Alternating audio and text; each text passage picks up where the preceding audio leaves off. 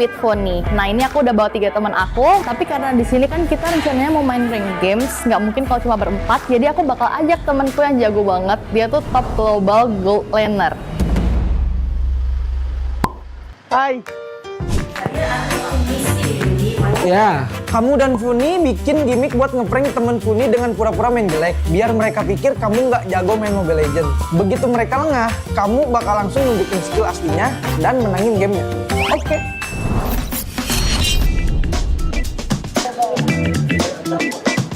Oke guys, jadi karena kita udah berlima di room, oke, jadi langsung aja kita main. Siap, main. Funi roam, aku god lane ya. Cuman bisa god lane. Saya top global god lane. Kok dia bisa denger? Oh, dia bisa kali ya. Seneng dah. Apa dia main di sini? Dari tadi kita udah mau kata-katain dia, sumpah. Apa jadi kota itu sebenarnya? Aduh, musuhnya ada cyber nih guys, kita harus pura-pura nggak tahu, pura-pura.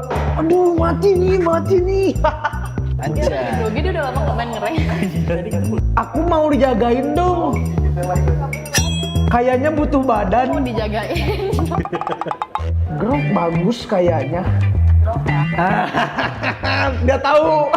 Oke, langsung aja kita troll guys. Early game kita troll ya. Oke guys, kita awal-awal kita pass clear.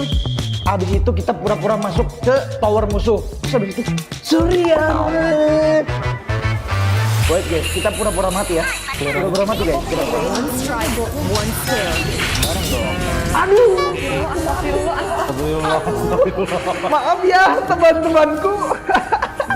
Maaf ya. Tinggal nih, thank you. Wih, marah cok dia cok. Dia masih kena telur. Ya. Ini kayak sengaja deh. Aku bantuin Karinya udah mati 2 kali. Gak ada gorok. Tadi kalau ada gorok kita dapet sumpah. Iya. Bohongnya top globalnya nih. Lah. Masuk tower. Bang, ngumpet di mana bang? Gak ada yang ngumpet, gue yakin dia ngumpet. Gak ada kata maaf. Gue nggak mungkin. Oke guys, Gue kita yakin langsung ini serius pasti kali ya. kayak. Muka-mukanya udah muka-muka kesian guys. Ayo guys, kita serius ya. Kita serius. Ini berawak kah? Lihat dong, itu Kari udah mati 3 kali. Masa gue tuh udah mati 3, menit 3, semenit mati. Mati 4, sumpah. Gue Oke guys. Slow guys. Mereka ini bakal terpukau nanti.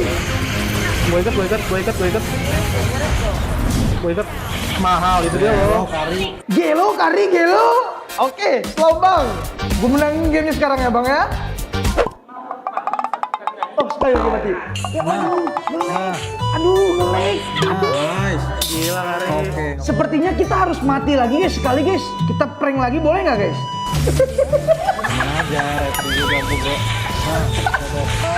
Dia nggak marah guys, sumpah dia nggak marah loh.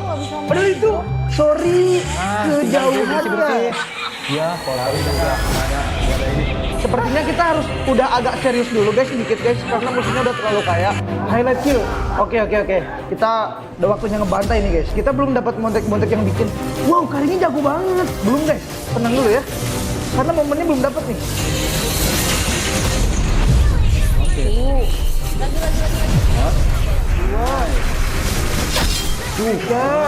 Gila. Diingetin guys, gue diingetin guys. Let's go mid. Sepertinya jago ya. Jago tiba-tiba. Ikut jago ya tiba-tiba. One strike, one kill. Oke Bude. Ngelek. Wait. Ya. Mati dong. Mati tuh.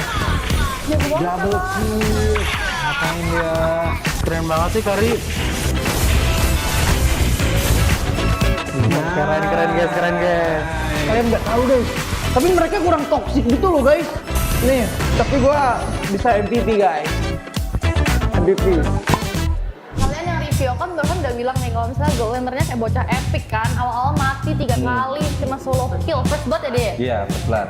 Gue ngerasa dia prank aja sih. Dia jago banget soalnya. Gue ngerasa dari game tadi yang kurang impact malah Joy sih. Oke. Gue dong yang kurang impact. Karena dia 73 tuh, kita semua 10. Karinya tadi awal-awal nge-troll ya, terus kayak kita udah jelas karinya, harusnya game gampang jadi game susah tadi. Nah, kalau dari awal dia nggak nge-feed, game gampang tadi. Iya. Harusnya game cepat jadi 12 12 Oh jadi kita bisa 10 Harusnya menit tadi doang. 7 menit udah bisa end. Oh, 7 menit. Bisa end. Kari bisa main nggak sih? Betul. Demi kebaikan kalian itu tuh. This one guy, the one that plays Kari. Kalian mau sama Karinya lagi?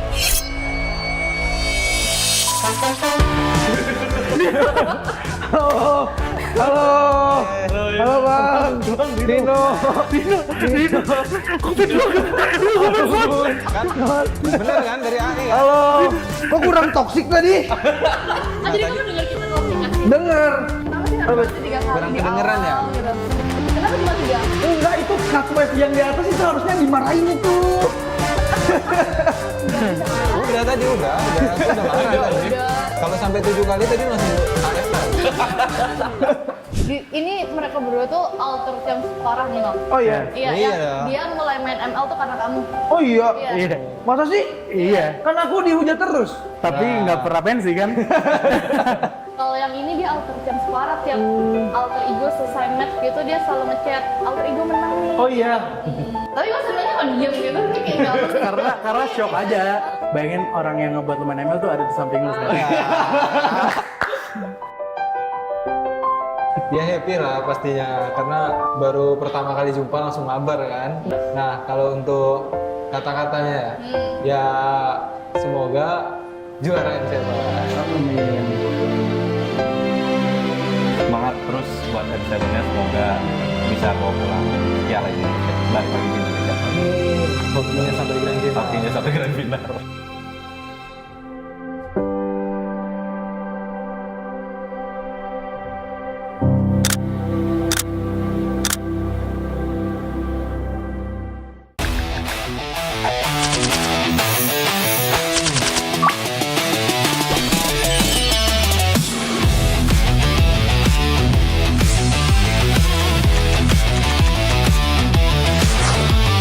Are your M4 World Champions?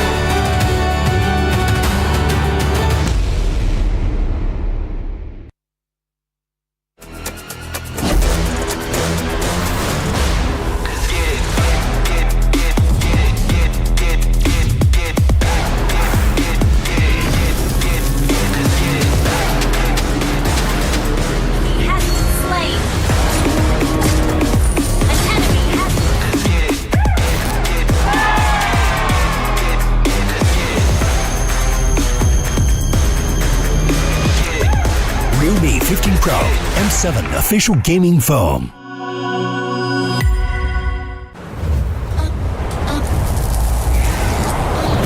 Just sizzle, got a crew so hot, no riddles. It's 0 to 100, no middle.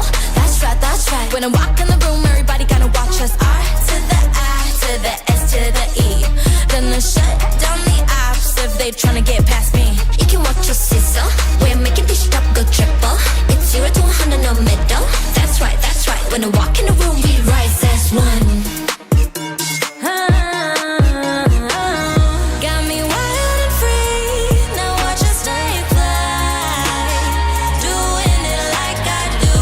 If you're rolling with me, the best team that unites. When I walk in the room, everybody gotta watch me sizzle. Got a crew so hot, no riddles. It's 0 to 100, no middle. That's right, that's right. When I walk in the room, everybody gotta watch us. R to the I to the S to the E. Gonna shut down the apps if they tryna get past me. You can watch us sizzle. We're making this truck go triple. It's 0 to 100, no middle. That's right, that's right. When I walk in the room, we rise as one.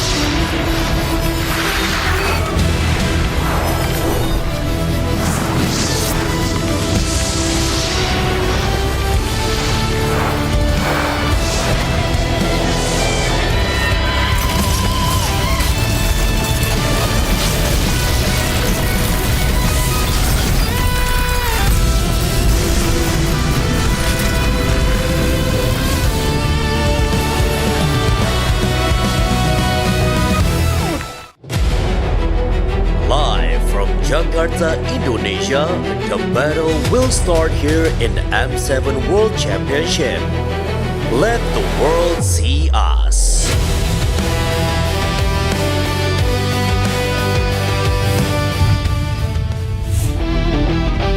Ladies and gentlemen, welcome to the M7 World Championship Knockout Stage.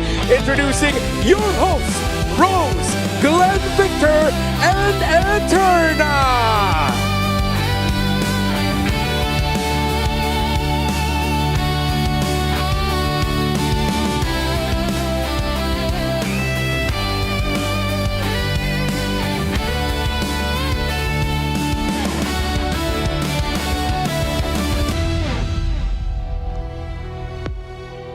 Good afternoon, Jakarta, and greetings to the whole world. We are stepping closer to crowning our next world champion as we open the second to last day of the tournament. Just like yesterday, but with higher stakes, the world will see back-to-back elimination matches to determine who will meet Aurora Gaming Philippines in the grand finals. Wow, I'm really excited today because I think it will be more intense today, right? And then, you know what? Alter Ego will still continue to represent Indonesia. Yes, indeed, Glenn. I'm pretty sure today will be exciting. We have great games, and of course, I'm pretty sure a very loud crowd for everybody. But you know what, Glenn and Eterna? That is not all. What do you mean? What else is there in store for us today? Wait. It's V coming back here with us? Now, I know we all love V, and of course, you guys can catch V at the M7 Carnival. And of course, Glenn, to all of our fans out there, you also have a chance to meet and greet your favorite players at the M7 Carnival. Well, you know where to find me after this. I want to come with you. I want to come with you to the M7 Carnival. But what else do we have in store for us today, Rose? Well, Eterna, on top of that, we are also taking a moment to celebrate what this tournament has given us so far. We will be having an awarding ceremony to give well-deserved recognition before we dive back into the chaos. So, of course, if you guys are watching at home or here in the arena, don't forget to settle in. Because today will be full of action. And history will be written. This is the M7 World Championship Knockout Stage. Let the world see us!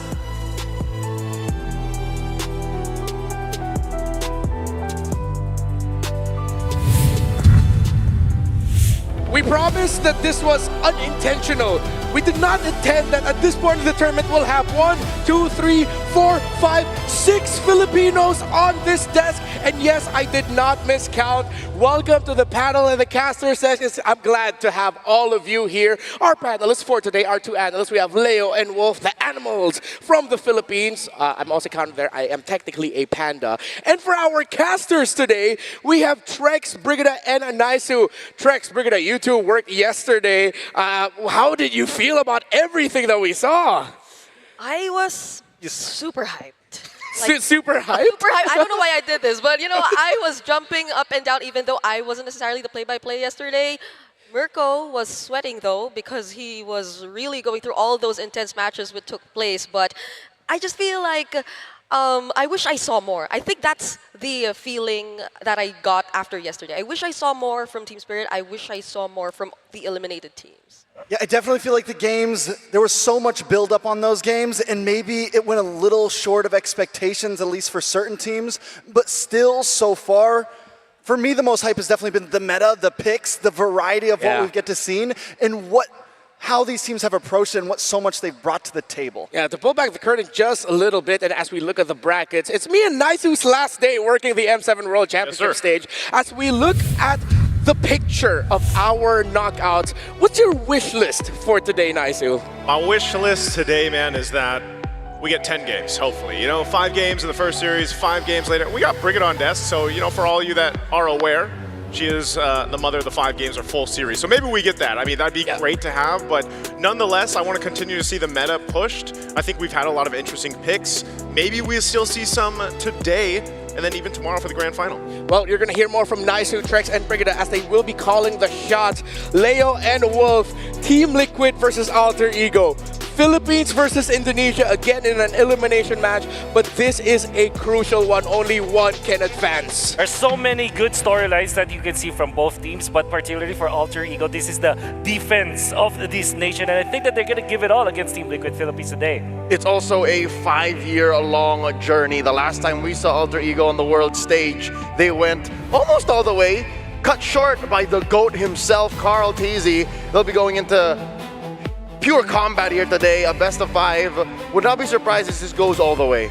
To double down on the idea of how hellish this lower bracket is, whoever wins this first matchup between Team Liquid and Alter Ego has to go up against Selangor Red Giants in the lower bracket finals later tonight.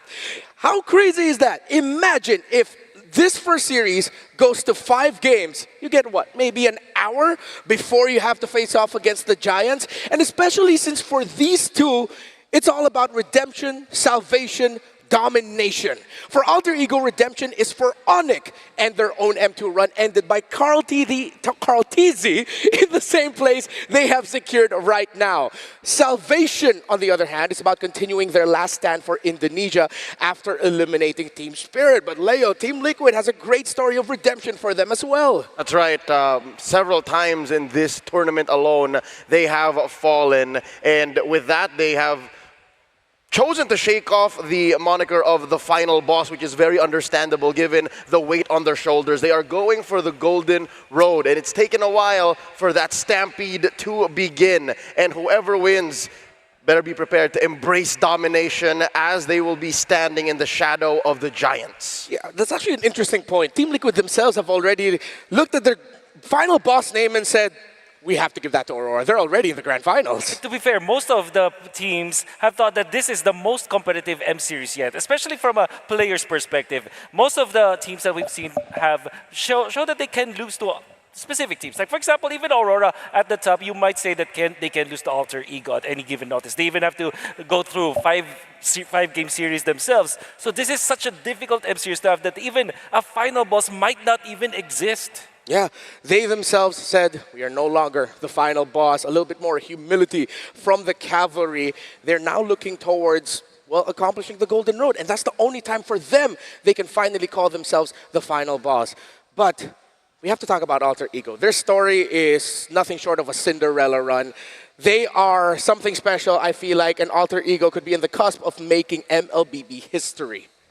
Ooh, that's that was the past, but for sure right now it's going to be totally different. One thing that I do want to look at is how Kautizi was able to develop from then on. I think this was what, 5 years ago? 5 years ago. My math is Five and change. 5 and change, and it has developed in a way where now Kautizi can not only play that assassins but can also play the tanky heroes, and I think that he really set the idea of what every jungler should achieve. Yep, the man to your left is Chelly Boy, one of Kautizi's rivals mainly throughout that era in his career, and he's facing off against Yasuke, a very promising jungler that, I don't know, takes maybe a page out of Kautizi's own playbook, wherein he's forced to play the assassins, sure, but now he's more of, what, a Leomord main? Yeah, with the energy that Yasuke brings for Alter Ego, he honestly reminds me of a younger Kautizi. That swagger, that fearlessness, the fact that he's a rookie on the world stage, coming from a rookie season in MPL Indonesia, he has been nothing short of stellar for Alter Ego. You can even ask some of the other junglers that have competed here in this tournament, and they would say that what's amazing about Yasuke is that he is unfazed when it comes to facing up against even the best of the best in the business. But we have to also talk about other people right there. Now, I actually saw the two explainers, and Sanford has been phenomenal all throughout, but I think that Nino has captured the hearts of many, not only because of his outside the game swagger as well as his antics on broadcast, but also the way that he plays and how pivotal his gameplay as an explainer is for the team. Oh yeah, when Nino is playing at his best, you could swear that he was telling you what to do like he was Padre of La Familia. There's something about Nino and the energy that he brings that Padre de Familia, I think, is the perfect way to put it. He puts the team on his back. Even if you gank him, once or twice early on, he'll find a way to come back for you. What's funnier is he's making his lane mate seem like he's part of the family. Like, you're the youngest here, you do what I do, you follow what I say. And what I'm really just am surprised is that he himself will just consider himself lucky. When I did some blind tier list with him, he just placed himself in number 7, lucky number 7, because he feels like that is just really the story of himself as well as Alter Ego. They were just lucky to be here, but at the same time, they're showing that they deserve to be here. Yeah, at this point, man, I don't even consider it hokey anymore. Their word for luck, I don't think it's just a luck. But of course, we also have to look at the other side, the Cavalry and their story. This is Team Liquid's 3rd lower bracket match. The similarity of Blacklist International's M3 run and the potential of the PH versus PH final is there. But at that time, they got knocked down to the lower bracket final. This time, they crawled all the way from the first round of the lower bracket. And I think you could say that Oheb, you might say, it's so nice, he's got to do it twice. I think that's what he is thinking about now, because he was part of that run. And now it's totally different because Oheb is leading the charge for Team Liquid in terms of his gameplay as well as his impact outside of the game for the team. His bravado that actually pushes Team Liquid to have an energetic run no matter what happens in a game. Given the ups and downs of Kill1's career, I am surprised to see him even more hungry, even more thirsty to win another World Championship. And funny to remember that here in this very stadium, he got swept by the gentleman he's playing with now. Yeah. So imagine the twist of fate. Imagine the rewriting of the narrative that he finds himself in the middle of. Yeah, at the center of the Cavalry is a man looking for redemption. redeeming himself from a past that was a sweep with now his current teammates. Even Sanford said in an interview, he pointed that out. When we last met in Indonesia, we were opponents. We swept them. I'm here with him now, and I want to win with OHEB. I can say that they are doing everything that they can.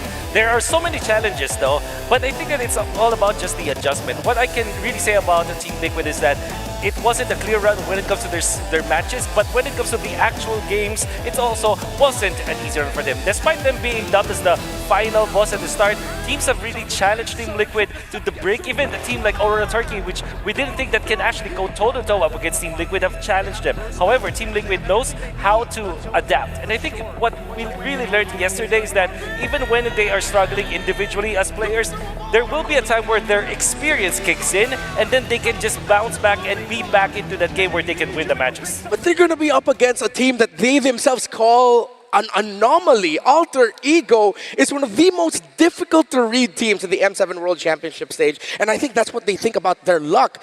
It's not the luck, it's the unpredictability of Alter Ego. I think that is an anomaly in itself to call Alter Ego a team that's so hard to read, because as a big fan of this game for the better part of the past decade, we've dedicated ourselves to studying and analyzing it. Alter Ego is clearly a team that likes to be on the front lines. They like to fight, they want a fast game, and that might be something that Liquid can take into consideration. They never want to be on the back foot. Luckily, OHEB now know how to play that Sora very aggressively, although a little too aggressively yesterday. Let's see how Liquid has gone on in doing their homework. A storied rivalry between two regions synonymous with glory. Indonesia and the Philippines. An elimination match between Team Liquid and Alter Ego.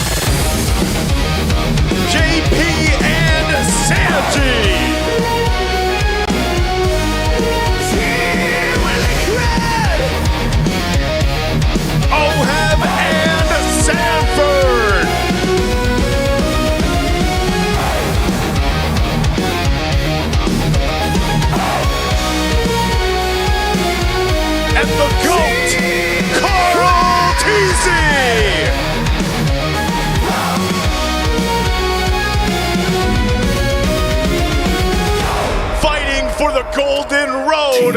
Let's go, Team Liquid!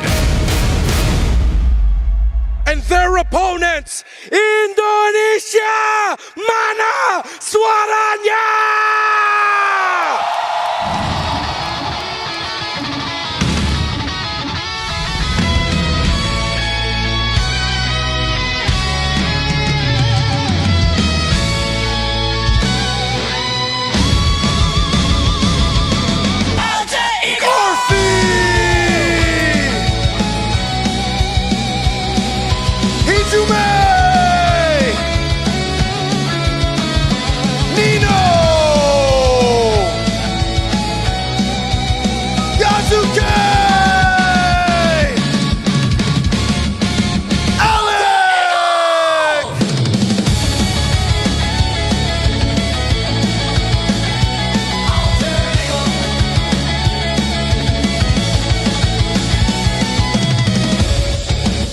Indonesia!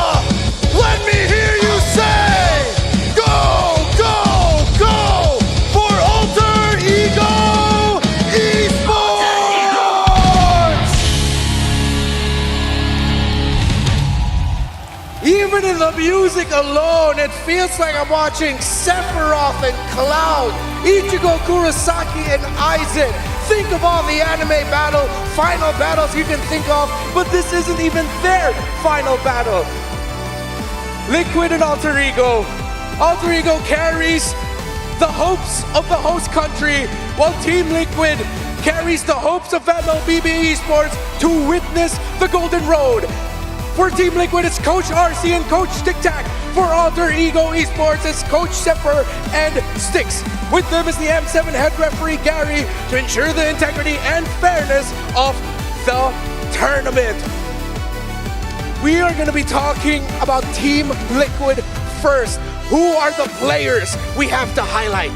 That's definitely Sanford, as he is one of the players, the expilators, the top expilators in the tournament with 10 unique heroes and 50 total kills, followed closely by Caltizi, 32 total kills and 28 Lord kills, number 1 in the league. You can't take away these major objectives from the GOAT. Also, let's not forget the chef, Sanji, number 1 in assists among all mid laners, and of course, number 1 in first bloods among all roles. He scored 6 first kills all throughout M7. It's clear that Team Liquid are just revving up to become just as aggressive as El Familia.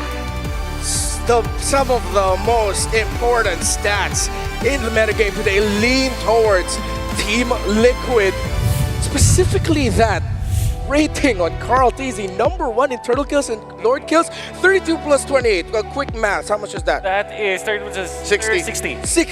60 total major objectives secured by the GOAT. And yesterday, he scored his second recorded Savage in M-Series history. And they were almost losing that game. They could have won it easier, but then the comeback of Caltizi, that game felt to me like Caltizi is telling his teammates, hey, can you relax? And I'll take over. And that's exactly what happened in there. But what we do know about Team Liquid is that they have high priority when it comes to neutral objectives, even investing their draft towards that first turtle and then snowball afterwards. Let's talk about Alter Ego this time around. The penultimate Sora in M7 is Nino, at least for those among left in the tournament.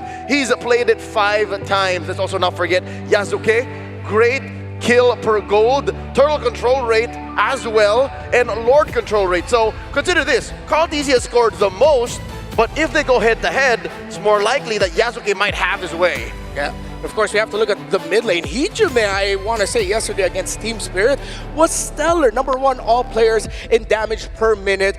I think the Eve of Hijime definitely needs to be respected. Definitely needs to be respected. The fact that it is one of those heroes that will be prioritized by most teams in any given draft. The fact that Hijime has mained that hero for years now. Many seasons in MPL Indonesia, he has been good with this hero. And I think that there is just some happenstance, some luck maybe for Alter Ego Esports to have some of their signature heroes be viable in the metagame that we have right now. You know, I usually go towards the idea of, hey, let's look at the row mid trio because that's where everything begins here.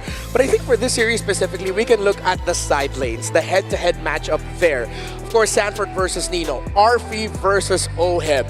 There's an explosiveness to Arfi's game that I feel like Liquid cannot overlook. Is that an explosiveness that starts with an F and ends with a Rhea? Yes. Oh my goodness.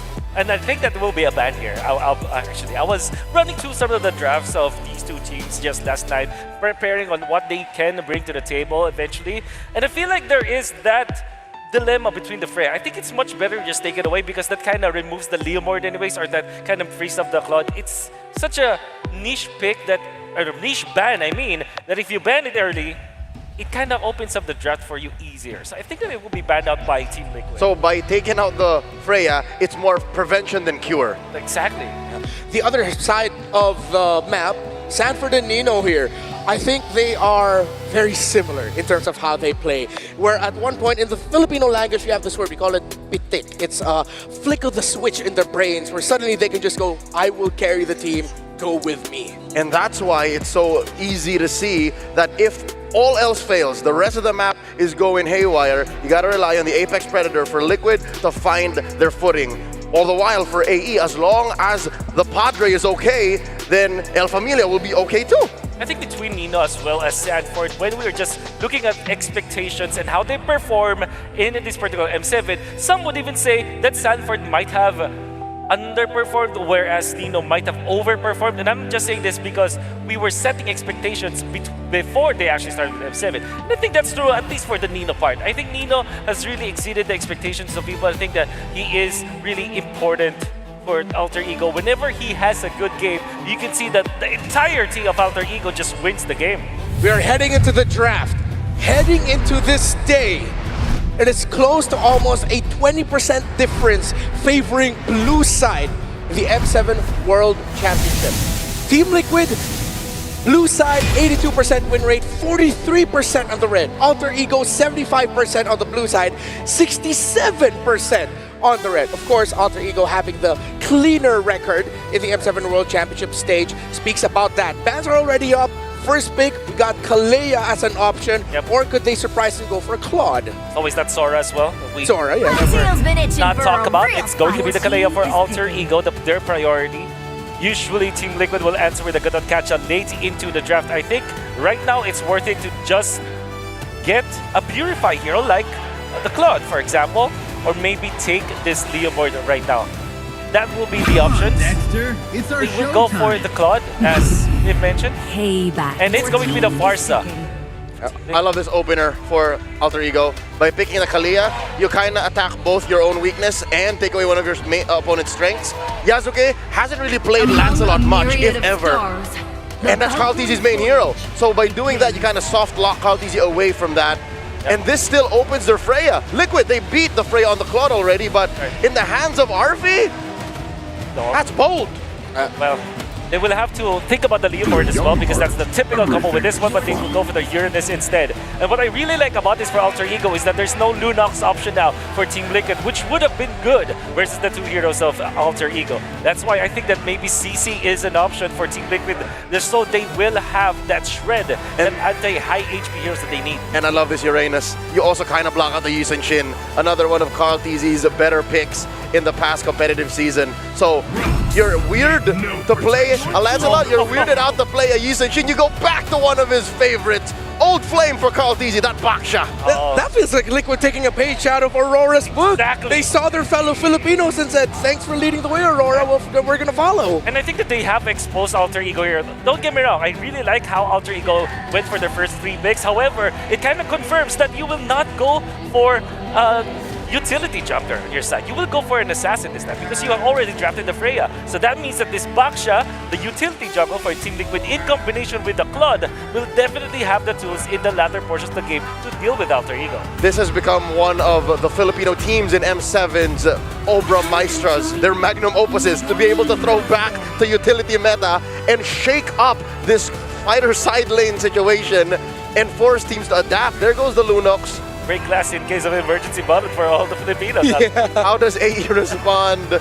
Too many assassins, too many fighters. Let's bring back Baksha. Let's bring back Akai, Frederick. Years later, it's still what breaks the game.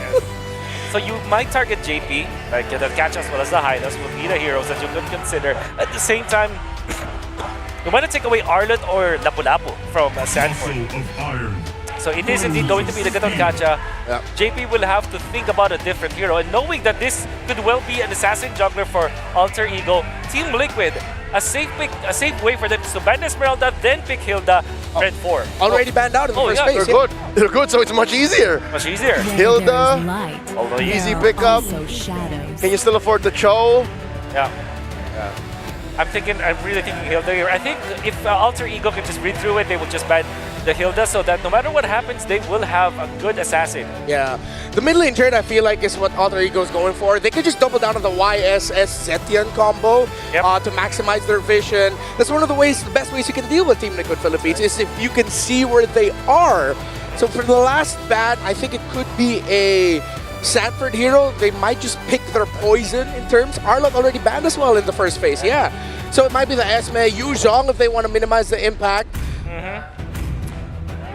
They might think Lapu-Lapu as well. If they ban the Hilda, it's a clear telegraph. They want to put an assassin on Yasuke, but no, it's obvious. They really want the Yi Shin, I think. Yeah. Are they sort of like baiting TLPH of like, hey, we're gonna put the Freya in the jungle, or is it really just to protect their YSS? Really just to protect their YSS or whatever assassin that they will have eventually, because the playing field is so wide for them. I believe that Team Liquid will pick up Hilda here. At worst, they will go Khalid, I guess. There is the Khalid. And now Alter Ego.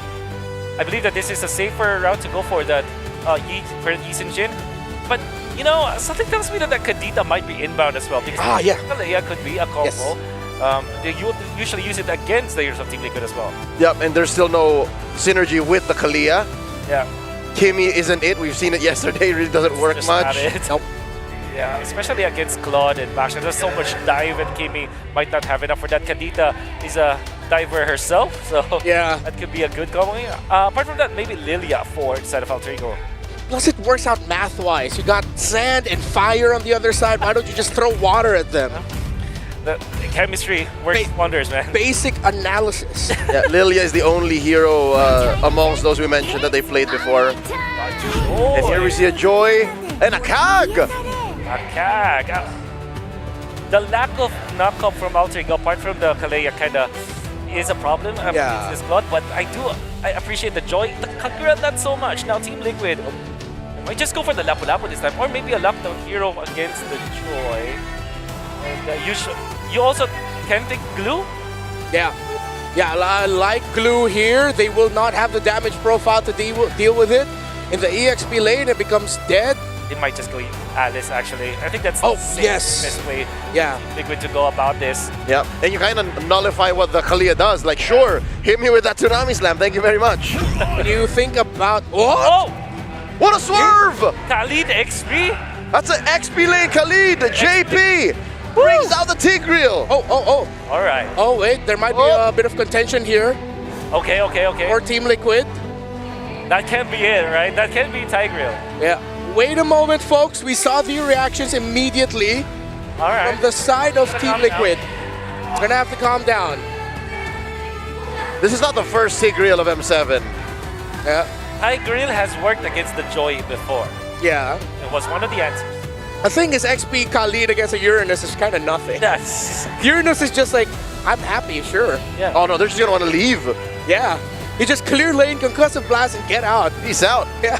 You don't even have to ever use your second skill as the Uranus then, which means that you can dash when you're trying to zone out. So this will...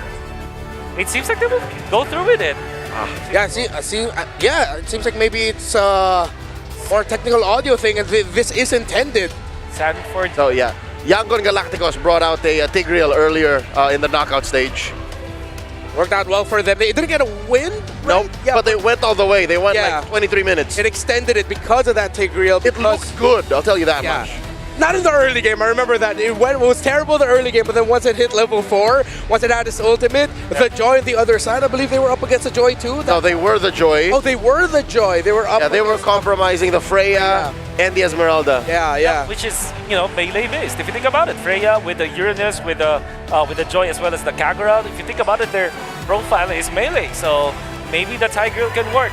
We're still not sure though. We're not confirming anything, but we're just trying to justify what this Tigreal might mean. Yeah, if it's real, I think Liquid may have done too much homework. Too much more. Because I feel like that XP Khalid is the one that's really a problem for me, because I don't see it working in this scenario. I really don't. So by the way, Nino, whenever an ambulance passes by, the other players will always go, Nino, Nino, Nino. Wow, okay, Alter Ego just endeared themselves in my heart. Yeah. Is there a sustained kind of XP where you can heal your teammates? Is that heal your teammates? Yeah. There was a time where Revitalize. Or you could rock Favor before. That was a patch thing. Yeah, maybe. We are heading in. No. It's real. legitimate. It's real. Khalid, Rome, Tigreal. Wolf, I think we already have your opinion on the drafts. Leo, last words on it. I want to see the Tigreal work, man. It didn't work with Yangon. Hopefully with Liquid. We thought it would be Alter Ego bringing in the unique, more Gila, crazy ideas, but it's Team Liquid Philippines showing up with Rome Tigreal and XP Khalid. Naisu, Trex, bring it on. Let's go! The Tigreal is real. Welcome, ladies and gentlemen, to this match. It's a best of 5. The lower bracket gauntlet continues for Alter Ego and, of course, Team Liquid from the Philippines here. And whoever wins this series immediately will have to face off against the Giants. Whoa, JP. All right, they'll have to face off against the Giants, Trex. How are we feeling about the draft here? I mean, there's definitely a couple off-brand picks, but I do think that happens on both sides. We have the Tigreal that didn't work previously, but we also have this Kagura with a 0% win rate. Yeah. So both teams have some picks, the Tigreal and the Kagura, that take a lot to work. Yeah. They have a good skill ceiling. Even though the Tigreal seems like an easy-to-go hero, if you're not landing those implosions, there's a problem. Yeah, and I feel like Liquid too, despite the many questions we already have regarding this draft, so long as Oheb shows us a similar gameplay as he did on this Claude yesterday, then I feel like they will at least be fine. But that is knowing that they're up against Arfi on the Freya, and Arfi on the Freya is a completely different beast, so yeah, we'll have to see him exert double the effort if he wants to actually manage this lane at least. I feel like a lot of teams obviously have done that. They've gone with the Freya against the Claude, and like you mentioned, Arfi is one of those players that brought it out for one of the first times throughout M7. It's worked so far so good against the Claude specifically, and you know, again, that's why the work for Oheb is going to be a little bit tougher as this game goes on, but also Sanford on the Khalid, something we don't see too often. You know, Khalid picked up in the XP lane where you're used to seeing it in the roam, especially in the hands of JP, but this amount of crowd control could also prove to be a problem for Alter Ego as they try to fight these objectives. You can see Carl TZ giving the go for this positioning. Turtle's gonna break out. Oh, what? Hijime actually going in. Zones out enough of the members of Liquid, and Yasuke finding Sanji right there. Raging Sanford landing on 3, however. Sanford fighting back, but Nino too, zoning them just the same, and now Sanford goes down next. It's a double for Yasuke. An amazing response from Alter Ego. Team Liquid, I felt like, should have had the advantage. We're looking to mid-side. Oheb will get away safely, but still, having the Basha, you feel like there should be some advantage there. But Yasuke quickly switched shifts. Listen, we weren't going for the turtle. It was a bait, and they find Sanjin at that point. It's an easy win for Alter Ego. And I think we saw that slight knock-up too, helping Alter Ego dealing with Oheb, and maybe that's all that they need, because right now, they can be the ones playing aggressive. Yasuke with 2 early kills on this Joy against the GOAT Carl TZ, man. You know that, like, especially in the difference in terms of the rotational speeds with this Joy and also the lead that you get, provides to be quite a bit of damage in the hands of Alter Ego, and that's already what we saw. Set up. They're gonna commit on JP. Still gets to cast the implosion, but there won't be enough follow-up. Carl TZ is having a very hard time getting out of this, and Yasuke's now on a killing spree, but he responds from Stanford and Sanji! But Sanford goes down! Team Liquid thinks they have the answer to this full brunt attack, and there was nothing for them. Team Liquid is the one getting stampeded right now at this point in the game. It just feels weird because you're used to seeing them control early game. Well, right now, Alter Ego has brought this composition and gotten the advantage. Listen, Team Liquid isn't getting stampeded. They're charging towards the attack titan right now. They're getting rocks thrown at them, horses just going down. And, you know, the problem is what is going to be the answer to this Joy? It's 3-1 and 2 already. Yeah. There's practically zero crowd control except for the Tigreal. Yasuke is going to be all over the place if this continues like this. Oh, gets the flicker out, but the implosion will be there to catch him. Now he gets the response with the Tsunami Slap and the Tidal Strike. JP still trying to walk away though, but Nino will be there to try and stop him, and JP too will not survive. And the crowd is erupting right now. Every time Team Liquid thinks they get a play, Alter Ego snaps back. And normally, when I'm casting Team Liquid games, it's the other way around. Yeah. Team Liquid might not want to get brawly with these guys right now. That's what I'm saying, man. You know, a part of that is they just don't let up, and that's what Alter Ego has to do. Everything that's happened so far will get them this next objective. Second turtle in their hand. Carl TZ will be stopped in his tracks. Whoa! Oh, that's a multiple knockup coming in, but then Yasuke all alone, dealing with almost every single member. Sanji trying to deal with Nino right in front of him, but it's not going to be enough. And on the other side of the map too, JP once again falling. It's only Carl TZ and Oheb left. And Alter Ego continues to stomp forward. Team Liquid just running face first into a wall right now. This is the tough part. Oh, Arfi? He should be able to get away. Okay, he gets slowed down just a bit. Oheb, okay. All right, that's a pickup that they needed. Team Liquid has to start looking for things that they can take off the map because so far control is not in their favor. At this point, Oheb will be the golden ticket. He's 1-0-0 right now. Oh, it's easy. Oh, he stole away that butt of Sanji with a better dare strike, trying to help him there. Alec will go for the setup, but now the team fight split up. Carl TZ goes down first, but so will Alec for the trade. Jungle for Rome, though, a fair trade for Alter Ego. The gold continues to go into their lead, but that one kill did go into the hands of Oheb, putting him at 2-0-0. And as I was saying, he is the golden ticket for Team Liquid right now, the last chance. Yep. But it is a ride. Luckily, since he hasn't taken any deaths, he's been able to get some free farm up in the top side, though. RP once again, Yasuke. can he handle this? Yasuke will be there, but the BMI somehow still saves Oheb. Carl TZ to stop him, but it's not going to be enough. Yasuke still picks up the kill. A stun from Sanji, but the Yin Yang overturn, he has to avoid it. And now Hijume, he's showing what this Kagura is all about. It's just like Trek said, man. Every punch that TL decides to throw, there's a counter punch from Alter Ego. They're doing such a great job at overlapping their rotations, overlapping the abilities that they have here to answer what TL throws at them. And that is going to continue to keep them ahead in this game and set them up the best possible way. Once the Lord comes into play, they should be able to go ahead and secure the third turtle. Carl TZ will go ahead and grab his purple buff and get in to rotate. But Oheb, like you mentioned, Trex, might just be the one to cause this game to flip over. But Alter Ego has solved that for now. Yeah, I mean, we've seen him do it before, right? He gets the Trinity in, one big, wait. Oh, another setup on JP, but JP still had the implosion! Catches 3, but RP is unstoppable on this Freya! Sanford couldn't do much as well and tried to zone out the other members. Another attempt with the title strike. Carl TZ's next. Sanford with Raging Sandstorm, but he too might go down. Fortunately has the flicker, but they're all forced under the turret. Nino! Call the ambulance, because Alter Ego is pulling up at this point. Team Liquid, multiple members go down. That's 3 turtles over to them. It doesn't feel like there's an answer every time they set something up. I know Nino's not on a flashy hero right now, and it looks like it's all Arfi, but every time a feathered airstrike comes down, Nino jumps on to Sanji, and it's just unplayable. The Farza can't get more than 2 of those feathered airstrikes to come down. That's how you deal with it. You know, you kind of stop the amount of uptime that feathered airstrike has, and so far Alter Ego's been able to do that. Especially the Kagura, like the pressure with the Kagura is there, and that's what's actually either popped the Purify from Sanji or even Oheb, and then they're able to follow through. Looking at the items here too, you can see there's still tons of grounds to cover here, especially, again, Arfi is locked in for the most part. He's able to go ahead and just duel someone if he wants to with Corrosive Scythe. Battle Axe locked in, working on his next. You've already got a Holy Crystal and a Genius Wand as well for Yasuke, and that is what is causing such amount of burst when they follow through with the combos against TL.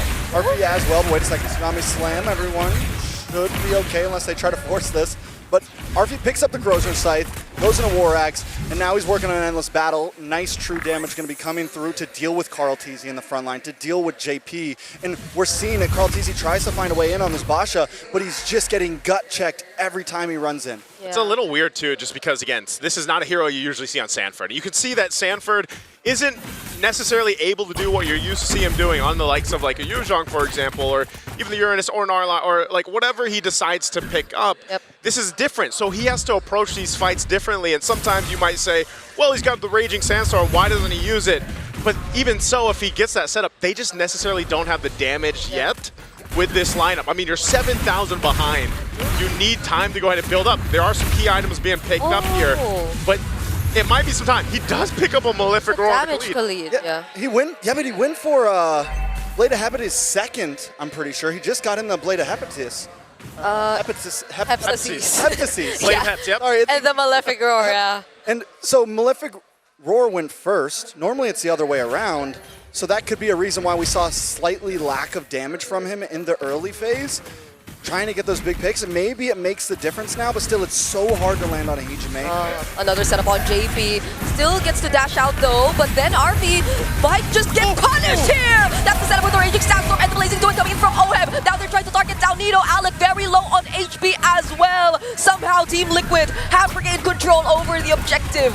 Oh, they have control of it, but Lord still for the taking here, knowing they have the numbers advantage. What can Yazuki do here if he goes in? Okay, they don't fight Yazuki just yet. Might get to punish Hijume. Throws out the umbrella in a weird direction, and now there goes the title strike. They won't go for a setup anymore. Alec doesn't have the Tsunami Slap with another strike. Might just finish off the kill. But Yazuki finding two. It's how Evan Sanford going down. Carl TZ might just be next, and that's a triple for Yazuki. Yazuki waited patiently and it all paid off. I'm watching him. I'm waiting for that green dot to pop up. He used the electrifying beats already. He hung out in the tri-bush. And Carl Teasy, instead of checking it, goes for Hijume. So it buys Yazuki enough time. And I'm a little worried when he came in, but no, he had enough damage. He's able to turn that whole thing into his hands. And now the Lord is into the hands of Alter Ego. My goodness, man. There's been talks about Yazuki and what he's been able to accomplish up to this point, and imagine he is 9-1-6, started so strong on this Joy pick, and against Carl Teasy too. I mean, the game plan was apparent from TL. They wanted to go and just get the kills, not so much commit to the Lord, because they want to go ahead and get some shutdowns, get some crucial gold for them, but it didn't happen. Alter Ego responded really well and kept things under control. And now they've got the Lord, so they can go ahead and get ready to get to the base of TL. They are massively ahead in most departments. Yeah, the roam nearly isn't different there, but it's still difficult for JP to exactly decide, is this a fight we should take? Should we set up here? And then even for Sanford to follow through. He's going to go for a little bit defensiveness now because of the amount of magic damage that is coming out from Alter Ego's lineup. All of them had to prioritize the magic defense first, but then you also have to deal with Arfi. You have to deal with the other members too. Whoa, Feathered Airstrike. They will be focusing on clearing down the Lord first. Might be a slight mess up on the push there, but still they do get the Holy Defense off on the bottom tower before the Lord connects, so they get a lot of damage onto that, but tier 2 in the mid still standing, but with the AK gold lead, Alter Ego aren't going to slow it down, they're not going to freeze lanes, they want more out of this push. We'll see how they approach it. Again, tier 2's all going to fall. They set up here under the top. Kumenaka flicker Yang from Hijume takes down Sanji. There's the implosion. Sanford, the finish off Hijume onto the back lines. We are going to take a look at OPT though because he cannot tack the damage anymore. Everyone's getting bursted down. Not even the blazing doing is enough. Another triple, but this time for Arfi. And this might just be it for Alter Ego. They have to wait for the minions to push in, but they're nearly there. They see the win in sight. All they need is a few more seconds. Alter Ego Esports in a dominating fashion might just put an end to game number 1. Sanji Feathered Airstrike, but that's all that he's got. What? A shutdown on Yazuki though. They might have just saved the game. Have they saved the game? Although the Feathered Airstrike comes out with big value. How does TL make it happen? In a matter of seconds, Team Liquid survives. This is what we love MLBB for. Team Liquid still in the game. Yes, the gold lead is huge, but with a comeback like that, with a survivability like that, just about anything is possible from this point. That is one of the biggest defensives so far that we've seen in M7 to buy more time. Again, we're going to look at the replay here, brought to us by Visa. Look at this. It's all initiated here on the bottom side. They get a great team fight in their favor, throwing everything at TL, but then because the waves weren't pushed the way that they needed to actually end the game here, it took a little bit too long, and you see that 20 seconds for Sanji on the death timer. At that point, bought him enough time to change the course of that defense. Now, what does this mean? Does it change much? Not too much. They stayed in the game, but this Lord is up, and now Alter Ego is starting it up. I don't know, man. You never count out Team Liquid. It might not change too much, but it buys more time, and we're closing in on the 15-minute mark. Gold is getting past the 40K mark for both teams, and things are going to get more and more aggressive from Team Liquid as we move forward. We're going to focus on the hero, Sanji with a Feathered Airstrike too, but Yazuki just goes in for the dive! OHEF goes down first! A very unfortunate sequence of events for Team Liquid after that defense! A double kill once again for Arfi! Sanford finds the trade on Yazuki, however, but Sanji somehow dodges this, but not the attempt from 3 members of Alter Ego! It didn't change too much. We're back in the base, but this time, Alter Ego will be able to take game 1 under their belt. And there you go. The series started out strong by Alter Ego, and that's going to be the first loss, by the way, for Claude from OHEB. And that's tough to deal with because it just seemed like, I don't know, the draft wasn't working in their favor, but every team fight from start to finish was just all Alter Ego. Honestly, none of that felt like it was working in their favor. Yeah. Was it just the Tigreal? Was it just the, the joy, And I don't know, for me, it wasn't just the draft. Team Liquid made some mistakes in the early phase. Yes, they fell behind. That was okay. You lose the one fight. But then they kept on going for it. They fed into what Alter Ego wanted, and once we saw that Joy get to 2-0 in that first team fight, I felt like they should have kind of hit the brakes a little bit. Yeah, so much struggles for Liquid at that point. The draft, it wasn't just a draft, but I feel played a really huge role because it didn't completely enable nor emphasize on the strengths of Liquid individually, and especially what they're able to do as a team, because they couldn't even, or we didn't even see them attempt to go in at the same time. There's always one guy getting punished first, be it JP or even Carl, and I don't know, there are just so many questions for me when it comes to this game. I'm sure our panel has questions. I'm sure the viewers do, but hell, that's one hell of a game for Alter Ego. We're going to throw it over to the panel to break down our game 1. This is why I say when I look at Yasuke, I look at a younger version of Carl Tizzy, hungry for the kill, going for that punish. And here's a little note about Filipino MLBB. We love to use our minion waves as a tool. But what happens when you have two side laners, a Freya and a Uranus, known very well for cutting lanes and making sure that those minions cannot be used as a weapon? And you can really see that it's just not gonna work. I mean, we said that the Khalid might struggle in the laning stage, and it did. The unfortunate thing for Team Liquid Philippines is that they allow the Joy to be the draft for Alter Ego, where usually you want to not give the Joy the first turtle. And they not only gave the first turtle to Joy, they gave 2 kills. I think even right then you can already say that it was disastrous for Team Liquid. The fact that they have prolonged this game this much was actually more of a surprise to me, because I felt like the draft conditions for Team Liquid were just to take that first few minutes, roll over that, and hopefully get the W in the mid-game. This was mentioned when we snowballed the idea of, is the Tigreal legit? Yes, the Tigreal was legit, and yes, its legit side effects showed through, right? Early game weaknesses, until this Tigreal can get to a good position, hit that implosion at level 4 at the right time, then that's only when you can really get the payoff. But to try and salvage a situation, I get why it's a Tigreal though. Not the reason why you think it is, not to the detriment of shuffling the Khalid over, but when you have a Kalia, remember when Jawhead was a thing?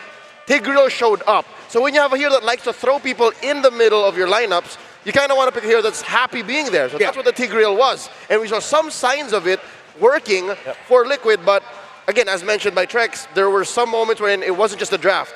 Something about playing on this stage here in Tennessee Intersenayan takes out, I don't want to say the worst, but a more aggressive side of Liquid that we haven't really seen much of in recent time. And to be fair, there is not much that they can do when it comes to their aggression, because they're dependent on the ultimate of the Tigreal. And JP, when he had those openings, he actually looks electrifying for the side of Team Liquid. Yes. I think it's just that first turtle fight that they should have won. They drafted in the Baxia, and then they also have this Khalid. They really have to counter that Joy by taking away the first turtle and maybe rolling the game over from that perspective. Even that stage, I would say that there is still a win condition for the side of Alter Ego. That's why I felt like Alter Ego has the superior draft in a way that they have openings in most parts of the game. Whereas for Team Liquid, you really have to get that first turtle going in for you. Unfortunately, that wasn't the case. The Joy had 2 kills in the early stages, and you see how well Yasuke plays and pilots this hero. Yeah, the lineup of Team Liquid, it looks like it was too complex to make work in this game number 1. Their conditions had like X, Y, Z, this has to happen. Use time this, when I get Tsunami Slam, then I Implosion, then Sanji, but then no one's stopping that Joy from accessing that Farsa. It was overcooked by Team Liquid. You know why I agree with that? Is because in the latter stages of the game, we saw some skirmishes where eventually Team Liquid are able to pick off heroes from the side of Alter Ego. For example, the Farsa is allocated to take out the Kagura eventually, or maybe take out the Joy after the implosion. However, there are just so many bodies that Alter Ego are able to throw at Team Liquid. So whenever they do eventually get a pick-off, the trade-off is really bad. They don't have the implosion anymore, they don't have the Farsa ultimate, and they definitely managed that cloud with that Freya. So I think that yes, it was overcomplicated, and it was very conditional, and every time that you get one piece out of the puzzle for Team Liquid, they just break. Yeah. The lineup of Alter Ego, though, as mechanically demanding a Joy could be, the best players in the world make every Joy game look so easy, and Yasuke did just that. Every team fight, it was him having non-stop access to wherever Sanji or Oheb will end up being. And in the end, the MVP of the game is, of course, the young man, the rookie to the world stage, Yasuke, 11, 3, and 11. Great performance coming out from Yasuke, especially because of the start that he had. But one memorable thing that I remember, one memorable clash was when there was a Lord fight and it looked to be really Liquid, Team Liquid getting it. I think they got 2 pickoffs after the implosion. However, Yasuke thought, okay, no more implosion, I just have to wait for my ultimate, go to where Oheb is. The moment this clutch shows up, now it's my time to take down the members of Team Liquid. The timing was great, he gets a triple kill, salvages the fight, and then eventually wins it for the team. This is symptomatic of how Liquid's lineup is very reliant on everything going right. So yes, they got the 2-man pickoff for free, but where did it leave them? A majority of them at half health, a lot of their resources, ults, battle spells spent up, and that's why Yasuke came in for the cleanup. I hope we see that moment here on the replay. This is an early game moment, second turtle taken. Again, after that implosion, after the reposition by JP, there's really not much Liquid can play with. This is why I wanted to focus on the side lanes here. Proactive side laners are going to win this one. We know we can depend on the Roamid trio for both of these teams, but proactivity in the side actually spells doom for macro-centered gameplay. You know why that worked? It's because you will see them having 5 people invading the jungle of Team Liquid. Philippines, Alter Ego are so good at activating their side laners that they can invade. Fortunately, Liquid could have afforded it. Carl TZ is playing a box shot. He doesn't need that much farm. He can afford to maybe lose a small camp here or there. Worst case scenario, maybe a buff and he can recover from that. But what made it worse is Oheb couldn't easily double lane. Sanford's main strength, the sandwalk, able to leave the lane. It's no good because you randomly leave your lane, you bump into 5 members of AE, you get punished. That actually literally happened in one of the team fights where Oheb attempted to go for the double lane, actually had to pop the blaze, do it, but then BMI out because there are 3 people in front of his face. He's not even able to clear that minion away when that happened. So the flash farm from Oheb did not happen in this game. 2, 4, and 3, even with the Purify. You gotta say, this team, Alter Ego, they were prepared against that cloud. Yeah, we know them to be aggressive. We know them to be in your face. But 100% they know how to play the macro so well. This was a great display from Alter Ego in lane cutting. The Uranus and the Freya together constantly cut the side lanes to the point where Oheb could not find farm for himself because it would be way too dangerous for him to get out. He eventually built up to a Malefic gun and a golden staff as well, but then the rest of the team just did not have enough items and he needed that front to stay strong against that Joy coming in to dive him.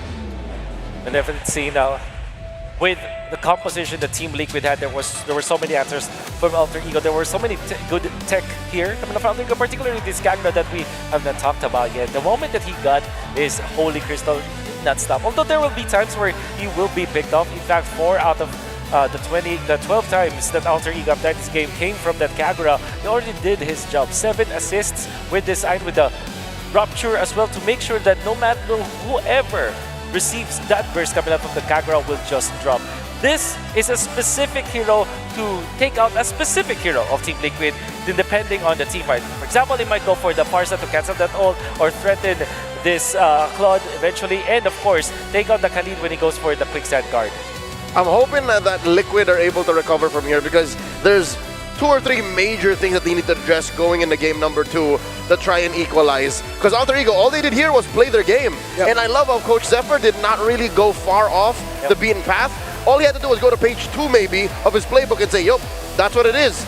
We have to play the weird mid laner in the Kagura and maybe dig a little deeper to Yasuke's hero pool, play the Joy, who has now become what, a B tier jungler, and they still got off scot-free. If they wanted to go into the Tigreal here, I feel like the Khalid made a lot of sense. We've seen the impact of the Khalid and even the Claw together with their aggression, but I don't know, part of me thinks that Khalid could have been something else. They could have just picked up their EXP laner in the first phase and then still end up setting up for the Tigreal. Or if they want to be surprising and honest, set up the Tigreal in the first phase, right? Yeah, that flex felt very fragile. Yeah. It felt like building a house on a bridge that could only take, 2 people.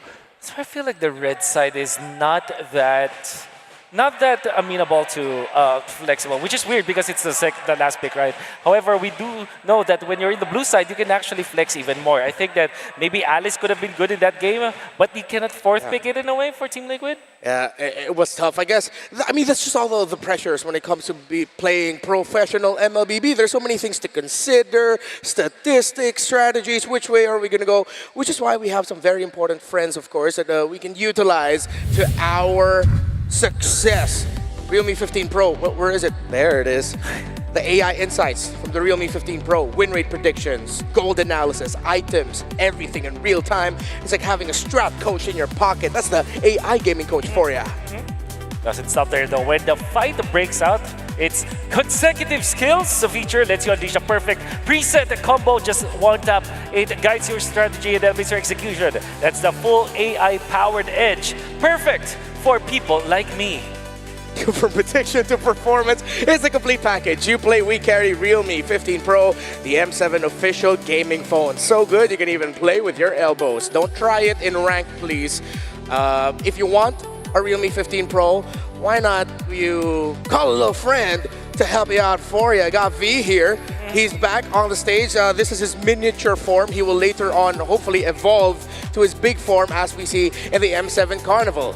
Yeah. He's here at the M7 World Championships to cheer us all up. Ain't he cute? Sometimes we call him little V-chan because he's a tiny little baby and he's visited Japan. That's how we picked that up. Sometimes he even gets mistaken for a cloud because he floats around everywhere, bringing V's vision of being everywhere you want to be with his playful energy. V is here at M7 to experience the world of gaming and esports alongside all the amazing MLBB fans. He's here to cheer on every team, whether they're winning or losing. And remember, with Visa, stay safe, stay secure, be the champion you want to be.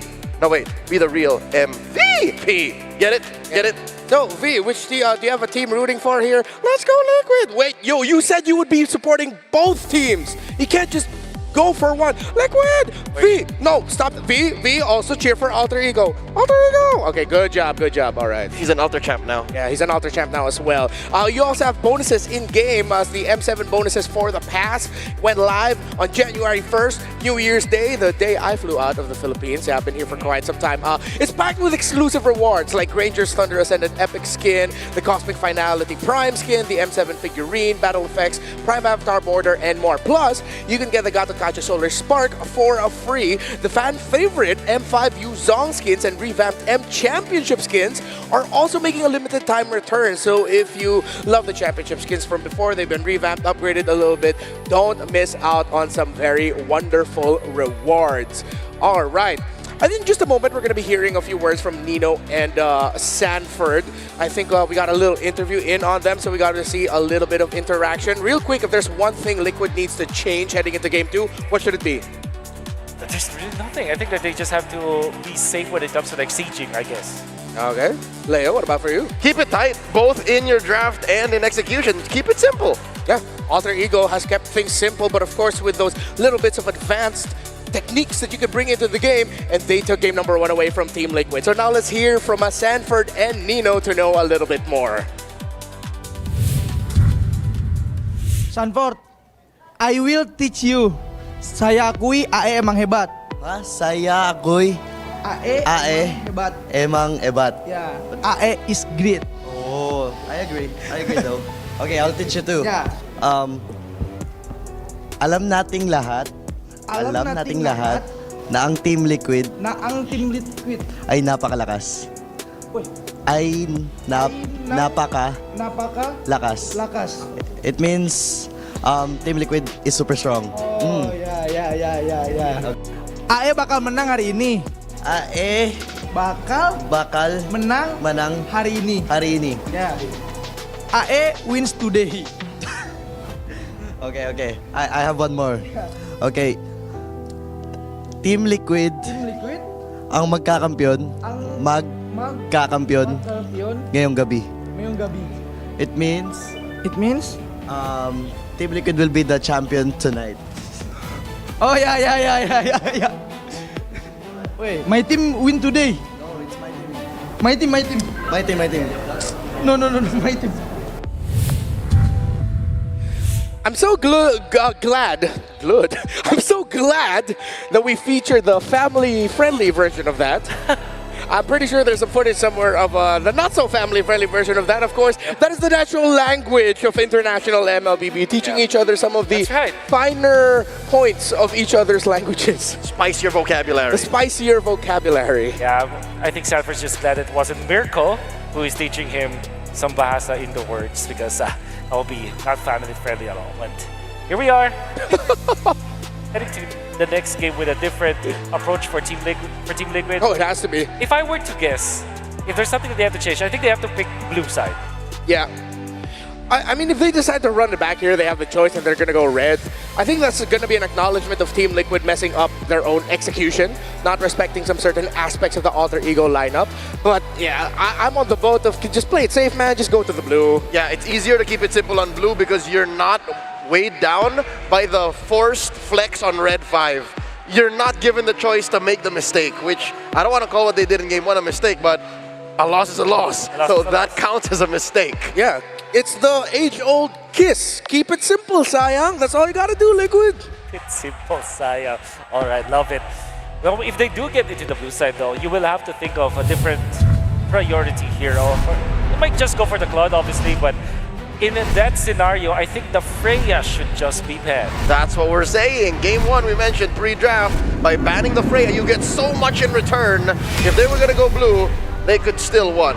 Ban out the Fanny, ban out the Grok, threaten the Zushin trade, ban the Freya. They didn't do it! Oh, Freya Esmeralda is... They're going to run it back! This is so good because this also prevents Hilda from Team Liquid, but immediately that's Loyi, as well as the Predator Team Liquid that bring out the pieces of the Exodia, and now you know that they are in it now. They're now locked in. Yeah, they ain't effing around, bro. They are honest with it. It's like, oh yeah, we're gonna bring back Liquid Prime. You get the Chef on the Low Yi, you get Carl Tizzy on the Fredrin, and back then it was Benny Cutie. Now, of course, it's Oheb. You get the Claudin. Yep. Now I think you will now go for your Kalea. If it's still open, yeah, it's still open. However, because it's the Loyi, they might just go for a Cho instead, so there's some isolation. Yeah. But I do feel like this will be They call me a hero initiate. because I saved my Maybe nation Shin from against falling the apart. Loyi, maybe because of the vision that you get from it. I think they might also be thinking about that. They might end up having to fight front to back, sadly, up against a Low Yi. But the Mountain Shocker has always shown up its value when it comes to those kind of playstyles. Yeah. And now the Kalea will be banned by Coach RC. Maybe actually the Farsa is next on the docket. Yep. And here's the thing. AE doesn't have to ban the Uranus. They can pick it. Oh, no, they can't. So they have to ban the Uranus now. They actually can. Before we came up with the Apex Predator, there was a time where we were floating the idea of calling Sanford the human calculator because of this fact. He used to compete in math quiz bees for nearly 5 years. Oh. So he's good with his X's and Y's. Yep. Big maths. Big maths. Big maths. I'll be surprised. Yeah, it is indeed the Farsa. That's what I actually am predicting here for Team Liquid, and now it makes so much sense because Alter Ego will not have that much of a good hero against this Loyi. But they have not faced Loyi, however, though, so they might just go for, oh, there's the Cho that I also mentioned earlier. Maybe they would go Zetian actually as their last pick. Yeah. Cho Zetian clear up the minion wave really well, and you have to be on point with your management lest you suddenly lose the next 3 to 4 minion waves. It's typically Hylas here for Team Liquid, and then they may toss it out with that Arlet. That Arlet will... Oh, but the Arlet's banned. It's banned, so they might just go for probably Lapu-Lapu. Laps, yeah. Against an Esme though in lane, I'm not a big fan of it. They might just double down in either the Uranus or a Glue at that point. Yeah, I would rather the Glue. Oh! Alice? If you're Uranus, then you just hunker down on the Esme-Uranus matchup. Yeah. But you're good against the Yisun Shin. Yeah. Or there's no Kali. But there's good KP. Maybe it's just the Hylas. Oh, the chip, obviously. Oh my god. Yeah, they aren't messing around. They're going, this is Season 13 Liquid. What are the odds that Alter Ego goes for the Faramis now, especially because it's Loyi plus the chip? Actually, I'm not gonna knock that, but it's up against a Cloud. You take away the Nether Realm so quick. Maybe you just go for... Maybe... Oh, no, not the Loyi, not the Lilia, actually. Valentina, perhaps? For Alter Ego? Yeah, that makes a bit... Well, I think we just go for the Zetya, and I wouldn't mind it. If you're front to back, then yeah, maybe they might lean into the Kimmy as well, but that's so much attack, continuous damage. They need hard burst, I feel like. Yeah. And you're so vulnerable as the Kimmy. Selena? No, it's going to be lagging against the Yuzong Fred. Even though you want to keep tabs on the chip, it's not the way to do it. Something different. And Time to go to the Avitisha. it's a Lilia, okay. I mean, classic front to back. That is the answer to go for. I think the Lilia and Cho actually rounded it out really well. That leans in a little bit more towards the Alter Ego play style. It also, however, I would say that this Loyi and chip, I have never seen it lose. Yeah. Gotta say, so that really makes me scared for Alter Ego in this game number 2. Liquid may have found out something about Alter Ego in their preparation. They keep attacking mid, and they force him on the Kagura game 1. Hijime now is forced to play the Lilia. I don't know if it'll survive against the onslaught of the Liquid Stampede. Liquid has to win this game, I gotta admit. If they bring out this kind of lineup, this is them saying, we want to take control of the series, the momentum. And if they lose this, I don't know if they can recover with this Indonesian crowd as Alter Ego look to challenge the Golden Road. Game number 2, who do you think is going to win, a Liquid or Alter Ego? Type it off in the chat as Naisu Trexen, we're going to call the action. To take control of the series, you got to start here in game 2, taking control of the map. I feel like with this composition from TL, we'll see if Alter Ego can do what they did in game 1, where they started strong and they carried on throughout the game. You know, on paper, I do honestly really like Alter Ego's draft. Team Liquid, they have the wild card picks though. You have teleportation. Yeah. You have the power of movement. You have the power of surprise. But Alter Ego does have answers. The Lilia, we haven't, I think this is our first, is this our first see of it so far from Swiss to now? We've seen it, yep. We've seen the Lily a couple times, It actually. answers well to Carl Teasy. Yep. It's a beautiful answer to Carl Teasy. You have the Cho, which is a great answer to Sanji on the Lu Yi. Overall, Alter Ego does have good answers around the map. Yeah. Oh, JP though, going for the engage, forced to flicker out. I sort of agree, but I'd also want to trust somehow in Liquid and their objective capabilities, because this is a utility jungler that we're talking about in the hands of Carl TZ, one of his specialties even, and it's not just that, they have more than just 1 or 2 ways to take control of the map. This is the Luyi Claude that we're talking about, so worst comes to worst, at least they have that long-range BMI to work with. Again, this is, you know, Sanford on the Yuzhong, very different from the Khalid that we saw him in game 1, but even so, Arfi, again, he's undefeated on this Freya, had a great game in the last one.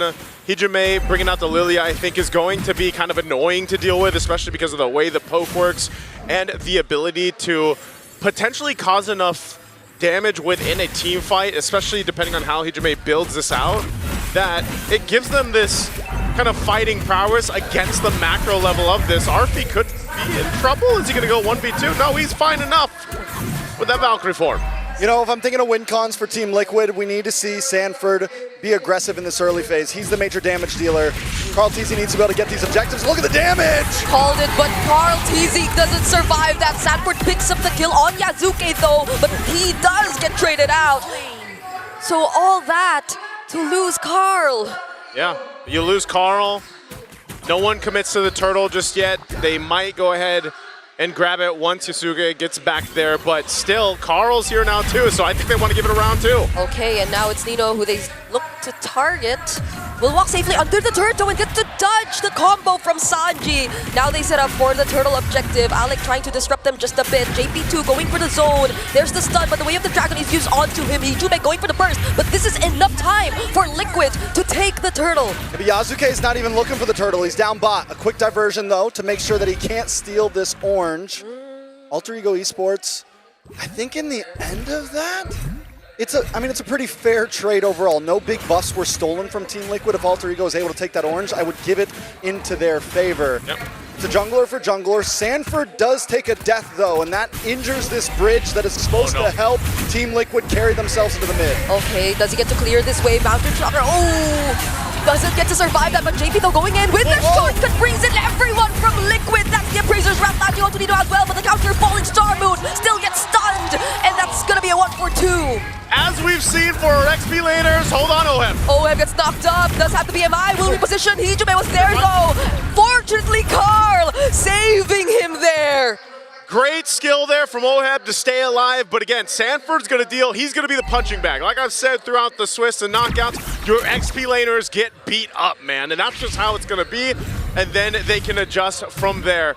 Now, taking a look at the items, again, Alter Ego, still playing the same way. They're still working in their first items across the board for both teams here, but it's more so answering that ability that if Alter Ego chooses to pick a lane, go for a gank, get a kill, they always have to be conscious of the shortcut. Not just that, but the diversion too, because those are such two big, powerful ultimates that are in the sleeves of Team Liquid. DHS is locked in for Oheb, and normally, what we saw last game, it took a bit longer for Oheb to get involved, but because of the shortcut, he's able to join these fights instantly, and it's going to be one of the things that gives Team Liquid a nice advantage coming into some of these fights. Okay, 10 seconds away from this turtle.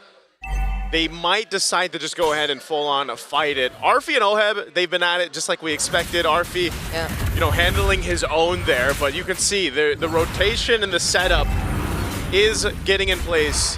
Yasuke has done a great job at controlling a lot of the objectives and in their games as Alter Ego, and you know, that's something that we have to see here from Carl Tees, and again, why I think he's opted to go back to that. Let me pick utility pick. So Sanji. Sanji doesn't get to touch that. He gets bursted down. Without him, this is a huge go signal for Alter Ego to just go and commit to the turtle. You know, I was just about to say, I don't know if Alter Ego wants to commit to this turtle with Yasuke already down 2. It's a tough fight for them, and even now, even without Sanji, it's dangerous, right? But that's a huge win before the turtle to at least, Wait, Sanford will try to go for the assassinate. Yasuke still survives! But that's gonna be enough time for Carl Teasy to actually take the turtle. JP flickering in to finish off the kill! And now, it's all members of Liquid fighting, blazing to it, committed by Oheb, gets cancelled by the knockup from the way of the dragon, though Nino will be taking him down. There is gonna be the chase from Alter Ego, though, gets stopped by Sanji still. He's trying to go for the kill. Carl Teasy shutting down Alec, and they'll still try to chase for Sanford, but he's still gonna be alive! Energy eruption of Razor's Wrath, and it's a double for Carl! Alter Ego, actually, they almost win that fight for a second there, but wait a second, big diversion coming in. They still want to go? Another fight! Brewing up top! They land the stun, but it's gonna be under the turret, might just convert into a kill for Yasuke, and that's what's gonna happen! TL, I think they should have backed off. They decided to go, and you know, you gotta remember, this is the Flying Clouds map, so even if you get some kills, those members coming back up will be back to the fight so quickly, so they end up having a death here.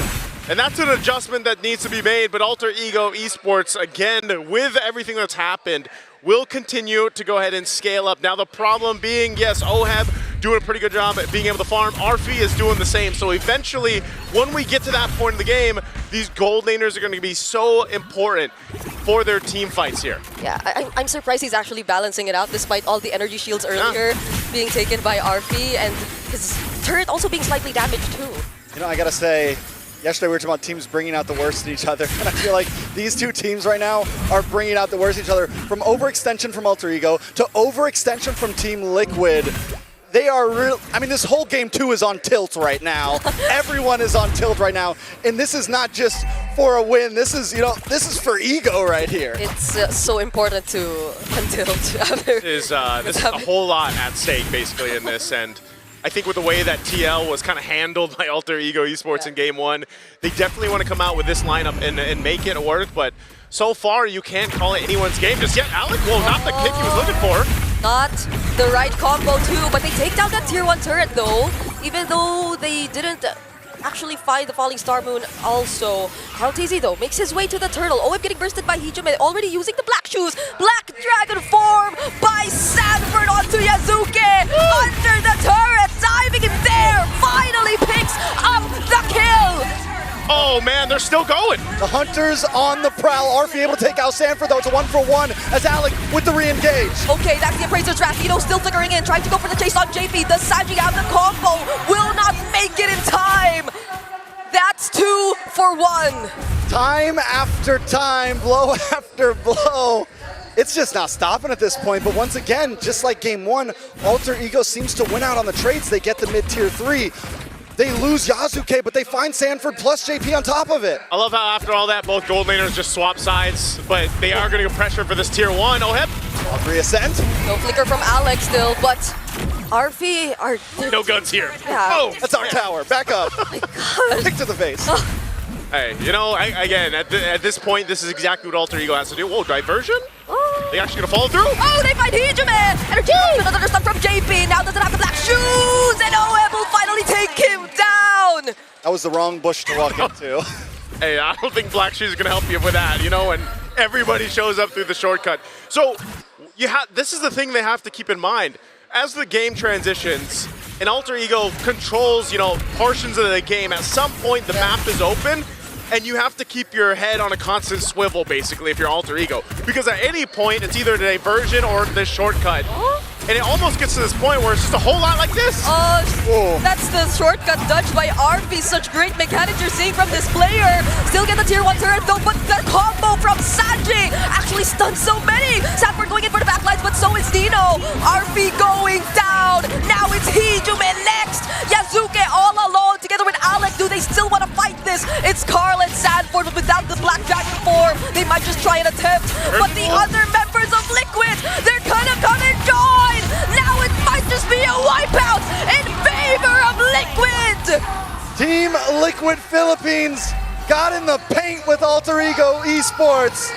And this time they had a team fight that could last. They could disengage, re-engage, get back in it, and throughout about a minute there, we didn't know which way it was going, but all it took was one final diversion to turn the table. And that's my point, Trex. You don't know which way they're coming from. That's exactly what happened to Alter Ego Esports. There's too many possibilities for TL to show up, and now they're trying to hold down the mid lane. And Carl TZ literally holding down everyone who attempts to try and fight against his team. Can I just say, too, the adjustments that Sanford made here. Again, he got beat up in the early game. Now he's this threat. He's exactly what you expect the XP laners to do. Nino as well on the Esmeralda is capable of doing the same thing, but the way the team fights are happening is the threat of the Black Dragon form with the Petrify here. Whoa, Nino already burning the Flicker, by the way. So he's not gonna have that. Meanwhile, Lord is making its way up top. You have the rest of TL down here on the bottom.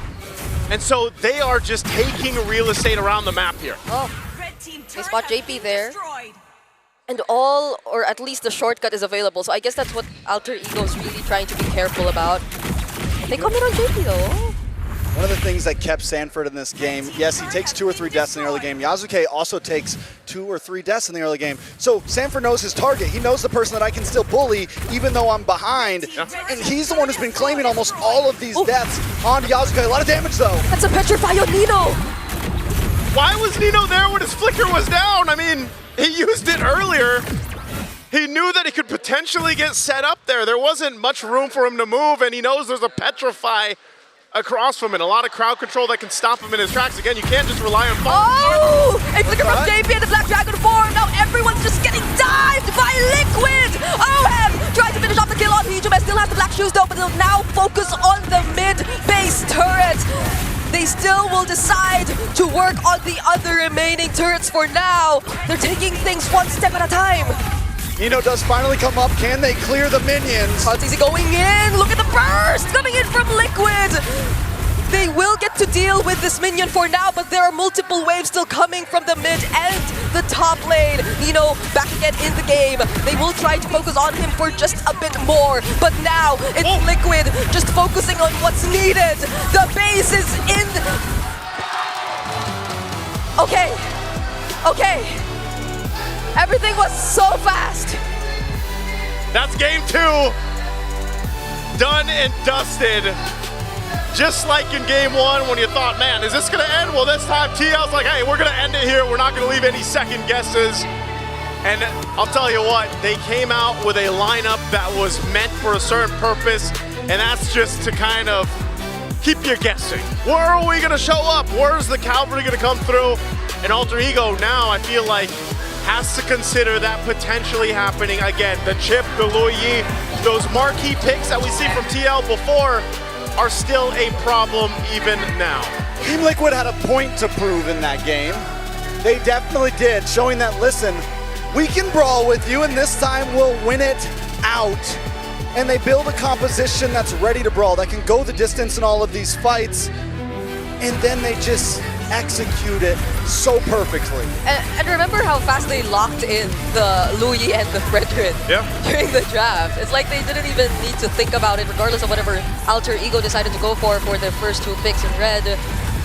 It was just such a decisive call for Liquid to stick with, I guess, what's really comfortable for them and what really is tested and proven for this team. This was definitely comfort for TL, as we've seen before. We're gonna have to go ahead and have our panel break down this game too. That reminded me a little bit from a book I grew up with, 7 Habits of Highly Effective People. Habit number 6, synergies. Fredrin, Luyi, Yuzhong, Claude, Chip. Talk about a synergistic lineup from Team Liquid. That's a signature. They needed to win this, and they won it. And you see the speed of when they picked it up. It was instantly go for the Luyi, go for the Fredrin, go for the Yuzhong last pick. They knew exactly what they wanted to do in this particular scenario. They read through the draft, and this have worked before so many times. In fact, Luyi and Chip is such a scary combo for someone to give Team Liquid. You literally folded the map in half twice. Not to mention you're playing on flying clouds. So this allows for Liquid to, again, play a little loose, play a little fast, and they got punished very little because in addition to them getting to be able to join fights much faster after deaths, which they suffered here, they were able to go back and then rejoin. In addition to their very, very powerful draft and, again, simple and very in identity selection of heroes, they also played very clearly. They had purpose. What purpose was that? Ruin Yasuke's day, make sure Nino could not call the shots, even if Sanford was leaving the lane often, and give Carltese all of the major objectives. And they got all they wanted here in game number 2.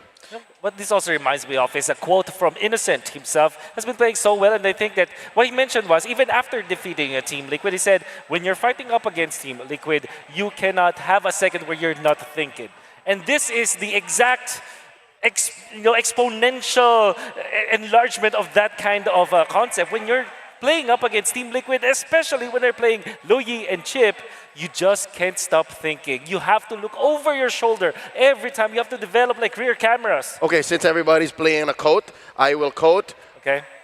A Japanese proverb that has no real source. Mushin no shin, mind without mind. It seemed like Liquid was playing without minding what would happen and not thinking about what happened in game 1. This was them just in a state of flow. And it's impressive to watch them do this way. Yeah, let me quote Leo in one of his stories. Andito na ako, I'm right here. That was the lineup of Liquid. It seemed like Alter Ego always had to fight 2 rounds. One with the Chip and Yuzhong, another with the Luyi with the late entry of the ultimate. Sanford gets the MVP because his dragon was definitely felt. The ultimate Andito na ako hero is actually the Fredrin. You thought you killed the frontliner, but he hits you with the Appraiser's Wrath, gets about, half his HP back, and you're like, I thought we were done with the 2 rounds. What is this, a 2.5 round? Yeah. Is it aku dising? Is that even correct? Is that even grammatically correct? I'll have an Indonesian on this. I wish we needed an Indonesian in the desk to help us translate.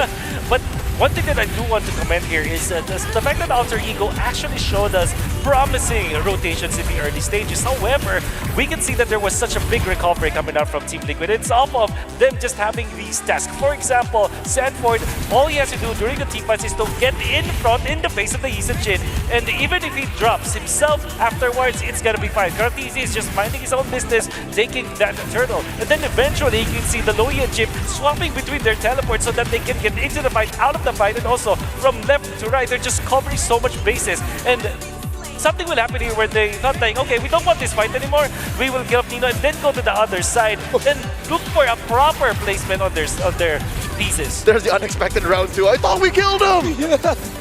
Man, game number 1 from Alter Ego was definitely annoying to deal with if you're Liquid because of how honest their cutting was. And it's like, how do we stop this, man? There's nothing we can do. Meanwhile, game number 2 was annoying for Alter Ego in the sense of where are they coming from, man? It felt like being on a horror movie for Alter Ego because you did not expect where the members of Liquid would suddenly be appearing. Either it's the Chip, either it's the old Lo Yi. The two most honest things are the Black Dragon form and the Fredrin with a hand in his pocket coming up right in your face. This draft coming up from Alter Ego looked really promising when it started. It was Yes, the Esmeralda definitely. with the Freya.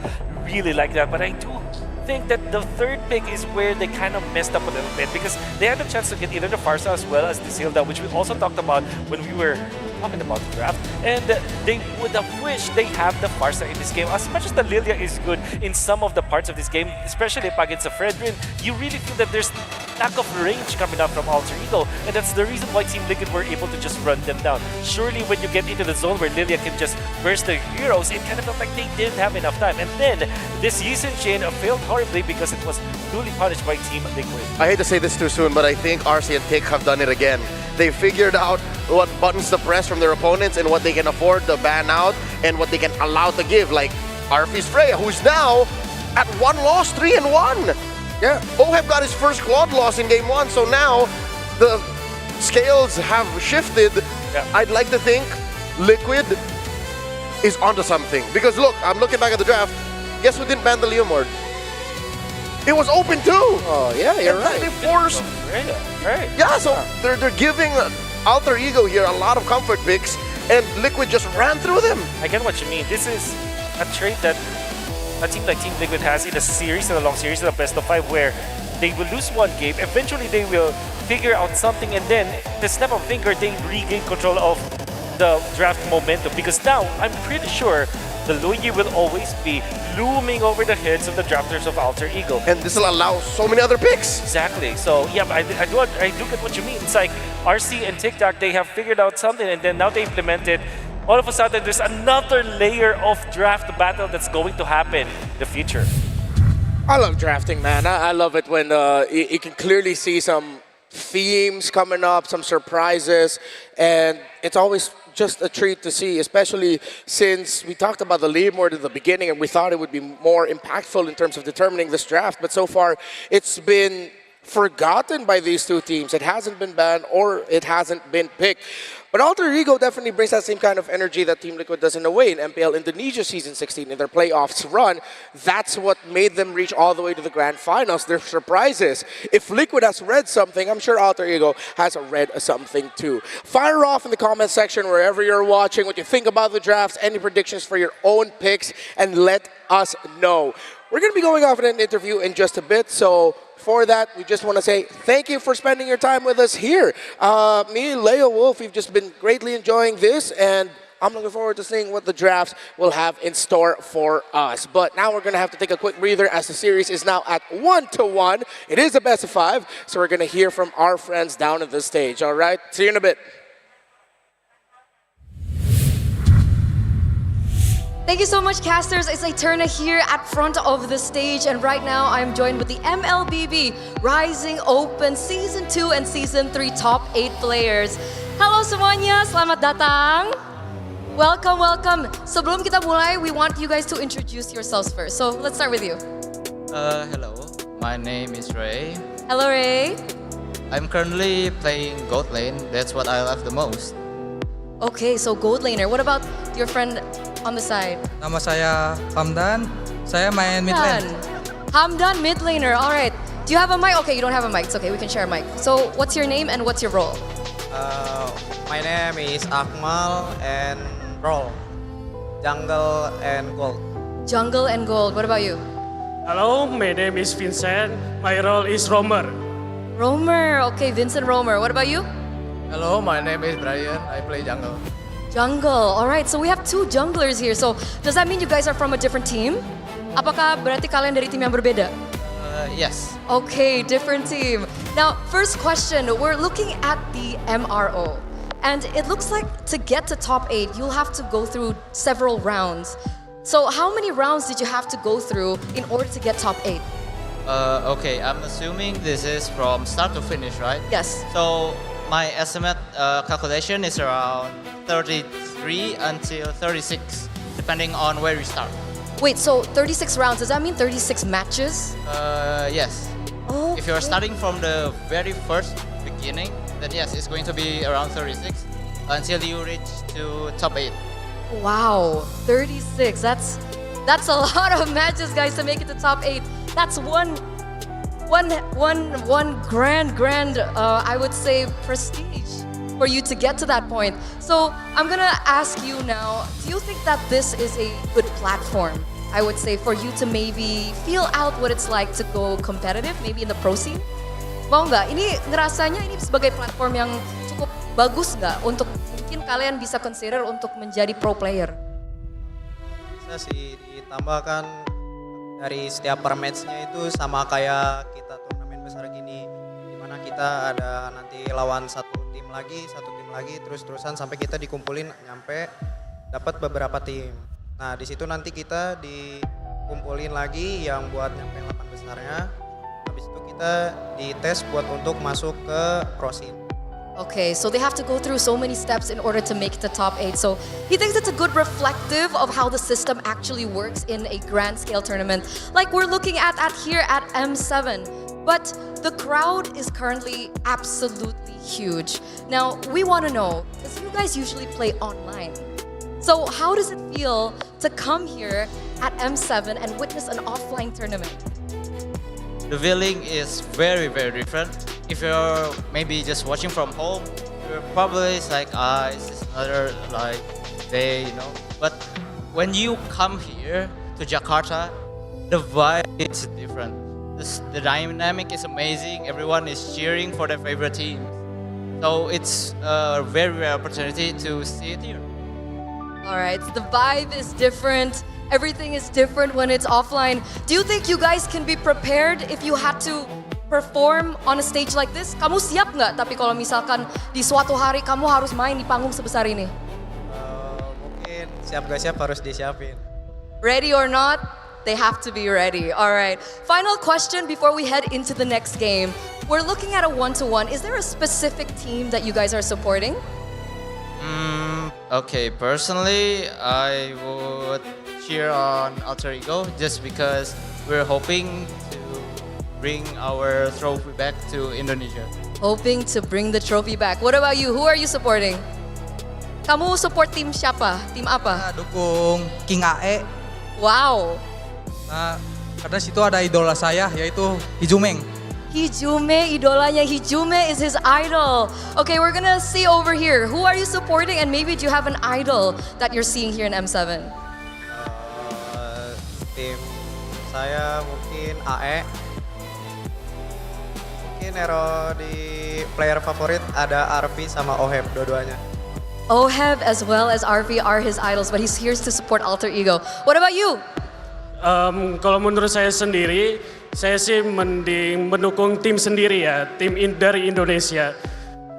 Kalau buat player, saya mengidolakan Nino.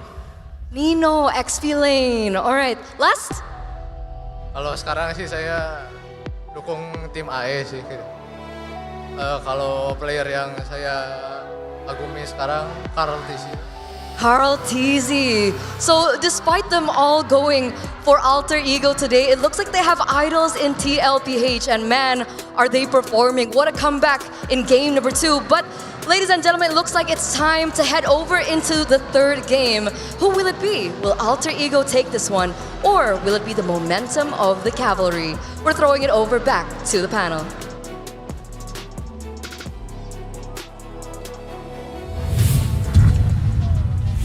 Imagine that. You play MRO, you play a lot of Mobile Legends Bang Bang, you succeed, you get championships, and what happens? You get to share the floor of the M7 stage with Eterna. This is why you have to play Mobile Legends Bang Bang whenever you can. That's a dream come true. Dream come true? I could only hope to do that. Yep. Like play with Eterna, some of the Mobile Legends games out there? Yes. Oh. Yeah, she actually plays so well. I recently had the pleasure of playing with her and Naisu. And I've got to say, Eterna carried us that game. Those games. Yeah. She's a great mid laner. Plays the juice in really well. Yeah. So, I'm excited to do this because the last time in Indonesia, I did something that went well with a very specific crowd. We're going to thank some friends now because we need a can of Red Bull to prep for coming up next. We got the next draft coming up. So gentlemen, if you can, please join me. Let's, we need some wings. Remember, Red Bull gives y'all wings, all right? I need to catch my breath from everything. So Indonesia, Red Bull, this is for you. Oh, he's chugging. Oh, he's chugging. He's chugging. He's going all the way. Gives you wings. W's in the chat, yeah. Gives you wings. Red Bull. An applause. And now I'm ready to cast. Let's talk about Fairy Games. It is the app to create and host a room to play MLBB 1v1 online with your friends, colleagues, and esports club members. Stand a chance to win M7 Tribute Rings, MLBB Diamonds. Wait, my mouth is really moist. A new MLBB skins. Download the Fairy Games app now and register your MLBB ID to start playing. Play for free until January 25th. You guys need to take over for these spiels because dang. Woo! If anyone looking for a free skin, you can get one just by logging in for 13 days between January 9th and the 31st. Server time, by the way, to unlock Edith's Verdant Night skin. It's completely free, and that's easy. All you gotta do is, again, log in, don't miss out. Yeah, and who doesn't love free stuff, right? The Ganot Catch's electrifying Solar Spark skin is free when you hit level 45 on the M7 Pass. Keep leveling up and claim your rewards. That's a Gata. Oh yeah, that is it. The Gata Kacha pose. It's like that. Fist. There you go. There we go. There. All right. Cool. All right. Lots of goodies in the game, but I'm pretty sure there's going to be a lot of goodies heading toward our way in the draft as well. So last night, Liquid went blue, and I feel like despite the Alter Ego draft actually answering the Liquid draft very well, I think they didn't account for what if Liquid just kept teleporting on us. Because that Lilia pickup is for front to back. Yep. And of course the black shoes, it's going to help and save you. But I think they didn't take into account just how aggressive Liquid will be with their teleportations. And I think that with the last pick, Lilia, they just didn't have much choice. Like I said, we floated the idea of the Faramis, which was the answer before against these teleportation type of heroes. They can also think about the Farsa, which was unfortunately banned out by the side of Team Liquid. It's more of we have no choice in this matchup, let's just pick this up. Luckily, though, there are many other choices. They can go for the Selena, which was an answer to the Loyi as well as a chip before. Yeah. They can also even go for the Novaria, which is a late-game option to answer that one. However, I feel like it's much better to just ban the Loyi in that scenario. Yeah. By banning the Loyi, you kind of take away the whole spatial folding problem that you have. But again, when you do that, what's left open for Liquid to pick up? The Zushin, the Sora, which in my opinion, O'Hare's been getting better at. Not to mention, you open up the EXP lane if you decide to ban those two things and open up the Arlot. It's scary. What's the term that they use in sci-fi movies where it's like a hyperspace travel? Like ultra speed or something? FTL. Wormholes. No. Faster than light. Warp travel. When you speed up your machine, your vehicle, it's like hyperspace, like so very, very fast. Yeah, it's like whatever that is. Faster than light travel. That's what it's usually called. Don't doubt me, I watch a lot of sci-fi, bro. I'm fine with that. What? Okay, if you find out what you had in your mind, the word was, let us know later. There's the redeem code 5BPCA2WJL. Oh, now I remember. It's called warp speed. Warp speed. Okay, no, yeah. So that is the warp speed version of the Echo of the Liquid Express, of the Liquid Stampede. Yeah, it was science fiction with a mix of fantasy, because Loyi is more magic than she is technology. Log into the game, input the code, and enjoy a random skin trial card. If you missed that code, make sure you get back to it. I'm pretty sure y'all can hear the drums of the Alter Ego fans, but there are Indonesian fans as well in the arena supporting Team Liquid, of course, having their own local version of Team Liquid as well. Last time we saw them on the world stage, they were in the grand finals of the M6 World Championship in Malaysia. So, it seems like one of the suggestions here from Leo for Alter Ego is, should you ban straight up the Loyi, just never give it Liquid and don't give them the option to pick up the Loyi. Yeah, maybe just open up the Sora and then have Nino be prepared to play the Valentina. That'll shake up even Liquid's patterns. Okay. We're heading into the draft, and let's see who's going to end up in which side. So far, blue side has one Fizz, and in expanding rivers, you have to go fast. Two teams who have very clear identities towards the early game and aggression. And look at that, Fredrin, Baksha, Arlot, all taken away by Alter Ego. How I wonder if yeah, this could be a Jushin trade that Alter Ego is willing to put their hands on. But if the Jushin will be bad, they will first pick Eve, I feel like now. So it's Jushin and Eve, that's the trade. What will Alter Ego pick? It's going to be the Jushin. Now Team Liquid don't necessarily have to pick up the Eve, they can go for Luyi instead. Yep. But without the Fredrin, they might think otherwise. However, Baksha is still open, which is also a good pickup against this hero. Man, already by Alter Ego. All right. At this point, if you want to run it hella back, then you go what? A guy? Yeah. But knowing Team Liquid, they might lean towards more either the Yi Sun-Shin or the Lancelot. Yep. In terms of their priorities in the jungle right now. Or Yves Claude is typically the opening for this kind of matchup. However, that opens up a scary Fredrin, Leomord Freya. Yeah. Or the Freya Mord for Alter Ego. Talking about Mords, Carl Dizzy has yet to pick up one of the hottest picks in M7, the Leomord. Yeah. Imagine how scary that would be! Carl Dizzy gets the Leomord. Oh my god, it's Liquid on a horse, and they're gonna have 2 horses, bro. They're gonna get the high. Oh wait, no, they're not gonna get the high loss. The prophet of the Stampede. Finally. Now, Alter Ego, do they have an answer for this? And just go back to the Freya if they want to. Take it away from Team Liquid at the same time. Open this draft up for success. They can go for the Sora as well. But the Esmeralda is also a tempting hero to take up in this scenario. Oh! They will go Guinevere in the club. The Guinevere, what we found out in M7 is that this is the answer to the Leomord. Yeah. Now, you don't necessarily want to go Eve here if you're Team Liquid. The Luyi is still open. For sure. I think you just go for the Luyi, or even if you want to, you pick up the Kimi or the Farsa. Just not the Eve here. You're gonna need a little bit more mobility. You can't be too static if you're Liquid. Yes. You also go for immediately now the Yu Zhong so that you have some dive. But with the Leomord, you are expected to pick up somewhere else of an Esmeralda actually. Fortunately, all of these are open. Yeah, I think it's just, oh, they still go for the Eve despite having 3 heroes that might make it difficult for the Eve. I mean, 2 heroes. That's the Guinevere as well as the Claude. But the Claude they don't have to worry about yet. Yeah. The Guinevere can get you like as soon as you try to join these fights, but I think they're willing to play the early game out like that. Yeah. I think there's something that Liquid could set up for in the gold lane. If Alter Ego don't see it, they could go Harith. You get the Harith and the Eve together, you have the Leomord charging forward. It's another version of the Liquid Stampede in a sense. I don't want to see them try to go static here. Usually we've seen Harith does really well against Claude, depending on the players. There are players who can make that matchup lean one way or the other. There's also that Freya though. And the gentlemen, let's not count out the fact that this might not even be a jungle Guinevere. Alec has played Rome Guinevere. I mean, to very little success, I'll tell you that, but it's possible. It was possible. Yeah, so they could be flexing on us on blue.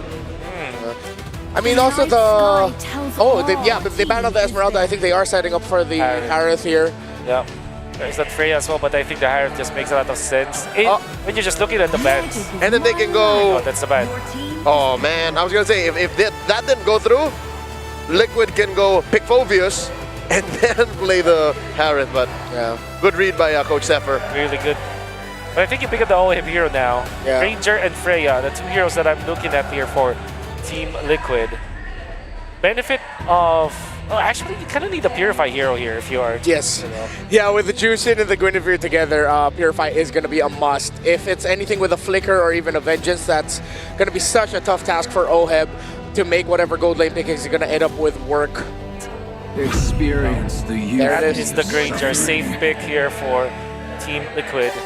Alter Ego can pick up the Gatot Kachang, which is typical combo with this Jushin. It's also okay versus the Hilda in anyways, but can also go for the Khalid. Yeah, I will admit, I think we are already seeing our roam in the Guinevere. I think it's the jungle and EXP we have yet to see. The Esme was a good ban. I think Arlot would be a good block to this, but then you still have to consider... Oh no, Arlot, they banned the Arlot. Khalid and the Yu Zhong. So they get the Yu Zhong. Oh, it is a jungle Guinevere. Interesting. They want to dive that Eve, they want to dive that Granger. Yeah. I think this is the part where you go for a CC for Team Liquid.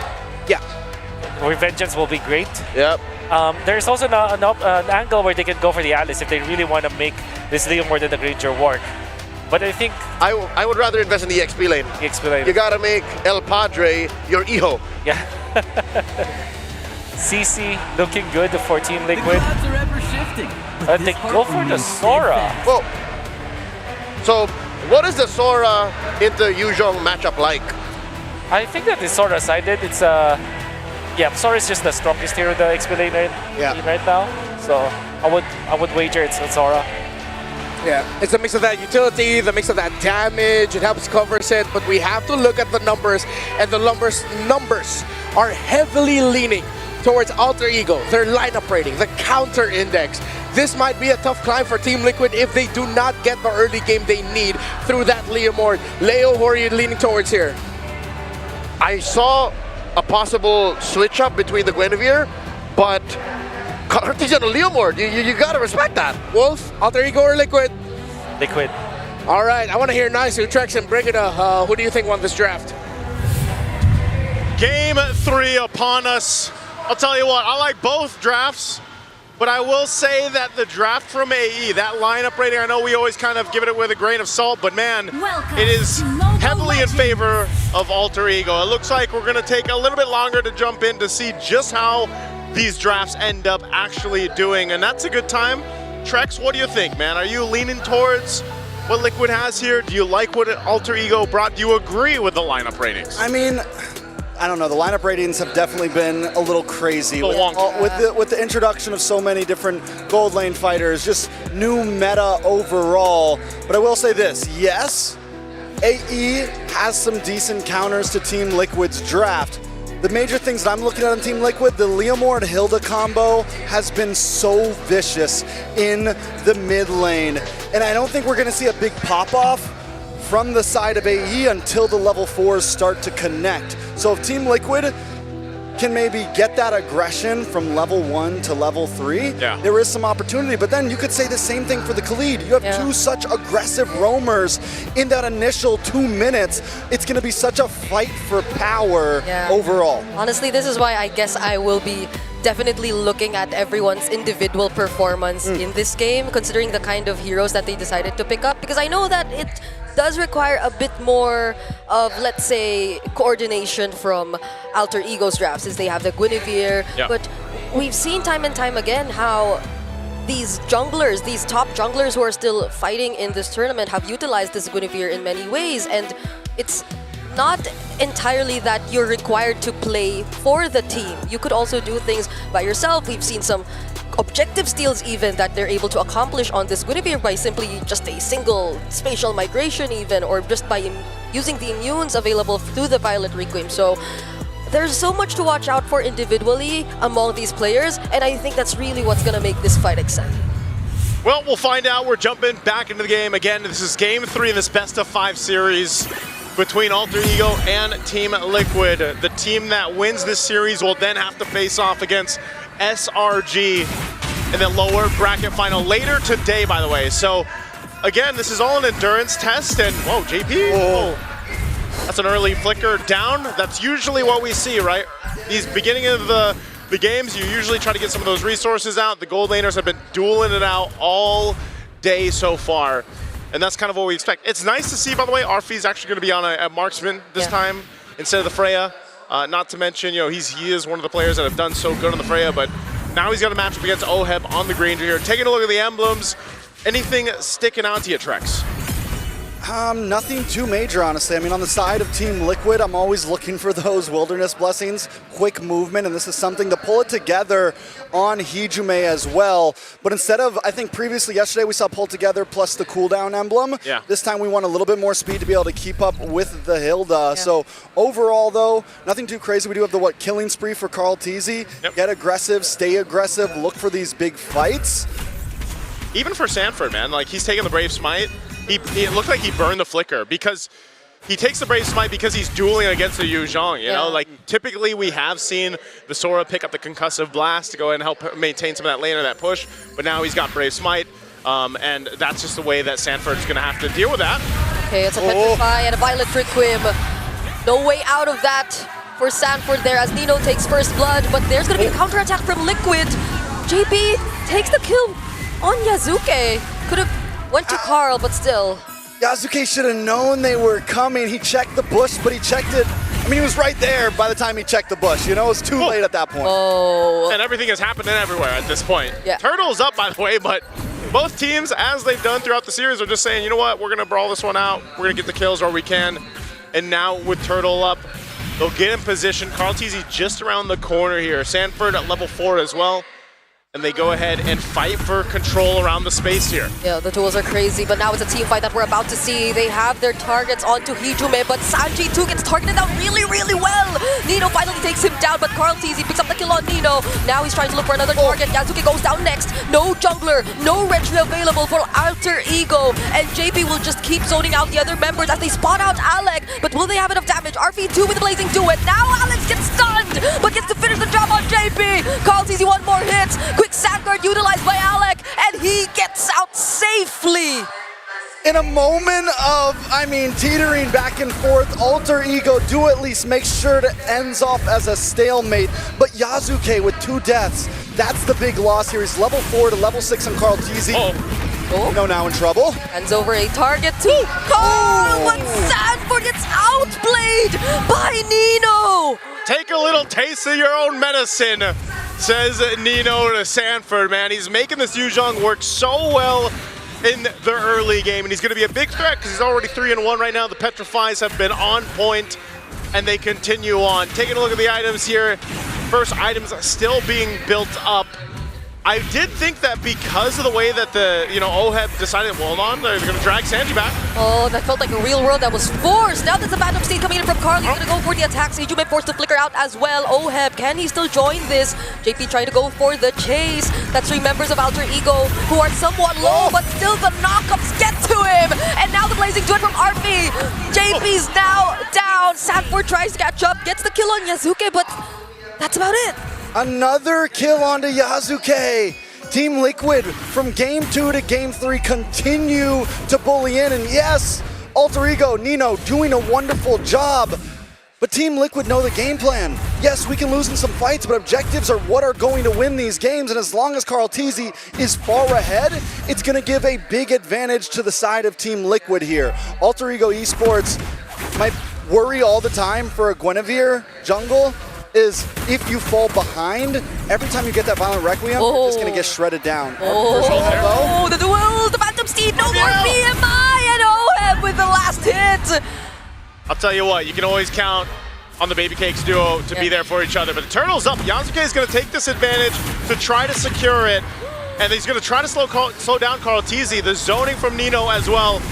Does TL just give this one up? Looks like they're going to do exactly that. So Alter Ego still doing a great job at if something is traded across the map, we will take something as well. That actually being able to do that, being able to slow Carlteasy from getting that, does staunch the bleeding a lot for Alter Ego Esports. But Yasuke just deleted, and the wound is reopened. I was going to say, Yasuke he's in a bad position, man. I don't know if you're going to be able to stop the bleeding on him right now. Oh, not going to land the setup.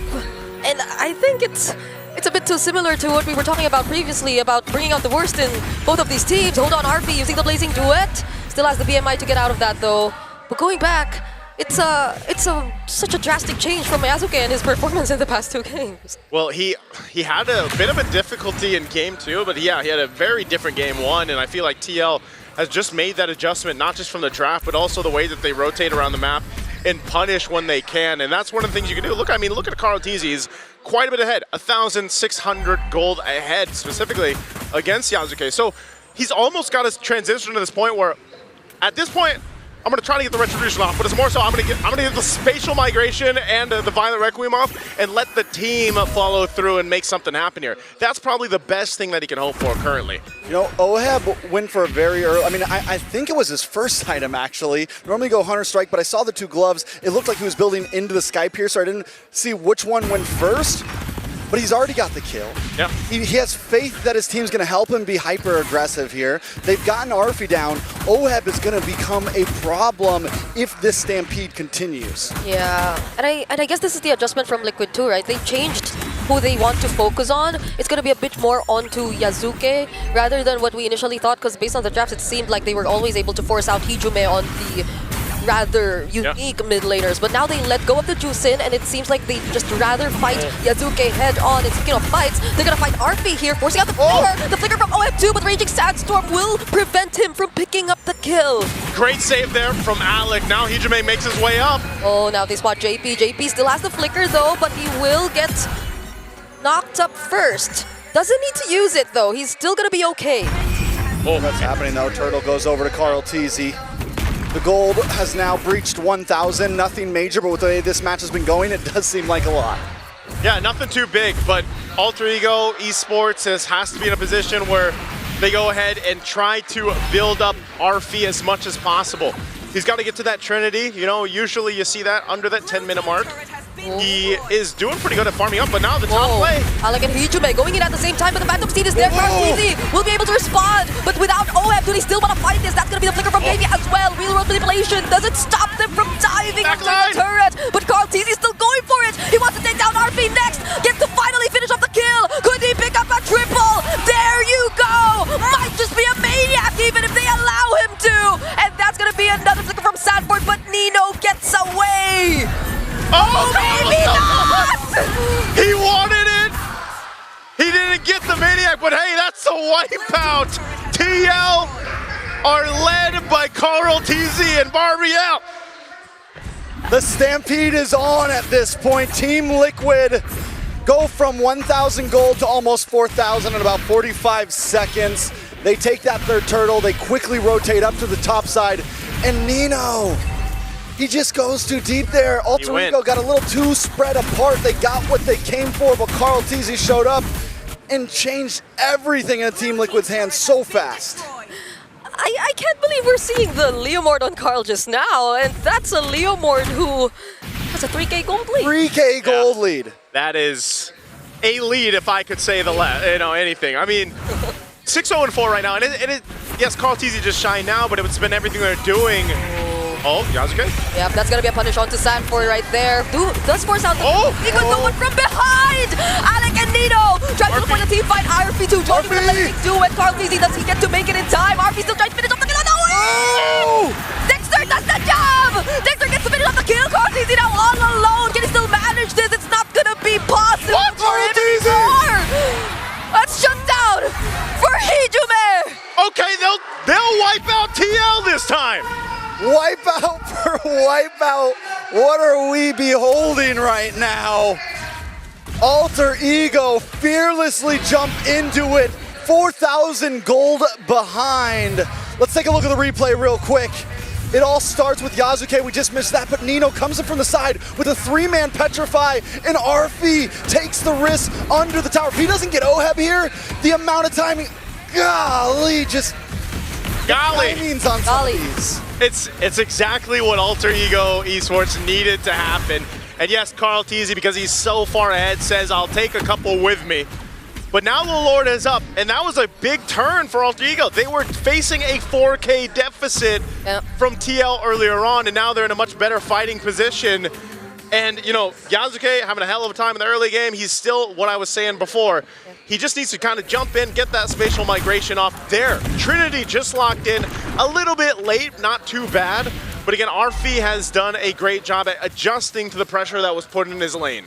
Alter Ego still have to be so careful though about this Lord. Yazuke is still 3 levels below Carl TZ. That's a big retry gap. He's not going to be able to win the 50-50 here. They got to do something about Carl TZ. Okay, Phantom Steed already used. Raging Sandstorm no catches so many people. Arfi already using the Blazing Duet. Deals so much damage to Carl and Sanford. Carl TZ finds skill on Alec, but on the back line. OM goes down. Carl TZ still alive though, and he actually finds a triple. It's Nino all over again, left being chased, and Carl TZ once more. He's still gonna try to go after him. Another Phantom Steed, and a shot down for Carl. Somebody stop this guy, because Carl TZ is taking everything, and the killing spree is doing so much of these team fights for him. We're gonna need a replay after every single one of these fights at this point. So what happens is Alec goes for a full Raging Sandstorm into the back line, but the problem was never the back line. The problem this whole time has been Carl TZ. Oh my god. Oh, speaking of Carl TZ, finding another one, it's gonna be Alec. Oh, has decent damage though. Okay, Hey, he wanted to go, but that's a good amount of gold to Arfi. Brigida's twitching over here. Yeah, that's the turret shots too, but you know. The turret shot like faded out, and the damage connected after What's where you the say BMI shot. Needed turret, needed help. And that's good though. Again, you have to stop this guy, right? Carl Teasy just having too much freedom to roam. Yeah, like what do you do? Again, he did pick up some defensive items now. So he's got the brute force, he's got the wings. This is insane, man. Like he's got Malefic Roar, a Fury Hammer, and then the War Axe, and he's doing that much damage. So the saving grace here for Alter Ego Esports is, again, Nino has had a hell of a game. He's still maintaining it. The Petrifies have been so good, and they can work on it. Also, if the stacks can build up on Hijime on this Jushin, that will really benefit them in these team fights. They should be able to clear this out fine. They just don't want to get caught into a team fight that they don't want to take here. Oh, Yasuke. Yasuke might get punished here, already using the Winter Crown. Sanford to deal with the other two back lines, and he forces them out just in time before the other members of Liquid arrive. They thread the needles, dodge the shots. If Oheb connects one more of those on anyone, they're going down at this point. But Carl Teasy chasing down Alec. Oh my goodness, which is faster? Who is faster? There's the quick sandguard, gets cancelled. Oh, the Cyclone Ice somehow helps him though. Carl Teasy, can he accomplish the chase? Oheb with the Death Sonata. And now it finally hits. He bides some time though. Alter Ego Esports, you know, I said it before that last Lord fight. Yasuke still level 13. They shouldn't be taking these big objective fights. They need to look for small pickoffs, get themselves to the right gold point. Oh, two-man setup from Sanford. And now they find the kill on Arfi. Yasuke, who doesn't survive. Man, oh man, just when you think some things are going right for Alter Ego Esports, Team Liquid says no. Now they're knocking on the base turret here in the mid lane. Oh, there's the real world, forcing out the Crimson Beacon from Hijime. Black Dragon form coming in from Nino. They'll try to save this game, but Phantom Steed comes in just at the right moment. They have one minion inside the base, but they're gonna work on this bottom lane base turret first. Discipline for Team Liquid. Good discipline at that. Alter Ego Esports will be able to defend. Team Liquid, though, they're going to turn this 5,000 gold lead after taking all this jungle away from Alter Esports a little bit higher. We're talking 5.5, creeping into the 6, Lord up in 10 seconds. And once again, to say it for maybe the 20th time, Yasuke is multiple levels behind Carl Teasy. A 5,000 gold lead at that into the hands of Carl Teasy. 14-2-5 at that into the hands of Carl Teasy. And we're seeing another winter or Wind of Nature over Winter Crown Claude. Yeah. For Alter Ego here, Arfi. They're gonna have to rely on the team fighting here. I mean, they're showing face around this Lord. Do they want to take this fight? They're bursting it down, but the Black Dragon form already committed by Nino here. Raging Sandstorm doesn't actually hit onto anyone. Arfi going in with the Blazing Doom and Carl Teasy trying to deal with him though. And when he returns to the BMI, Sanford and JP are there to take care of them. Carl Teasy though, actually going down. He's trying to work on Oheb, and that's actually finish the job! That's Baby Cakes already taken down by Alter Ego! But still, it's a 3v2. Nino on the run right now. Oh my goodness, this is a Sky Piercer! Sushin! But Sanford doesn't allow him What can Nino do here? to get any more! He doesn't have a Black Dragon, he doesn't have a Petrify. There's no way to stop the onslaught. There's the Dragon, but it's not gonna be enough. Sanford and JP are just focused on the base. Team Liquid are at match point! Team Liquid literally stampeded game 3, and that was with Carl Teasy's Leo Mord, and man, Alter Ego, they fought valiantly, but just not enough to deal with everything being thrown out. You saw so many wipeouts, man, but hey, TL gets on top of this one, and now is at match point. They know their target at this point. Yeah. You know, we saw it in game number 2. We see it in game number 3. If Yasuke can't play, AE can't play at this point. It doesn't matter how good of a game Nino has. It doesn't matter how good of a game Arfi has, or the big play that Hijime can make. If Yasuke can't retry, if Yasuke can't hang out in the fight, Alter Ego are forced to back off, and when Carl Teasy has a lead like that, there's nothing stopping the stampede. Even with the flicker forced out of JP early on in this game, all he needed to do was literally watch out for Yasuke, pass on the information, and every single time they were able to deal with him. That was the Hilda of JB, who time and time again we've seen bring in so much impact in this, or in multiple games that they've played whenever he gets his hands on it. And now we see it all over again, shutting down one of the most important players of Alter Ego. It was tough because, again, Nino had a hell of a game on the Yuzhong, but it just was not enough to turn the tide here. Let's throw it over to the panel to break down our Game 3. It's the old adage of teach a man to fish and he'll never go hungry. Give the goat a horse, and Team Liquid are match point heading into game number 4. And that's why he's the GOAT. He played so well in this game when everything was actually looking so bad for Team Liquid, because you gotta have to hand it to Alter Ego. They were looking for the right openings, putting their Claude in the right places, as well as this Guinevere, even with the Winter Crown kind of placements. It was looking really good for Alter Ego, but then Carl TZ happened this game. You can't beat the numbers. Stats will show that Guinevere has been one of the picks of M7 of all time, all right? Whether you put her in Roam or you put her in jungle, just something about this hero doesn't fit, all right? There's a lot of decisions you have to make for it to work out. But for Liquid, specifically, if they learn from their opponents and they pick up on the metagame and then they use it immediately, then you know that you're in trouble. This is Carl DZ's very first Leomord on the world stage. And just like how OM started picking up Sora, the effects are felt the world out. We gotta be fair with Alter Ego. I think that the first 3 picks for Alter Ego were really good. I think it's smart that the fact that they stole away the Claude, they answered the Leomord with an early pick on the Guinevere, because if you look back at the previous games where Leomord was picked, the Guinevere is automatically banned in the second phase to go with the Harley. And in this scenario, it's Guinevere and the Claude. They go hand in hand together. In theory, this looks really good. They close it up with this Yuzhong up against the Eve, which made it so that Sanji did not have really a good time in this game, but there was just so many things that a Sora with the Leomord can do. With so many close calls as well. I think even when we have not seen Carl TZ play this Leomord, he might have mastered this so much, because there were so many times with this, the brink of death, but he turns it around. The killing spree, it's like I was watching early 2019 or late 2018 MLBB all over again. During that time, Carl TZ was a kid. Now he's the man that he is, the GOAT that he is. 14, 3, and 6. Something beautiful about the way he played this is the 30% damage reduction, 30+%, because of how he would randomly pull Phantom Steeds when you least expect it. Start fights, Phantom Steed would come off of it. All right, wait. 12, 13 seconds, we got it back. And that is the kind of battle readiness and combat awareness that you need to be able to use this hero. I think, again, maybe to compare to yesterday's Leomord or even to Yasuke's Leomord from a couple of nights back, this might be one of the best Leomords of M7. Totally agree. I think TNZ played me in the Leomord for sure. But this one is also reminiscent of that. Look at how much he handled this. 4 heroes of Alter Ego trying to kill this Carl TZ Leomord. Eventually he will fall. I think that the fight before this was when he already got his Queen's Wings, which also aided him in the team fights. And look at this. Carl TZ unfortunately was left unchecked. Sanford and Carl TZ onto the backlines was enough for Team Liquid to just get through the damage dealers of Alter Ego.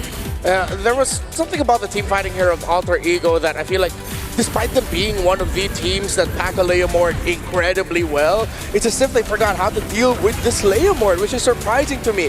I'm going to double down and die on the hill of I wish that Guinevere went to Roam instead. When you're getting the Guinevere and the Juicin together, you're looking for the combination. Juicin lifts up people. Guinevere is happy with that because she doesn't need to use her knock-up to get people into the spatial, into the Violet Requiem.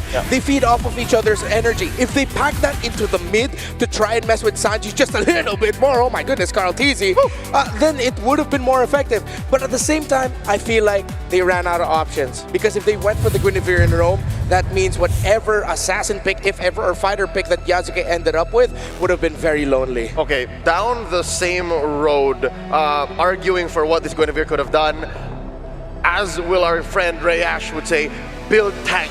Because one of your main things that you do well is to get that CC, right? When you stop the Leomord from getting stacks on Oathkeeper, that's when you kind of stop the bleeding. So by building the Genius One first, correct me if I'm wrong, he built the Genius One first. Yes. Yep.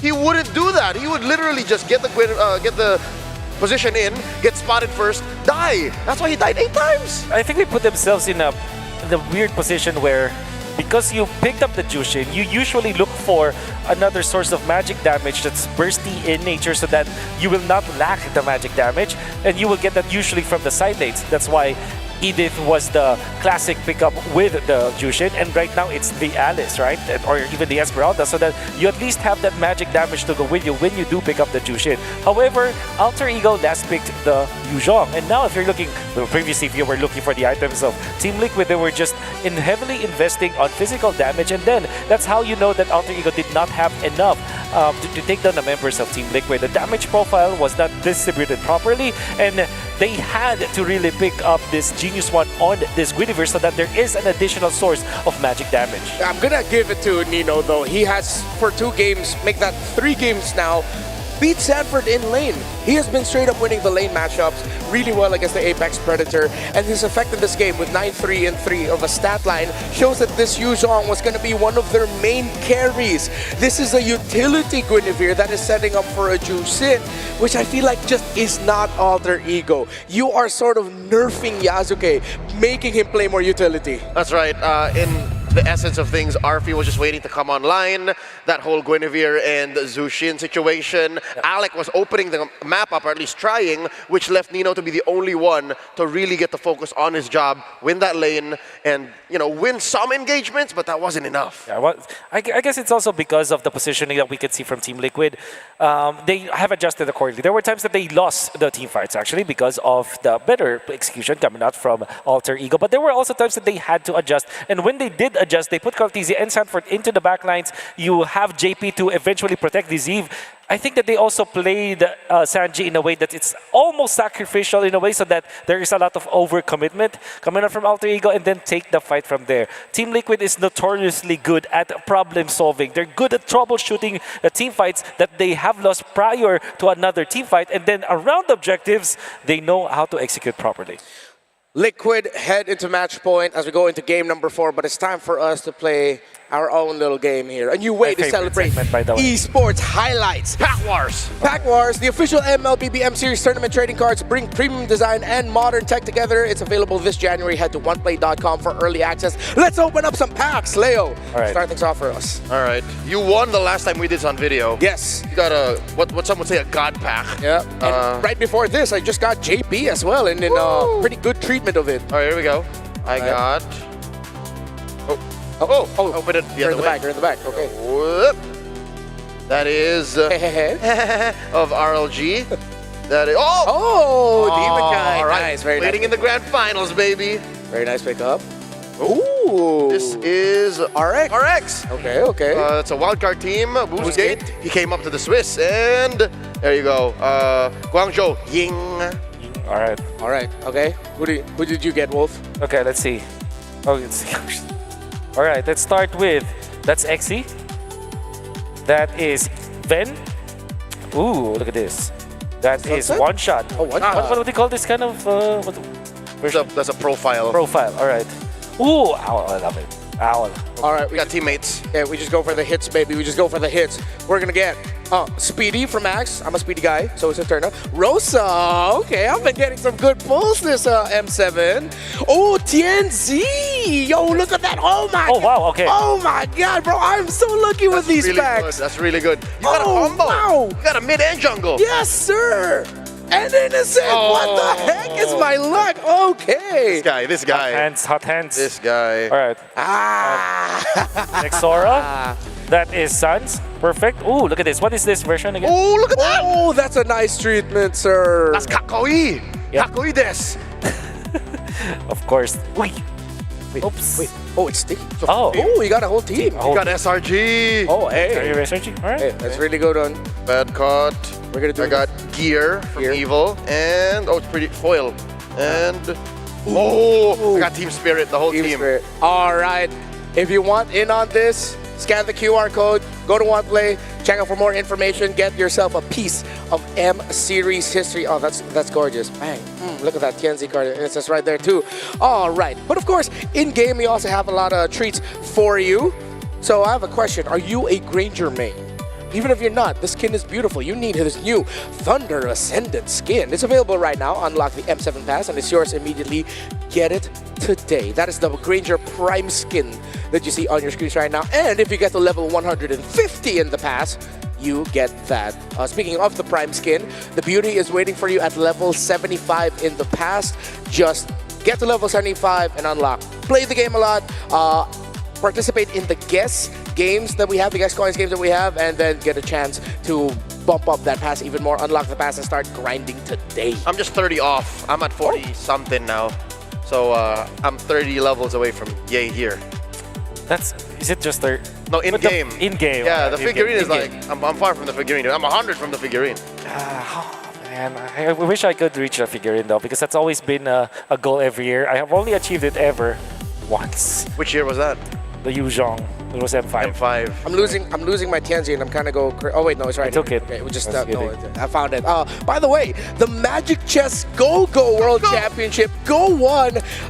The very first one. It's on January 25th, the same day as the M7 finals. That's tomorrow, and the Go 1 finals will be held at the M7 Carnival right outside the venue here in Jakarta, Indonesia. Tennis Indoor Senayan. A vast amount of watching prizes will be given out, so please follow the official channels for the latest information. Let's jointly witness the birth of the first world champion of MCGG. We're gonna crown 2 world champions by the end of this weekend. That's so cool.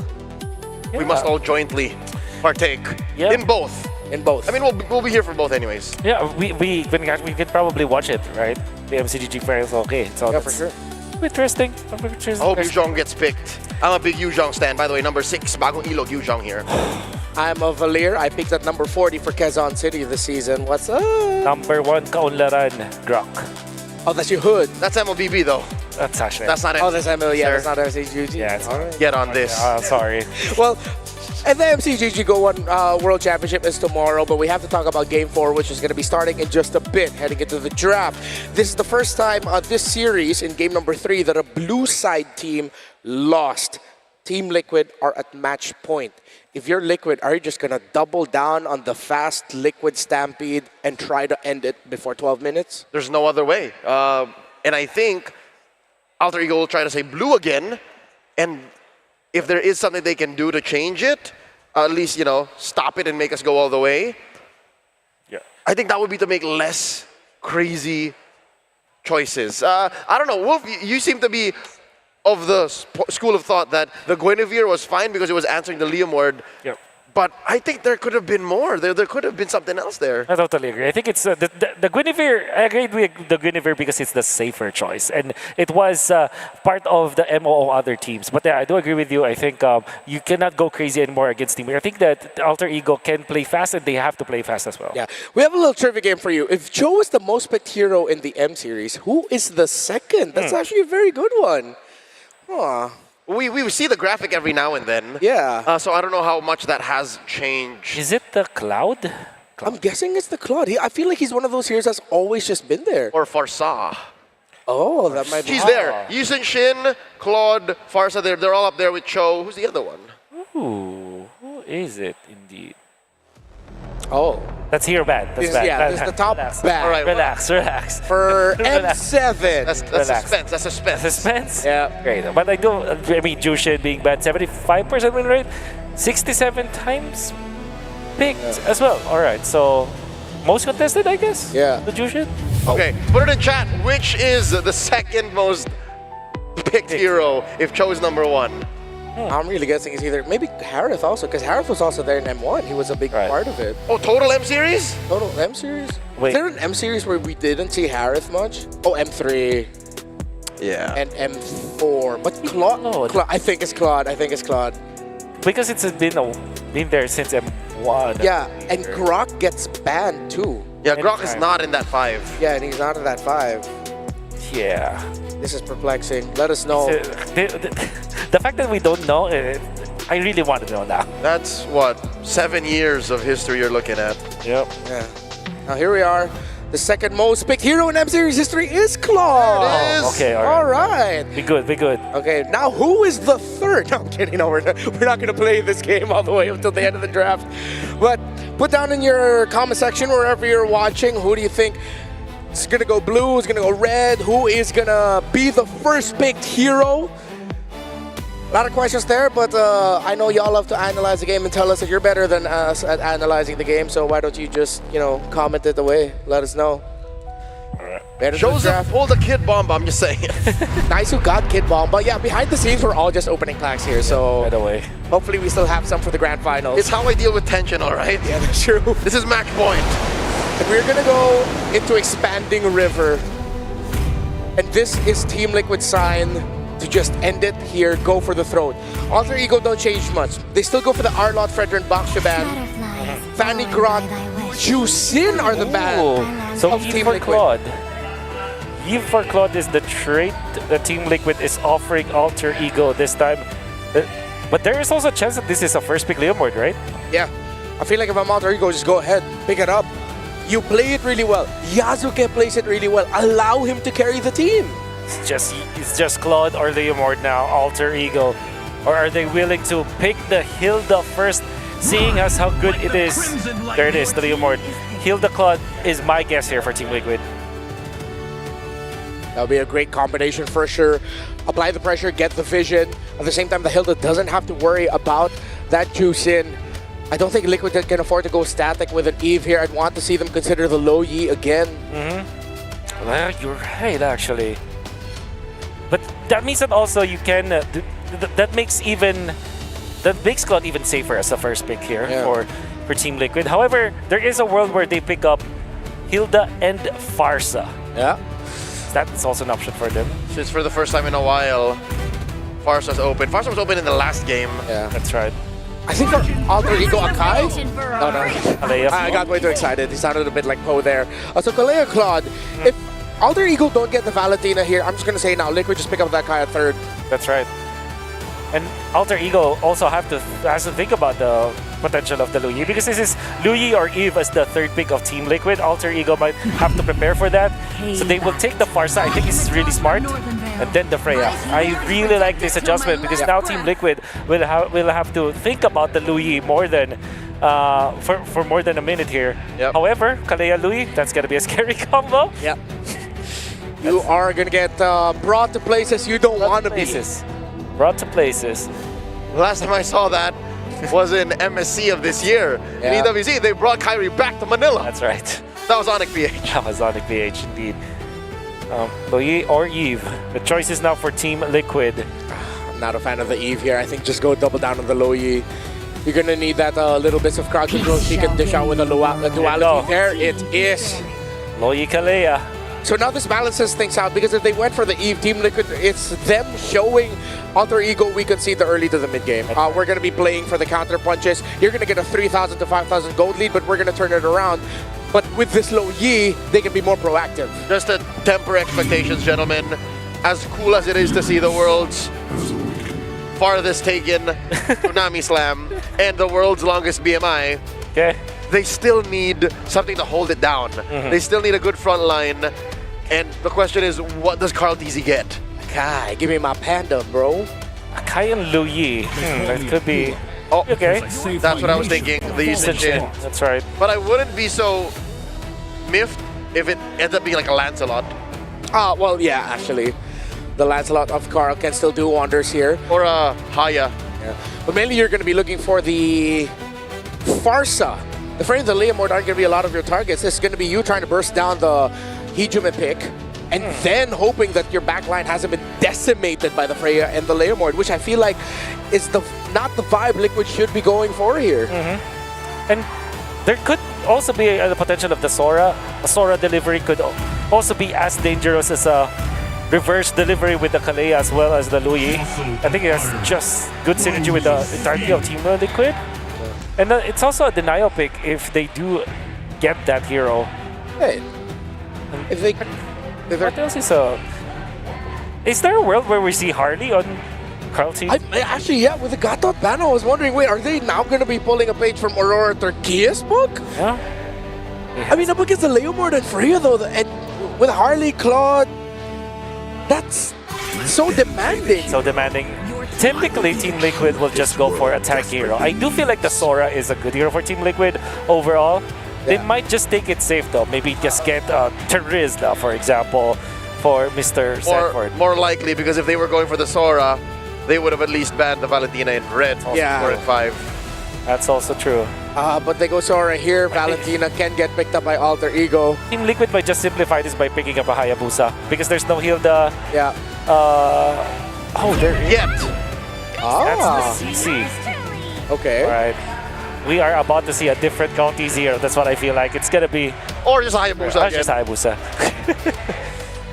Alter Ego against the CC. They will want to go for no Uranus. I think they're left with Alice at this point. And what does Alex pick up? Alice would be perfect here, honestly. Does Alec Khalid again? Does he try to chase where the Luyi goes? Or maybe they chip. Oh, quite chippable. Quite chippable. They have chipped and they won against Spirit last night. Yeah. Oh, to be fair, with the lineup of Liquid, I think Joe might actually be really good. Yeah. Rotational speed, the kick. They pick up the Sora themselves. And now the Cho or the Chin? What is the choice? What's Alex fill in? That's the Okay. And now, Team Liquid, Hayabusa. Yeah. How likely is it that they go for another fighter here? Like a Martus? Alpha, maybe? Oh, Yes! Thank you! Wow! They're going in for the juggler, boys. This is the lineup that a kind of lineup, I mean, that Team Liquid specializes on. The utility with the Claude, the Kalea and the Luyi delivery. With the CC on top for additional damage. This is Team Liquid wanting to win it all in this series. And the lineup rating leans towards Liquid. Take it with a grain of salt. But if this works, it's a callback. Lower bracket finals, M4 World Championship. Bendy Cutie on a Claude, Carl Teasy on an Akai. Plus Dexter ended the game and made them move forward to the grand finals. Match point for Liquid. The last remaining hope of Indonesia and Alter Ego. Defiant, wanting to force a game number 5. Will it be the Golden Road continuing, or will Alter Ego force this to go all the way? The hope and dreams of Indonesia are in the hands of Alter Ego right now for this one. Can they extend the series, or will Team Liquid continue the Golden Road stampede forward to face off SRG in that lower bracket final? Trex, we see the drafts here. We've seen what happened throughout the series. How do you feel about this one? I don't know, I was heavily expecting in the second ban phase to see the Akai banned out. It has been one of the single answers to the Leomord heavily, especially in the hands of a Filipino team. Someone like Carl Teasy, who has been around for so many metas and can play just about anything comfortably. You add that up with the Luyi, it is definitely a dangerous combination for Team Liquid. On the side of Alter Ego, though, you have Arfi on Comfort, you have Nino on Comfort, you have the Farza. It is a powerhouse of picks on both sides. It's always been the Filipino team so far, bringing out the Akai. And so far it's working, Demon Kite. Now Carl Teasy, who I think has been through a decent amount of Akai games in the past as well. I mean, yeah, it's one of those things that's funny. This is why I always love these longer series, you know, best of 5s, best of 7s, because even though we find like ourselves in a meta, especially here, like whether the M series or any of the major tournaments, you see that continue to shift, but then also you see the throwback of some of the lineups and metas that worked in the past. And, you know, a lot of the junglers out there, like Carl Teasy, like Demon Kite, like you mentioned, and, you know, even all around, they all spent so much time on utility junglers for the longest time, right? That was the meta, that was the play for a while, and now you've got this good balance, I feel like, between the assassins and then utility bringing forward. It looks like they want to make a play up top. Oh, now they're going to try to go for Yazuke once again. The Phantom Steed is baited out though. Nino trying to go lightning form. Carl Teasy, he's bursted down. Heavy spin, already committed, but that's a CC immune Sora. Now that's the Air Strike finishing off the kill on Sad for JP, still diving in.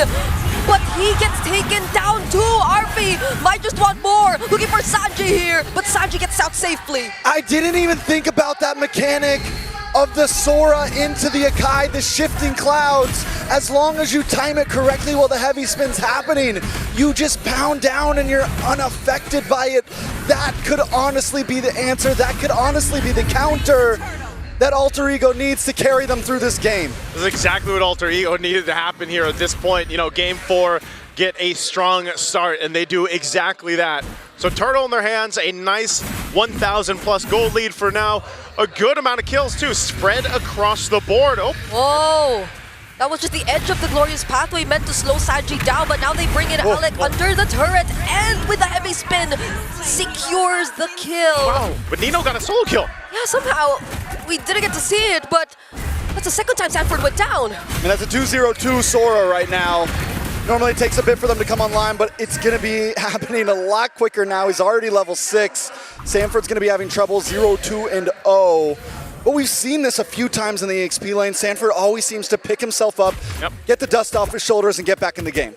So it's funny because, you know, throughout the game, well, Sanji dancing. Oh, now they try to go for the setup. But that's a Purify from Hijume, so he'll be okay. Somehow the laning seems to be going really well for Alter Ego. Yeah, this is what they need. Like I said, they got to be able to secure the opposite ends of the map as well. An Oracle first item now picked up for Nino. He knows he's going to be one of the more aggressive initiators for this lineup. It allows that space for Alec to work with this Hylos. And you just have a lot of pressure, if you think about it, from Alter Ego's lineup. Again, even Arfi, the most winning, I feel like, Freya we have currently in M7. Arfi definitely knows this hero through it in and out. Like, I mean, look at the way he's just going to go ahead and take some of this gold under Oheb. Such quick rotations too coming in from Alter Ego. Oheb already using the BMI now. Even Carl just trying to take his purple buff. There might just attempt to deny it from him. Oh, a flicker already forced out of Oheb. JP holding that bush though. Will he try to go for the setup? But however, we are looking down bottom. That's going to be the BM or the Blazing Duet just to clear the way.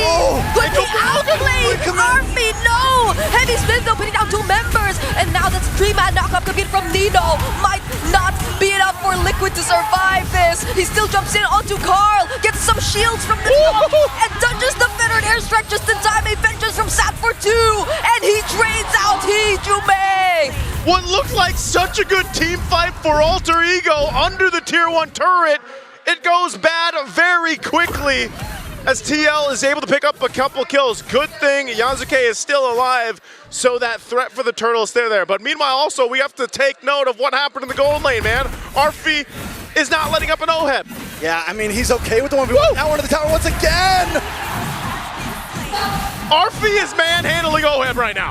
I gotta say it, this Freya is unstoppable for now. Yep, and now it's Carl TZ with a spot. He does have the heavy spin, now he's forced to use it.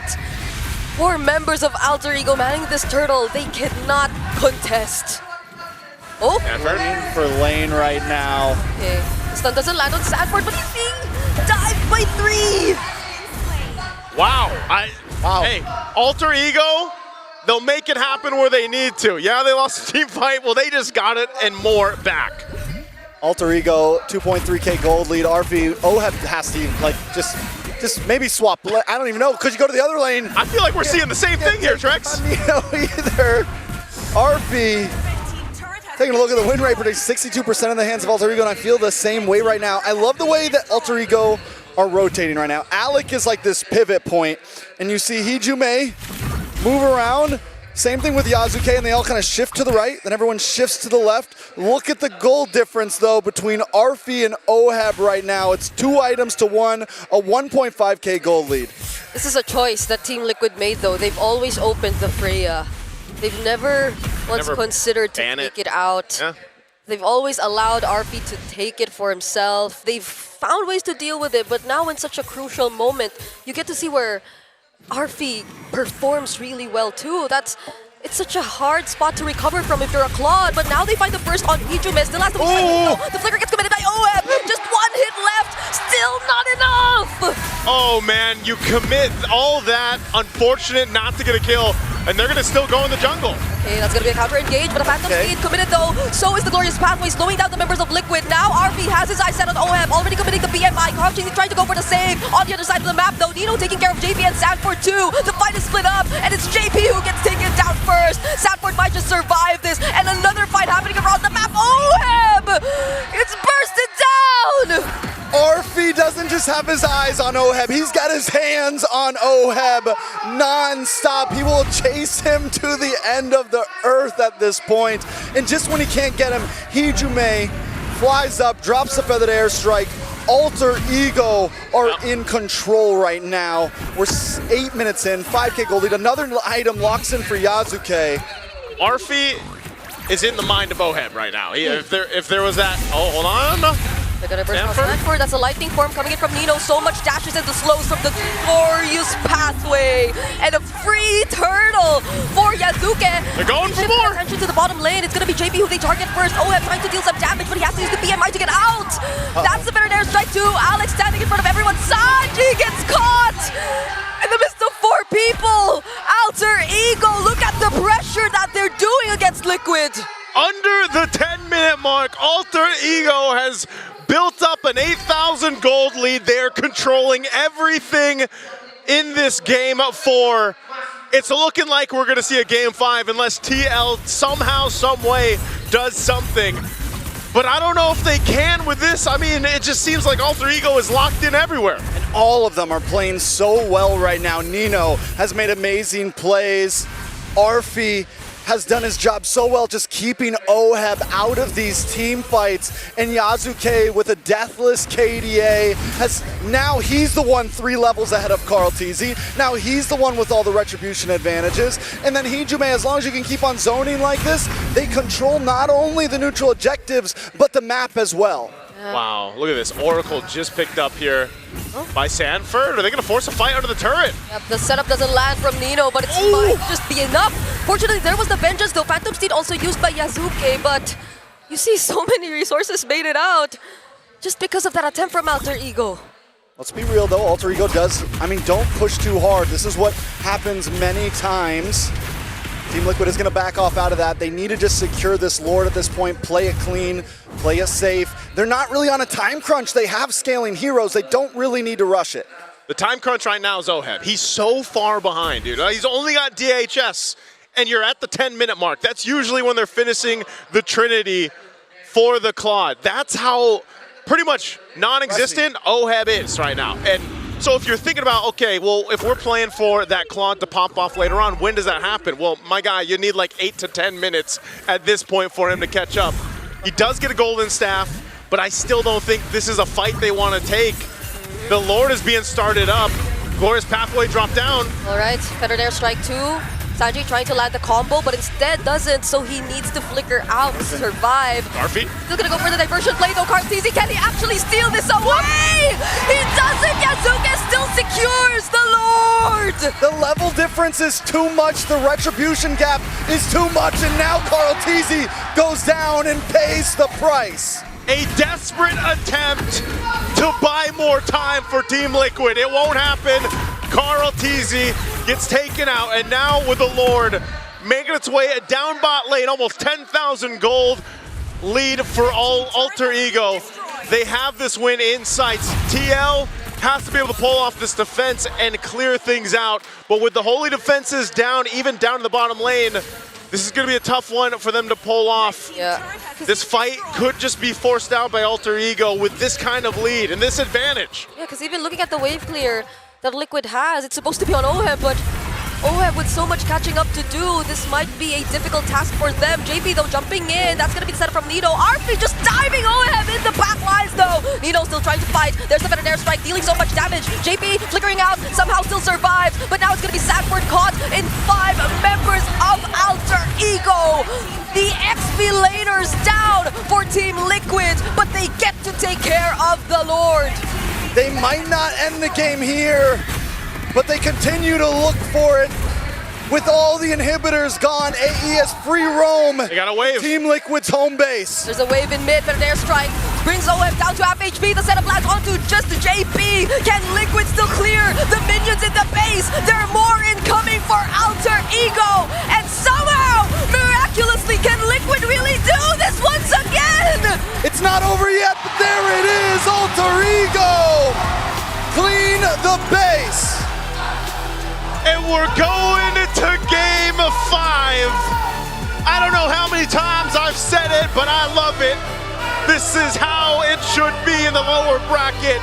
And it all comes down to that one game between these two phenomenal teams.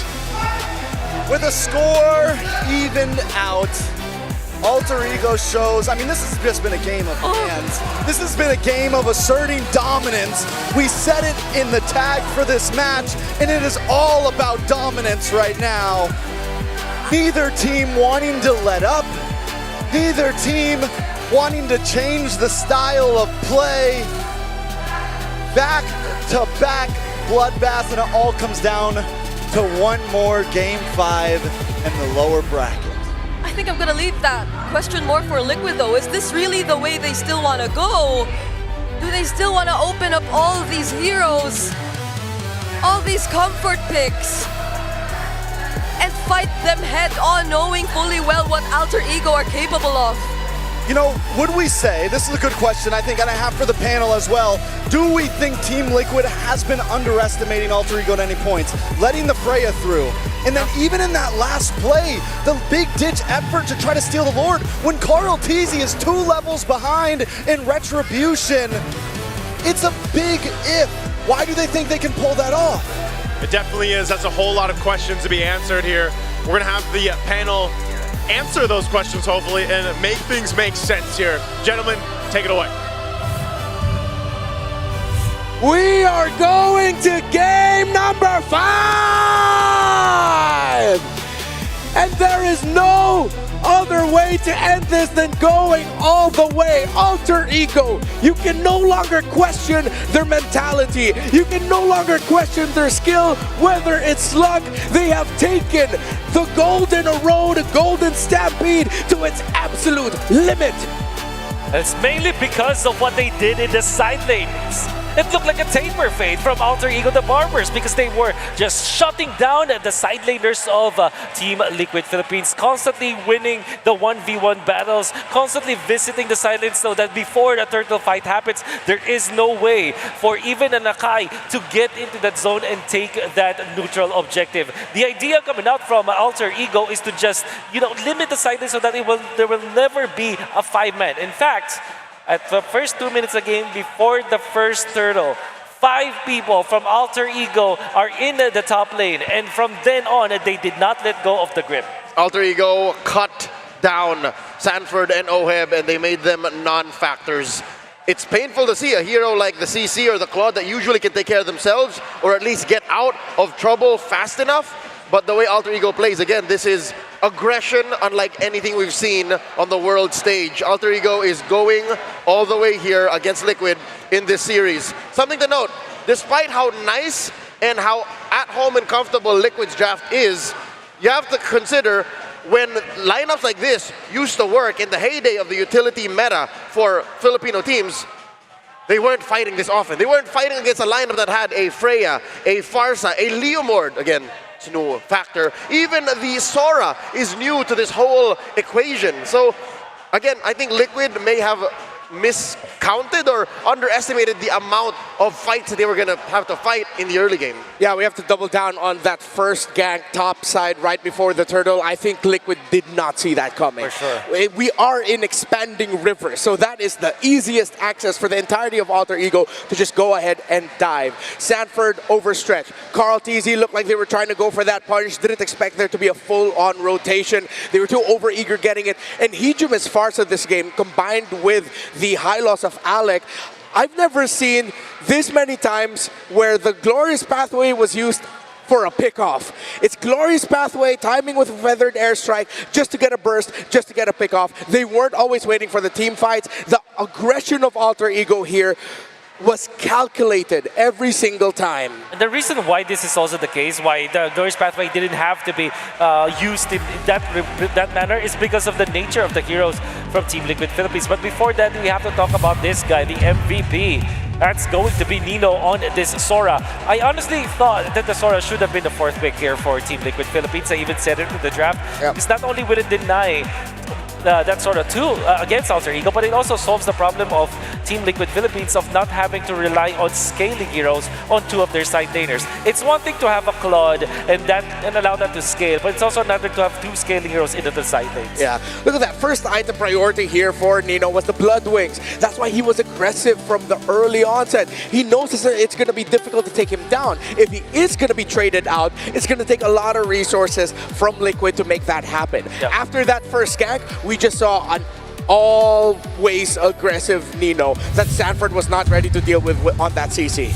I'd hate to compare apples to apples, but when Aurora in the upper bracket finals pulled off a similar lineup again with the Akai coming out of retirement, dusting him off, the reason why it works is because SRG then drafted a lineup that wasn't as aggressive. Sure, it also had the Leomord, but they also were playing kind of softball. Harith needs that late game power spike. Zetian is more utility. Gatot Kacha, more of a bodyguard if anything. And the CC, not as lethal or as forward momentum reliant as a Sora. So here, I think Liquid kind of did not expect that AAE would play hardball this early, and that was the death of them. Again, I don't know if it would still be valid, but if they were going to try this one more time, play to avoid fights, deny AE what they want. Yeah. The difference in game number 2 where the Luyi was so successful is that this time it's facing up against the Farsa. Remember back in game number 2 we said maybe the Farsa should have been the pick for Alter Ego to counteract this Luyi. This time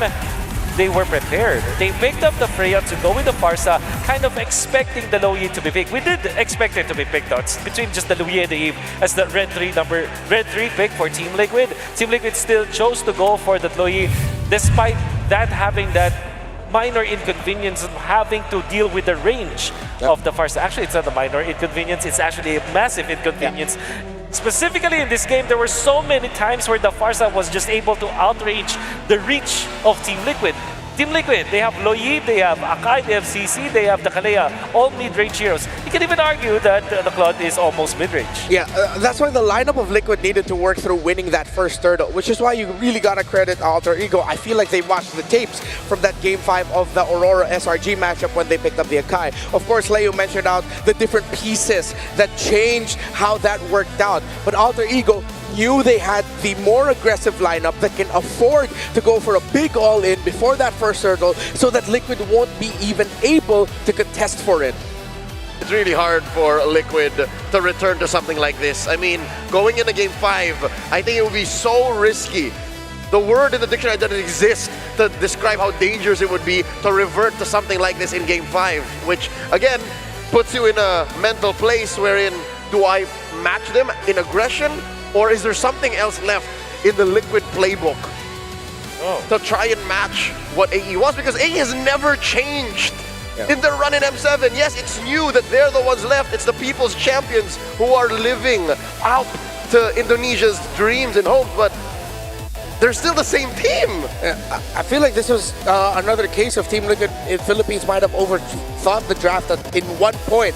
I can't pinpoint exactly where, but Alter Ego were honest. They first picked the Leomord. Freya and Farsa went right after. At that point, you already knew what they were going into this with, and Alter Ego executed that perfectly. I think they overthought the CC slot, I would say Red 4. And I don't totally understand why they go for it, actually, because I think that they already were set to, we are picking Akai. And the problem with having the Akai with the Claude is that you really need some damage on the side lanes. That's actually the dilemma that they had to face. Surely a double scaling side lane matchup against Leomord and Freya will never work. But they had to gamble in that idea that maybe if Sanford as well as Olaf can just outplay their counterparts, it could be better for them.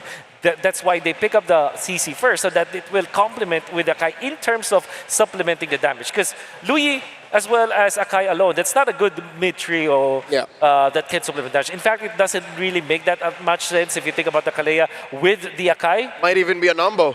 Actually. Non-combo. And then if you compare that to the other side, the mid-trio was what? It's the Hylos with the Farsa and the Leomord. There's so much damage in that department. Yeah, revisiting my numbers here, CC does have a positive win rate over the Sarah and Leomord, although the sample size of that is very small. Farsa and Hylos 50-50. It's against the Freya, where it only has a 25% win rate against. we also just have to credit, looking out of the picks, Nino has been putting on an absolute performance this entire series. He has been winning in lane against Sanford. What a series so far, and of course, this is the perfect way to end it, to go all the way, but now we'll go all the way to an interview.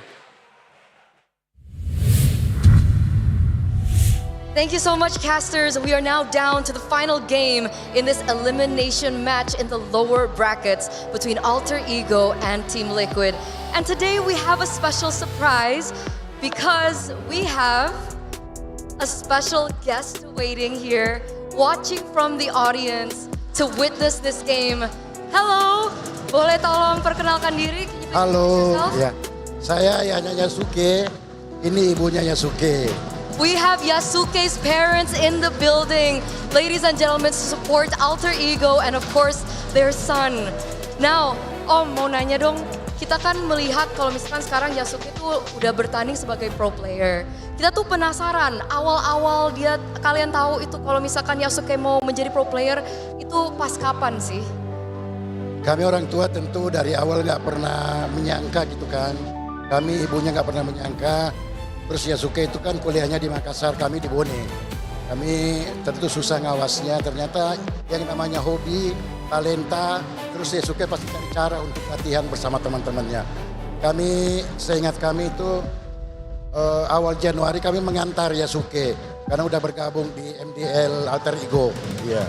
Okay, so Yasuke's father mentioned that he never expected for Yasuke's career path to lead up to this point because at the time Yasuke was studying in Makassar, a different city where they were living in, but he trusted, he understood that there was a process that had to be done, but he just kept supporting alongside with the mother of Yasuke.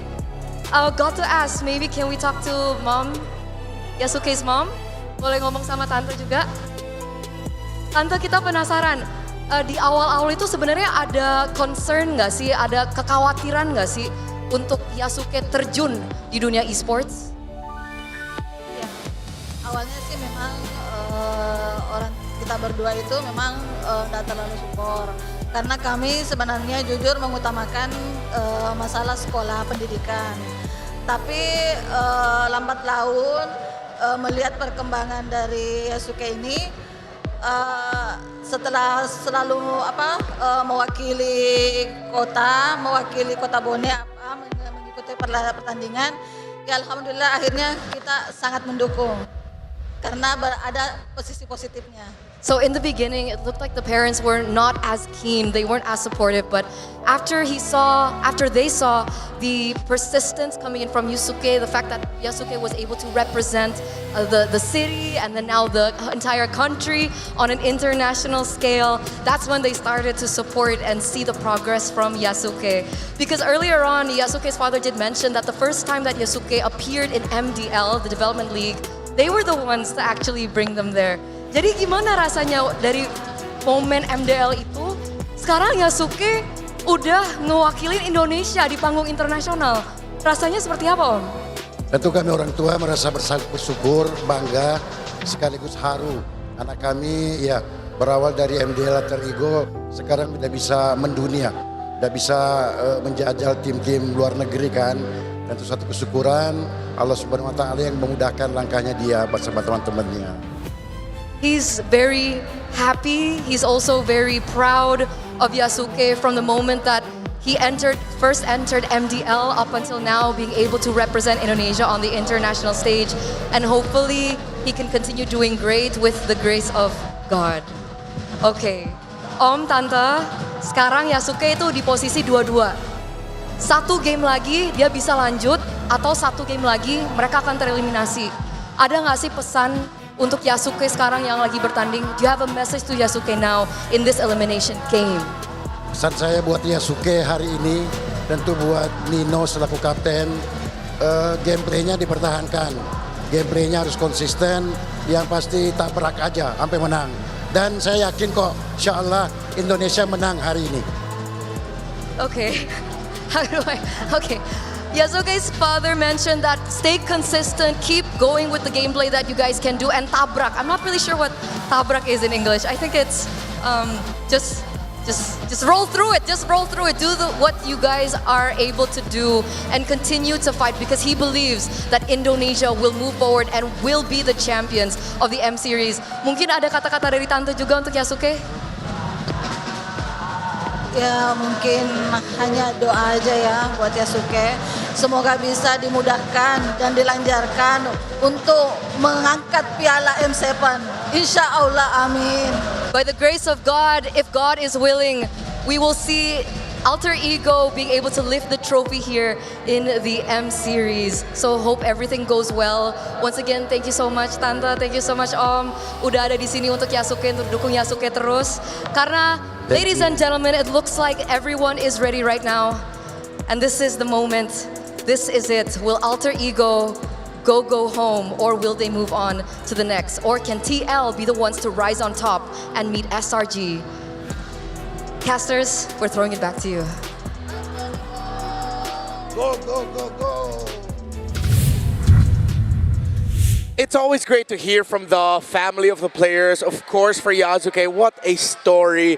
MDL champions, gets called up to the Alter Ego main roster at MPL Indonesia Season 16. Didn't win any Rookie of the Year awards, Most Improved Players, no awards like that. He just kept his head down, improved, got better, made it all the way to becoming runner-ups for the season, and now here they are on the world stage, one game win away, potentially, from eliminating the team that's been eyed as many as to be one of the greatest teams of all time, looking to complete the Golden Road. What a story for Yasuke and Alter Ego. And the fact that he is unfazed in front of a team like Team Liquid, in front of the crowd like this, as a rookie, that is a rare trait to have. In fact, some of the known young prodigies that we've ever had in the Philippines or all over the world will always have that kind of trait, being dauntless in the face of danger. And I feel like Yasuke is just exhibiting that. I don't think that there was ever a game that Yasuke actually failed when it comes to his gameplay. When they lose, he's just, all right, shake it off, we'll do it again. And when they win, just like now in Game 4, man looks like a star. And with his family watching, and of course the thousands of Alter champs all over the world, it can only look so much better because, again, momentum is on their side, which now brings us to talk about Liquid, who has been struggling. Again, we haven't seen Liquid struggle like this in a while. They are on the Golden Road, which means for a majority of 2025, every major tournament they took down, everything they touch turns golden. Yeah. Except for now, because they are one game away from being eliminated from M7. Yeah, it just speaks to us to how good the competition is right now in M7, especially with how the metagame has developed. You would actually observe that every single day in the knockout stages and also in the Swiss stages, there is a specific new meta that has been developed. For example, there was Akai in day number 2. And then just yesterday, we saw some changes with Leomord and Freya, and now Harley being prioritized as well.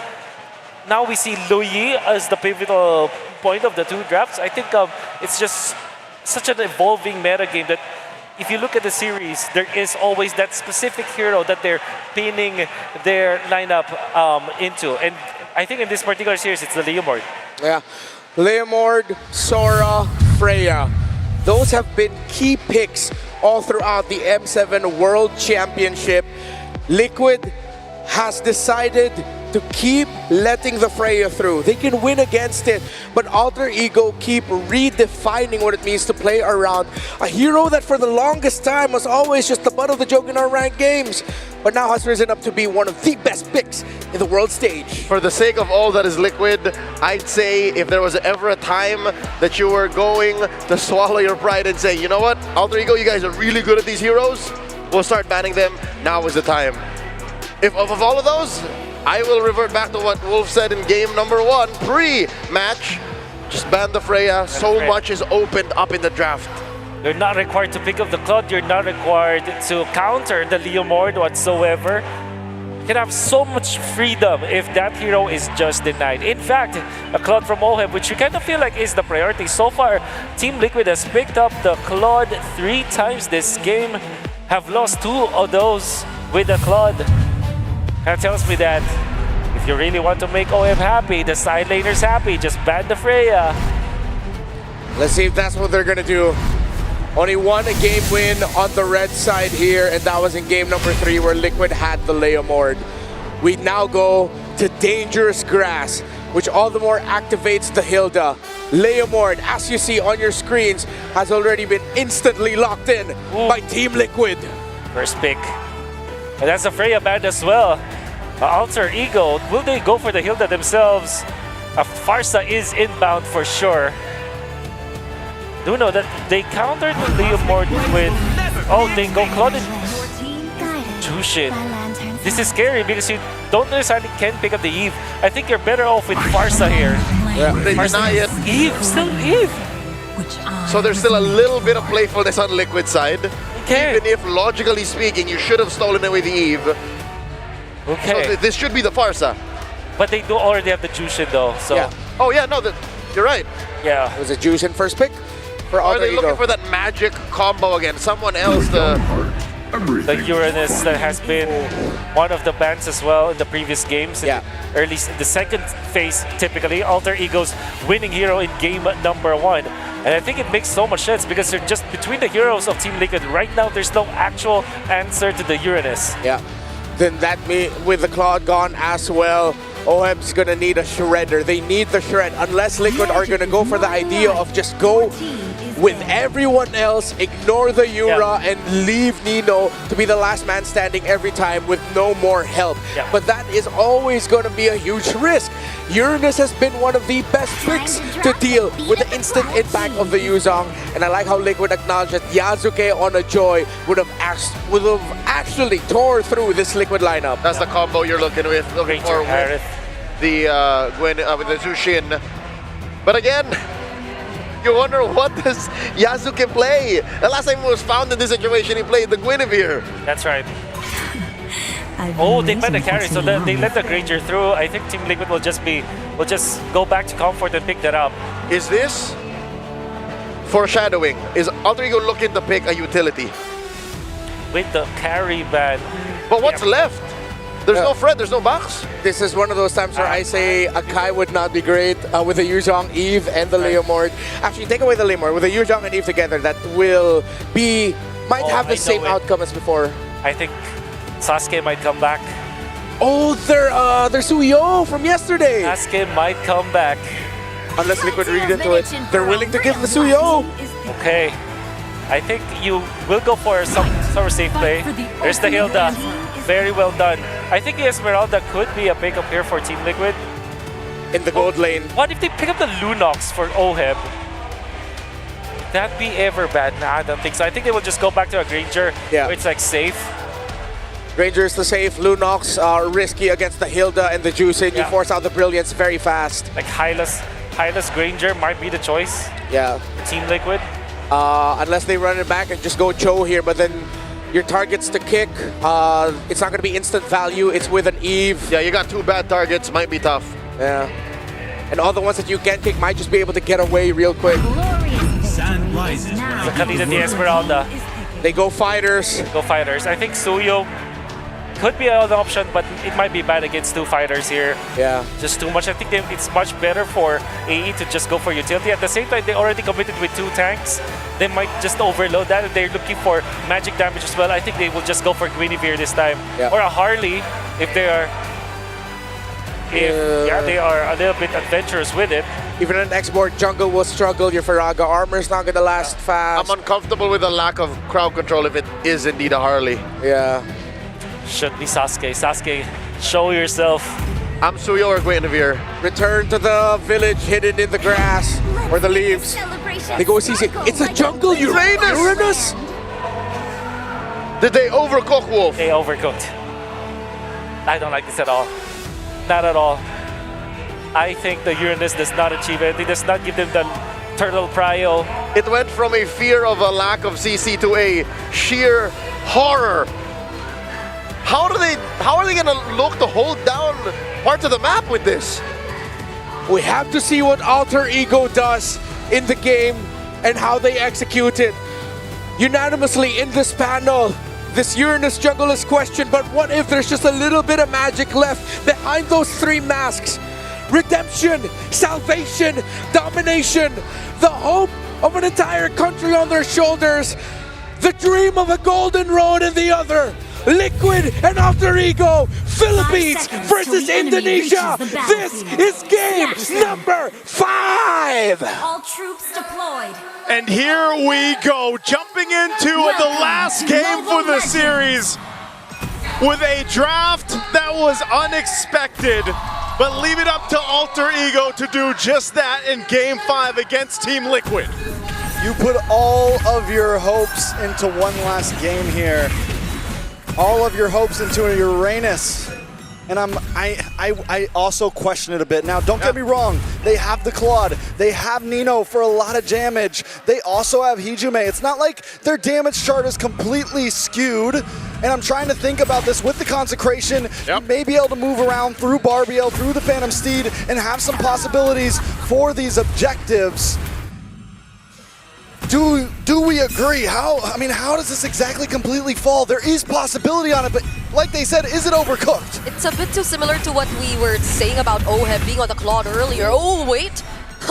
Both Flickers already forced out of the roamers, but going back, I guess one of the biggest differences, though, is that Arfi has been someone really reliable in terms of the laning. Whenever he gets his hands on even the marksman, even when he's not on the Freya, Arfi has been performing exceptionally well. So I think if it comes down to having to depend on Arfi, then Alter Ego would be in a rather comfortable spot, but that's considering that OHEB on this Esmeralda doesn't get to make things a bit too difficult for him too, but the way we're seeing it right now, he gets to freely cut the lanes as he wants, and a Flicker is forced out again from Hijume. Yeah, you're able to go ahead and just kind of play into that, right? If you can get some of the pressure in the early game, that's kind of what we're seeing. We're seeing this push and pull, but TL wants to potentially make a play, knowing that Carl TZ is level 4 at Stanford as well, but they'll just go ahead and really start up this turtle. Again, Black Dragon form used just to keep Yasuke at bay, but is this going to be enough? It's Yasuke who he's zoning out, and the shift, Phantom Steed into finishing off the kill for Yasuke. Carl TZ securing the turtle, and now they see Nino, but Nino too will respect, he will not commit anymore. Yasuke just maybe didn't expect the damage to be so much. The passive was already on him from Sanford. The Cha was leaking away from him. Yeah. And Yasuke just walks right into it. Definitely a misplay this early in the game. Yeah, there's something about Uranus junglers and them feeling a bit more softer than the typical Uranus that we see. Alec, though, gets stunned right under the real-world manipulation. That is unfortunate. It's unfortunate because, again, as a Uranus jungle, what exactly are you going to be able to do against a Leomord type jungler in the rotation setup here? Enemy gets set up into a somewhat burst damage coming in from both JP and Sanji. Not going to be enough to finish off the kill on Hijume, though. At this point, we're already looking at the possibilities of Alter Ego on a clock, right? Looking for late game. I mean, their build was already kind of like that. You have the CC. You need to scale. You have Arfi on this Claude. You need to scale. They do have the shred to deal with OHEB when he scales, but Team Liquid can just continue to push this aggression at this point. They have JP 1-0-1 having a much better game than we've seen before on the Khalid. Yeah. So I mean, it's a tough start. It's a very tough start for Alter Ego Esports already. Although this feels the most disciplined both of these teams have been entire series long. Which is crazy because nothing too much has happened, but TL still built up a lead, nearly 2,000. Arfi's going through the same thing that OHEB had to deal with. And, you know, what I'm more interested in how Alter Ego is going to approach these objective fights because of the fact of, again, like we just saw from the last fight when that was started up, it was more of a zoning thing that was the problem. So they've really got to be able to rely on this lineup to kind of support that. Turtle's up, so is the purple buff. Yasuke might choose to just at least show face here, but I think this could just go over to TL. He's going to start as purple. JP gives that information, and that allows Carl TZ just to go ahead and secure the turtle. I think it's a smart move from Alter Ego. You don't need to force it. You don't need to go too deep in. Alec now in a bad spot. Yeah, you can't, because you'll get punished. You'll get chased by the Phantom Steed, by JP on this Khalid. And looking at it right now, though, Alter Ego might just want to fight. Flicker from JP. OM going in. One Sarmon already committed. He does feel the damage, though. So somehow, Arfi That's why we were talking about him being someone you could depend on. Nobody goes down just yet. With a 1.5k gold deficit, Alter Ego almost get a kill. They almost also lose one as well, but just from that fight, you can see that this is still kind of a tie game. Both sides having possibilities. Nice catch from Sanji.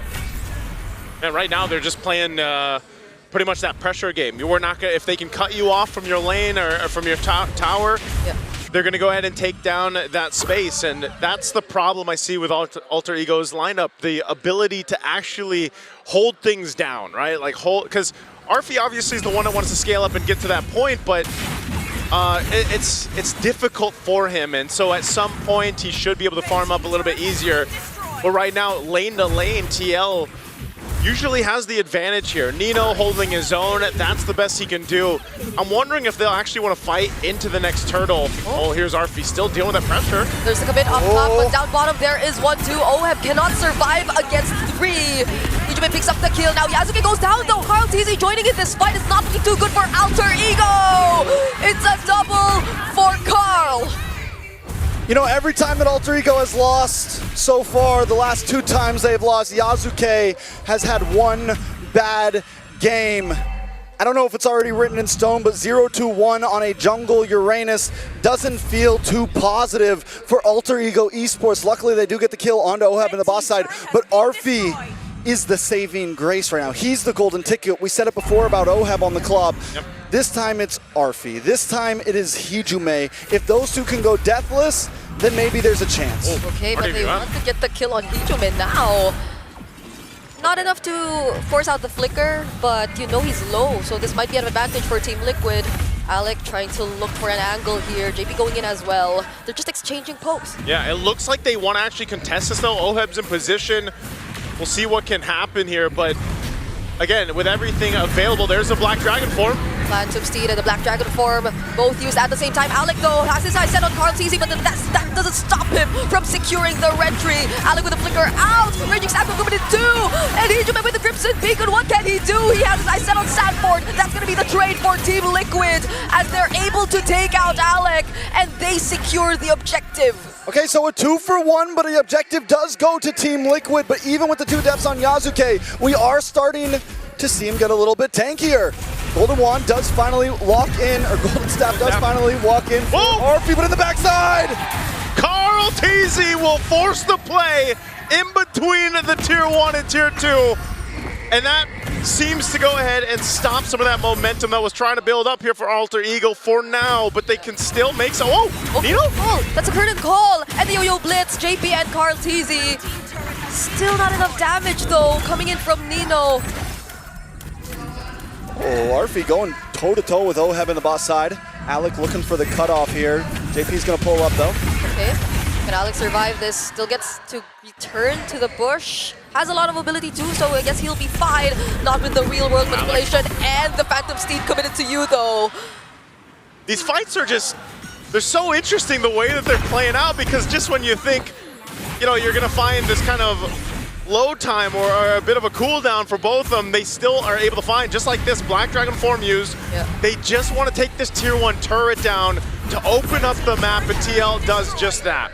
This honestly feels the most macro Liquid has played in the entire series. They're just taking things one step at a time, always making sure that they commit their resources to take down or take away turrets from Alter Ego. And I feel like it's really working against this team who you're so used to seeing always just brawl it out. Well, the thing is Alter Ego Esports in the past 4 games has been able to brawl it out, and it forces Team Liquid to brawl back with them. It forces them not to be, you know, not to be macro efficient. But the thing is Team Liquid this time, they're in control of the game. So yeah, they can go back to being regular old, oh, we'll take towers, we don't need to rush things, we're comfortable. When you have a lead like this early on, and Alter Ego has a Uranus jungle where you can't force fights, that's why we're seeing this. Maybe they tried earlier, actually, but you see the damage that Liquid has, and they can deal with him immediately. Now, speaking of damage, TZ versus Nino. Nino has a slight advantage in this, as we're seeing right now, but with Sanford flying over him, Carl TZ gets to run away safely. Oh! Okay, whoa, they boss side. JP and Carl! Carlteasy, could he actually get out of this? That's the real world manipulation used for Hijime, just so he can save Carlteasy. Falling Star coming in from Oheb. Now there's a knock-up 2 coming in from Sanford. Hijime finally goes down in the hands of Oheb, and Liquid might go for the re-engage. But with that, Alter Ego can't start up the Lord, so they chose to continue the fight. They lose Hijime, and he's an integral part of this compositional work. So it's a back to it. Again, TL still maintaining a lead. They'll get back in position here to potentially force this fight around the Lord. Now for Alter Ego Esports, they're starting to get the hang of things here with this composition. Nino is a threat, and he is trying to do his best here, and that's why they're going for him. Yeah, they're gonna try and focus down on Nino, but he gets tied with the Garden Call. JP, can he survive this? Yasuke able to put on more damage, but RP's locked on to JP! JP doesn't live, but now that's 1 member down for Liquid, and Alter Ego gain control of the objective. Sanji does have the real world manipulation. Alec trying to zone out everyone as much as he can. OF doing the same, but he's starting to feel the damage from RP. Phantom Seed from Carl. They're gonna focus down on Alec first. But the Lord is still in the hands of Alter Ego. Carlteasy now making his way in. Okay, Carlteasy in range. Sanford already using Black Dragon 4. He's on to 3 members of Alter Ego. Can he take down Hijime? That is gonna be the real world manipulation. Finally finishing off the kill. Carlteasy versus Nino with vengeance. Carlteasy wins! And Carlteasy is gonna have to run from Yasuke. Okay, that's the Phantom Seed, additional movement speed. Now he's up against RP though. Can Sanji save him from this? It's a no! BMI used just to escape RP. Doing phenomenal job at saving Alter Ego in this game. Yasuke, can he still live? OF trying to go after the chase. JP, slow down. OF still going for it.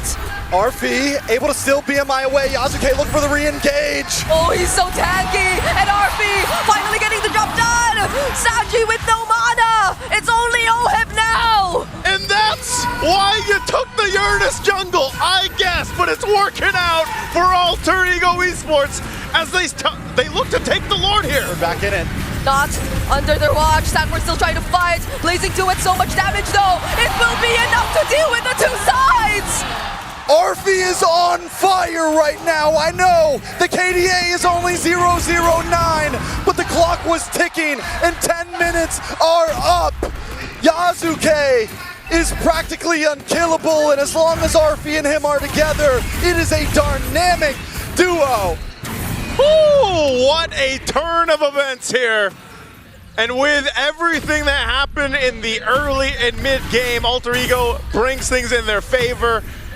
And look at this, again, Arfi, like you mentioned, Trex, I mean, he's on fire, he doesn't have many kills, but it doesn't matter. He's able to go ahead and pump out the damage. He's got all the assists in the world that he needs here, and that just might be the play. Plus the fact that Hijime is stacking up on this guy Piercer. Now you're gonna Malefic Gun. They want to force a fight here on the bottom side. You want to go for OF now. That's a real world manipulation, though, dealing so much damage. JP going in with the Raging Sandstorm, now forced to flicker out just to survive. Sanford 2 helping in this defense up against the Lord. That's a critical coming in from Nino 2, tying JP and Sanford together. All right, Lord able to move on to base. Alter Ego this time play it safe, get out of their face, and move back to safety. Alter Ego playing it clean. Okay, looking to still put pressure. They'll get a tier 2 in the mid. They've cleared out a lot of real estate on the map for Alter Ego. And now, maybe for the first time or second time in this game, TL has their backs against the wall with this kind of composition to deal with. It makes you think, again, this Uranus jungle is able to just go ahead and play up front and provide information alongside Alec here, which gives that space to Arfi and Hijime. And so TL's got to solve that. How do they approach these fights and get some control back into the game? There's no Shredder. I mean, a lot of it's going to come down to utilizing this RWM correctly. Okay. Nino? Oh, Nino in a bad spot.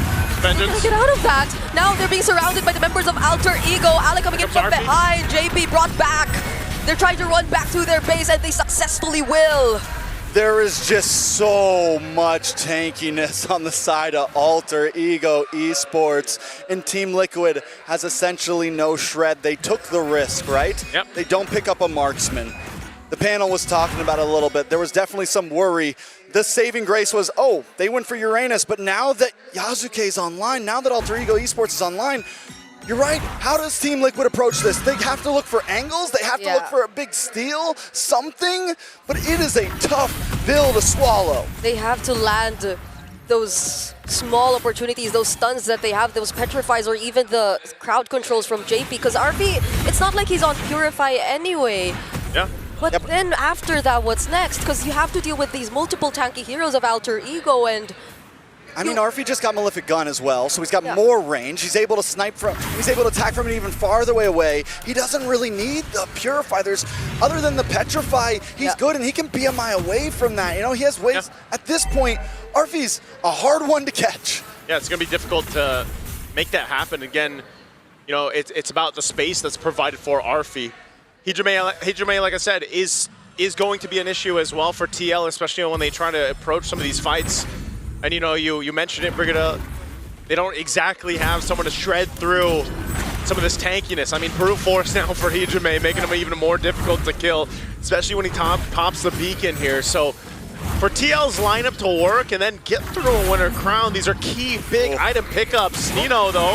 Okay, now Hijime going into with the Crimson Beacon, trying to look for someone to set up, but he gets to dodge the Raging Sandstorm, and now they're on to Sanji. Sanji, he cannot survive this dive coming in from Alter Ego. Sanford 2 separated from the rest of the team. Now they're on to Alec. They're going for the chase. Carl TZ can actually finish off the kill, but now on the other side of the map, the Apex Predator will have to be the sacrifice. With Sanford gone along with Sanji, yes, they find Alec, but Arfi should be able to move on to this Lord quick. Will Team Liquid try to go for a steal? It's getting bursted down too fast. Too fast right now as Alter Ego has control. TL shows up way too late, and JP tries to get away. They're gonna have to disengage. This is not a fight they want. Oheb will jump on forward, but still they need to reset and get ready for this Lord push from Alter Ego. It's all gonna be about how Alter Ego approaches this base. One of the major faults we've seen from Alter Ego over this M7 is overstepping your welcome, making one false move to throw a game, and if you know the Philippines, they're always watching for that one small mistake. Alter Ego has to be meticulous when they enter this base. They're gonna have to go ahead and buckle in here with this kind of lineup. Not the best clear in the world. They're gonna rely on the RWM2. A conceal's gonna be used. Lord makes his way top. Here comes the push into the base. Yep. Phantom Seed already committed.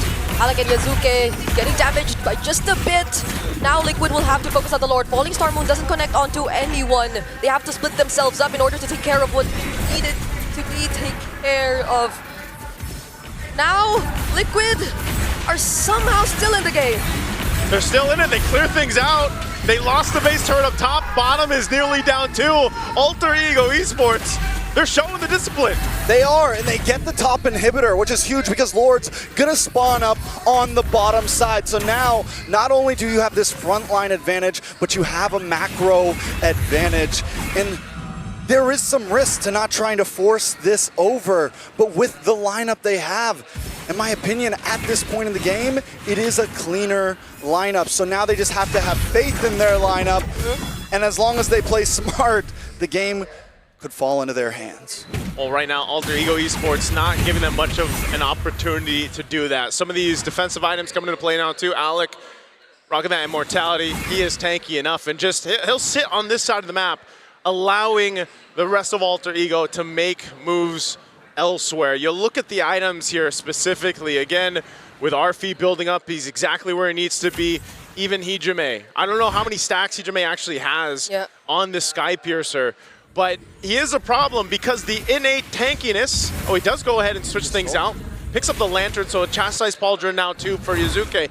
So that's the problem, man. There's so much tankiness in their ability. There we go, 31 stacks here on, and that's great because that's a threat enough even when they force these fights. I'm wondering how I feel though about the Cell and dropping the Brute Force Breastplate. Yes, your front line is tanky, but there's some risk reward there, right? You go for a bit more damage, you give up the possibility that Sanford or Carl TZ are gonna jump on you, and that could be the survivability. Let's see how it plays out though. Arfi! Will they catch Arfi? Can Carl TZ actually find him? No! The BMI was available, now it's Sanford trying to go on to him. The Petrify lands, but there's a Winter Crown available. Sanford might just get punished here, and he does! Hijime, killing spree! It's a double for him too! Wheel run manipulation used just to save the game as much as they can, but it's gonna be a triple for Hijime! JP and Santi are the last ones defending. It's 5 against 2, and the minions down the bot. There are minions down bottom. Everyone from Alter Ego's low. BMI available. Winter Crown again. Yasuke finally going down. Alec has to play this safe. Hijime though, very aggressive, diving in. JP2 sacrificing his life. The base is within reach. And Alter Ego might just make it happen, but they cleared a wave. It's too much time. That's it. Alter Ego will stand strong as Indonesia's last hope. They are the ones to shut down the Golden Road. The dream of the Golden Road will be just that and only that. But a dream as Alter Ego rises above it all with Indonesia roaring behind it to eliminate Team Liquid from M7. The cavalry goes silent as the stadium erupts. Alter Ego have done what so many think impossible. You know, we saw some of those videos, guys. Nino apologizing to the Indonesian fans when they couldn't move farther in previous MPLs. Well, today, Alter Ego are in the hearts of the Indonesians. Hey, man. I think a lot of people questioned the Uranus jungle pick. We all did. I think a lot of people did around the world too watching this one, but hey, they made it work. Big props to Alter Ego here. You can see the fist bumps on the stage. That's tough to see for TL, but Alter Ego did it in a very Alter Ego way to win this series. That last minute swerve, who would have thought? It was going to the jungle all along, and even when it was something Liquid initially were able to deal with, they just needed time. It's just, again, a phenomenal series that we had here, man. It's just back and forth from game to game, and the team fights in the game too. I don't think we could have asked for a better series here because of just how this all unfolded. You know, it's some of the best MLBB we've seen so far, and M7 honestly continues to deliver. It's just great to see, and again, hats off to all the teams. We're at that point in the M7 where unfortunately you got to say goodbye to teams, and a lot of people probably went in today not thinking this would be the result, but hell, Alter Ego ends up doing it, and they continue on with Indonesia. It's just, again, I know we're all clapping, we're all in awe. You saw the audience. I hope you guys can hear them through the stream too, because they have rallied behind them. We're going to be throwing it over to the panel to break down this game, this series, and again, what they thought here for this one. It would be irresponsible of me to not allow this Indonesian crowd to have their moment. Indonesia, mana suaranya?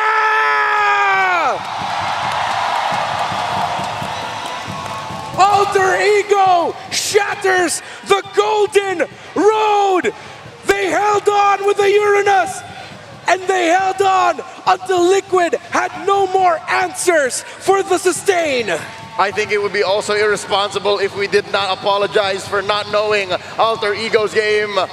Gua, maaf banget. I did not expect for something gila enough to just work, because in practice, in execution, they seemingly tricked Liquid into thinking that they could fight. And it took too long for Liquid to notice, wait, there'll come a point where this is impossible. We were right in the first half though. The 3,000 gold lead for Team Liquid, they were so anxious, they were winning already. And then Carl TZ goes for the play onto RV, Sanford eventually follows. Nino holds his ground actually with that CC, then eventually puts down Carl TZ so low, and then Sanford had to go there. They tried to chase, And then all of a sudden, you don't have the ultimate, you don't have the real world manipulation, you don't have the Phantom Seed, you don't have the Elder Dragon form before the First Lord. Even when you have a 3,000 gold lead, Team Liquid have just thrown away their lead by not having the proper resources in the First Lord fight.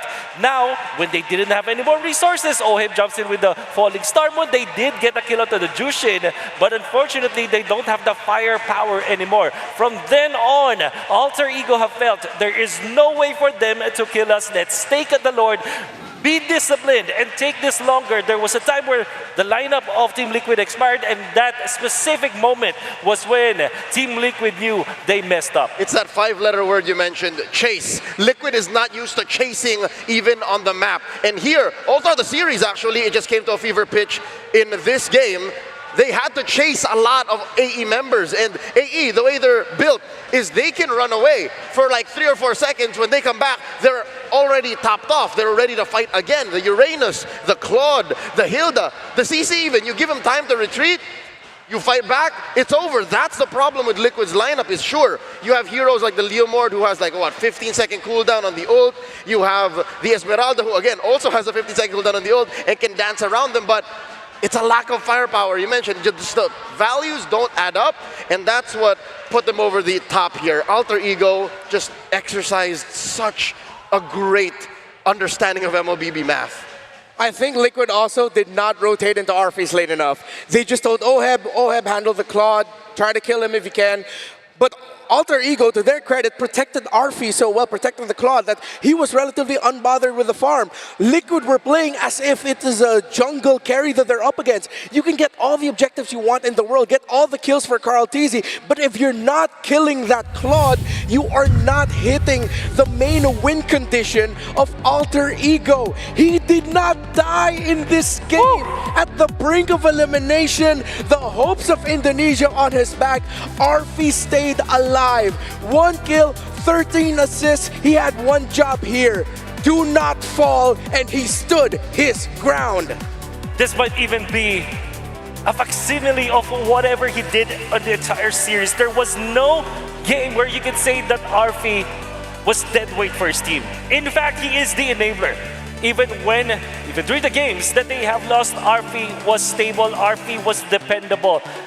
Arphys was amazing the entire series, but this particular game just, stamped in with that. And I think you have to credit the side laners of Alter Ego in this particular game, the way that they have handled their counterparts. I would say that between the matchup of the side laners, the side lane duo of Alter Ego was better than Team Liquid the entire series. Oh yeah, the sum of their parts is greater than them individually. And Arphys was just that tipping point, that extra icing on the top, but was also just the flour in the middle, the whole damn cake that made AE just a threat in the late game. What was that? Trek said, 10 minutes is up, it's over, it's our time now, all chat. Target lock, my turn. Folks around watching who play ranked games know what this means. It's Alter Ego showing us a new face. I've said it multiple times in the series, throughout the knockouts, they played the same way, but this time they showed us, hey, we can hold on. Our side lanes can still win, but as a team, we can hold on to wait until our power spike and win this way. Terrific Winter Crown Immortality juggle as well by Arphys to deny him getting taken out by Team Liquid. And at some point, you gotta acknowledge the fact that it looked like Team Liquid Philippines really just dropped the ball in terms of taking their major win conditions. For them, their major win condition was get all the objectives, but leading up to their First Lord, they could not take Arphys down. The one main win condition for this Alter Ego lineup. Yasuke needed to stand his ground, and he did. Alter Ego just needed to buy time and delay, and they did. It's not even just the items that you have to look for now. Because Alter Ego, they have just naturally went on with the composition that they have. You can see Yasuke with a very selfless kind of build. Even when he died in the first turtle, you can see that he did not have the best gold, in fact, compared to the CC, compared to this Jushin. I think that he actually played this in a whatever is lower than a utility role as a juggler, where he really just sacrificed himself. Like, you can see that he's just going to the front lines, whereas the rest of AE that's dealing the damage is just farming. This is also the reason why Nino on this CC eventually out-damaged and out-sustained this Leomord. long before he was able to out-sustain as well this Yu Zhong from Sanford, because I felt like there will be a time where Sanford could no longer one-shot any of the members of Alter Ego, let alone this CC. And then the best part of it is CC can then bring back the damage to Team Liquid. I can appreciate how you spotlighted El Padre Nino, because you look at this lineup, it's clear what that mid trio wants to do. Just hold it down. But until the golden boy Arfi is ready, until he goes off to college and starts, you know, shooting it up, somebody had to hold it down with the damage output, right? And that was Nino. How early did he build that Hunter Strike and what was the other? He had two, was it Warax? I believe it was the Warax. It usually is for CC. See, so before he even said, Arfi, are you ready? No? Okay, let me take care of it first. I can't let Liquid get away with this. That's what made that whole 11 to 12 minute mark more difficult for Liquid to ever finish, because Nino was a legit threat. Yeah, El Padre definitely played better than the Apex Predator this entire series. We have to acknowledge just how good Nino was this entire 5-game bout, and especially highlighted here. If he died more times early on, Alter Ego would not have had the damage to cross it on over for Arfi once that first Lord came up. But Liquid could not get enough deaths onto Nino. They also couldn't get enough deaths onto Hegeman to stop his eventual climb into getting that Sky Piercer.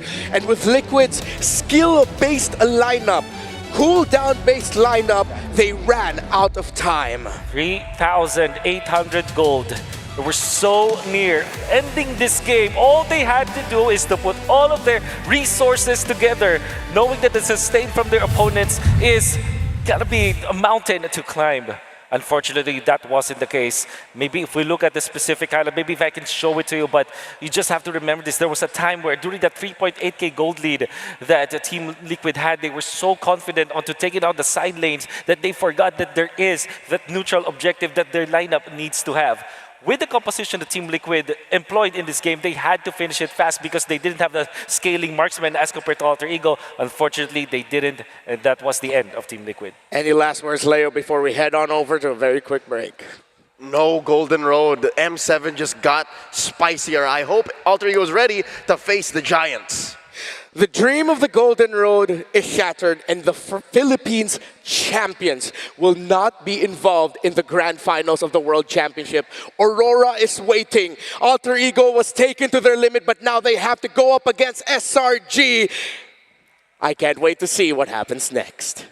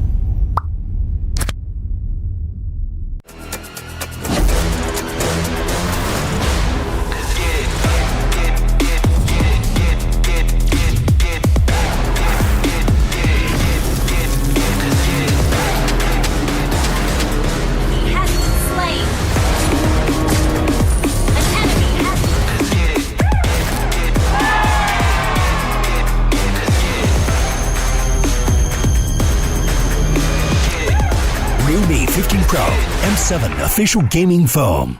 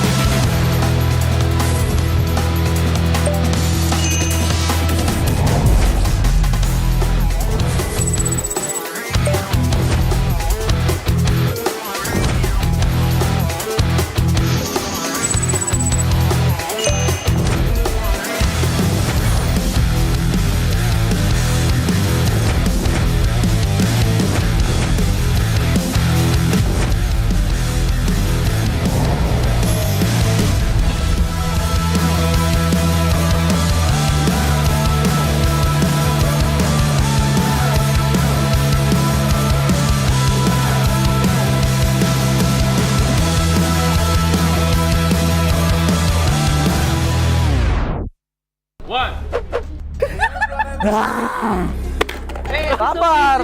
King, not working. Again, try again. Welcome to Strongest Brand. Let's begin the first round. It's about history and geography related to MLBB. Okay. Stand by. 3, 2, 1. I think. Pas, pas. Melissa. 2, 1. Melissa. Hey. Melissa. Drop. Oh. 1-1. Correct. No. It's okay, we give them the first round. Yeah. Maybe you faster, bro. 3, 2, 1. Sorry, 15. 5. 13. D. B. D. Okay, let us see the answer. Go. Stand by. 3, 2, 1. 4. Ay. Easy. Bro, old player knows everything. Uy, ano yun? 3, 2, 1. Duluan sana. Gue nggak tahu apa. Wait, ano? Waktu time. 5, 4, 3. D. Correct. Laki. Easy. Okay, Mat. Mat, you good at Ito, mat? Mat, pre. Wait lang, pre. 3, 2, 1. Nice. Ime. 3, 3. A. A. Drop. Kasama yung ano, small item. 5, 4, 3, 2, 1. See? Wrong. Also wrong. Oh, B yata, Kala B. ko kasama yung taas lang. Okay, nice try. Okay, so I know. Oh, wait. Back. Ah, yeah, okay. 3, 2, 1.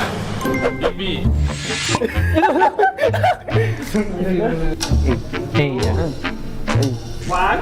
A. A. Apa ini, Cok? Nggak bisa ngerti. The answer is wrong. Parang ganun eh. Parang deep eh. Time. 3, 2. B. Yeah. D. Wrong.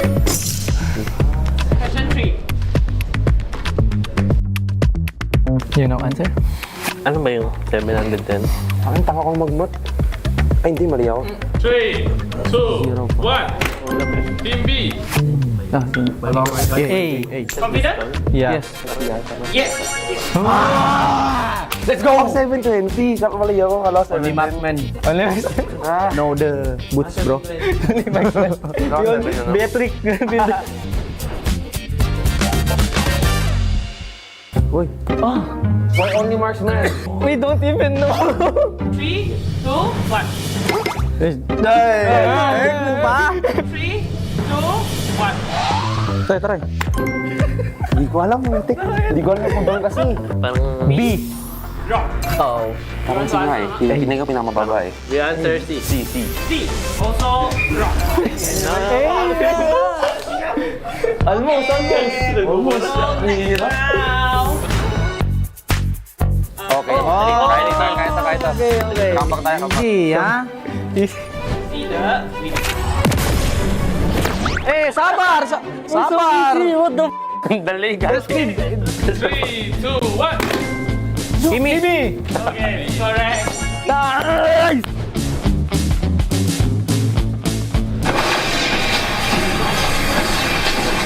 Okay, stand by. 3, 2, 1. Team B. Where are your hands?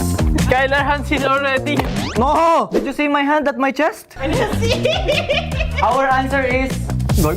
Yeah, gold. Is correct. Pre, dito ang chest. Yung kami ni Skylar, pigan niya na lang. Okay, next one. Yeah. The next one.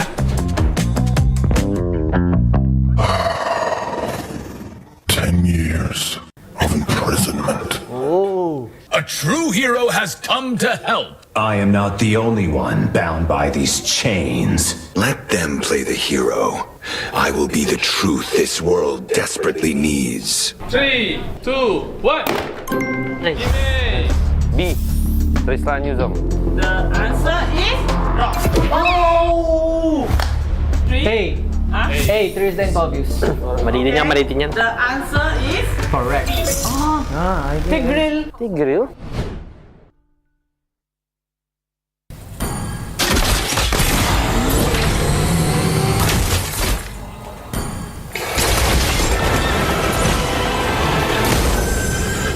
Kabayo?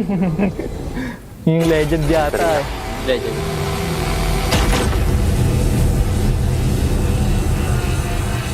Hindi ako dyan. Tara na rin tayo. 3,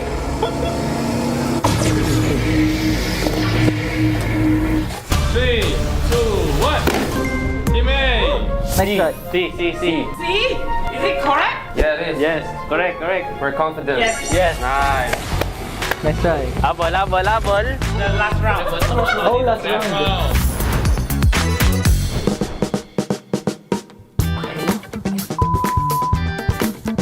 You know that? Press. Okay. Ini yang sekarang kan? Yeah, sekarang. Oh, okay. 3, 2. Wait, not yet. Disqualified. No. We get to answer first? Vamos na. Okay. 3, 2, 1. Okay. Nice card. Currently. Time.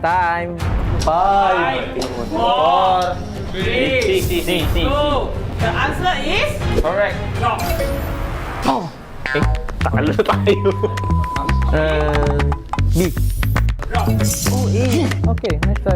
Almost.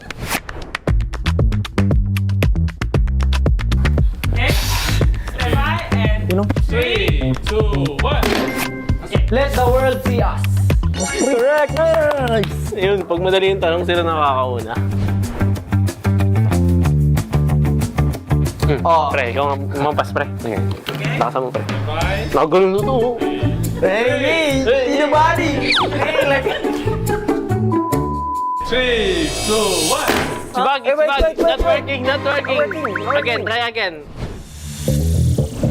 Paano ano? Diretso. Sa bagsak, sa bagsak. Rock, paper, scissors.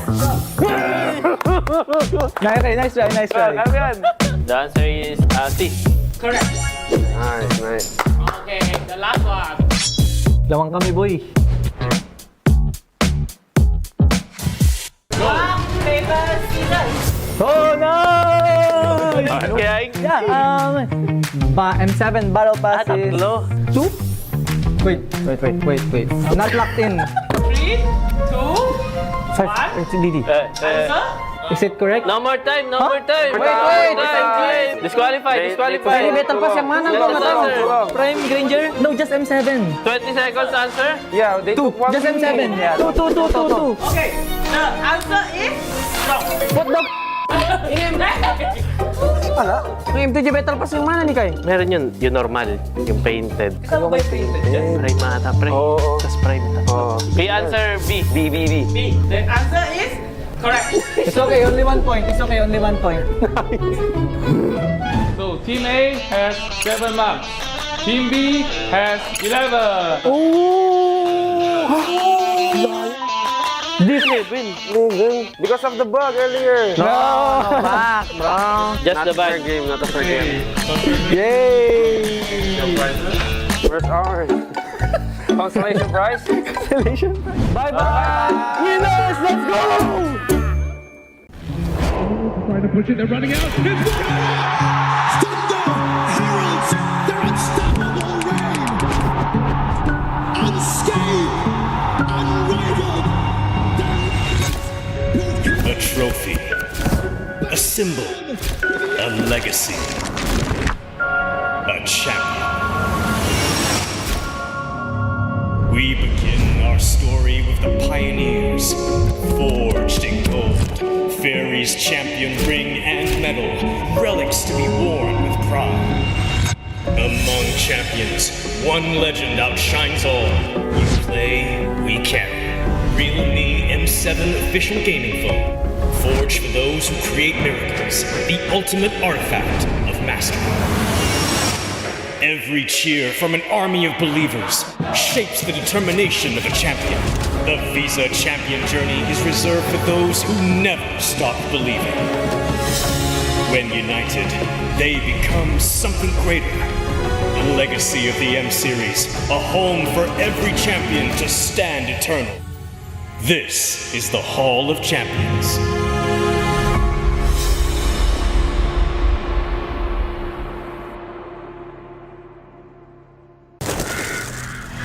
Nothing can withstand the withering.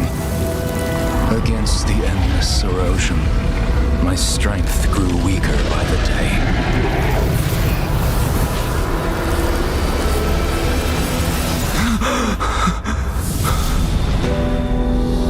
True power dwells within the spirit. Try to embrace all that you are.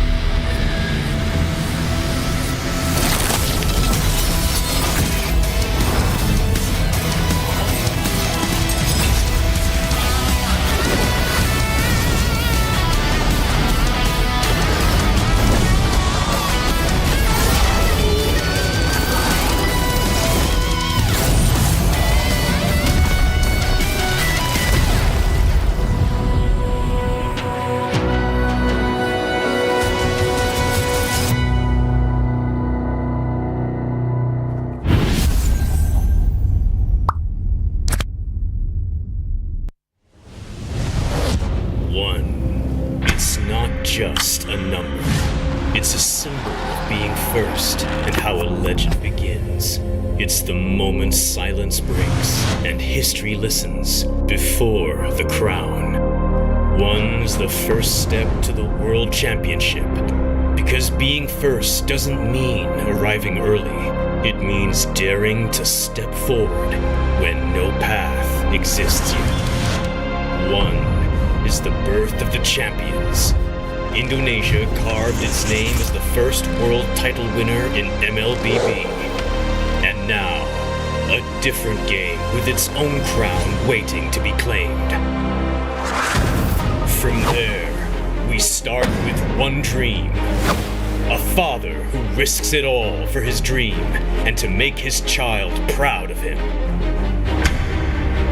One medical student who chases his dream not just on stage, but in daily life. One man's dream to improve the life of his family and to be a streaming star. One who shouldered the dreams of the EECA division with his chill personality. The man who carries his brother's dream to the stage and makes him proud. One who chases a dream not just for himself, but for the father he lost. One who dreams to be more than just another guy, to be a world champion and a leader. One who chases a bigger dream, to be the world champion, to mark Malaysia's first MCGG history. 8 different stories and paths colliding, but only one ending. Before the world meets its M7 champion, the first king of MCGG will take the crown. Will other regions stop Indonesia from claiming the first crown with their number advantage? When legends rise and history is written, who will lift the Go One crown and stand alongside the M7 champions?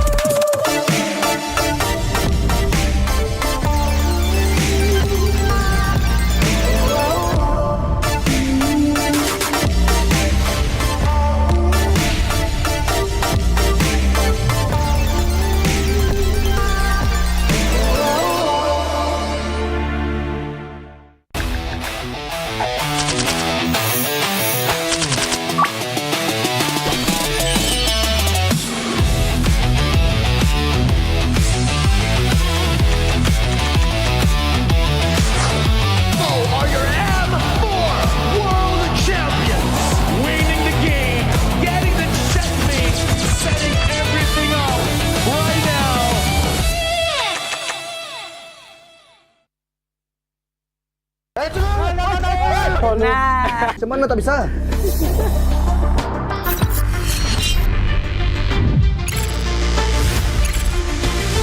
Welcome players to our game Pick and Pick. Okay, stand by for the first questions. Okay, Ji. Find 3 marksman heroes. Okay, 30 saat lah. Oh, ni boy.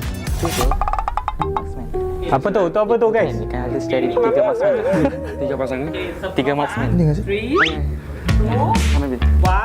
1. Ni Ben. Itu apa? Kau apa? Tembak aja. Cukup. Oh, dah stop weh. Tak bisa lah. Oh, tulis number. 5 Roger. Okay. Ui. Wait. Okay, we are ready. Ni apa? 11. 2, 5, 11. 11 bukan Haya. Itu Haya lah. Hey, boy. 2 Nathan, 7 Adabi, 5 I think Roger. Ya, Roger. 2 macam Nathan, boy. Apa ni? 11, ya, Rai. 5 Roger, Phil. Oh ya, ada Brody doh. Oh, Brody. Betul. Kita betul. Ada Brody doh. Oh. Ini explain aja kan? Ya, ini tutorial, right? No score. Ha. Ni. Udah boy. Dia cok.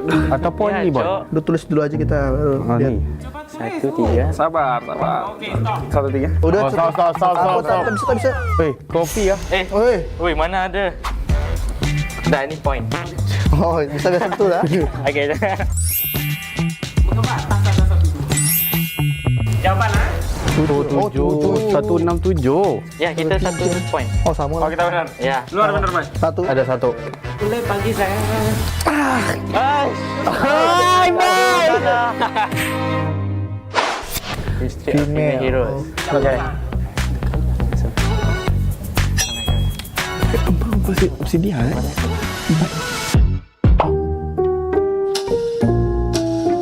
Enam Hilda. Oi, lambat. Oi, orang tak bisa. Dah bisa. Kita ada 5 answer. Mana boleh? Oi, banyak banget. 11, 8, 6. 11, 6, 9. Ui. Oh, dua. Oh, sama lah. Sama, Cok. Aduh. Dua benar. Hai, Ferry. Guys, tak apa, 1 point aja. Let's go. Bisa lah. Macam mana tak bisa? Oh. Ya, itu lagi lah. Tidak lihat, Cok. Okey, gua tutup. Distraction aja lah. 11 sama 6 tu sama-sama pokok kan? Oh, dia tipu lah dua-dua tu. Macam mana? Atau 12 sama 5. 5 tu gua tak tahu sih siapa. Tapi tu warna sama. 3 sama 6 lah gua rasa. Oh, 6. 9, 4, 12, 3. Kita pas 9, 3 sama 6. Aduh, 12, 3. Benar dua.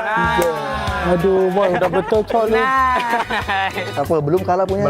Masih bisa comeback. Wait. Round 2. Okay, comeback. Round 2. Skill loh. Okay. Oh, skill. Gila, science. Oh, easy. Oh, grabe. 1 Cyclops. Loi ya? Oh, lomok Loi. 02 atau 06 atau 03. 3, 2, 1. Sama. Ikut punya lah. Oi, betul. Sama. Question 2. Skills 2. Oh. Skill apa? Yang kayaknya yang besar itu di 4 tak? Atlas. Ini udah 1, 6. Stop. Okay. Done. Okay. 165. 1 first skill Atlas. 6. Oh, dengar explanation tu. Alti Farsa. 3. Alti Teresa. Kita 1 ada 6, 8. 6, 8. 7. 8. Ni 1. Kibar punya ni. Ni tak ada ni. Dia tu. Tuh, tengok 8 ni ada lah. 8. Oh, 8. Ya, 7, 6, 8. Show dulu. Okay, wait. 7, 6, 8. Tak ada lah. 8. Tak tahu tadi. 7, 6, 8. 5. Ini oh.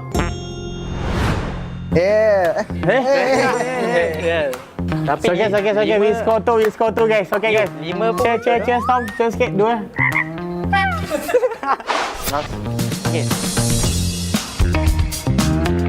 Tak kontrol. Apa cok? Crowd control. Tahu dah. Gua 12. Gua 12. Apa lagi, Cok? Terlepas apa? Okey.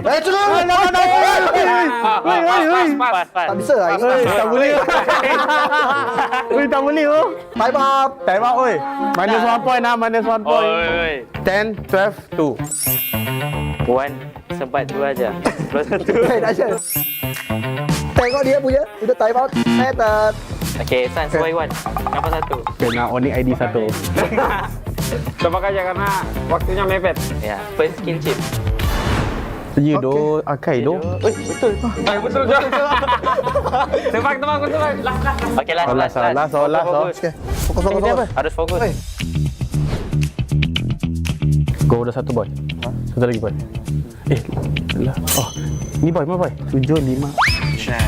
7, 5, 10. 2, 5, 4, 3, 2. Udah. 5, 7, 8. Aku rasa dia punya terbalik. Tak apa kan gini, macam tutup itulah. Sama. Sama. Tiru. Ini tiru. Okay. Okay, we already know we win. Yeah, Jing. Okay, thank you all players. And let's see who's today sharpest eyes. Team A, 19 marks. Team B, 14. So the winner is Team A. Nice. Yes. Thank you.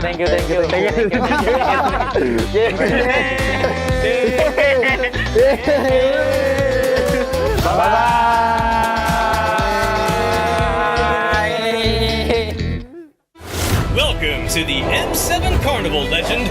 You traveled all the way to the land of dawn. Don't worry, we'll guide you through all the activities and wonderful experiences we have. Here's everything you can do in the M7 Carnival for ticket prices as low as 20,000 rupiah. First stop is the Stage of Legends, filled with performances, music, cheers, the biggest M7 watch party, and a special performance from Stephanie Poetry on the final day of the carnival. Game recognizes game in the M7 Carnival, as we'll be collaborating with the NBA, and history is made here at the M7 Carnival, the first ever MCGG World Championship. The Go 1 Grand Final will be hosted here at Stadion Maja Jakarta, so come join us and feel the energy. Next stop, the Heroes Playground, to take photos with giant hero statues and meet cosplays of heroes from the Land of Dawn. Come to the Hall of Creators and Pros to meet and greet with top content creators. Teams from MPL ID and Legends are here. Line up, take photos, and even walk away with an autograph. Play games in the rewards arena to win prizes from all of our brand partners. It's at the MPL Market. Booths of your favorite teams, exclusive drops, and surprises from your favorite teams. Take a quick bite at GoPay's Land of Dine. We've partnered up with GoPay for your food and drinks. The magic map has shown us all 6 zones in the M7 Carnival. We're calling you to play, explore, and wander. Don't miss out on exclusive gifts ready for visitors worth over 2.5 billion rupiah, including M7 limited edition swag bags, exclusive merch, in-game chests, and special skins. Are you ready, legend? Get your tickets soon, because we can't wait to meet you at the M7 Carnival.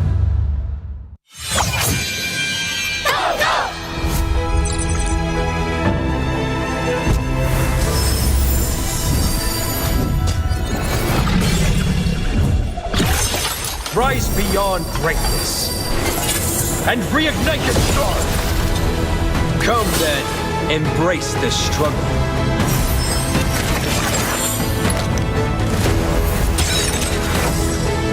Hold on. Let it become your strength.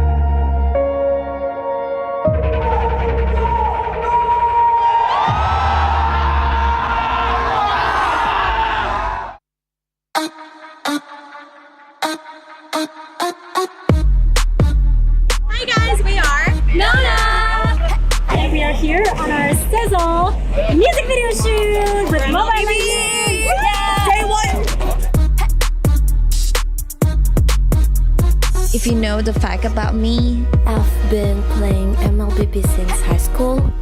So it's been about 10 years now. Wow. And I can't wait to see my music video with Mobile Legends.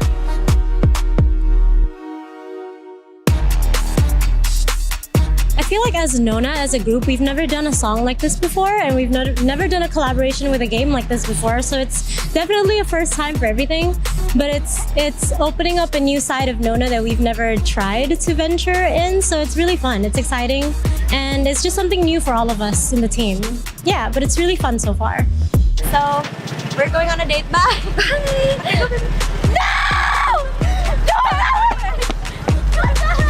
Oh my god!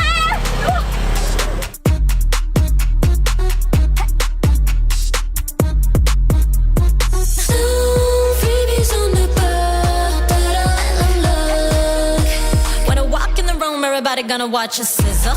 Got a crew so hot, no riddles. It's 0 to 100, no middle. That's right, that's right. When I walk in the room, everybody gonna watch us. R to the I, to the S, to the E. Gonna shut down the apps if they're trying to get past me. Hi everyone, I'm Shaz from Nona. I'm gonna talk about the choreo a little bit here. So this choreo is quite fast. I feel like it's one of our song that is it's actually probably the fastest, because it's probably the fastest BPM song that we have so far. But I hope you guys like it. I'm so excited to share this to everyone, because it's a different side of Nona that we haven't shown. It's a little bit more cool than like feminine, so yeah. And then wait for Christy's signature move, because she's doing a little Gatot Kaca impersonation. So look out for that. 0 to 100, no middle. That's right, that's right. When I walk in the room, everybody gonna watch us. R to the I, to the S, to the E. Gonna shut down the apps if they tryna get past me. Yes, and we're ready for the day. It's a completely new set with AC. Yes, no more sunburn, but no more sunburn.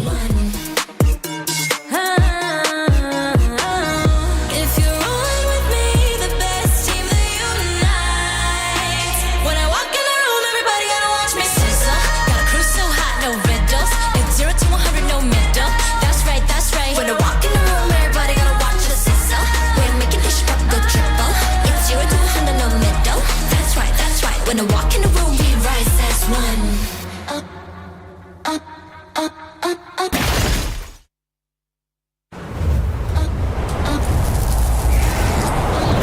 Just sizzle, got a crew so hot, no riddles. It's 0 to 100, no middle. That's right, that's right. When I walk in the room, everybody gonna watch us. R to the I, to the S, to the E. Gonna shut down the apps if they tryna get past me. You can watch us sizzle. We're making this drop go triple. 0 to 100, no middle. That's right, that's right. When I walk in the room, we rise as one. Got me wild and free. Now watch us stay fly. Doing it like I do. If you're rolling with me, the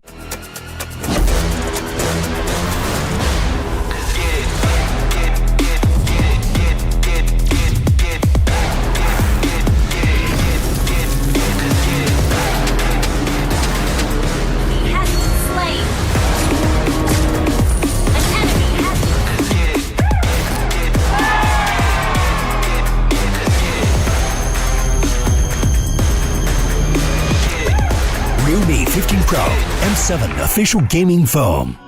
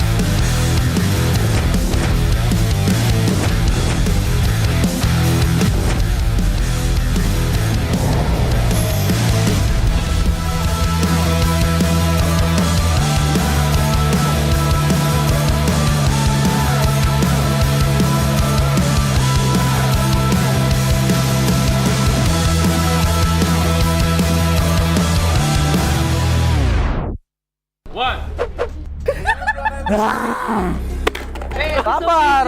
King, not working. Again, try again. Welcome to Strongest Brand. Let's begin the first round. It's about history and geography related to MLBB. Okay. Stand by. 3, 2, 1. I think. You gonna play? Pass, pass. Melissa. 2, Melissa. Hey. Melissa. Drop. Oh. 1-1. Correct! No! It's okay, we give them the first round. Yeah. Maybe you faster, bro. 3, 2, 1. 5, 13. D. 4, B. D. Okay, let us see the answer. Go! Stand by. 3, 2, 1. 4. Ay. Easy. Bro, old player knows everything. Uy, ano yun? 3, 2, 1.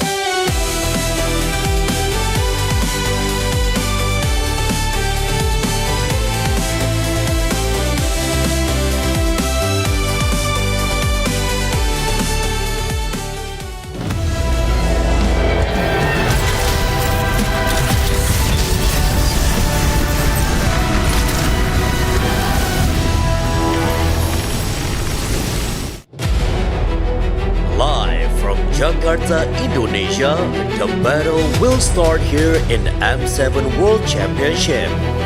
Let the world see us.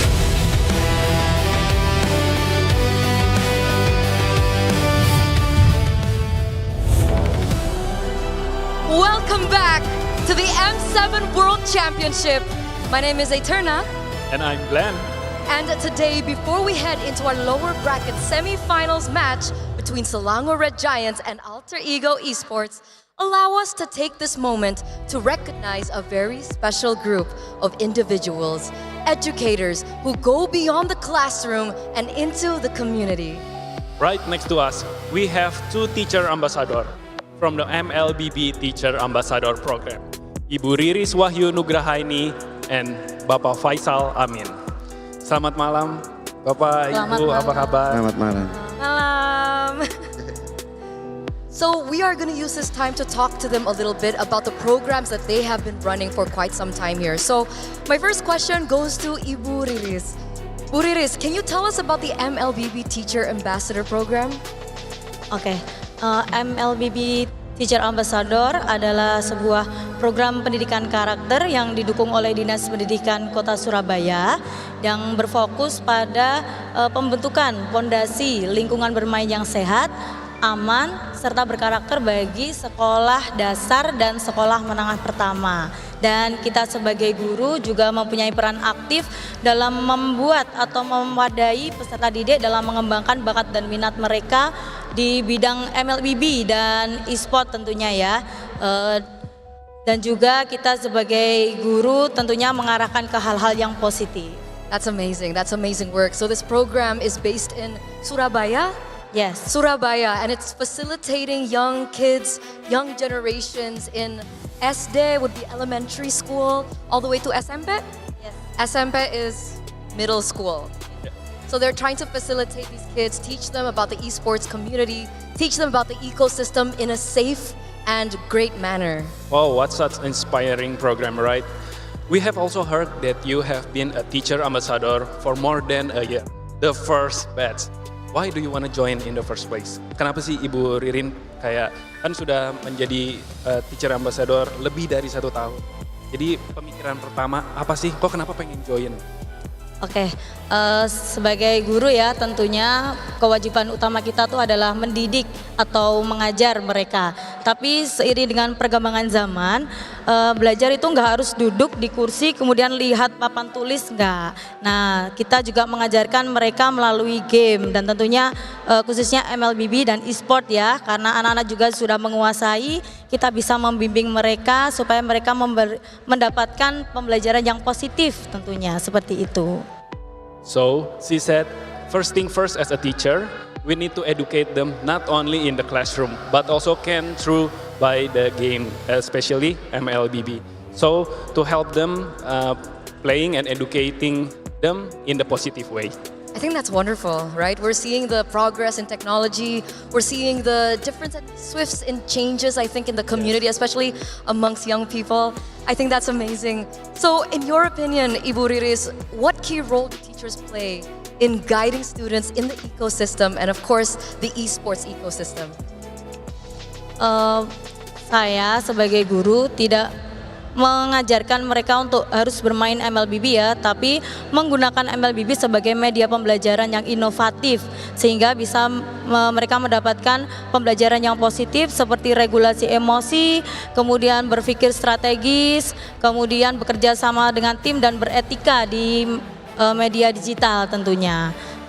So she doesn't force kids to play MLBB, but she uses it as a media to facilitate education among young kids, to make sure that they can be more emotionally aware, they can strategize properly, in a sense that it would be more easy to reach as compared to just the regular way of teaching in a classroom. It's really interesting about emotional control and teamwork. It can be, you can get from playing games from MLBB. So, Mr. Faisal, perhaps you could briefly share the students' journey from the Mabar Sehat program and the group qualification stage to their achievement in surpassing hundreds of school teams across Surabaya and East Java during the tournament. Jadi boleh di-share sedikit pengalaman Bapak membawa tim sekolah yang bisa dibilang melewati ratusan bahkan mungkin ribuan sekolah di Surabaya dan di Jawa Timur. Jadi anak-anak kita seleksi melalui mabar sehat, yang dimana kami pilih, dan pada waktu turnamen kita harus melewati 15 pertandingan tanpa kalah. Dan sebelumnya pasti saya sebagai guru membimbing mereka untuk berdoa terlebih dahulu dan memberikan motivasi sedikit agar mereka fokus di pertandingan dan konsisten, sehingga anak-anak sudah bisa menang. Dan kemudian terima kasih kepada Kepala Dinas Pendidikan Surabaya yang sudah memberikan ruang bagi kami untuk tidak hanya berprestasi di akademik, tapi juga di non-akademik, terutama di e-sport MLBB. Wow, so he said that need to be to the winner, you need to play 15 times, right? Without losing. So 15 times win streak. So Bapak Faisal also helping them to guide and to educate them in MLBB. And he also said thank you to government from Surabaya to help educate them, not only through the education and academic, but it's non-academic and it's from game from MLBB. Especially in the esports segment, right? It's amazing, Glenn. It's really amazing. Wow, this is truly amazing program from Muntun Indonesia. And esport is just about playing the game. It's about understanding everything around it. When we bridge education with entertainment, we help students see esports as a full ecosystem. It's learning that feel excited, and that's how we turn passion into opportunity. So thank you so much for your time. Thank you so much for sharing about this. And hopefully everyone around the world can see this as a positive program that could be applied in various regions around the world. A way to utilize MLBB as an educational program. And with that, we're going to throw it over to this video. Once again, thank you very much.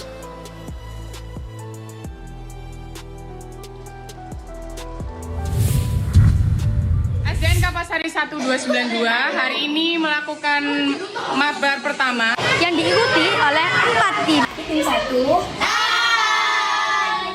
Tim 2, hai.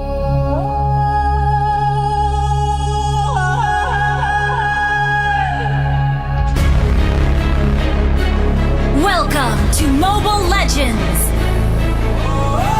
5 seconds till the enemy reaches the battlefield. Let's go!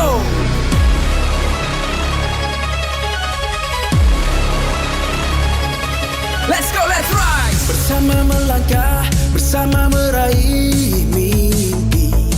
Kita belajar, kita bermain, penuh semangat dan sportivitas. Every match, every fight, we got the power, we got the light. Api semangat tak akan pudar. Waktunya kita semua menyala. Learn and rise, rise, rise. Belajar dulu baru mabar. Kami muda-mudi yang berani dan kuat. Young legends. Learn and rise, learn and rise, rise, rise. Game on, we're side by side. Bersama kita gapai langit yang luas.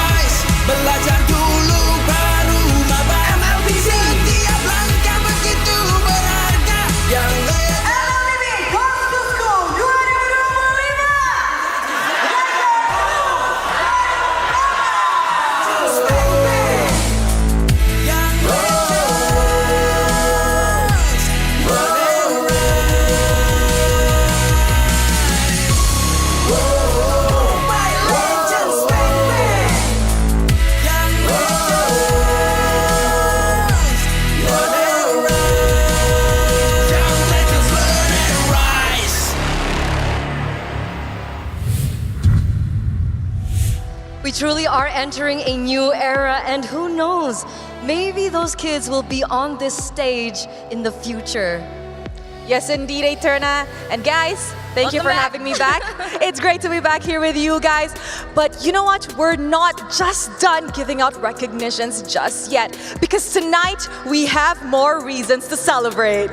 This time, we're going to show our appreciation to honor the players, the teams, and of course the stakeholders for becoming one of the reasons why the world sees us. Ladies and gentlemen, this is the M7 award ceremony. And to kick things off with the M7 Best Media Awards by Realme. And to present this honor, please join me in welcoming on stage Ms. Krizva Agnieszka, PR lead of Realme Indonesia. Behind every historic moment is a voice, a lens, and a platform that brings the game to life. This award honors the media channels that don't just report the story, but elevate it. We will have 3 awards, starting with the Trend Spotter Award, and it goes to...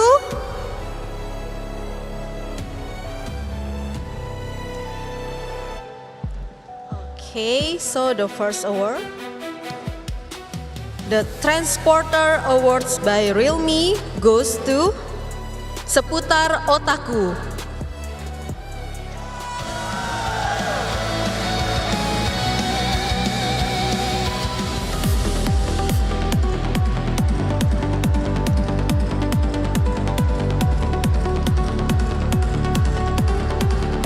This standout piece of coverage shone the spotlight on Brigida. Her talent, her wits, and the charm that quickly made her a favorite among the global MLBB community.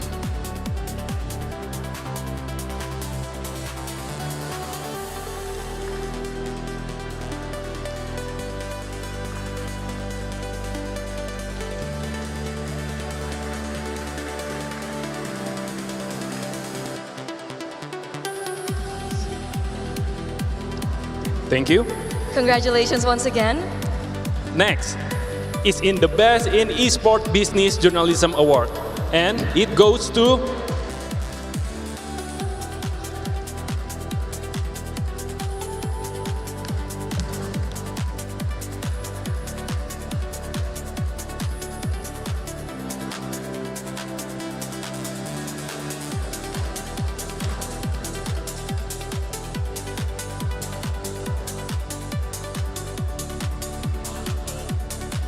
And the Best in Esport Business Journalism Award by Realme goes to the Gaming Districts.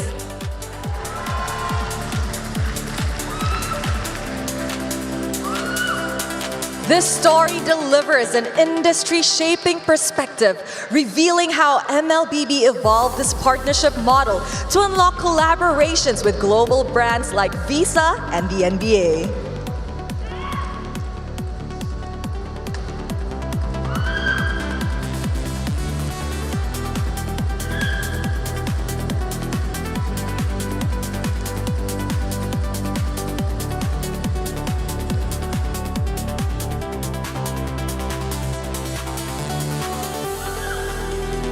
Congratulations once again. We have a final award for the media. And the last, but not the least, the Outstanding Features Award goes to... The Outstanding Features Award by Realme goes to All Star Magazine.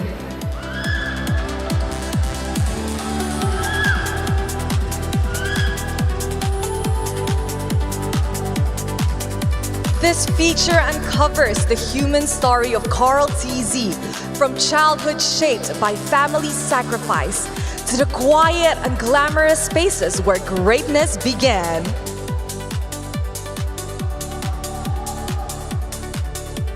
winners will be given certificates, Realme phones, and MLBB in-game diamonds worth 50,000 each.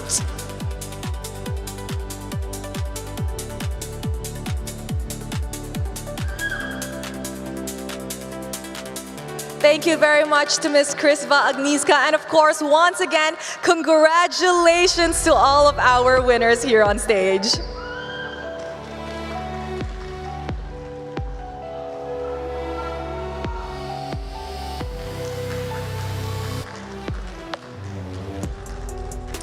Before we introduce the next award, allow us first to welcome on stage Mr. Mike Chu, Moonton's head of major event esports, to give a speech.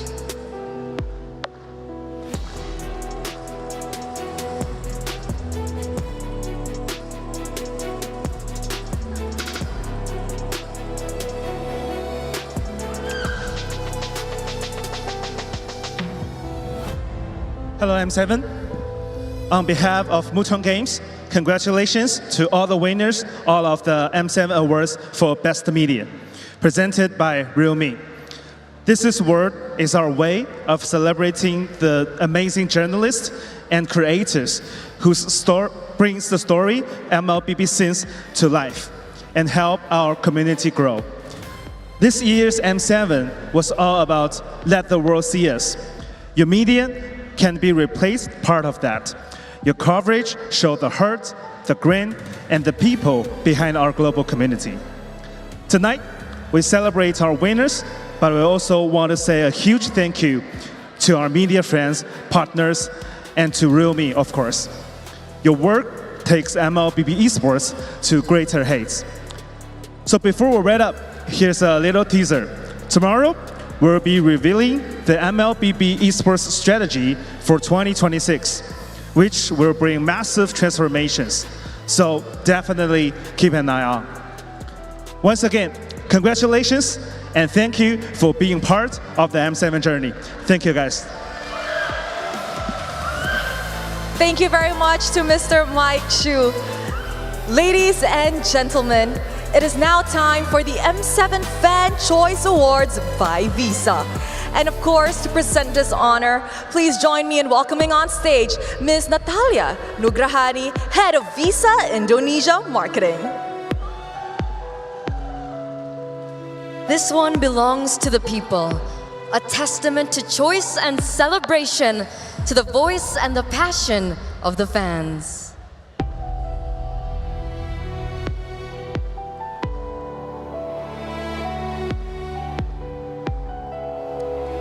And the M7 Fan Choice Award goes to... The winner is...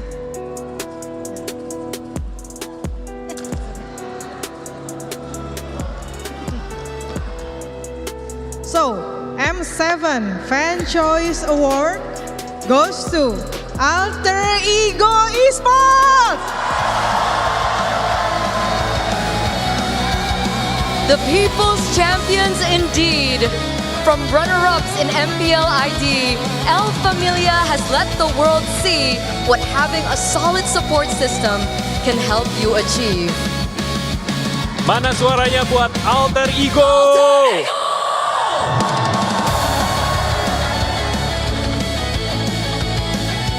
Congratulations, Alter Ego Esports. And here with us is Mr. Indra Hadianto, COO of Alter Ego, with a message for the Alter Champs.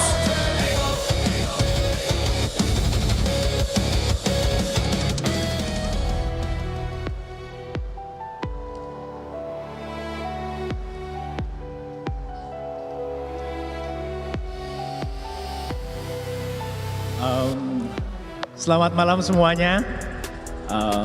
Pertama-tama saya ucapkan terima kasih pada Tuhan tim Alter Ego Esports ini bisa mendapatkan Achievement Award ini. Terima kasih buat Alter Champs, buat fans-fans yang juga udah dukung kita dan ngevote.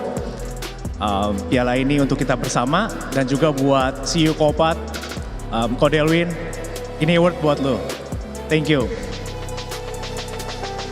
Thank you once again to Ms. Natalia Nugrahani and Mr. Indra Hadianto. Congratulations once again to Alter Ego Esports. Now we'll celebrate the rising star of the M7 World Championship.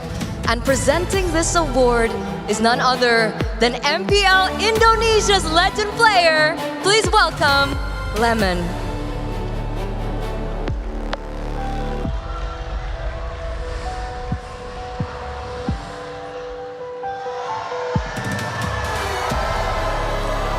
In a tournament that demands the world's attention, they made their game speak for their names.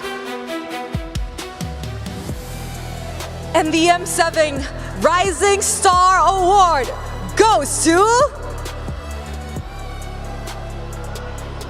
M7 Rising Star for this year, Nino from Alter Ego.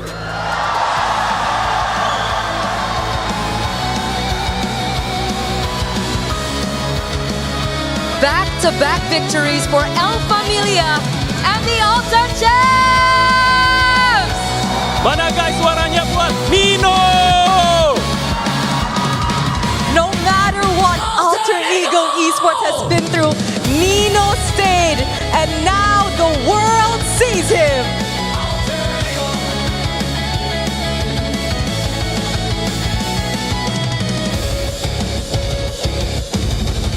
Congratulations once again, Nino. Thank you so much, Lemon. Thank you once again, Nino. You can prepare for your next match. Go ahead. Bye.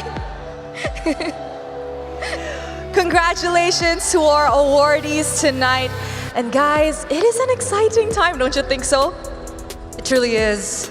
And now I think, Glenn, Rose, I think it's time that we head on to the final match of the day. Who will join Aurora Gaming PH in the grand finals? Will it be Selangor Red Giants or Alter Ego Esports? Let's find out as we throw it to our casters. Let the world see us!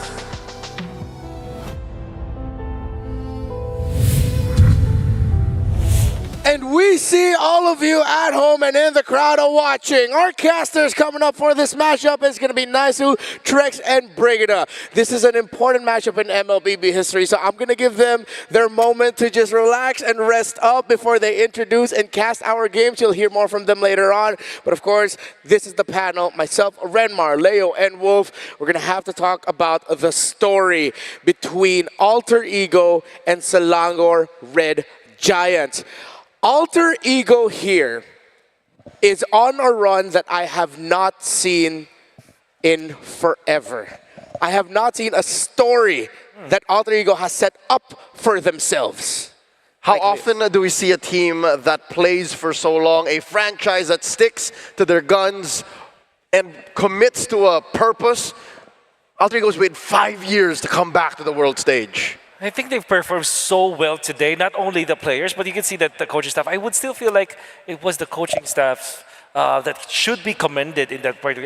Don't get me wrong, I'm not saying that the players didn't play good, but I think that the fact that they managed to deliver the kind of drafts that they built, that they gave all throughout the tournament with, they started with Frail Inward, and then they conditioned everyone that this is what they can do to the point where we got to that Uranus pick. They introduced a nightmare that all of us thought we were over with, but here we are again. But at least we can rest easy knowing that SRG's coming in, and I'm sure they didn't take that sitting down. They watched that with their eyes glued to the screen and dozens of notebooks in front of them. Alter Ego has just taken down Titans. With the Golden Road shattered, the dream and hopes of Indonesia making it to the grand finals here at home still stands. But standing before them are the Giants, the Selangor Red Giants from Malaysia. Ooh. Down with the Giants, now the Titans. They're done with the Titans. Now they're going for the Giants. That's what that is. You know what? It's okay to get a little confused. A lot of us are still not over the fact that we went 5 games, and it was so close, down to the last 10 minutes. If anything, that was a gigantic task that they had to overcome just earlier today. And even better right now, there's another giant that they have to face, the Selangor Giants. Just a few hours, not even an hour, maybe an hour and change. Yeah. Now they will have to face a team that has been very strong all throughout the tournament. And many players, many analysts commend this team, SRG. But for Alter Ego, maybe that journey into that bottom part of the bracket, maybe that is what made them really strong right now. And the form that we're seeing right now for Alter Ego might have been molded because of the journey that they had. Just to zoom out real quick, SRG is the last team that the online community favors. They could be AE's final boss because Onyx fell out too soon. Liquid has fallen now. Rora is waiting in the grand finals. I know a lot of people wrote them off early, not this guy, but it's now down to these two. SRG is in the way of Alter Ego's last stand. It's Indonesia's last stand against Malaysia's Giants. We have to revisit the history between these two regions. In the lower bracket finals of the M1 World Championship, RRQ Hoshi took down Todak. In M6, Liquid Indonesia swept the Giants to make it to the grand finals. Now here we are in the lower bracket finals. Selangor Red Giants will face off against another Indonesian squad, one the likes the world of which has never seen before. We could be on the way for the first time in MLBB esports history to have a World Championship grand finals that is not competed by champions but by the runner-ups of Philippines and Indonesia. Malaysia is the only one standing in the way of that story. That's actually very true, and the frontrunners right now that we have to talk about is definitely Nino as well. Scram Nino just recently received an award, just walked that whole stage earlier today because of his charisma, and I think that's undeniable. But that's also very true from Cram. It's difficult to root against this guy after hearing his story. You just have to really feel for him. There's even deeper, I don't know, the deeper story that you have to follow for Cram, and it's so difficult to root against him. And how often does it happen that a team captain for two very successful teams come from the EXP lane? It's a different kind of practice to call shots from that angle. And again, this is the rubber match in the long history of Indonesia versus Malaysia in the lower bracket. Who's gonna take it? We saw what happened earlier today. Alter Ego took down Team Liquid in 5 games. It didn't take more than an hour and a half for them to be back now on the stage to go up against Selangor Red Giants, the last champion team remaining in M7. That last MPL champion team that's remaining. It will be a tall order though. As good as Alter Ego were, and as good as the team that they defeated were, SRG is still a different beast. All throughout the tournament for M7, the teams that have innovated and have showed us a different approach to the metagame has been proven to be successful.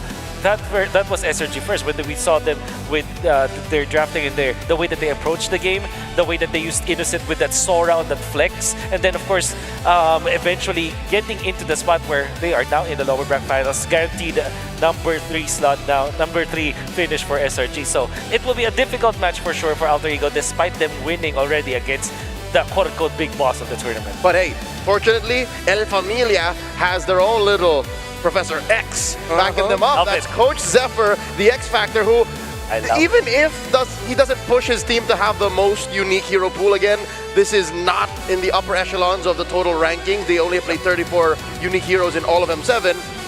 The picks that he does bring out are what the team needs at the right time. Yes, if there's anything that I would like to say about Zephyr, Professor X, is that the way that they built Alter Ego all throughout their tournament was so good, and I even went to a point where I said to another analyst that Alter Ego actually has a better hero pool against SRG. I can argue that actually, because if you look back, Alter Ego actually started with the Leomord Freya. That was their first game. Yeah, Coach Zephyr has been part of this genre of esports for so long. Of course, the last time he was on the world stage, he proudly proclaimed, "Hey mom, I'm going to a world championship."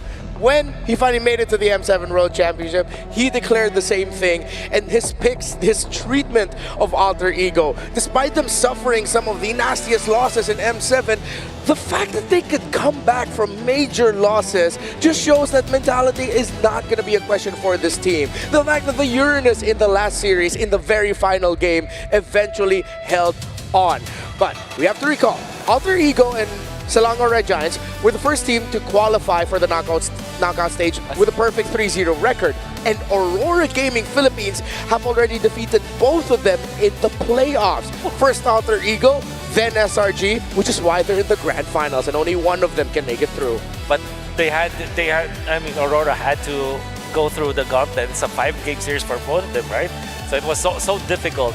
But what I do know about Alter Ego is that they have a massive hero pool, a massive strategy pool that might have set the tone for the entire day.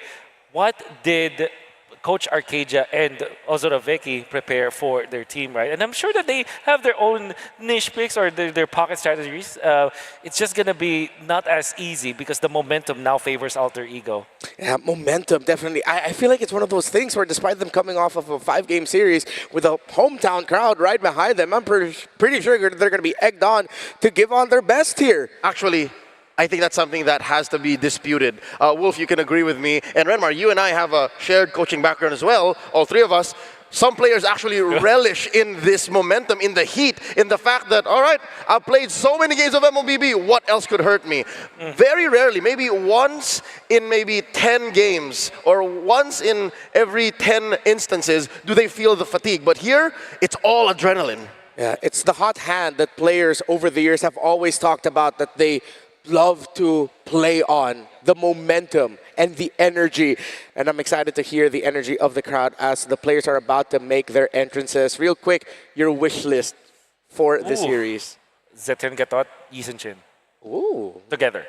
In one draft, okay. I want a unique pick, something new. Just one new hero from either of these teams. Very analytical for the both of you. Let's see if we'll get that. For myself personally, I hope we get something unforgettable. One of these two teams will make history by being the second grand finalist for the M7 World Championship. I was confident that I could have won the game, but apparently we were not able to. Because it's our first time fighting against that kind of meta, like Aurora PH meta, using Tang Jungler. I think there's a lot of learnings that we can apply in our playstyle and we can do more. We don't expect we're going to this far. We just wanted to perform well in the series. We just only care about do our best every game. Sebenarnya awalnya kayak nggak dipandang gitu sama orang-orang, kayak dipandang sebelah mata lah. Cuman makin kesini mereka semakin support karena ya tahu juga karena hasil kita lagi bagus. SRG sama AE mirip sih, karena mereka suka perang, AE juga suka perang. Bisa dibilang gamenya bakal sangat seru aja sih. If ever that I don't make it to the grand finals, the regret that I will have is this upper bracket finals, because I really felt that we could have really won the series. I will regret if we lose, but we're not doing our best.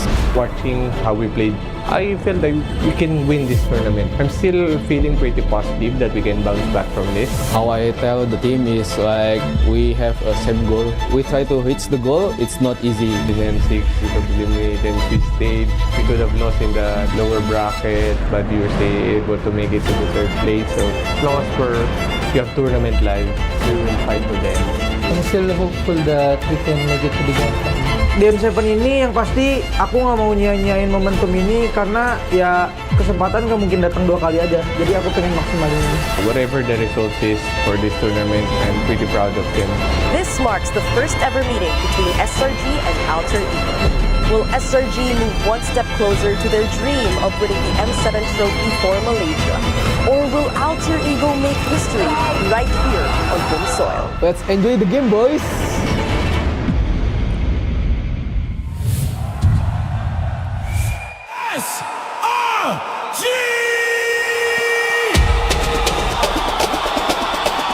SRG!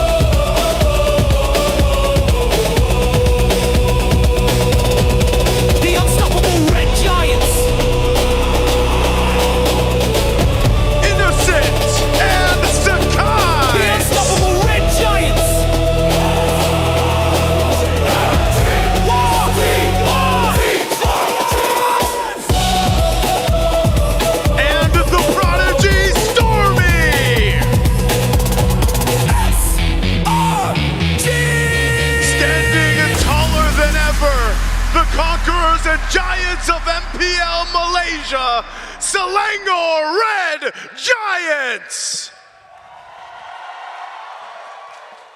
Here come the hometown heroes, Alter Ego!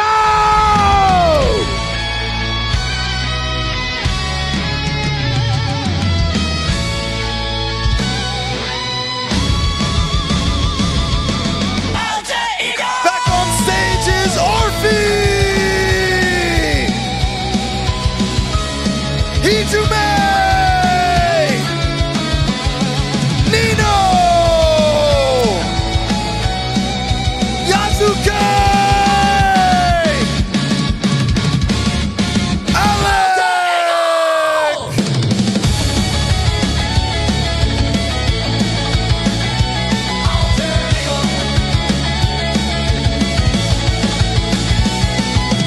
Indonesia!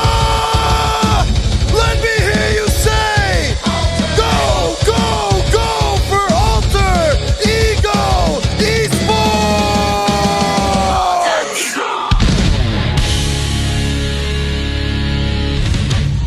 You can feel and hear the excitement of the crowd, but the tension in the air is thick as only one of these two teams will make it to the grand finals. Will it be the Malaysian Selangor Red Giants, their hopes of delivering the first World Championship for the region? Or is it Alter Ego, the hometown heroes, hoping to deliver their second one here at home? Welcome to coaches. For Selangor Red Giants is Coach Arcadia and Ozora Becky. For Alter Ego Esports is Coach Sepper and Sticks. With them is the M7 head referee Gary to ensure the integrity and fairness of the tournament. The Giants and the Masks stand tall, but only one will move forward. We begin our discussion with Selangor Red Giants.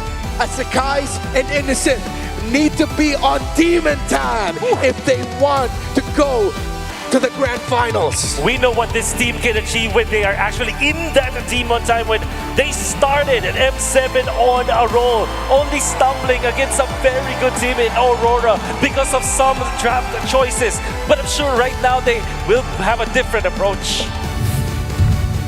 Sakai's turtle control rate 51%, 50-50. Lord control rate 52%. Not that good compared to Yasuke, honestly, who leaned more towards the 70% rate. But Innocence, gold lane Sora pick here might become the main trade of the draft. A 4-game winning streak in the gold lane for that hero. I think they're gonna have to trade hard in mid for those power picks because Stormy is number 2 amongst unique heroes pick. That's 8. So how are they gonna be trading? Farsa for Eve, Eve for Farsa, and will we see a Valentina because those kinds of picks swerve? I would say that the two teams, SRG as well as Alter Ego, the way that they draft is they don't want to actually lose in that mid lane. In fact, we saw in the previous game where we see like Eve getting picked up even after the Juice, even after Claude was already picked up. This might not happen in this particular game. SRG are precise when it comes to their choices in the mid lane for Stormy. And Alter Ego have to be precise with their picks in the jungle for the super rookie or maybe even potentially super MVP Yasuke. Again, first time on the world stage and he's playing like this. Even Arfi earlier, the Claude performance he had in a Game 5 is a testament for his ability to carry. Yasuke's Leomord is a force to be reckoned with. Even if Sekais is respectable on the hero, they have to think twice about that. Even Arfi's Freya. The Claude is pretty solid too, might be up for trading, but we consider that winning streak on the Sora. But I think here for them, they're willing to juggle it in the hands of El Padre and Nino. And as well, Hijume. If you're talking about Farsa, he's 4-0 with it. How is Stormy gonna match up to it? And does Stormy have that pocket Lunox to turn the tides? Like I said, I think the way that Alter Ego should be approaching this match is to not have any kind of weakness in that mid trio. I think that if we're just talking about the mid lane, jungle, and the roam, it is more amplified when you're always up against SRG because SRG, they have built their house around that. Of course, they are proud of their side laners, which happens to be like imported Filipino players, but their mid trio, if that does not work, if that had not been working for the longest time, this team wouldn't have gone places. So I think that this is something that Alter Ego needs to target. It seems like with all the picks that we discussed with each player, it's like 4 roles are going to be hotly contested. While the roam is just, all right, Yumes, Alec, whatever ends up with us, we're going to make it work. Yep. It's like in the EXP Gold, there's a trade for Sora. Of course, the priorities on the Claude. In the jungle, who's going to get the Leomord and what? Looking back to Alter Ego's slobber knocker, almost grand finals performance against Team Liquid in the previous series of today, you know that Alec played 5 unique heroes. Alec played Kalia, Cho, Khalid, Hylos, and Hilda. What can this man not do?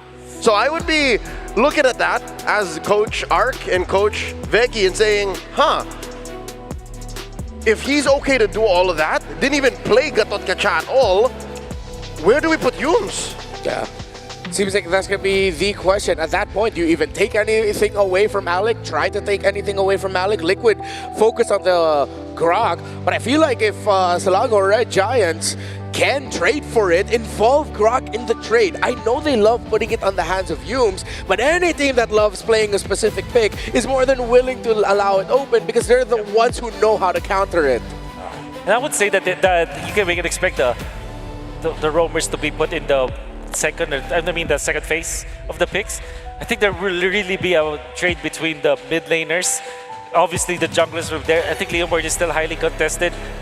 Now, compared to Team Liquid Philippines, I think SRG will be a team that will automatically ban the Freya. I think after watching what happened in the early series, that hero will be banned here.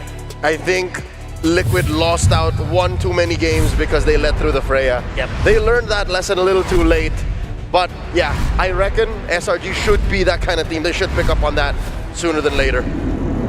We now head into the draft. Flying Cloud for this very first one. Watch out for your over-aggression early on because teams will be able to rejoin into the fight very quickly if you decide to invade. Selangor Red Giants will not heed my advice and they will go ahead and ban out the Grog. Meanwhile, Alter Ego take away the Sora and the Esmeralda. Okay. That should be, that is Jushin for SRG gonna be attempting a trade for the Claude as well as the Eve. Now, Alter Ego, they have shown that they are willing to first pick the Leomord actually. Yep. But if Leomord and Claude is available, which might actually happen in this particular match since I'm really thinking that the Freya is the third ban for SRG. I wonder what they will prioritize. Is it going to be Leomord or is it going to be that Eve? What a ban, a Farsa for Artel Ego. Yeah, I was gonna say Eve would be this blue 3 ban, but instead they respect Stormy that much and take away that Farsa. Okay. They're not gonna risk it. Hijuma's not gonna say, okay coach, I can Lunox them. Despite the stellar matchup, the win rate on a Lunox to Farsa matchup, they won't risk it. This really tells me Eve first pick for Alter Ego, then eventually, if they give up the Claude, at least there is the potential for the Freya. But if the Freya gets banned by SRG, I think that it's just fair for Alter Ego to just prioritize that Claude. Because the Claude is not afraid of the Eve, not that afraid of the Leomord, although that could be a problem. What's your command? It's Fanny instead. Alter Ego, absolutely not the Claude first pick. I think likely Eve or Leomord. Eve or the Mord, yeah. Just one of those two. With them taking away the Farsa, what if it is just going to go straight into the Eve so they take it away from Stormy? But I mean, you can count on Stormy to play the Kimmy and the... Oh, wow. Wow, that is... What else? Where Alter Ego continue to surprise. Yep, because they know they break away the Freya board combo, so they're okay with that. They're okay if the Claude is picked up. Worst that could happen is Eve is the choice here for SRG, which I think likely it is. So SRG gets both, the Eve and the Mord. Eve Mord, that's right. It will be so bad if SRG gives the Leomord back. I think it's just that's the Mord as well as the Eve. Okay. Are they gonna lean towards the most obvious pick or maybe go in for their own swerve? They pick up the Hilda and then they're gonna go Claude. Hilda into the Leomord though is if ever Alter Ego picks up the Leomord here. Scary SRG. I think they want to go Fredrin third pick.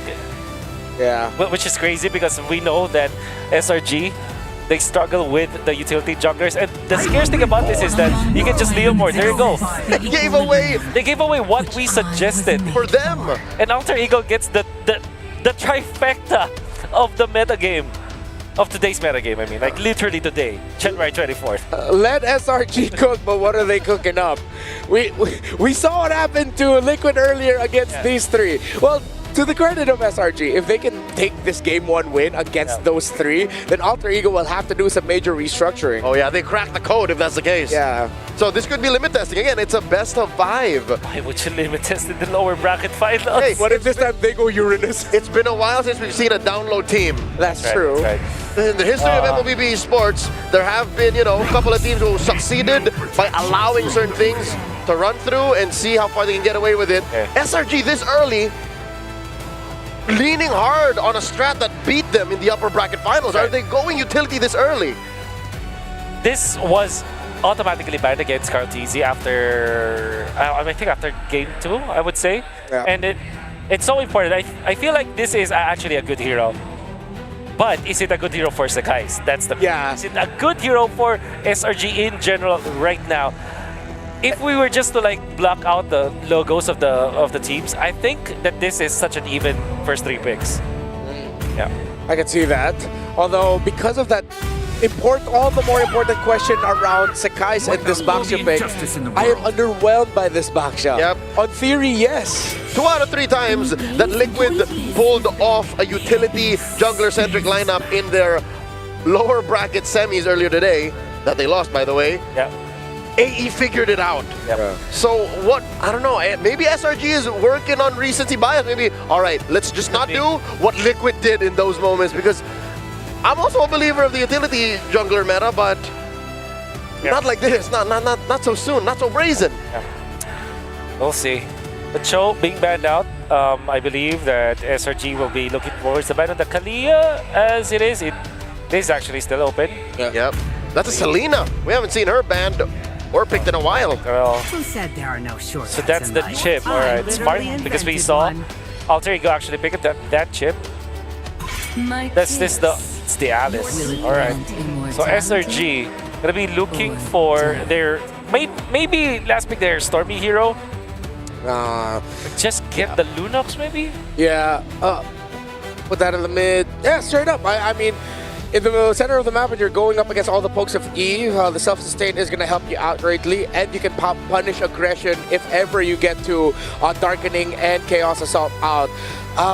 How would you feel if they suddenly sort of pick up a Zetian for Stormy? Maybe last pick if that is the case. Then in that scenario, they would want to get the CC first. Wow. For Crab. We don't know actually if this Baksha is a jungler. Now we can confirm it's a jungler. Now it's a jungler. Yeah. I was just about to say, because not a single time in M7 has Selangor Giants played utility jungle. Yeah. Now once. Not once. All right. So I think without the Esmeralda, you need a little bit of shred here from Alter Ego, but you already have picked up your Freya as well as your Eve. Might not get that from the XP. Maybe just a Yu Zhong. It is actually available. Maybe a Yu Zhong for Nino, and then would want to look for another source of stun to actually activate this Freya. Yeah. Kalia is still open, so I think Kalia Yu Zhong will be into the mix. Good right with the EXP. They go back. Whoa, what is the roam? Is this roam glue? Roam Patrick. Okay, Alec, ever growing his hero pool. What number is that now? And SRG, if this were a different meta, Angela will be the last pick for SRG. Look at how many good vessels there are for the Angela. Nice one, baby. Yeah. Nice one, baby, but that is very unlikely in this scenario. That's unique. That's a unique pick for Alec right there. 10th unique pickup now for the M7 World Championship, and I think SRG might not have expected this. The big swerve, the roam glue. It's even more so worrying now for Sakai's to make this Baksha jungle work. Yeah. You're left with Kimmy. I really don't like SRG's lineup. It's a weird damage profile. It's scattered. It's scattered. It's like a ragdoll. It's a damage profile that AE are comfortable going into. I have to vote for Alter Ego, especially after seeing them with this lineup. It's so difficult to go up against this 5 hive mind that they have built. Yeah. Leo, Alter Ego also? Yeah, especially with El Padre on that CC, he's hot with it. Well, Selangor Red Giants gave 3 crucial heroes to Alter Ego. Heroes integral to the destruction of the Golden Road. Unless SRG suddenly whip out some next level MLBB gameplay, then they might just be falling in this very first game. Malaysia versus Indonesia, SRG versus Alter Ego. Smash them. Here we go. Alter Ego just took down a Titan, and now next in sight are the Giants here. Welcome everyone to this best of 5. A spot to the grand finals to face off Rora from the Philippines is on the line, and it starts here. Brigida, how are we feeling? I mean, did you get some time to recalibrate after the last match, and now we jump into this one? Whoa, Hijime. Okay, I thought we'd be seeing another First Blood in less than a minute, but I'm first of all glad to see Patrick. Yeah.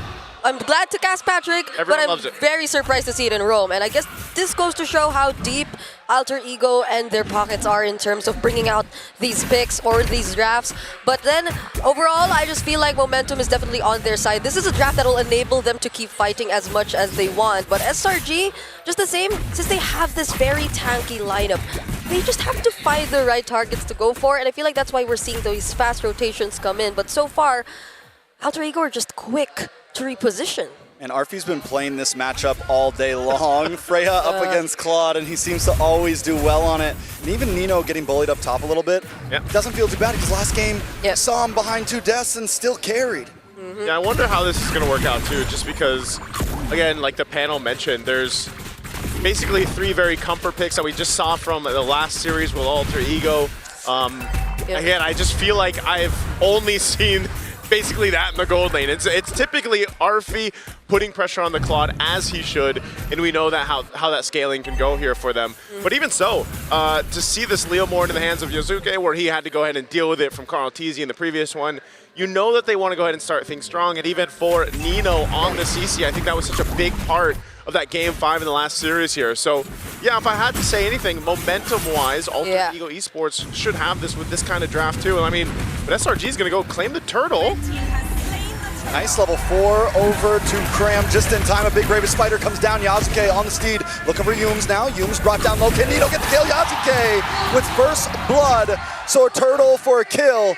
How we feel about that trade? It feels as if it's still somewhat in favor of Alter Ego, because from the get-go, it didn't seem like they wanted the turtle anyway. They were just standing in the EXP lane. They had their eyes set on Cram. It seems like Cram was the initial target. It just so happened that Yumes was there. He was the more accessible one for them at the moment as SRG transitioned towards potentially considering that fight after the objective. So I feel like this is Alter Ego and their game plan all along, but Arfi? Nice gank onto Arfi. In comes the Blazing Duet. Arfi in a bad spot, taking out Sekai's. Able to get the kill. Look at Alec though. Gets a slam. Hijime gets involved as well. Doesn't use RWM just yet. Here comes Barbio. The slam through and they're all caught in the RWM. Yumes trying to do damage on a Hijime as Sekai's goes up against Yasuke. It's a 1v2. He pushes him inside and down goes Yasuke. Sekai's is still alive. He's so tanky. Now Arfi trying to join in. All right, Arfi looking for the battle. Alter Ego decides to back off. It's 2-2.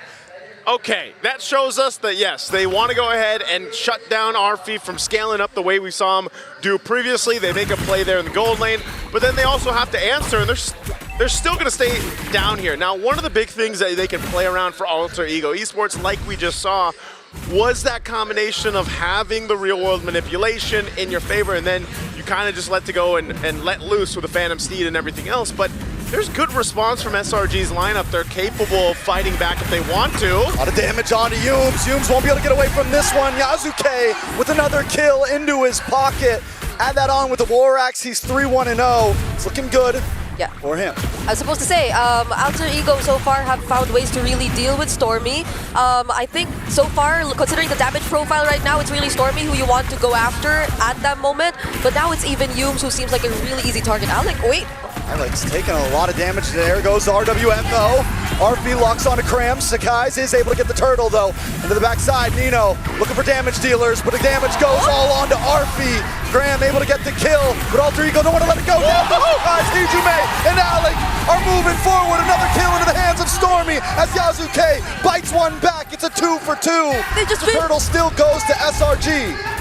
They just really want to keep fighting. That was Alec also burning the flicker just to force that dive under the tier 2, making sure that Yasuke too has company as he goes in for the dive.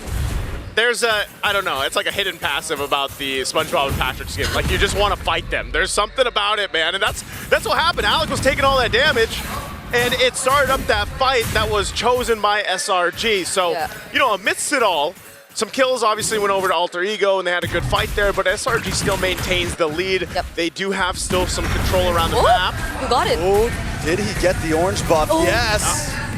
Yasuke will be able to get away safely with this. Kram moving on to Hijume. Yoom's there as well. Alec looking to join the fray. A lot of damage with a blazing duet. Innocent able to get the kill on a Hijume. Alec's now in trouble. Next on the chopping block, he gets the slam, tries to bring him back, but he's caught in between 4 members. They're gonna jump him. They're gonna pound him down, and now Yasuke's on the run as well as wants to close the distance. Out comes the Phantom Steed. Innocent now getting involved as well as Yasuke picks up Yooms, flickers through, and Nino gets away safely. Oh my, that was a well-timed entry from Innocent. You saw it. Arfi was nowhere to be found during that instant, so there definitely was an advantage towards SRG. But Yasuke though, the reset and him getting his ultimate for the second time around is still finding something out of that. It's still a really good stat line we're seeing, and he's still ahead of Sakai's. He wants to take the buff again. He's gonna take another one here with the pushback onto you. Comes Arfi with the Valkyrie descent. Sakai's gonna be in a lot of trouble here. One more hit and he does go down. Yasuke picks up the kill, and now Yasuke's on the run. Kram able to close the distance though. And now Stormy moving on Arfi. A nice stun onto Alec. The grab, slam. A nice RB to catch Stormy and Innocent. But Kram is taking him for a ride. Back onto the tower. Alec finally forced to run off, but Nino's onto the tower. He doesn't care about the shots. He's gonna get the kill. But Innocent now look for the response with Blazing Duet. The Vengeance able to respond back, and we are back down to calm. Alter Ego wants to fight the Giants, and the Giants will always fight back. Again, all this for the buff pressure in the jungle is what's happening here. Third turtle is up. We'll see if SRG secures this one again, but man, you got to give it up to Alter Ego. The way they like to fight on the map early on, it doesn't matter. They'll take those fights. And they may have stayed a bit too long there though, because they were able to take away the objective or the buffs from Sakai's, but Sakai's was able to get away. And now it's these two marksmen who keep fighting. Hold on. Big hit on to Kram. Kram's gonna go down. Arp comes into the backside though. Looking to try to get the final hit. Yoom's able to find Yasuke. Nino finds Kram. It's a 1-for-1 and a blazing duet locks on to Hijume. And he does go down. Innocent wants another. He's gonna chase down Innocent. Doesn't have the BMI currently, but it's just a couple more shots. He finally flickers in. One more hit. But no! Kram won't go down like this. But he has to get off, and Innocent's just gonna go again, but you can't chase him down with flying clouds. Walks into Stormy. Sakai's there as well. Now Nino in the back. Let's get under the base safely. What is going on? That's the curtain call. He could have reached. He could have reached, and he could have went for the chase, but he was tied up. He was tied up. Tied up by the yo-yo, man. I mean, hey, that's about as good as it will get in those engages. But man, Alter Ego Esports, you know, looking at the items too, falling into place here, you've got to go with some defense, and that's why you've got those brute forces built in. Yep. Nino has to help Yasuke, especially when they decide to go into these fights again, fighting around the real world manipulation. It does help them kind of lock down the control, but so far, notice how SRG has taken these fights. They also have pretty good defensiveness now too, with the couple chastised pauldrons they have, plus the Dom Ice on Yooms. He picks up his own, so they are going into these fights ready to just kind of brawl it out defensively. And Alter Ego does not have that just yet. They don't have a direct answer to Innocent, who, compared to what we've seen whenever Arvi on the Freya goes up against the Claude in their previous series against Liquid, seems to be performing much better on the Claude. These early decisions to join the fights, the amount of damage you get to see from him, and that Swift Trinity already completed in 9 minutes. Yep. means so much about how Innocent was able to handle the laning phase. Well, not only that, but Singapore Red Giants as a whole made a great job at ganking that gold lane to make sure Innocent had a good experience. You know where that is? Because I see that fight with RP multiple times in the last series. They're like, you know what? If we want to go ahead and have a better chance here, Innocent's got to do his thing, but we also got to allow him to do his thing. And so that one or two times they went down and kind of focused on that to get that kill, or at least to stop RP from bullying the lane early on, that's what helped bring them to this point. Now they've got control around this first Lord here. Alter Ego, though, trying to get a position for this, unless they go for RP. Okay. He's just going to get pushed back. There's the commit, though. Big Brave Spider with a blazing duet from Innocent. Hijume now just trying to get away, but he's going to get chopped down. Yasuke does bring out the Phantom Steed, but at this point, AE just wants to get away free. SRG now looking, pacing. Arfi going to back off. They just want the Lord. Will AE give it to him? Arfi wasn't the real target. When they saw Arfi and when they felt that SRG might actually go for him, Hijume, the other members were forced to reveal themselves, and unknowingly, Cram was there, ready to jump on them anytime. And that was the perfect cue for Innocent to just use the blazing duet at the right moment as well. There was no way Hijume could have gotten out of that, not without the flicker. And now Alter Ego couldn't even contest, but wait.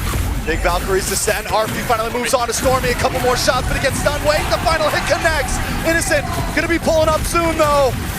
RP still going strong. Yasuke, the RWM catches two, and that's gonna be it for Cram. Alter Ego Esports always fight back. They'll take the fight even with a Lord charging toward them. They don't care. They'll go for it. The Purify will not save Stormy. Yeah, and such a brutal way to deal with Cram, who you saw for how many times in a row now was just able to easily get access to Hijume. But during that moment where it wasn't such a reactive real-world manipulation that you get to see from Hijume, he was being well guarded by the other members of Alter Ego.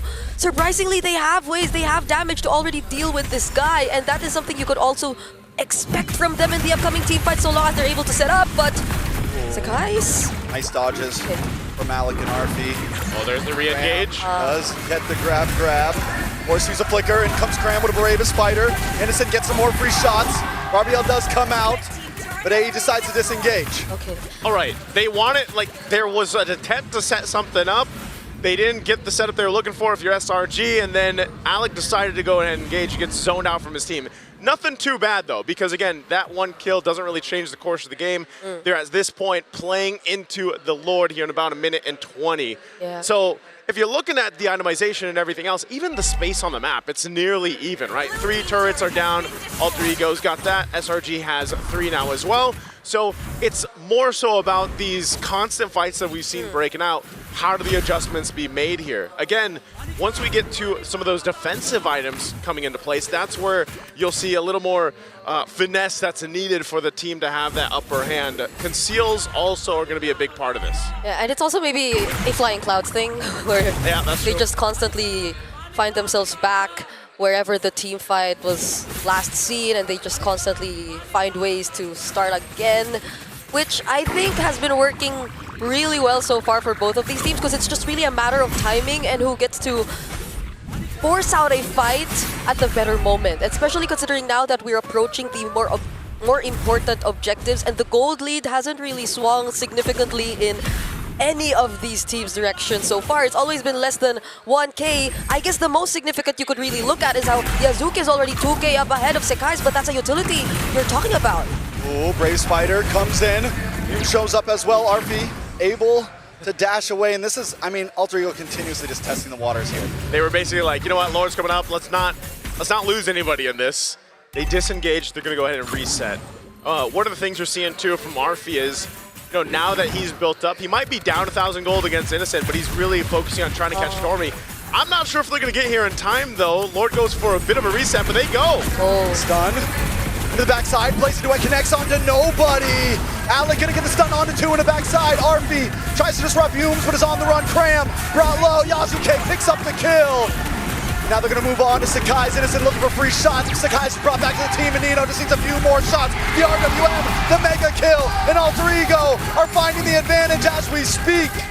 Okay, Yasuke, another Phantom Steeds trying to chase, but SRG, it's only 3 of them left. Yeah, they can't contest this. That was a hard fought for the Lord here. They'll be able to grab it for Alter Ego. You would have thought Crab was in such a perfect position already to start a fight, but once it all broke out, he couldn't find his target. He just wanted to go for Hijume at that moment, but Hijume was able to reposition, get under tier 2, and now Crab finds himself in the middle of 4 members of Alter Ego who he couldn't really just fight against all alone. You know, we keep seeing Innocent is doing great. He's 5-0-5, but it's so hard to find multiple members with that blazing duet because Alter Ego has such a split up composition. Yeah. And everyone has dashes, everyone has kites, unless you hit Alec, who's gonna stun you, and they're able to all kind of hold their own essentially. If they want to go 1v2 somewhere, they can, and at least nobody goes down. So what we saw in that last fight, Innocent Blaze Duet just connects to nobody. Yeah, not only that, but also, again, Arfi is doing a great job at trying to go for Stormy, and then the team, SRG, kind of has to deal with that and help Stormy peel. And that's why Cram ended up dying, because he was separated from the team. So that is going to continue to happen for these team fights, where you see that pressure towards that back line here. The Lord charges in. Cram into the backside with a bravest fighter, goes straight to his death. Valkyrie Ascent, ready for the engage as Yasuke pounces down onto Sekai's, but a blazing duet in the back line, but it's still just not enough. He has to be on my back. He's able to find Hijume. And now it's a 3v3. SRG defend the towers. Wow, Innocent threaded the needle there. He was 1 hit away from going down, but able to capitalize a kill. That was enough to keep them in the game, but man, Arfi is a menace on this Freya. He might have had a hard time in the early game, but they're looking to take a base turret here. Yeah, did use the Valkyrie Descent to get out though. Now he uses this to dash forward. Pincer onto Yums. Yums brought very low. Nino able to pick up the kill, but now Yasuke has to back up. Arfi may have finally met his match. Oh! He goes down with Stormy picking up the kill, but they do break the inhibitor. Arfi's like, I want this kill. He wanted to kill Innocent, didn't even use the flicker, but he goes down. Ultimately, there's some damage on the turrets of the base of SRG. They lose the bottom turret, but still, nonetheless, they keep things mostly intact. 2 base turrets still up, some key defensive items being picked up as well. Now you've got the immortality in the hands of Yums. And yes, like you mentioned, Trex, one of the hard things about this is Innocent getting value out of the Blazing Duet. He does just pick up the Malefic Gun now, so he's got that Rose Gold and a win in nature for defense. Yeah, that's the hard thing, is actually getting use of the damage profile that you have, and that's why the panel mentioned this, that the damage profile of it and making it work is a little finicky, and you just got to be able to pull that off. So maybe that's why Arfi really wanted to force that, because he knew, I guess, 2 things. He was already full build, and there was no Winter Crown or Wind of Nature for Innocent. So he really wanted to force that first kill, but Crab. Gonna push the fight, a nice grab onto Cram, but wait a second, Yums is locking onto Arfi. Alter Ego might want to disengage on this one, not try to take the full fight. They're all down to about half health. Yeah, that's quite low. Yeah, it's gonna be enough time for them though to just reset and prep for the upcoming one. They'll be making sure that they take care of the waves though. Fortunately for them, 1 base turret's already down for SRG. Yeah, they can work this. Lord is up. Going to be started here. It will evolve shortly. Again, Flying Clouds being traditionally one of the maps, if not the longest play time right now throughout M7 is Flying Clouds. Fun fact. So they'll start this up, half health on the Lord. Attraction Pulse thrown out. Arfi with a Valkyrie Descent onto Sekai's. He's brought down to solo. Arfi is shredding through. In the backside though, Sekai's falls. Cram gonna be the next. Arfi keeps on going. On to the next one, but a blazing duet. Into the backside, Yasuke brought low, but he snipes him out with the sword. Someone ban this Freya from Arfi. Why is he still getting his hands on the Freya?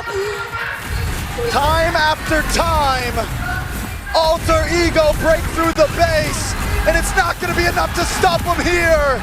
Waiting for a few more minions, couple more hits, and Alter Ego end game number 1. The momentum is there. We said it for this series. Smiles on their face, and my goodness, I gotta say, man, take out the threat. Take it away from him or ban it out.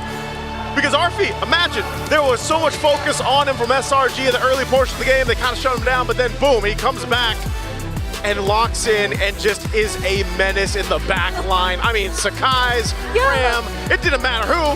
The Valkyrie was just tearing them apart. Because Innocent on this Claude was able to match that Freya, at least for the laning phase, at least for a couple of team fights which we saw in the early stages of the game. He played it really well for a matchup that you would consider to be favoring the Freya, but that wasn't enough to save them in this game where RP just kept jumping in and forcing the fights in the backlines. No, I don't even think that was the backline. That was Sakai's he tried to hunt down in that last fight. Yeah, he went for Sakai's, he went for Cram.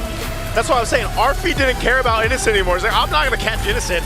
So he adjusted, especially around the mid-game. He's like, I'm going to go for Stormy. I'm going to go for Skies. I don't care as long as I'm able to get a resource out or potentially a kill. And eventually, he scaled up so much that he was just shredding through anybody he picked. So, again, an amazing game there. Game 1 in the series. Let's throw it over to the panel to talk about Game 1. 22 kills in the first 8 minutes of the game. I wish there was a group of people who suggested that the Freya and the Leomord probably shouldn't have been given to Altered Ego, right? Who that? Who that? Who that? I wonder, you know, I wonder. Because we already saw in the first series today that was definitely a problem, but they still give it, and now you see the result. You can't spell Freya without Arfi. That is actually so true. It's built into the name of the hero. Arfi, Freya, it's there. So why do we keep giving it? Let's look first at the laning. We mentioned the Sakai's and Innocent needed to be on demon time here. Innocent was on demon time. He handled Arfi in lane so well. And SRG handled Arfi. But it's not about the laning phase for Alter Ego, as we've already seen. Once they hit their power spikes, they have such a great understanding of the limits and strengths of each hero in their favorite hero pool that they will make it work every time. All the more excellent is their target acquisition multiple times in this fight, especially with the draft that both teams ended up with, especially with a marksman like Claude, who is technically not a backline front-to-back kind of marksman. He will be everywhere, right, in a team fight. Alter Ego, 6 games in a row now, counting earlier today's series. They are so good at finding the right targets that about 95% of the time they will win in long, drawn-out fights. It doesn't help that their heroes are so good at picking out ults and then waiting. All right, save for the Eve. The Eve is a really long cooldown. Everyone else is like, okay, I'm ready. I can do that again. Each player, specifically Arfi, who is my personal vote as the MVP, is like a heat-seeking missile. Yeah, especially the last clashes which they actually won. He jumped into Innocent first. Then Innocent was able to dodge, but he's still able to collect the kill with the last hit on the Sakai's. Then eventually snowball from there.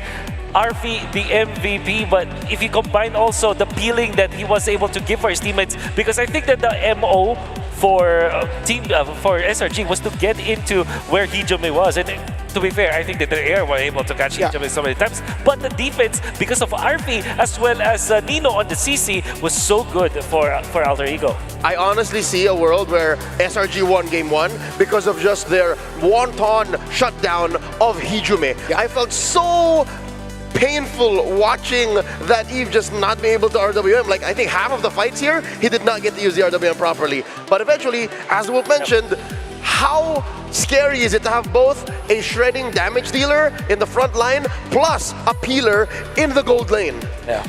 Beauty of the lineup of Alter Ego is the extended fights. Perfect for Flying Cloud. They have heroes here that, yes, you would consider the Leomord to be ultimate dependent, but the Yasuke will just have to wait for it. Nino's timing on the curtain call as well. So good. Again, Nino continues to impress us and win us over to become Alter champs in our own right. But Arfi, the thing about him is, even if he doesn't Valkyrie Descent, he can just like basic attack, and he hurts. But then when the Valkyrie Descent comes in, that's when it becomes even more of a problem.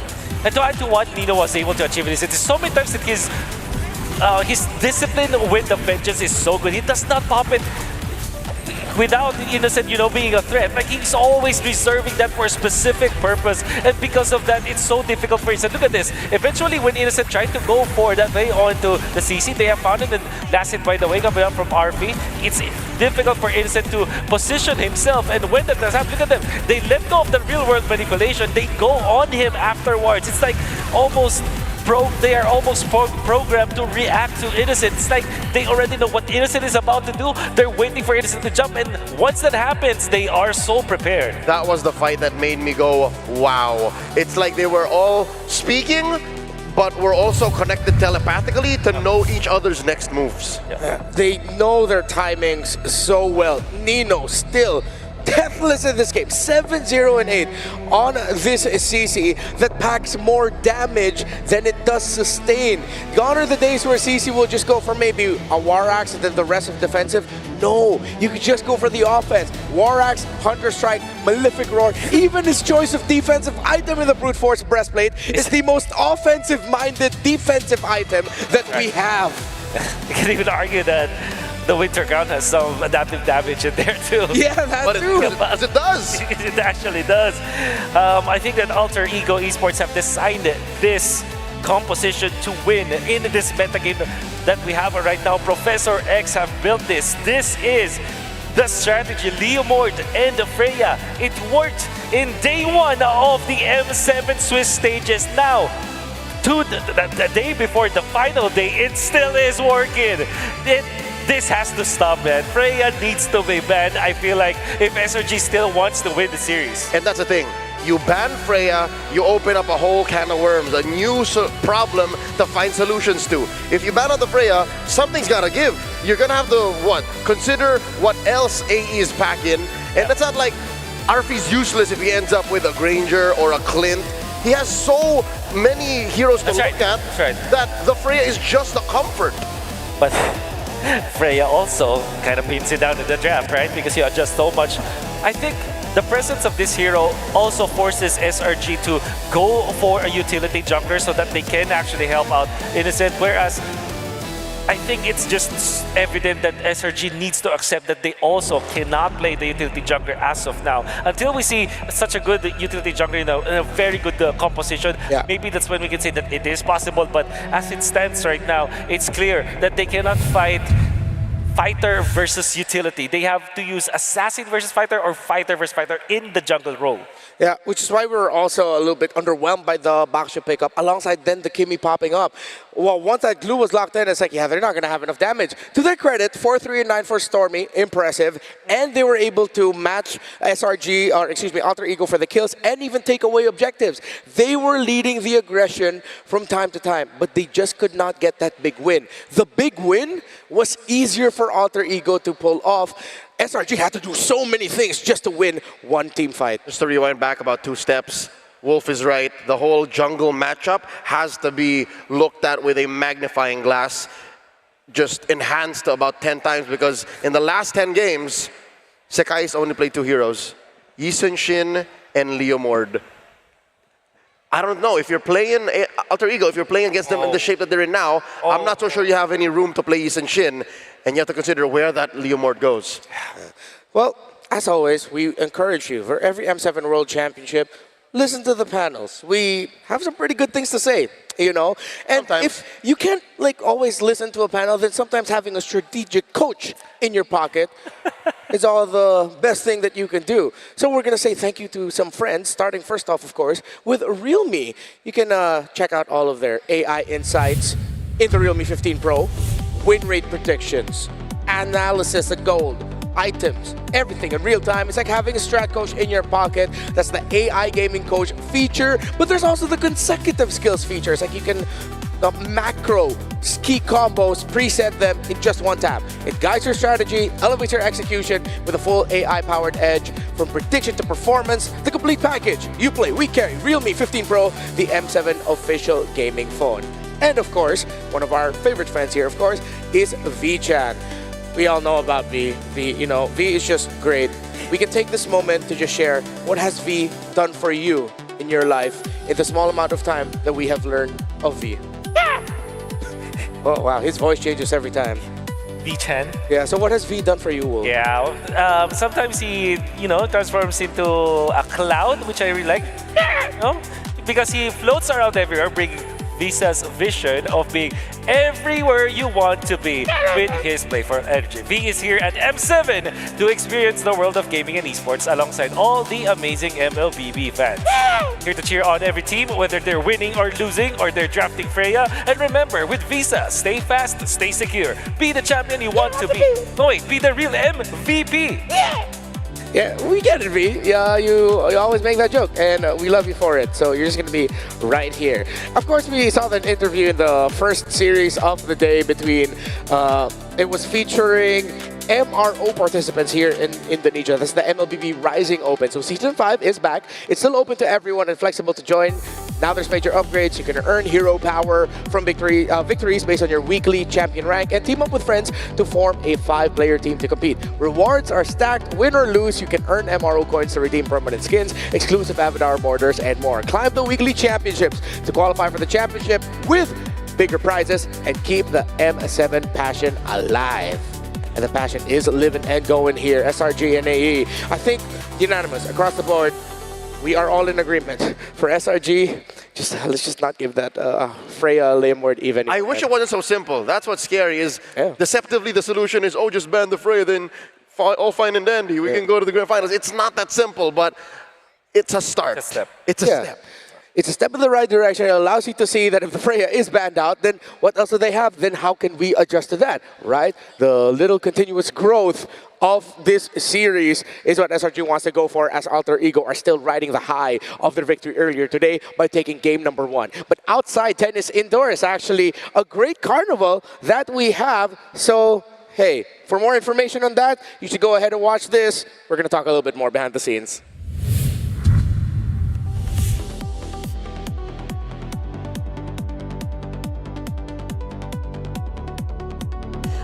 Hi, it's Monica Ko here, and right now I'm in the M7 Carnival, and it's very fun here. And as you can see behind me, there's a big giant screen there, and we can have a watch party together here. And not only that, but there's a lot of activities here that you can do, and there's a lot of booths with activities, fun activities and challenges. So what are the challenges and what are the activities? So come join me.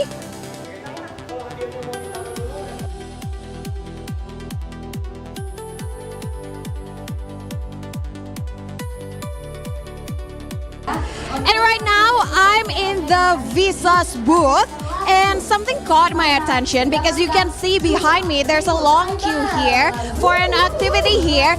So let us join the activity. Halo kakak, can I join this? Boleh dicoba gamenya? Boleh ya? Langsung nih, gimana nih caranya? Langsung swipe. Wow, okay. So I can see myself on screen. So let's try how fun this could be. Ready? Okay. Oh. So I need to cut the Visa logo.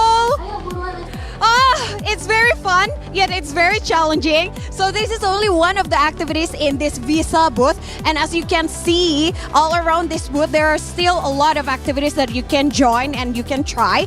And beside the Visa booth, there are also a lot of sponsors booth that you can visit here. There's also a food and beverages booth. Let's have fun here.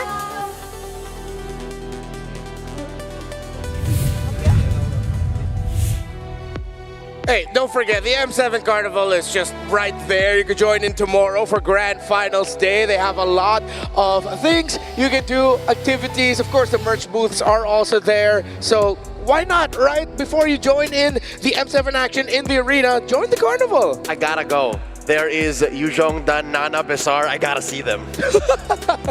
I mean, accurate, yes. They are very large. Besar Bangit. Besar Bangit, indeed. Naisu was very excited about that. Shout out to Naisu. All right. Oh. You didn't even hear me. Yeah, man is locked in right now. Man is locked in. Man is ready to cast. All right. Or post more thirst traps. Okay, so for SRG game number 2, beyond instead of sounding like a broken record of, let's say, ban Freya, ban Leomord, what else can they do in the draft? I think we have to begin with the draft here. I think they have to really focus on the jungler. Although the backshoot is good, and like I said, if you block out the logos of the previous draft, you would think that the first 3 picks are just pretty much equal. The backshot really works against this kind of composition from Alter Ego, but it seems like their mastery is not there yet. In the lower bracket finals, where every single thing matters, every single second, mastery now has to kick in. You saw in the previous series that if you just make one mistake, it can easily be magnified by your opponent. So I feel like that is one thing that SRG needs to fix.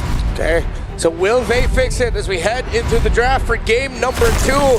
Action-packed for the first 8 minutes until eventually ran away from the hands of SRG. We now enter Broken Walls and SRG goes blue side. This is a good start. By going blue, again, you up your win rate by a large fraction, and you also get to dictate what's allowed in that first pick swing, which in the first game was Freya. Among the planes exists And it looks like Alter Ego will let that through. They know. So they're saying, hey, Innocent, are you willing to go first pick Freya? Yeah, that's tricky. You can also go for the first pick Leomord, but then Alter Ego will just go for Freya. Go with it. It's like, no matter what happens, there will be a trade. If SRG goes for the Freya first pick, I think Alter Ego will just choose to go for maybe just the Leomord and then the Hilda eventually. Because what we do know is that if you draft the Freya, you will go for an assassin jungler, and Hilda eventually becomes, the value of Hilda becomes really high. I think that the best option is to pick the Leomord actually. They go Sora. All right. You know what's happening. Is this going to be the first time we'll see Cram on the Sora? Because if I recall correctly, all the Sora games for SRG was for Innocent. We might not have seen Cram on this hero just yet. You're right. Sora has never been in the hands of Cram. Not even hiding anything. It's Kimi Valentina. Well, this could be XP Valentina. This could be Gold Valentina. Yeah. You really just have to adjust. Depending on where they feel the Sora will go, which again, most likely, in the hands of Innocent. SRG must get the Hilda now. I feel like Yisenchin and Hilda could be a good opening here for SRG. Maybe a Hayabusa along the way, but also the threat of the Leomord is also a problem. So I think it's either Leomord plus the Hilda or Yisenchin Hilda. Fight for SRG, I mean. So they get the Hilda. And the backshot, they are gonna die on this hill. This is it. This is the new SRG. Wow. Oh no. I'm legitimately scared for I'd like to think it's not a matter of mastery. I'd like to think it's just AE are not the team to run that kind of lineup into. But wait, let me see. Did Aurora PH try this? They tried it once. Aurora PH tried the utility jungler meta once onto them. Yeah. And it was a Fredrin. Was a Fredrin indeed. Okay. World is their oyster. Alter Ego, they can't go for their assassin right now, or maybe just go for a Kalia. Oh, wait, was banned out. It's the Leomord. I mean, it's just between Leomord as well as Yisenchin, and then right now what they're going to do is to ban the marksman for Innocent, like the hard carry marksman. So that they can kind of ensure that it goes where they want it to go. Exactly. They just ban the Claude. Maybe a Ranger Aerith. or Granger? Oh, Granger, yeah, Granger. Because I think they're fine with the Harith because that will mean that Backshot and Harith is the combo, which is like ultra magic based for SRG. Yep. So I think they just banned Claude. They banned Esmeralda.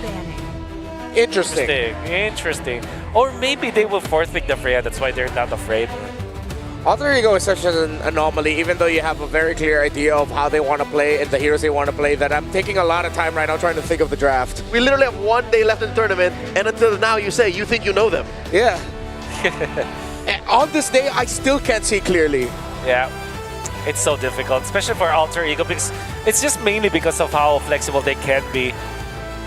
But for SRG, if you want this to be safe, you are looking for... Actually, no, you don't even look for XP. You look for a road ban here. Yeah, Alter has to bridge the first phase to the second, because it's clear what they're trying to do with the first phase, but after bans, we don't know. Because even SRG is just kind of going, they're not hard denying. It's more of just, we make sure you go this way. Yeah. You know what kind of sucks here for SRG? They have to choose whether or not they're willing to give either the Yuzhong or the Uranus to Nino. Yeah. Uranus will be so difficult. Although they do have the backshot, so at least they have that anti-sustain, but overall that's not the easiest. Actually, you know what? What if Alter Ego prioritizes the glue now? Ooh. Because that will mean that they can flex it, actually. Yeah, what if Roam Glue is actually just their answer to the utility jungle? Exactly. Just ruins your back line. Yeah. However, because of the presence of heal, you need some way to kind of stop the potential invades coming up from SRG. So you always think, do I pick the Khalid or do you pick the Hylos or the Cho? In combination with the Kimi, you typically want to go for a Gatot Kacha actually to help you out. Or that Hylos. That used to be the bane of many ranked game players. The duo of Kimi Hylos. Yeah. Instant stars. And with the reach mid laner's gone, that will be really tough no matter what you end up with. They ban out the Cho, and that would have been good for Salang or for Alter Ego, despite them not having the sheer burst with the Cho Kimi. It is annoying. Someone gets kicked, Attraction Pulse comes out, and next thing you know, you get help the guy that just got kicked. Alright. Glue might be a good... Glue, like I said, is a good pick, but I do feel like Hylos such a neutral pick for Alter Ego that really opens up the draft for them. There's not much counter. Also, they're broken walls. It's a neutral map. That's also very true. Opens at Silas. And of course, the double horse technique is great. Okay. Roam, Guinevere. Yep, confirmed. This is Alex Guinevere. So much magic damage, obviously. Yeah, and backed up with a Leomord. This could be on the way to another long stomp if SRG cannot put in more bodies or more mobile heroes. I just realized, they cannot put many more bodies. Their bodies are Baksha, Sora, Hilda. Yeah. Their last two picks here need some form of survivability or can last in team fights long. This is an honest approach by Alter Ego. If Stormy has a Lilia under his belt, this would be the time to bring it out. Yep. Claude is so tempting for SRG because they need that hard carry. Heaven's mandate. They go Zip. My legacy shall Okay. endure. And there's the Claude. But now you are in trouble. You might receive the Freya again. Yeah. Because the Freya's not banned out. Freya's not banned out. And it's another fighting lineup. Alter Ego just refuse to change who they are. And you already know that the Sora is going XP, right? So the Valentina lane is going to be there. It's going to be okay. Yep. The Freya is open. One of the other, maybe the next alternative must be the Harith, but I doubt it will be the case here for Arfi. It's just a low-hanging fruit. Why would you change what's not broken? Maybe their hesitation of picking up Freya here is because of the Zetien. Nope, of course not. Nope. They just thought about it. Yeah, but they did not hesitate. Yeah. Or maybe they took the time just to talk about the first few minutes of the game. Yep. Just decide, hey, here's what we're going to do. Delayed, not denied. Delayed, not denied. At this point, considering it's Alter Ego, I'm still going to lean towards Alter Ego for this draft. I cannot not root for Alter Ego in this draft, so I'm going Alter Ego. Insanity is repeating something and hoping for something something new, but no, this is the same. It's the Freya. Oh. I'm so Alter champs. It's one of those scenarios where we have to say SRG desperately needs to win this game number 2, because for the second game in a row, they give Leomord, they give Freya, they picked up a Sora when a Valentina's open. They didn't do that in the previous game, but that in itself in M7 feels like a cardinal sin.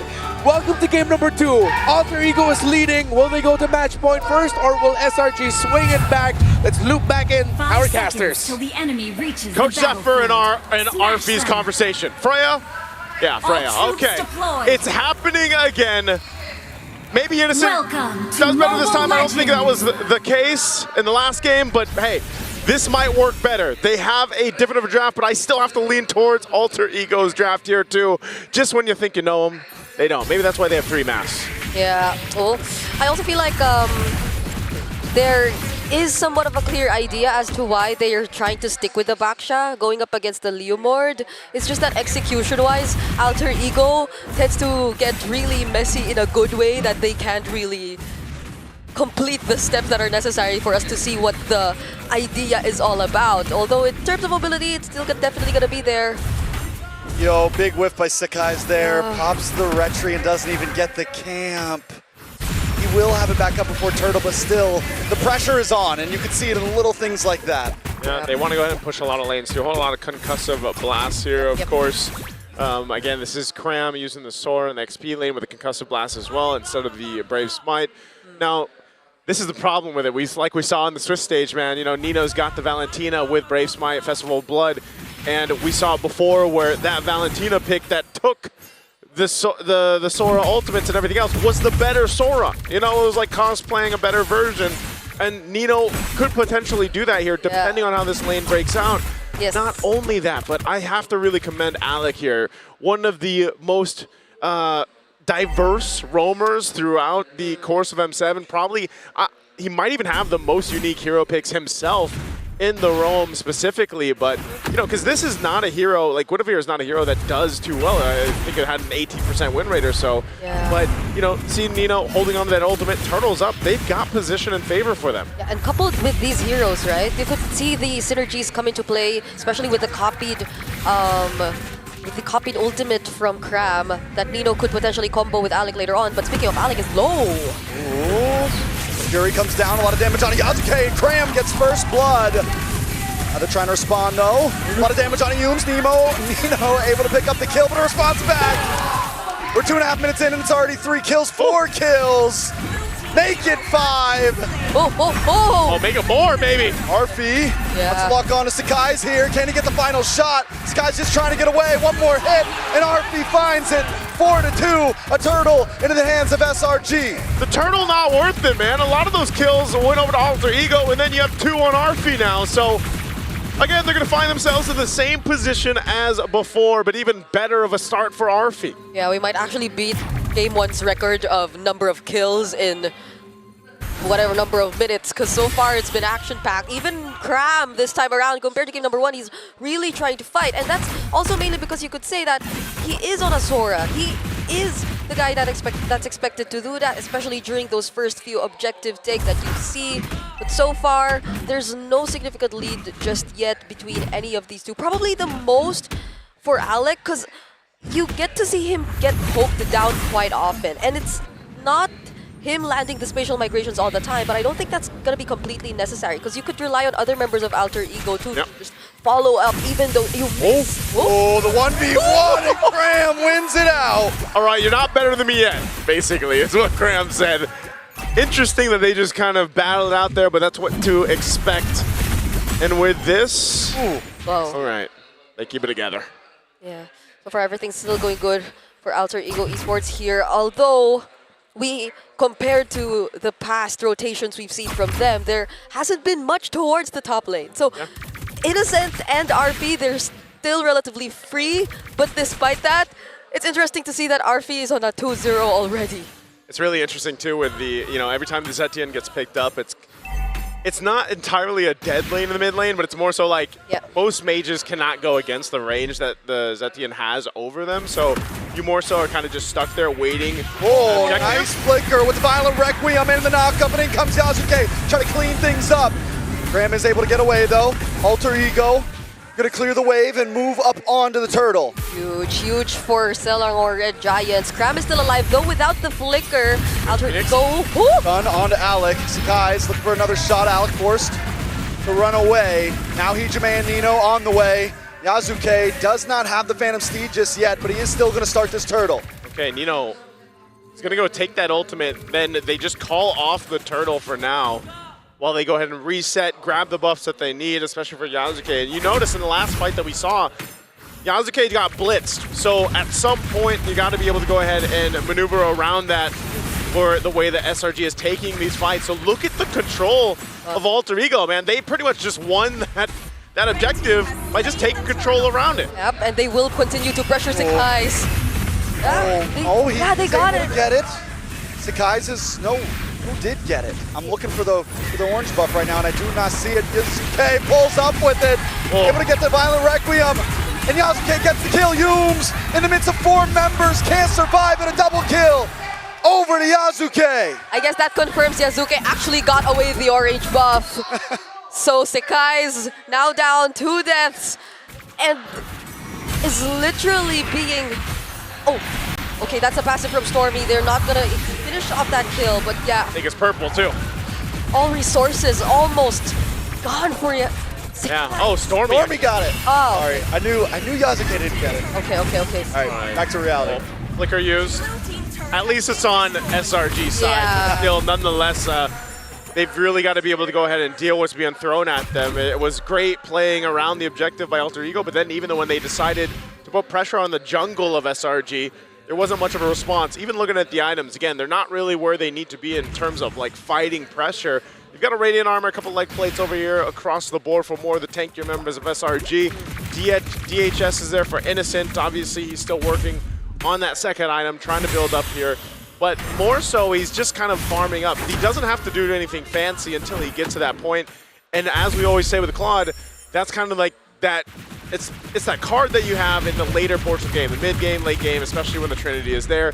And as long as Innocent can farm up, that's great for him. But more so, like we've seen, when a Freya is across from you, that's not everything, right? And at the same time, Alter Ego continues to build up. Ijume just got that Sky Piercer in the way he's been playing. It might be big. The backside, Cram able to get the Shifting Clouds. The Fury comes down and the stun doesn't matter. Sakai's now moving on to Yasuke, but Yasuke still up. Cram getting low, and comes Arfi, diving on top of Sakai's. Arfi looking for the kill as Cram falls short on the top side of the fight, but in comes the Blazing Duet, and Innocent is immobilized. There's nothing he can do. Yasuke stomps forward. And they lose 4 members of SRG in that fight. Alter Ego is just making it all work. Yep, without Stormy there first.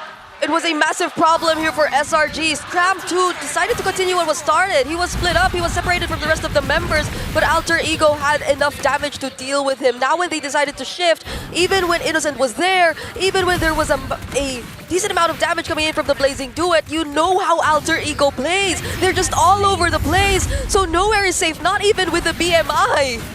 Man, not even, oh no, they're gonna go again. The lock on. Ijume able to get some nice chip damage, and they're all brought back. Yasuke low, and Ijume gets the kill on Humes. Alex is trying to get away with the Fury of the Phoenix. Bashes them down in the bottom side.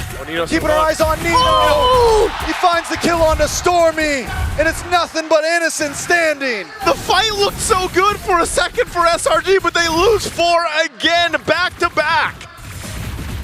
Nino on this Valentina, who's, I don't know, he's been using more of the Sora ultimates than Cram has ever did.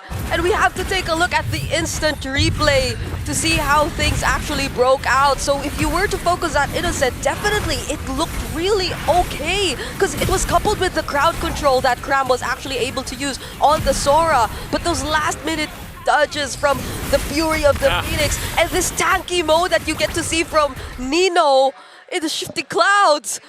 That's what I'm saying. That minor adjustment and not getting hit by the Fury of the Phoenix. Oh, traction pulse thrown out, man. AE is not letting up at all. They want to go ahead and take the buffs if they can. And I think SRG really wants to keep this side of the jungle. Oh, big dive from Arfi! And the knockup as well with a Violent Requiem. A beautiful Shifting Clouds comes in, and now members are dropping on each side. Arfi, though, still standing strong. He takes him down, and Sekai's will be the last to drop. Yasuke with a triple, and Arfi gets thrown the other 2. Yeah, a couple fell from Alter Ego, but man, oh man. SRG just keeps throwing their bodies into a wall, and that wall is Alter Ego. And now, how unfortunate is it for SRG that it's Arfi and Yasuke who were still left alive at that moment? No one could hold them down.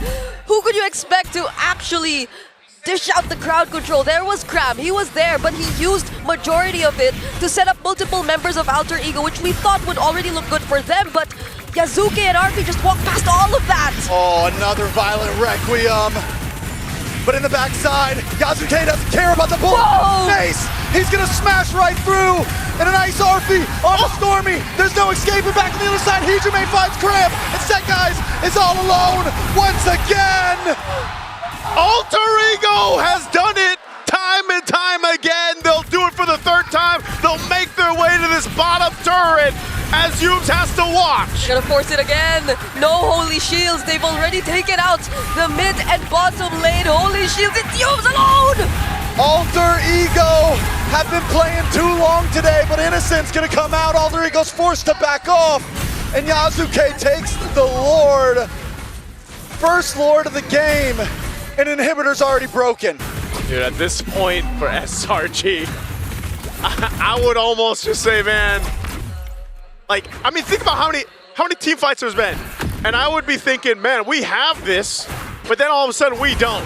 And that's in a weird position to be in because your biggest damage dealer, which is usually the Claude like we mentioned, whoa, Purify was used, by the way. The Purify is gone now for Innocent, and Lord is making its way down bot. Yeah. This is going to be even tougher. He's going to have to rely on some defensive items and fancy footwork to make this work. They're going to go for the base. Holy Shields pop. RP jumping for Eumes as that top shield is going to pop as well. Yeah. But now with the Lord making its way down bottom, how does SRG defend this? They are 12,000 gold behind, and this has been a dominant game for Alter Ego Esports. They have range. They could definitely take advantage of that, but not if they're diving like this. RP once again in a nice shifting clouds. Anything that Cram to do to save the team, but it's not going to be enough. Yasuke brought low. Stormy able to try to do something. Oh, Pepper still standing! And Nino cleans them up! They lock on to the base and Alter Ego take us to match point! El Padre! He does it better! Taking the IMU ultimate, taking the Sora ultimate, and capitalizes on the push into the base. Alter Ego, I still have to say it. What are we gonna do with the draft? Take the Freya, what do you take away? Take away the Freya. They need to stop. But it's not even just the it's everything, man. I enjoy seeing it, don't get me wrong. I enjoy seeing it and how good RP is with it, but not when teams aren't able to keep up. You gotta take away, I don't know, the Freya, maybe the Leo Mord, but then, and that's what the panel mentioned, just when you think you have Alter Ego figure it out, you don't. They bring something else out in the draft, and I gotta say, the versatility of Alec. Yeah. Making this Guinevere, who has an abysmal win rate, makes it work, man. And the amount of times that they were low health, fighting these fights but relying on each other, plus the killing spree that is here too with Yasuke, man, they were able to do this so beautifully. Like, what is going on with Alter Ego? Is this the momentum from Series? Look at the smiles on Nino's face, man. Again, match point now. Match point against SRG. We're gonna throw this over to the panel to break this one down, because man, what a game. You know, instead of turning this into a podcast where we end up dogging on SRG, let's focus on Alter Ego. Let's just glaze them up until the next draft. I mean, from every role, every moment, every second, they know what they need to do and they get it done. They are playing perfectly right now. We put up some signs here. El Padre, that is Leo's new name here for Nino. My vote for MVP this game. His vote for MVP this game. And something in Filipino written by Wolf, ban nga kasi Freya, which means? You should have ban Freya. You should have ban Freya. I told you to ban Freya, something like that. At this point, it doesn't matter if the gold laner is confident of meeting and matching Arfi in lane. You are giving comforts that Alter Ego are using to dissect your entire gameplay. It's not about the individual skill. It's about how these heroes brought together make Alter Ego look perfect. That's super correct, because you can see that the Freya Mord is just so good that even in that last big clash that happened around the orange buff of SRG, it was the Freya and the Leo Mord that actually survived the entirety of that, despite having so much explosion out there. But then you also have to think about the composition here coming out from Alter Ego and how they were able to use it. And also, their rotations into the first turtle were very interesting. But also, you could kind of expect it. The strength of the Freya is you can leave your lane, fast clear it, leave your lane, get into the turtle, force a 5v4. And we've seen that so many times. I'm just surprised at how much this has been repeated. I think, I hate to use this word, but teams are getting so stubborn when it comes to managing the Freya Mord. and let's say all is done. We've picked our heroes, we've locked into the draft, which is, again, when you look at it on paper, let's say a week ago, 2 or 3 days ago, you'd say, I don't think that Kimmy would survive. Interesting, Guinevere Rome. Yeah. You would think this is winnable for SRG, even favored sometimes when you get winning rotations, right? But something about Alter Ego and the order in which they pick makes you think you're safe. And I can't believe it. Again, just to add to the whole Freya Mord situation, you got a winning lane in the XP with the Valentina into the Sora, which was your first pick, by the way, the Sora. And then you have the less than ideal lane of the Claude having to slow roll out of there in the early game against a Freya that's just always game. Come first turtle, she will jump you. This was writing on the wall. Alter Ego are on the same pace as they were against Liquid and are just literally just pressing load game. In long tournaments like this, in M7, like, you know, there's 2 weeks, the meta game evolves, and there will always be a team who has the meta figured out. And it's very clear, with an 8-0 and 10 performance, back-to-back Freya Mord, this guy deserves to be the MVP. The way that he actually changes his target to the proper target eventually. Like, who you would think that Freya would only counter the Claude, but there were so many times that he actually finished off the kill onto Sekai's when Sekai's didn't have the Busans anymore, or the shield unity, I mean. And then he goes for that, gets for the last hit, and then eventually just takes out the entirety of the team when they do get out. Yeah, not to mention how a lot of Alter Ego's heroes naturally, save for maybe the Kimmy, take away the passive of the Zetian. So already, one of our saving graces of, oh yeah, that's why SRG, that's why Stormy was so comfortable in the Zetian, is because it's the ultimate utility hero that might be able to counter and slow down Arfi's forward momentum. But alas, it wasn't. Even that wasn't enough. His name is 1 letter away from being the name of the hero he's using, guys. AE Arfi, though. AE Arfi. That's Freya. Oh, that's true. It's all there. It all aligns. It's the Garuda for Indonesia. I mean, I don't know the word for Valkyrie, so we'll use the word for Eagle. It's the Garuda. What else can we say? Okay, looking away from Alter Ego for a moment, looking back into Selangor Red Giants, they look awkward with this Baksha jungle. That has to change, I feel like. On paper, you can see the ideas, it works, but they just look awkward moving with it. There was a time during the first start, though, when you can see the idea behind this lineup. You start with the Zetian ultimate to alley-oop your stuns that will come from the Sora eventually, and of course the jump from this backshot. And you also have that spotter, which in this case is Yums, so that no matter what happens, you will have a maximum efficiency with your ultimate on the Zetian. However, the biggest problem that they had to face was Nino copying the Sora, and because of that, they exchange their excavators. All of a sudden, you have a Sora diving you as well as this Leomord. And already, you're losing that exchange. You're not even thinking of what the laning looked like. So, approaching the situation, you're at a disadvantage. In the situation, unless Alter Ego just decides to stand there and take the Fury of the Phoenix lying down, that's your only way to win. So that's why this one went, I don't want to say a little bit faster, but way faster. We came from an almost 90-minute game to now just a 12-minute game. At this point, we already brought it up in the previous series, you cannot question the mentality of Alter Ego, but definitely their mentality is they are already in the Grand Finals. They're playing as if they've already won the Grand Finals. This performance from them is peak. Yes, game number 1 was a lot of trades, but then if you look back at the trades they were taking, it was taken at the right time, and they eventually found the clap back. It's a team that, I don't know, are they being undermined by the teams that they're going up against? I think that's where it boils down to when you're talking about mentality. Something about Alter Ego makes teams like Team Liquid earlier today, and now with SRG, they want to fight Alter Ego on the same front, wherein most times it's not a good idea. And it's also another to really believe in the composition that you have.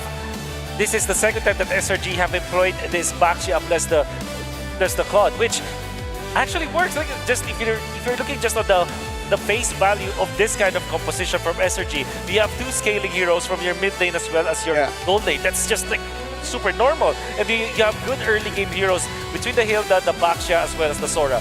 In any scenario, if you use them against a utility or against an assassin or a fighter jungler, it would have worked. But this is not just a not a fighter genre or the assassin. This is a Freya with the Leomord. It has been refined over by Alter Ego. You can see how well they adjust with that. Yeah, the Leomord of Alter Ego is not undefeated. The Freya for RP, not undefeated. But that is a 70% win rate on average for these two heroes. At this point, again, I apologize if we sound like a broken record, but if a team is this good with this specific strategy, no matter the theory that you come up with to try and beat it, if it doesn't work once, if it doesn't work twice, you have to change things up.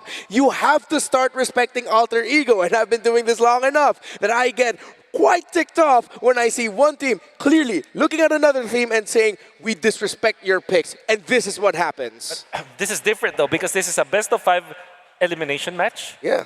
And when you gave up two wins to your opponents, they're at match point. That's 2 wins too many. 2 wins too many. Yeah, and this is why this win is so crucial for SRG. That's right. Because if they got this win, then that's hope for them. Like, okay, we can now play around the draft a little bit. We ban the Freya in game number 3. Maybe even take away the Leomord, and then the picture changes. Then you have another game to see what Alter Ego's response is to those heroes being taken away from them.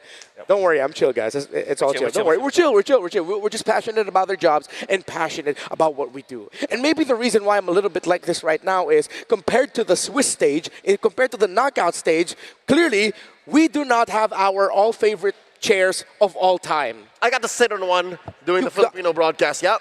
I hosted for a week. I'm like, Feels really good, right? Well, I mean, maybe if we had the Secret Lab chairs here, where you can play better for longer with Secret Lab's ergonomic chairs, trusted by the world's best MLBB teams, I would be less crashing out. No, I'm kidding. I'm chill. Whether you're enjoying a casual game with friends or climbing to Mythic, Secret Lab can elevate your game with tournament-grade ergonomic support, the very same kind that powers the pros on the elite stage.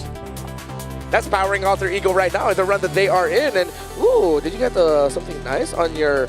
Oh, wait, that's Acecraft you're playing. Oh. I'm busy. Sorry. All right, so, Wolf, I think maybe you want to handle this? Yeah, do check out what Leo is actually checking out right now. Acecraft, an STG built around adaptability, random skills, bullet deflection mechanics, and retro cartoon, which we really like. The kind of style, all designed for fast, skill-driven aerial combat. Jump into Acecraft now for some nostalgic fun. Yeah, wow. Lair, pretty damn good at Acecraft. High score, baby. I didn't know you had that in you. And yesterday we were speaking Turkish. Have you been spending some time at the MLBB Academy, where for some reason you learned how to play Acecraft and pick up Turkish? Well, the etc. channel. Well, maybe it's because the MLBB Academy has been fully upgraded. You can get personal weekly reports to understand your pacing, strengths, weaknesses, along with a complete match history, so every big moment is recorded. You can also rate trending topics and share your perspective, like banning Freya and Leomord. Whether you're tracking stats or joining the conversation, MLBB Academy is where you watch matches and understand your growth in MLBB. You can check it out on mobilelegends.com/academy. Speaking of banning the Freya Mord, I think that you also have to look at how good Alter Ego plays it. I think that we now have to reintroduce the box type of composition. It's practically front to back, but they're kind of the same. But it's mobile. It's a mobile box, I guess. It's a moving area of influence that so far Alter Ego Esports has been very successful with. And then the way that they utilize Leomord is Freya, they just move in a unified unit. Yeah. And it looks so good. It's, again, that's our main point here. It's not just the heroes, it's the fact that this team plays it so well. That's true. As if they were born to play Freya, Leomord, and whatever kind of heroes you want to pair up with it. They look comfortable. So, well, we're going to take our time to discuss more theories, maybe try to predict the next banning and picking a little bit better. But for now, it's time for us to watch this, a little bit more information on the great things here in M7.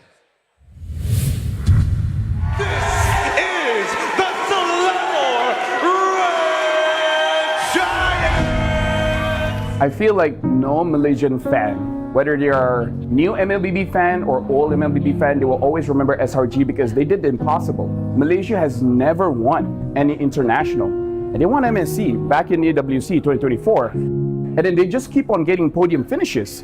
We started from zero. None of us was a champion before, but throughout the bonding, we make it to MSC. It was a dream come true. And we have been together for such a long time. So I think that how we perform in this M7 would really decide how the future will be. You can never forget that. Like our region, people say we're strong, but we don't have the achievements. SRG was the first, so that's very unforgettable. Winter Crown Play, SRG are going to the knockout stage! For me, it means everything for my career because the previous two that I had, I only reached top 3. Ultimately, what I want is M Series title. It might be disappointing if we don't get it. This is the last trophy that we really need, not only for our team, it's also for our country. Because Malaysia has never won an M Series, so we really want to achieve it in the possible last run that we have. The Giants rise from the darkness and move forward in the upper bracket.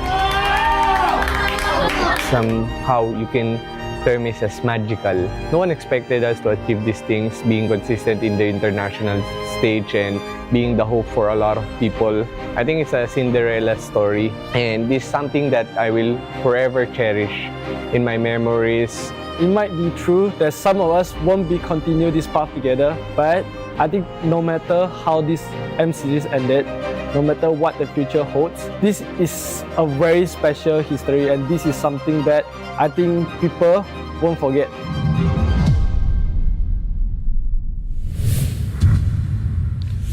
Remember the Giants. They are one of the best teams in the world, undeniable. Their achievement in EWC 2024 put them on the map when they defeated then Falcons AP Bren in an exciting 7-game series, winning the first major international trophy for Malaysia. This is what is on the shoulders of SRG, the hope of an entire country, and they're looking for their fairy tale ending.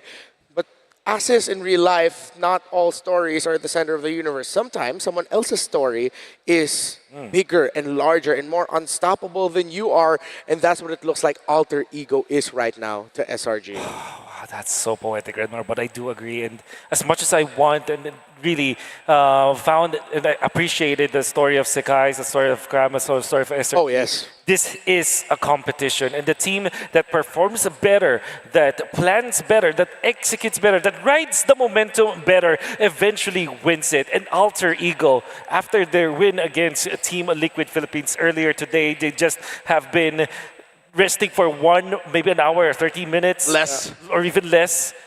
You can really feel the momentum and how they're riding onto it. Now they are rewarded because of it. They have 2 games ahead of SRG. They're at match point, just literally 1 win away from getting into the grand finals. It feels like we're watching 2 teams that, for the side of Alter Ego, one thing that we talked about for Aurora Gaming Philippines, who are in the grand finals right now, is that they've evolved and finally come out of their cocoon.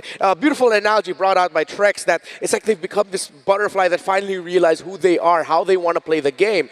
While Alter Ego looks like the same team, which is why they are 1 win away from making it to the grand finals. Well, for SRG, it feels like they've taken a step back. It's like they're back in the cocoon, and we still don't fully realize, or they themselves haven't fully realized, what their team should look like. That's why going into game number 3, you have to start with the simple steps. It's so hard to ask a question, who are you? Yeah. That alone is a grueling task to answer. So might I be able to present my 3-step process as to how SRG might be able to regain control in the series, all right? So step 1, stay on blue side. Okay. Okay. There you go, stay on blue side. This is just an idea, that's why there's a bulb there. Step 2, ban the fray. I don't care if it's 1, 2, or 3 blue, just make sure it's out of there. And then step 3 is pick the Mord. Pick the Mord. Because Sekais is good on the Mord. Again, quick recap of their last 10-game review.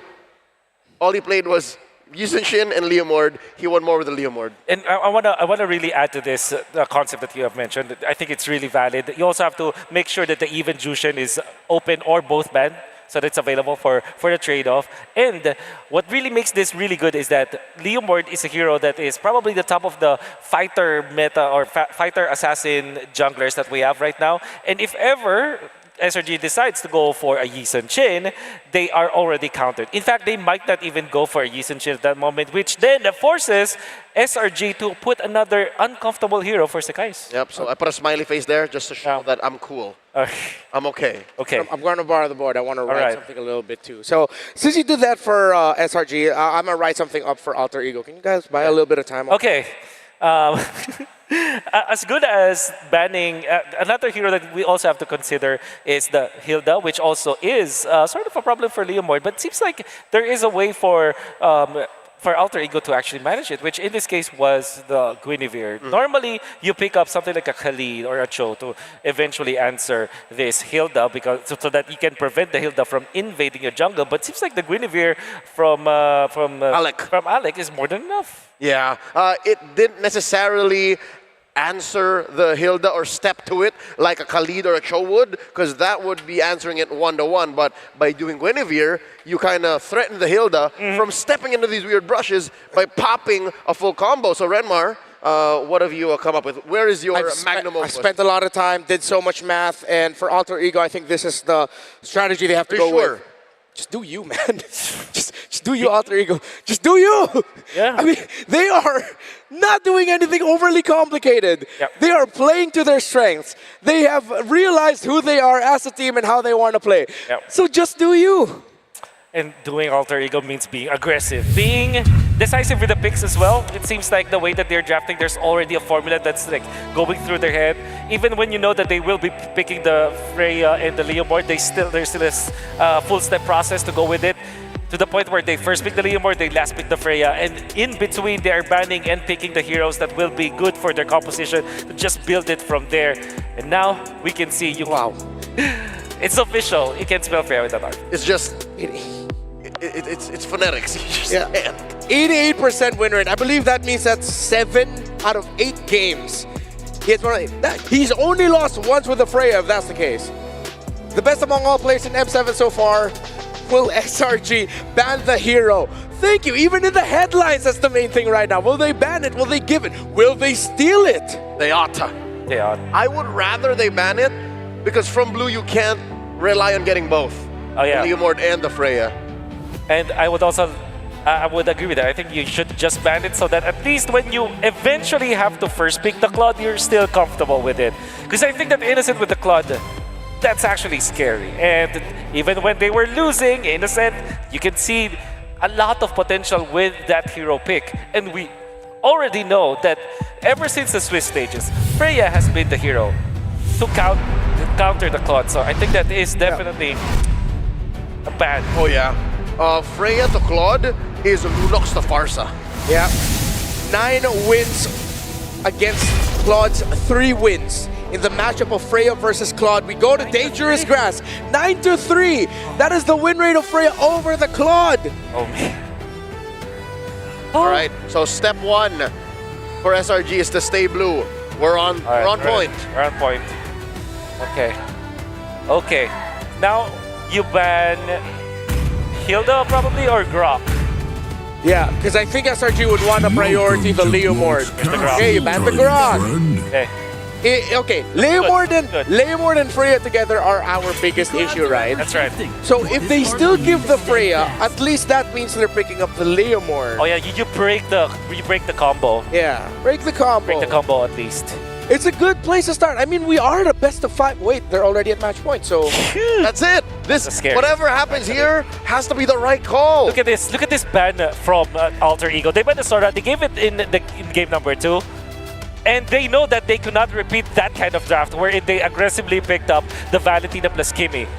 They recognize that a strategy, even a draft pattern, it can be countered or denied. That's why they banned the Sora this time, and now Freya. It should be the Freya.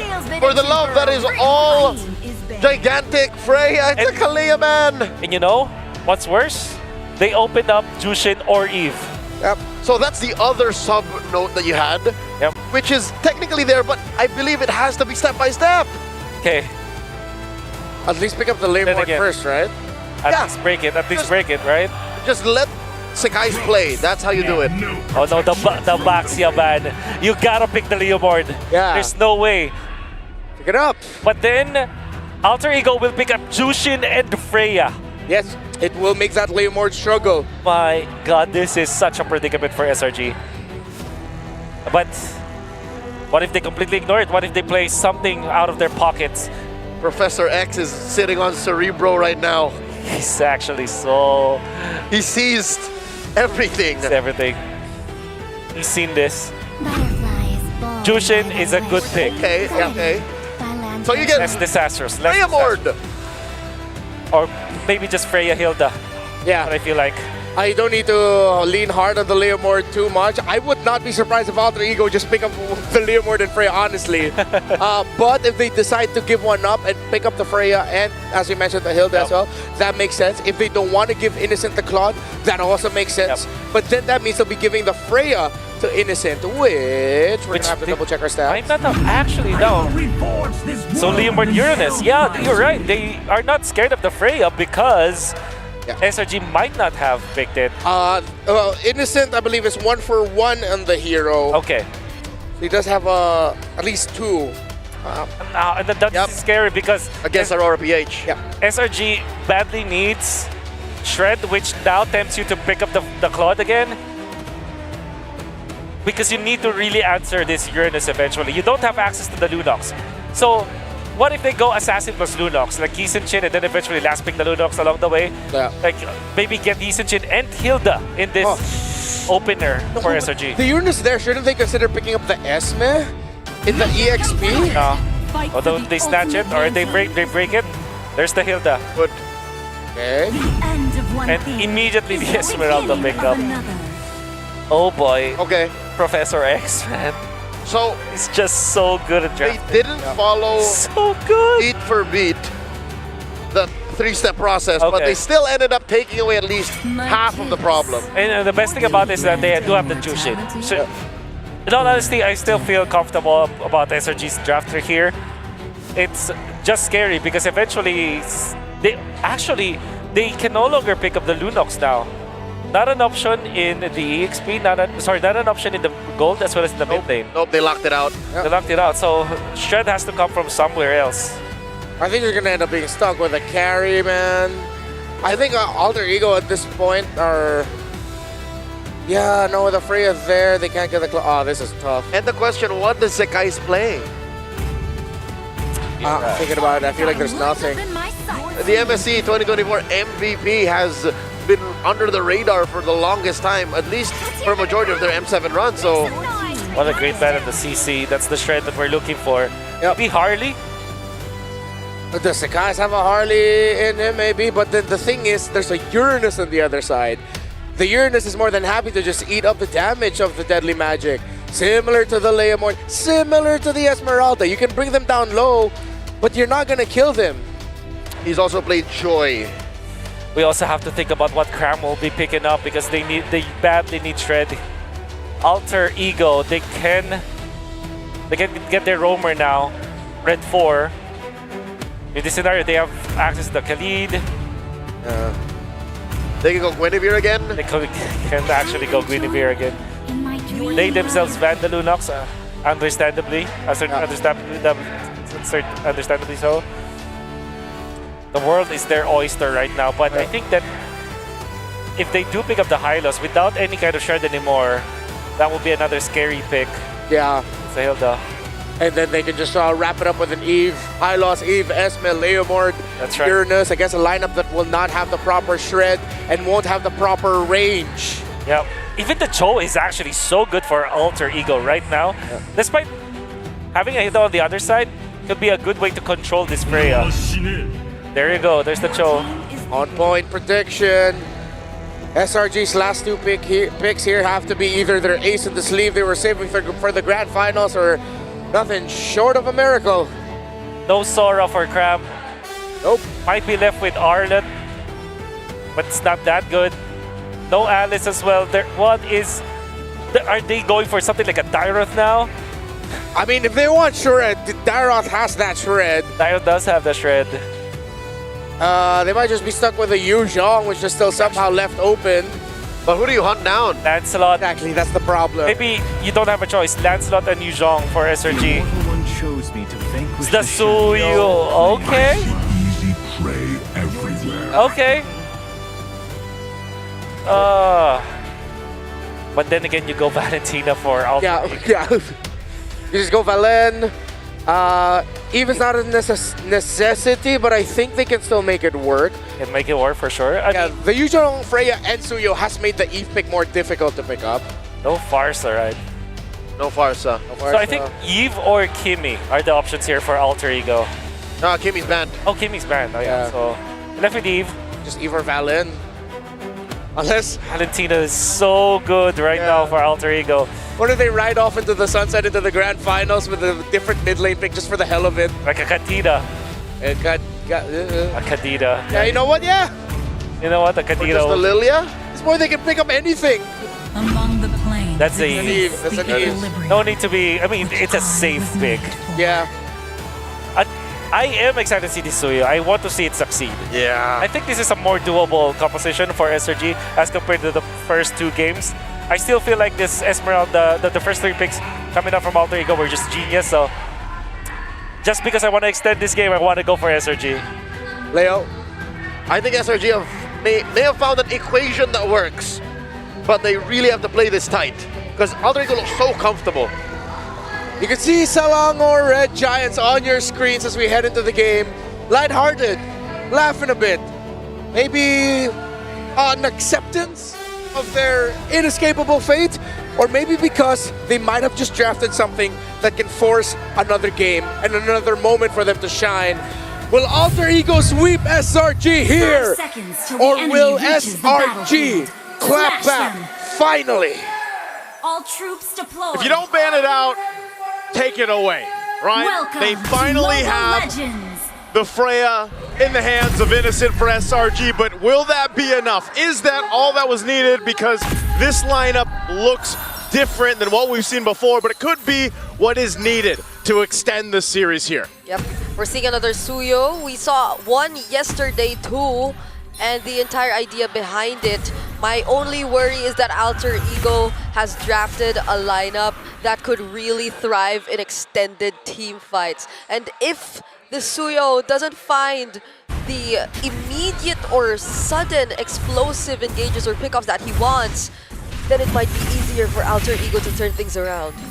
Yeah, part of that too is, again, this is a very different, I would say, pacing or tempo for Alter Ego Esports than what we've seen previously, aside from, Yozuka here on the Leomord, which we've seen so much of. And that's to kind of be expected, man. The XP laners just duking out. Flicker actually used from Nino to not get caught out there, and Petrify as well from Cram. Yeah, on paper though, there are really so many good answers from Alter Ego in their draft towards the lineup of SRG. We did mention a couple, the Esmeralda being... Skies! Skies fires back though. Azuke brought low. Both teams gonna disengage. Testing the waters at this point. Okay, still none of these two junglers will go down just yet, but going back, yeah, we're seeing them handling the lanes pretty well. Another advantage for Alter Ego, and I think this is one of the key factors we've seen from them in all of the previous games where they've been winning out majority of the early stages of the game. So long as Nino, although he did get to use the flicker earlier on, essentially what you just need to do as the Euro does is just stand over in front of your opponents. Okay, Alec is there, but yeah, no kick on the Cho just yet. So no Way of the Dragon, no level 4. Just kind of, if you notice, both teams just kind of getting some battle spells out if they can. A couple more used from Alter Ego, but this fight could break out. Yeah, it does come down. Yazuke brings out the Phantom Steed, but a Black Dragon is able to zone him away. Sakai's getting a free turtle here unless something can be done. No, it can't. Alter Ego decides to go back to the jungle. That's usually what a Yuzhong will be able to provide for your team, especially around that first turtle.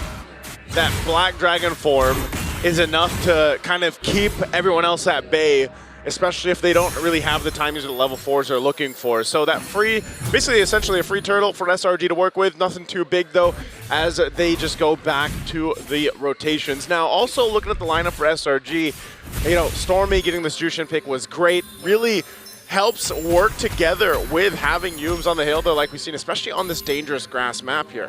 Yeah, and really good rotation so far. It's it's nice to see that the Freya right now is in the hands of Innocent, but it's not just him on the Freya and somewhat winning the lane. There's also a bit more attention that's put towards the gold lane here, potentially looking to really shut down the sides that we mentioned for Alter Ego, starting with the gold lane. And this is going to be such a crucial part because an Esmeralda who doesn't really get the early snowball wouldn't really pose such a threat against this lineup of SRG who has so many ways and such high mobility. It'll be interesting to see how Arfi plays this Esmeralda because in their matchup against TL earlier on this evening, it didn't work too well for Oheb. Yazuke going to go in. Phantom Seed does come out, able to lock on to Sakai's. The nice kick lands on a Yums, and a beautiful RWN, and Nino finds Sakai's in the bottom side. He tries to flicker, but there's no escape. Back in the mid lane though, Yazuke and Alec have gone down. SRG making a 2-for-1. Yeah, I feel like Alec really wanted to land the kick on Sakai's there. Oh wait, Arfi! Under the tower! Arfi able to get the falling Star Moon, will survive. But here comes Stormy. I'm not sure if they're still going to be able to pressure Arfi. He can clear this. He'll be okay. Okay, it was all right. So yeah, again, these team fights are breaking out objectives and everything else. You know, you're seeing how this push and pull works, but with the lineup for SRG, they've got a bit of the upper hand because of just how things kind of fall into place. It was great that Nino was able to capitalize a kill and catch, utilizing his flicker, but still, you're seeing how difficult it is for them to actually enter these objectives, enter the fight, especially when Cram goes forward with the Black Dragon form. Yeah, Cram is a lot more proactive right now. As Valkyrie said though, used by Innocent. Another 1v1. Arfi. They're just slapboxing at this point, no. She eats shield, she makes shield, Alec goes down. This guy's able to get the kill. Doom's gonna get pushed back. Yasuke has a Phantom Steed, but at this point he just wants to get away. A nice defensive RWM. Nino jumps back in, but just to get Vision and Alter Ego, give up the turtle. That's great for SRG to go ahead and fight for the turtle. They do end up getting themselves secured. Yosuke just wanted to go grab his buff, and they're kind of having a hard time also dealing with the Suyo. This is a much better time for Sakai's here to kind of be able to weave in and out of these fights, utilizing that kit from Suyo, and it's really helping avoid some of this setup potential. Alec. Nice way of the dragon, but a big petrify on Yazuke. He's unable to engage. Phantom Seed finally does come out, but he's too low to help Alex. Cram, 2-0-2. SRG are not giving any breathing room for Alter Ego. Not even opportunities for Nino to just scout out the members, nor Yazuke to confidently use the Phantom Steed as he wants. Hijume too, he's been constantly forced to use the real-world manipulation around this area, not in any way trying to set up for the objectives because SRG have been taking control of majority of it, and this shutdown that they've been able to accomplish towards Alec is huge. Queller is ready, and in comes Sakai's Arfi, able to flick away to safety. But Yazuke gets pulled in. He's got the Phantom Seed out. One more shot, but Sky's able to dash back. Innocent now, trying to lock on, but Yazuke still escapes with a beautiful way of the dragon from Alex to Shunpo. And Alter Ego escapes death by a hair. Alter Ego just isn't dying. What is going on here? I mean, great way to kind of avoid that because that should have been a couple kills over to SRG. It should have converted to a turret though. So they will get something. They continue to build the lead that they have, nearing the 3,000 mark. Yeah, this is the Alter Ego who you get to see not be as successful in terms of forcing the fights just yet. Even at that moment, the Way of the Dragon was used defensively just to make sure that they wouldn't be able to accomplish the chase towards Yazuke anymore now that Innocent is able to join the fights. However, things are looking a bit too good for SRG. Yeah, when you look at this lineup again, the hard part for Alec, as you see him 0-3, is this attempt to kick the right target. But like, who is the right target essentially going to be over here? Especially with Stormy, you know, he's rocking the Purify, so mainly he's going to be okay. But even so, it's just been really difficult for him to actually get this kick. Oh, Alec. There's no escape from that one. Cram able to find Alec. RWM comes out defensively once again to try to keep SRG away. Yasuke with a Phantom Steed backs off. Arfi though, able to zone away Innocent. Man, that RDM just is continuously used defensively. Yeah. They haven't been able to really launch an attack at any point now. And at the same exact spot for 3 times already, where it's just moments before the turtle, and that everyone from SRG just gets to escape. So now they clearly have the upper hand. They'll take another turret away from Alter Ego. A lot of damage on Nino. He might not be able to escape this one. Finally, Stormy gets the kill. Hijime just trying to clear the wave at this point. They've just kind of shut down Alter Ego Esports' plan, and a lot of it, like I said, has been on the whims of Alec being shut down. Arfi is able to tank up a lot of damage at this point so far, but definitely still needs to build up these items defensively because Alec can't do it all, man. And as you just saw from Nino, if Nino gets overloaded, even on the Uranus, he's gonna get taken out. So they have to go ahead and play catch up. I mean, think about, there's been nothing fancy about this game's early game, but you're looking at a 4K gold lead for SRG. They've gotten a couple turrets down. They've put themselves in the best position possible to contest and most likely take that first Lord unless something goes terribly wrong in that fight. Yeah, Yume's also picking up the Radiant Armor, means that he'll be able to tank a lot more of the damage either from Arfi or even Hijime at this point, who honestly always gets chased down, always makes, or SRG is just always making sure that she feels a bit more hesitant to use the real world manipulation. I'm hoping they find a bit of an opening in this upcoming fight because so far SRG, Graham starting things off all the time with the Black Dragon form just makes it impossible for them. Yeah, Nino popping the Consecrate. Arfi's still trying to hold this down. You know they got 20 seconds for the objective to come up, and it's SRG looking for a potential pick off or fight that they can force Alter Ego into. And you know, just again, the nature of this game, the pacing of it, very different from the previous two here. You know, this is what happens when both teams draft 3 bulky boys, 2 tanky jungles, or 2 bulky jungles, and a female mage. Basically, they drafted the little girl as your mage. I mean, basically what we're looking at. I mean, if nobody goes down, this is such a different game than what we've been watching. Checks, I was following along, man, until that. So, hey, the Lord, though, secured by Sakai's. Okay. Oh, boundary descent. Coming in by Nino. Oh, on Nino. Okay.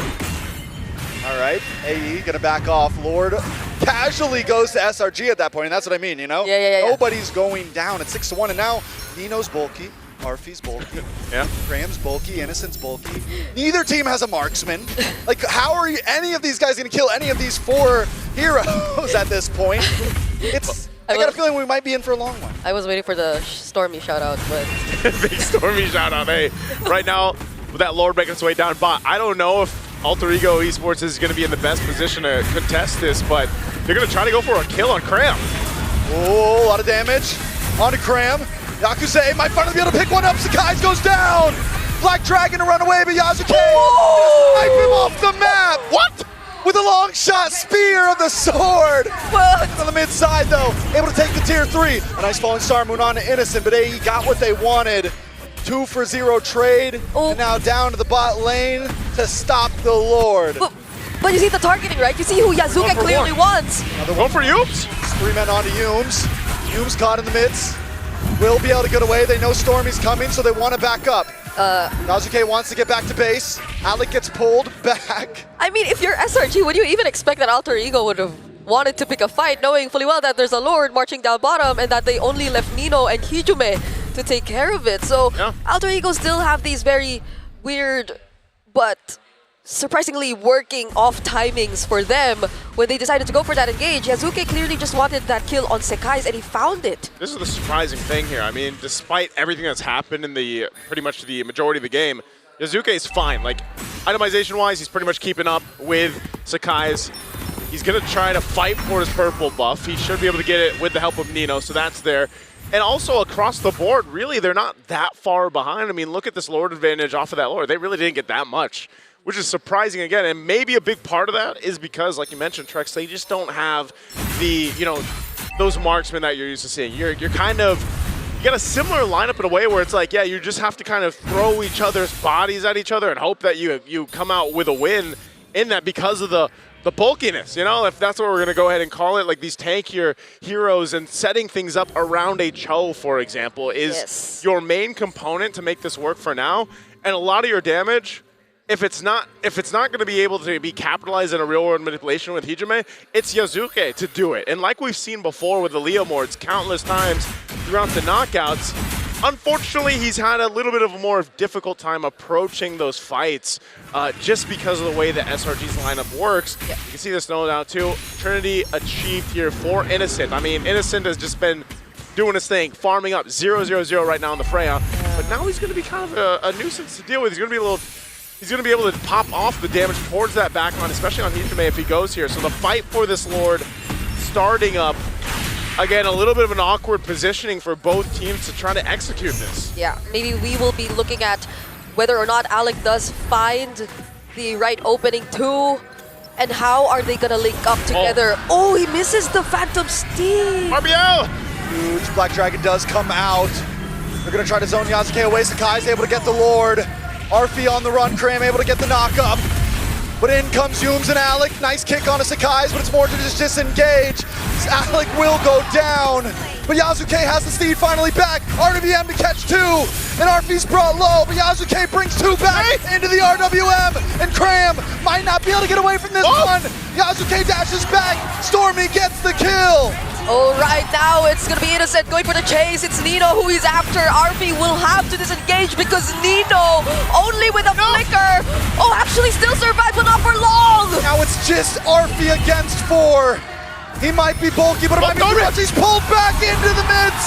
And Sakai's gets it. They might be able to try to force this in here. Oh man, it's only Alec against all of SRG essentially. Can he stop him? Nice Black Dragon. Wave still hasn't come out, but Alec goes down. And SRG will lock on the base and get one step closer to evening the score. We are not going to have a sweep. Not in the lower bracket semis. Not in the lower bracket finals. Hey, after what we saw in the last series, it cannot end in a sweep. And we're happy about it. I'm sure everyone is too, because we got to see more of this. And that's the thing, it all started with, hey, you got to take away the Freya, right? They got the Freya for SRG, but it was more than that. It was them being able to utilize this lineup, make quick work in the early game. They also got a power pick with the Yuzhong that was able to put pressure around objectives, which just made that time easier. I mean, the Suyo right now is 100% win rate. It's only got picked up twice so far, but that was a great draft from SRG and well executed. Yeah, a very commendable reset too, if I may say. After what happened, and after how Alter Ego were just able to snatch away the first two games, it's great to see how SRG are in this kind of form, such discipline, even from the laning phase, and that punish or the denial for Alec to actually just look for whatever setups he wants to go for. That hurt Alter Ego so much. Figured after this, I don't know if Alec's is going to play the show again, man. He got completely shut down there. Let's go ahead and throw it to the panel to break down our Game 3. Now that's what we're talking about. That's the SRG that we remembered. And it seems like Selangor Red Giants have remembered the Giants that they are. They clap one back, let them cook. That was a pretty damn good draft. Hilda and Jushin, if you combine that together, there's so much innovation in the early stages of the game. And then if you factor in this Suyu, which is a tech pick coming out from SRG, now it makes all sense. Now, when we said that the focus should be on the mid trio on the side of SRG, we did see it. They were phenomenal in the first few minutes of the game. They got the turtle, and then they got the perfect turtle afterwards. 3 turtles in their favor. It looks, there were some dicey times, but the lead that SRG was able to build from the early game was too good for them to close out the game. I can put into a simple term briefly what SRG did well to deny Alter Ego here the momentum and the eventual sweep. They denied on the box. This lineup by SRG is just so so good at more than just invading, but also by tearing apart whatever formation of fighting Alter Ego wants to do. Again, that show, unboxing them, yes. Unboxing, yeah. The Cho specifically is how you want to start the unboxing, right? Yep. They just deny. It's like, all right, come in, Alec, come in. Yep. You're dead. And that's why our caster said, I don't think Alec's going to be playing the show anymore. That's not it. It's not that Alec played bad. It's just that SRG dismantled whatever step-by-step process Alter Ego wanted to do. Not to mention the Suyo. The Suyo and the Yuzhong are super slippery. So when you think that the Esmeralda on Arfi and the Leomord on Yasuke could get a final bead on shredding through SRG, just was not going to have any of it. SRG, I love it. This is the equation they were looking for. They were playing well. And even when we saw that we could see some movements coming out from Alter Ego where they are poised to actually take back the game for themselves, it wasn't there. Stormy was more than reliable, 2-0 and 10 on this Jushin, the first pick hero that we did expect to be the priority for SRG. Work in their favor. It is great versus the Leomord in general. Yeah, I feel like looking back, with the trade that Alter Ego decided to go for, them picking up the Uranus, I know that you needed like a stalwart presence to just like hold, but then Alter Ego just doubled down on, okay, let's make sure that Yasuke is just the center of this entire damn lineup. Yep. All the pressure on him. Arfi just needs to try and manage in lane because at the end of the day, they're playing for the Leomord. Yasuke was getting kills, yes, but ultimately SRG controlled the aggression and rotation of the members of Alter Ego. Of specifically that show, as we've been mentioning. We put so much focus on the side lanes. The side lanes were already solved in the draft. Yep. Freya didn't end up in Arfi's hands anymore. So they don't have the Freya and Leomord comfort that they're relying on. And without that comfort, you notice how differently they play. But SRG needs to be credited. Their discipline was good in this one. That's what I want to say as well, because the way that they are handling their lead is so good. Even when they are poising to go for some kills, they just go back, dial back a little bit, and then fight once again. It's as if they're also fighting like they were the sustained team.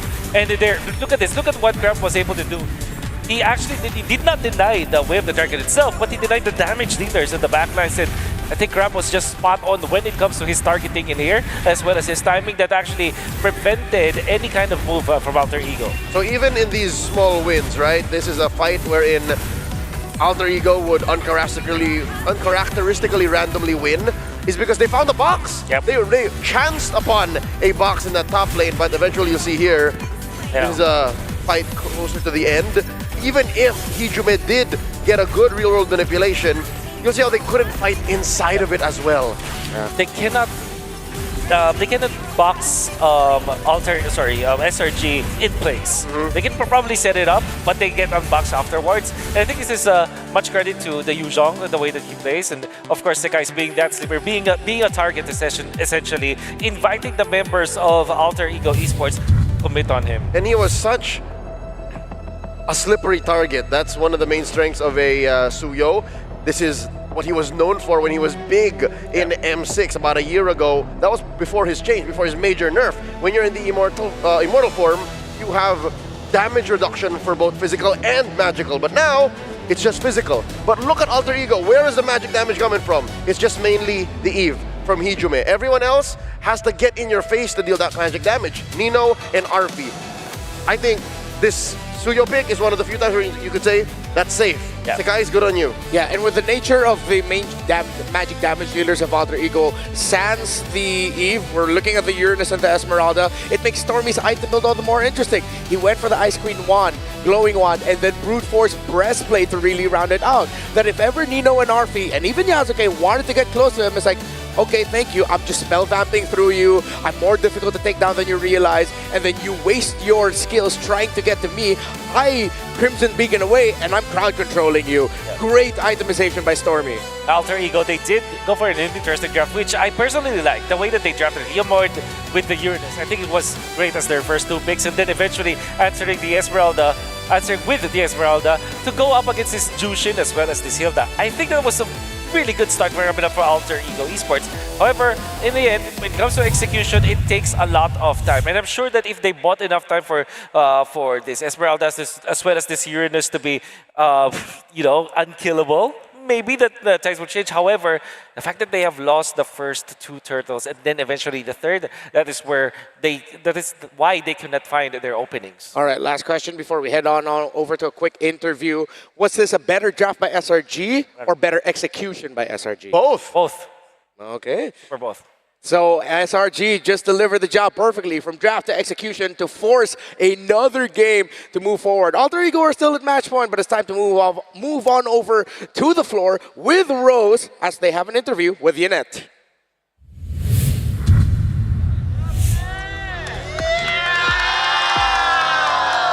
Thank you very much to our panel. Hey guys, this is Rose, and currently in a 2-1 situation, I am with the SRG friends and family all the way from Malaysia. Hello. Hi. Okay, so to everybody new here, kindly introduce yourself. Yeah, Ken. Hello guys, I'm Yenete from Malaysia, content creator from Malaysia, yeah. All right, you're a content creator from Malaysia. Yen, let's talk a little bit about the game, okay? Okay. We know that Alter Ego managed to clinch a 2-0 lead, and then suddenly SRG managed to pick up their pace and their momentum and got one game. How do you feel knowing that SRG didn't allow AE to close off the game just like that? Okay. Soalannya apa tadi? Last? Okay, kita ulang sekali, okay? Tadi Alter Ego sudah leading 2-0, betul? Tapi SRG dapat comeback, dapatlah 1 point. Betul. Apa perasaan Yen sebagai viewer, sebagai audience dekat sini yang you nampak SRG dapatlah 1 point pun dalam match point tadi? Okay, perasaan of course bangga dan Alhamdulillah. Ingatkan tadi 3-0 tadi. Takut tragedi M5 terulang balik. M6, ya, ulang lagi sekali. So kali ni dekat sini takkan benda tu terjadi. Kita akan balas balik 3-2. Wow!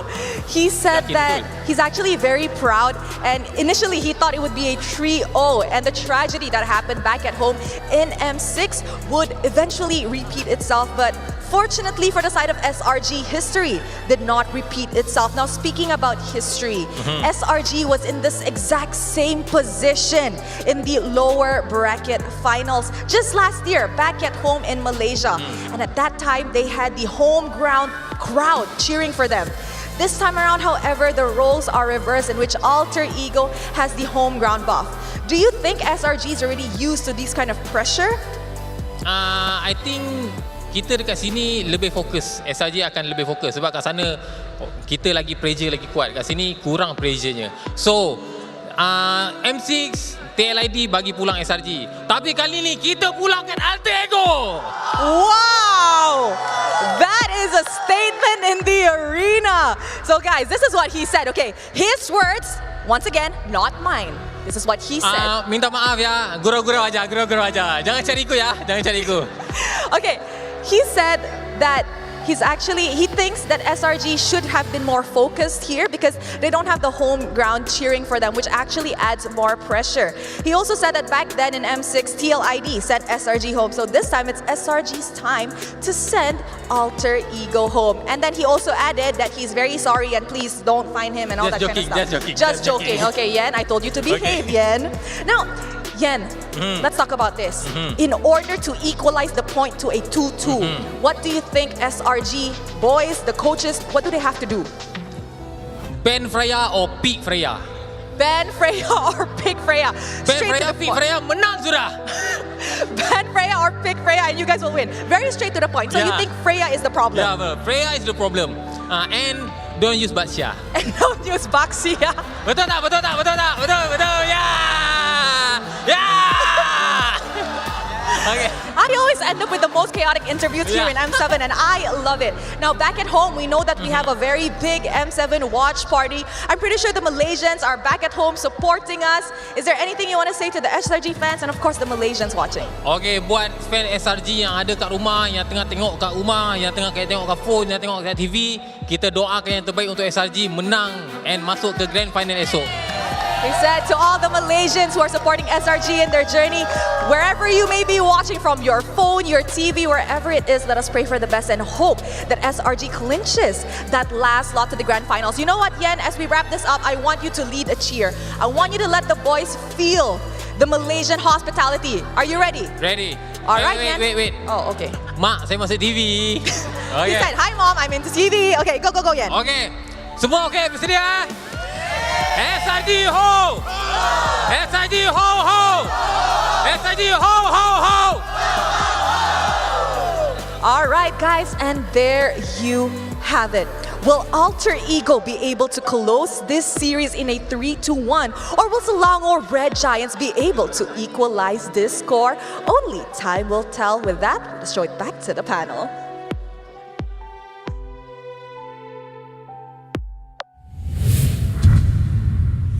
Thank you, Yen. Our man Yen was listening to the panel. See, it's so simple. Banner pick Freya, then just don't play Baksha anymore, right? Then you win. Then you win. And you win.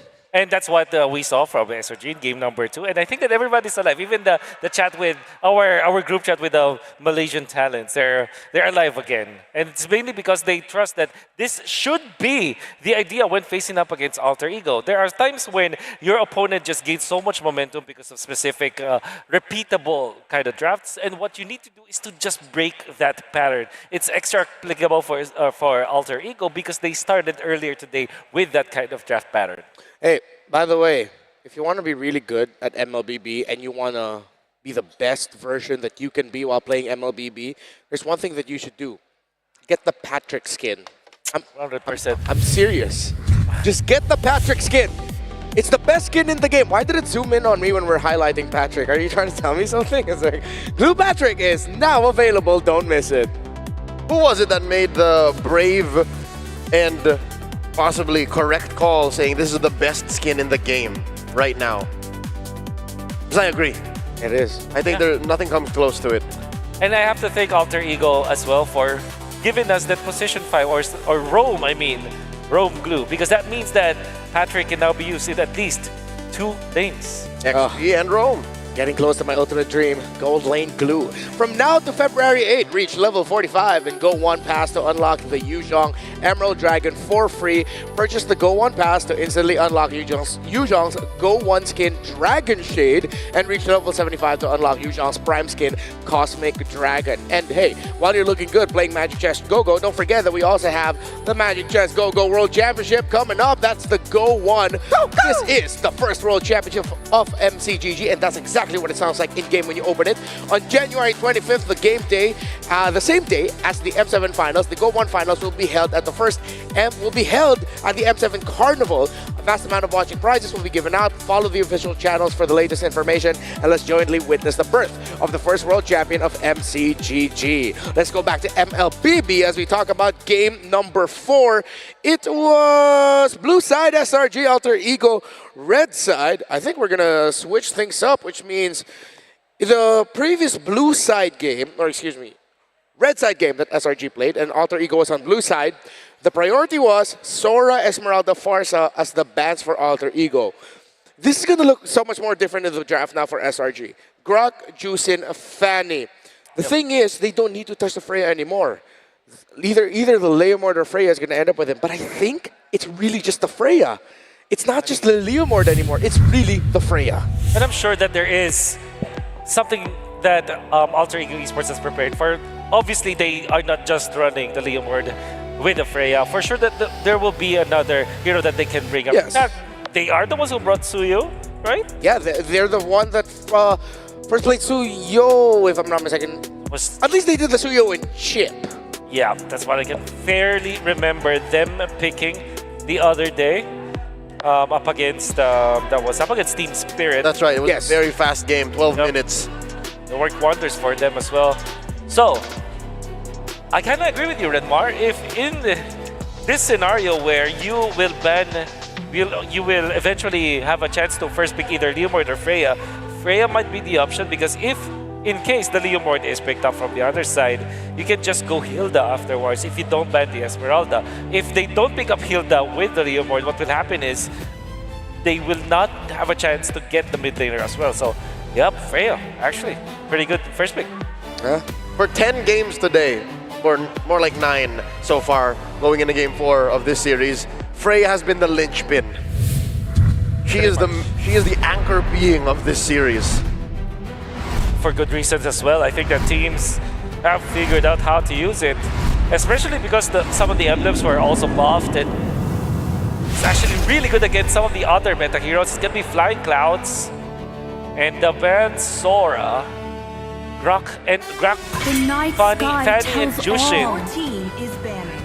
This is what, Alter Ego really poising to first pick that Freya. Yeah. I wonder if they're willing to pull the trigger and if SRG are ready for it. Rock Fanny Jushin has been the consistent bans against Alter Ego today. Not just this year, today. Hey. First year of our Lord, 2026. The World of Mobile Legends in the biggest tournament, most competitive M series at that, lower bracket finals, the day where SRG, Alter Ego, as well as Team Liquid played, it's Freya, which is the linchpin of the draft. Butterflies born by thy wish. Yep, they just changed the order, but it's technically still Grox and Fanny. I've already written down. I'm assuming that Red 3 is Fanny. If the Fanny is picked up, would you think that SRG will eventually pick it up? I think there's a world where they actually do that. Yeah. There's the Kalea ban. All right. So Jushin was banned. If this is Fanny and not Freya, first pick for Alter Ego will 100% be Arfi's hero. Yeah, get either that Claude or the Leomord. Claude or the Freya. But if I'm SRG, I think I'm willing to ban the Freya. At this point, you really have to acknowledge the sheer audacity of the pick. Yep. Or the lack of banning. Yeah. If they let it through. Yeah. And I think that's just so beneficial, right? Because they can also pick the Fanny third pick if it actually comes to that. But they might be also scared about the Fanny for Alter Ego. Finally. Oh, there you go. Respect. Respect. The crowd goes wild. The crowd goes wild. The metagame is cracked open. It is. But the Claude is left open for Alter Ego to take. Yeah, and Arfi's a pretty damn good Claude. That's right. He can just let all SRG, if the Claude ends up going to the hands of Alter Ego, they can't be distracted of whatever's in the jungle. They need to pressure the gold lane. Because if Arfi can farm, and then AE can win. I think that's the best way to put it. If he can farm, they can win. Now that Farsa was the first pick for Alter Ego, SRG can actually snatch that pick. Pick up the Hilda to go with it. I think Claude Hilda is such a good opener for SRG. If in case Leomord or Fanny is the pickup for Alter Ego, at least they will have a good opener already. Yeah. Oh, they want that control, they want that aggression. I think Alter Ego might end up with a high loss later on, considering just how good they play it together, the high loss and Farsa. And it's a great unboxing hero. Yeah. So it is Hilda, and it is Claude. The Claude, yep. As expected. The Alter Ego, they might not pick up the Leomord anymore, but they might be showing off with the Fanny if in case they will pick that up. However, the Uranus seems like a good idea for Alter Ego to pick up in this early to this game, especially how good they are with that hero. How crazy would it be if they go Uranus here in blue 2-3, and then find a way to flex it into the jungle for 4-5? That's not crazy at all. Yep. That will definitely be the case. We now know it's not overcooked. Yeah, it's not overcooked. That's the Granger and the Fanny. Never mind. There you go. Not bad. I thought they wouldn't be willing to play considering that they have the Hilda on the other side, but Alter Ego, one thing about them, they love their comfort. They love their comforts. Now for SRG, want to go for the Eve now? Or maybe Valentina. Valentina looks good right now because I'm pretty sure that we will be banned out if SRG does not pick that up right now. Lunox is also available. But there is no good Lunox target so far. Not yet, nothing to shred. Yeah. Nothing to shred yet. Fanny will just outrun that Lunox. Eventually, the Granger just gun him down. I think you're better off with the Valentina if you're SRG. Or perhaps the Uranus. Drop the beat of the flash. Your team. Joy Claude. Okay. They will match fire with fire. They want aggression, and it makes sense. You're looking at the Farsa and the Granger. SRG, instead of looking directly at the Fanny, they thought, wait, we already have the Hilda, that's fine. We have to deal with the jungle first. We have to deal with the mid lane and the gold laner first, I mean. Pick up the Joy now. I didn't expect it, but I respect the game. I would say it's risky at this point. Although, so far, what they can do is to ban out the anti-Joy heroes from the roam role. Yeah. Maybe a Cho, Maybe a Tigreal if it comes to that. Even in the EXP lane, they might have to consider banning out the Phoveus, but they might even pick it up for themselves. There's a roam that only very specifically Alec uses. Did well against the Hilda earlier in the series. Alter Ego identifies the Phoveus can be a red 4 pick. Yeah. Ban it out. Obviously, Fanny hates playing up against that hero. How crazy would it be if SRG has their own swerve of their own and then suddenly flex the Hilda into the EXP, then they pick up a Badang and roam? Or yeah, but that actually works. Great versus Farsa. Stellar against Fanny. That is a valid pickup. And you know what? Even Grab can play it. Yeah, XP Badang. XP Badang also. If it comes to that. Yeah, we're leaning a little bit more towards the crazier ideas of what to expect. But the Uranus, I think, was brought up earlier. Might actually be good for SRG. It is actually really good. It has good synergy with their heroes. It provides them that sponge in the front lines, and it will allow them to take the objectives much more comfortable, especially because the Esmeralda Phoveus, as well as this Alice banned out. I don't think that there will be more choices here for Cram. What's left? I don't know. Badang, Lapu-Lapu. Badang, yeah, Lapu-Lapu. Uranus. Might just go for the Valentina as in this specific slot though. Because that means that, yeah, you will have the perfect hero. You can still manage to have this flex on your Hilda as well. Yeah. So you keep the mystery. You keep the mystery. Valentina. Oh, well, okay. As expected, I mean. Yeah. Honest. Super honest. Alter Ego, what is your shred now? They don't have the damage anymore. It's Roman EXP they're playing for. That's right. So they're looking for management, not shred. Oh man, are they Franco? Oh, I wouldn't mind suppress. If they can go something like a Kaja or a Franco over the Cho, that would not be too crazy. High loss also still works in the sense that you just have that quick stun to dish on the Claude or the Joy. Yep. If they pick up the Badang, what would be... Yeah, I can't think of any other good XP here. There's the high loss. Pick up that, just pick up the high loss. What's in XP? That is Ruby. Oh, wait. Anti-Joy. Okay. The pool on Alter Ego is something else. Now the Lunox's stock has increased so much. Yeah. I think it's really good for SRG now. It's just so good against the heroes of Alter Ego. You don't want to go for the Valentina anymore. Yep. There's a winning matchup. Winning matchup, you want to pick up the Lunox now. I hope they're not thinking about something like a Kagura. Kagura will not be effective at all. Yep. Please don't. I think the worst is Zetian. I mean, not the worst, but one of the choices. I mean, so Zet or Lunox? It's a choice of all time. It's a choice of all time. They played more Zet than Lunox. Or Odette if they're crazy. Lilia. I don't necessarily like it. I think Fanny kind of likes playing against Lilia amongst... Yeah. Little interaction. Oh, on one side, you force out the black shoes, and you have the black shoes to survive. On the other side, Ruby and Hylos are not happy about it. Yeah. But then again, you know what? Brigida is casting. We're going to a game 5 for sure. I think this is SRG going in for game number 4. Leo? I think that Lilia pick was the linchpin. Storm was given the option, Lunox or Lilia. This was what the Mage Prodigy chose. I think SRG might take us all the way. Will we go to game number 5? For me, I'm leaning a little bit Alter Ego. I don't know why, there's just something in the air. Maybe I'm just getting convinced by the crowd. Well, we have one more game. Let's see if this is going to be it or if we're going to go all the way. Naisu, Trex, and Brigida to tell the story. Till the enemy reaches the I'll tell you what's in the air. Smash It's a Fanny. And that might be one of the integral parts to make this draft work if they want to end it here for Alter Ego. Can SRG extend the series? Well, they've got an interesting draft to possibly make that happen.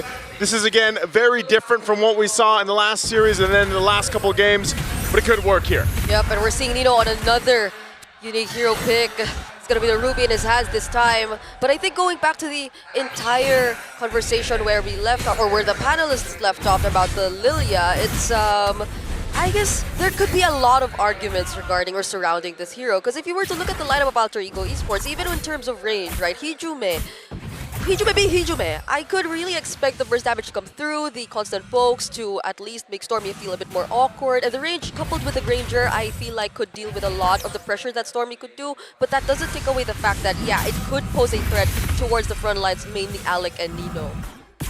Okay. Looking at the emblems here.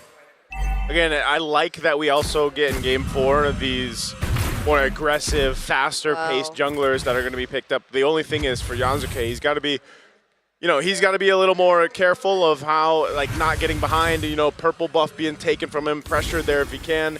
Yeah, you've got a little defensiveness now for Innocent, rolling with his tenacity, just to have a little more durability on this Claude because of the fact that also, yeah, you have a Fanny across from you. So definitely one of those things. And yeah, I think even for myself here, I didn't expect the Lilia to come through this draft. I was almost expecting the Lunox there, but for the most part, maybe Stormy's idea is also just, as long as he can avoid getting set up. A lot of damage from Yasuke, already picking up the first blood.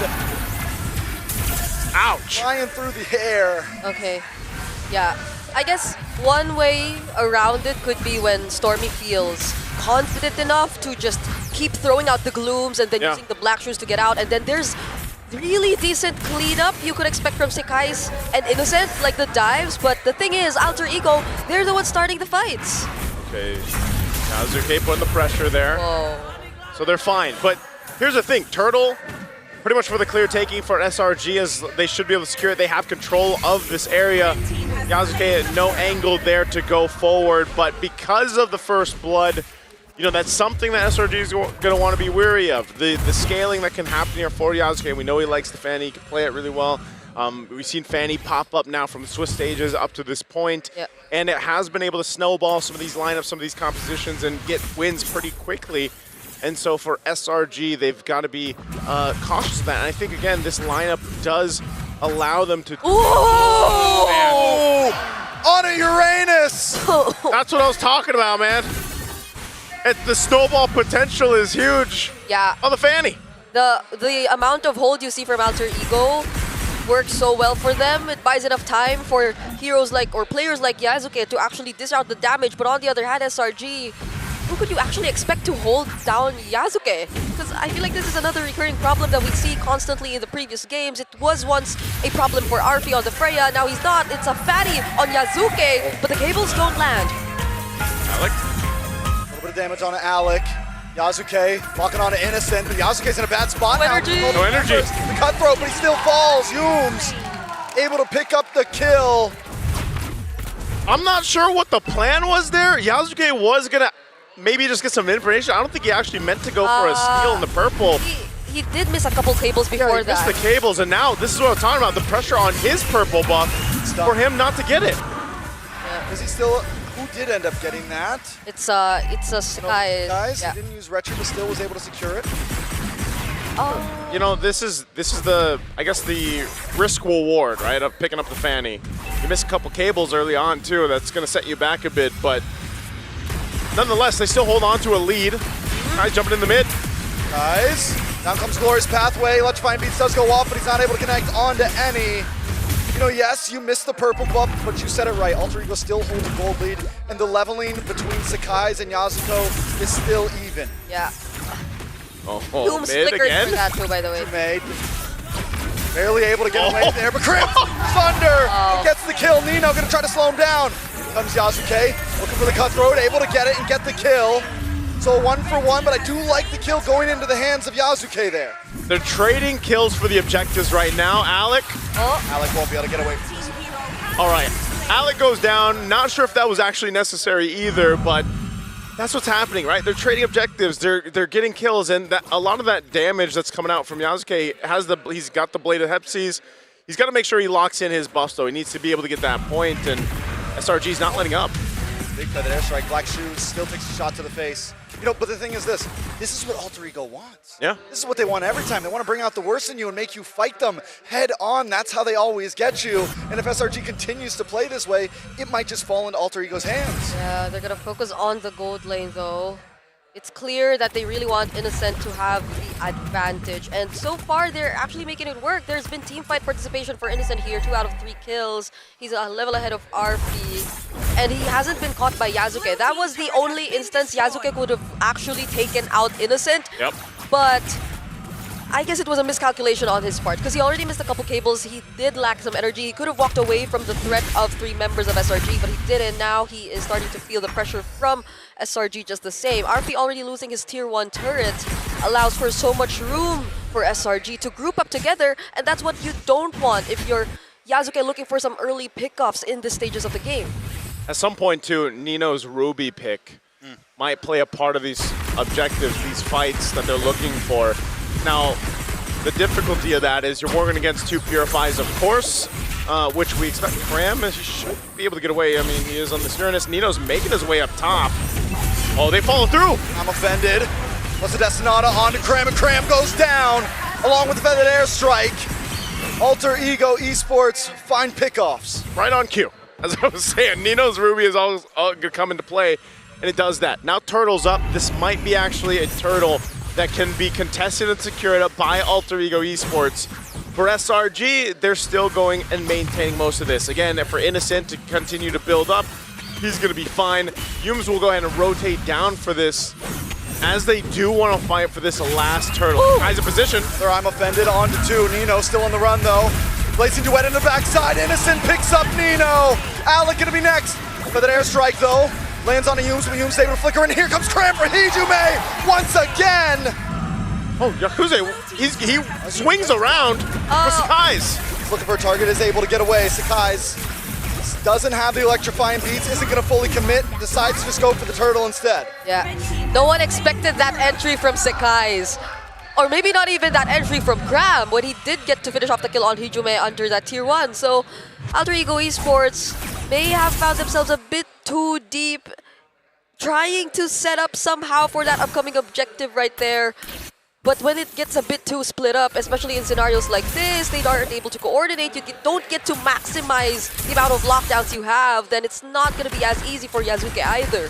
And Cram doing work on the Uranus. He's finding the right targets, pushing them away from the fights that are breaking out, and that's part of the plan for SRG. They continue to do that. Malefic Roar picked up here now for Yuzuke, so he's been able to do a lot of damage just with the Blade of Hepsies. Now that he's got a Malefic Roar, that's great for him to build into, but also at the same time, Sky Piercer and the Hunter Strike for Arfi, and Arfi, if he starts to build up the stacks, then you have more of that pressure where Yasuke just kind of weaves in and out, popping off tons of damage, and then Arfi scales up and is able to capitalize on him or Hijume. Yeah, it's interesting though. I feel like majority of the attention from Alter Ego has been towards Crab in the EXP lane. Oh no! On Alec.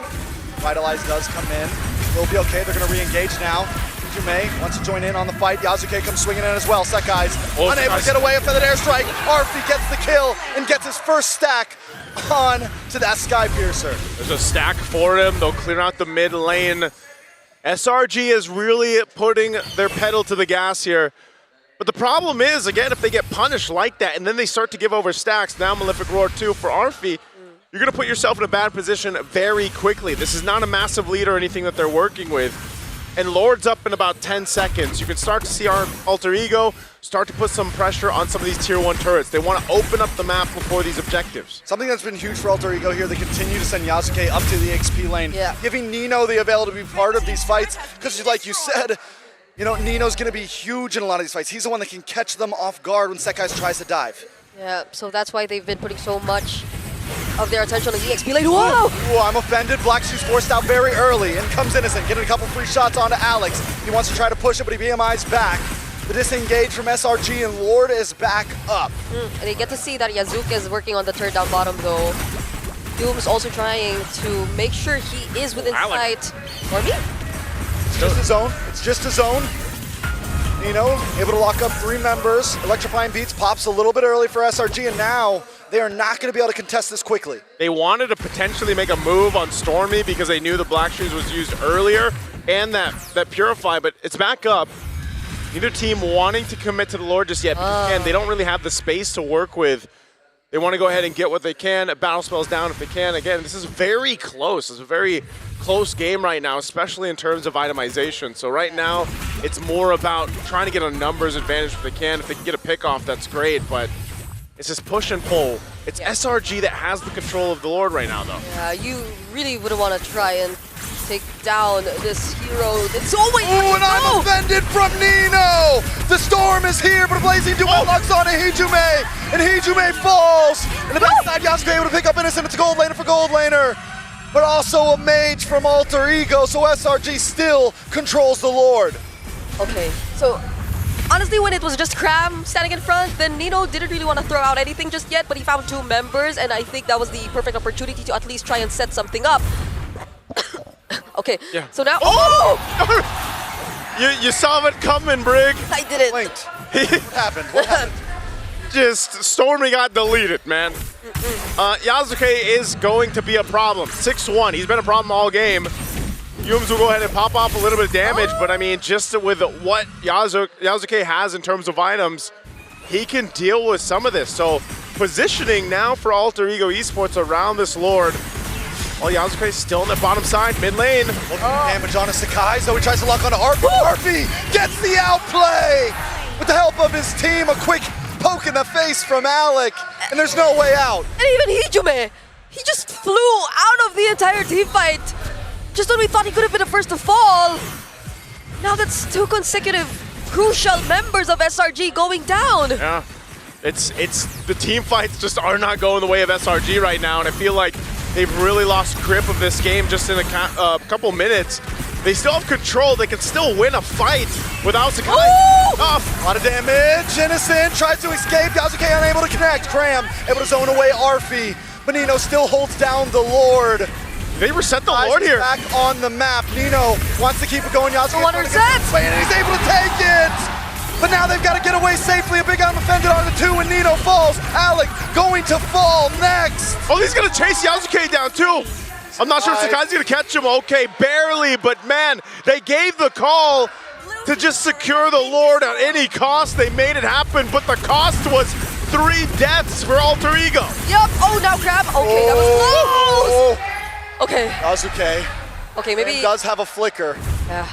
So still, I'd say it's a really commendable call for Alter Ego to actually go and win that objective, despite them not being successful enough in taking out Innocent. Because I think that's where we get to see the entire Tenacity Fighter Emblem combination in action. He was a bit too tanky for Yasuke to finish off the kill. And even then, SRG, they were still trying to fight. But Alter Ego successful with the Lord at least. But this might not, or they might not get much out of it, considering the way that the map is looking right now.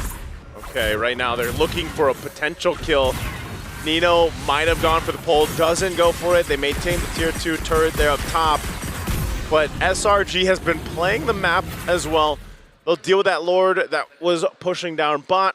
They continue to go ahead and just get reset here. So it's back to it. They built themselves a bit of a lead, and they've got pretty good durability on this lineup. The same can be said for Alter Ego Esports though, and that's where, again, now you're this portion of the game where it's like, all right, the gold laners, it's different, right? When you don't have the fire gold lane, it's like you now have this range accessible to the teams here. You can see that, again, itemization is nearly identical. A bit of a lead for Innocent, but the damage that he's able to pump out with the Blazing Duet is what is a huge threat in comparison for Arfi. You know, again, he hasn't built up a ton of stacks or anything, but he does have itemization on this Granger to deal with some of this lineup from SRG. Yeah, this is still, though, Arfi's, or one of Arfi's key heroes.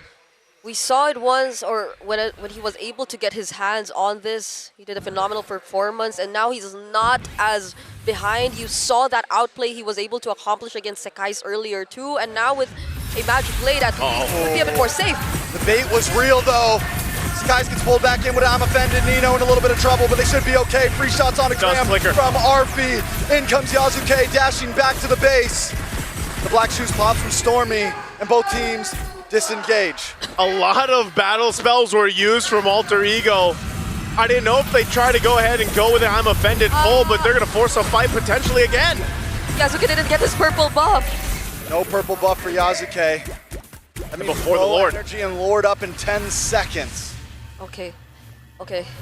So far at least, The waves are being managed really well for Alter Ego here. Not entirely the opposite lane though, they are yet to take away that tier 1 up top. So Alter Ego, the way things are looking right now, especially considering their composition, it's just really Yasuke who you would expect to separate from the rest of the team, but Cram will show up here too.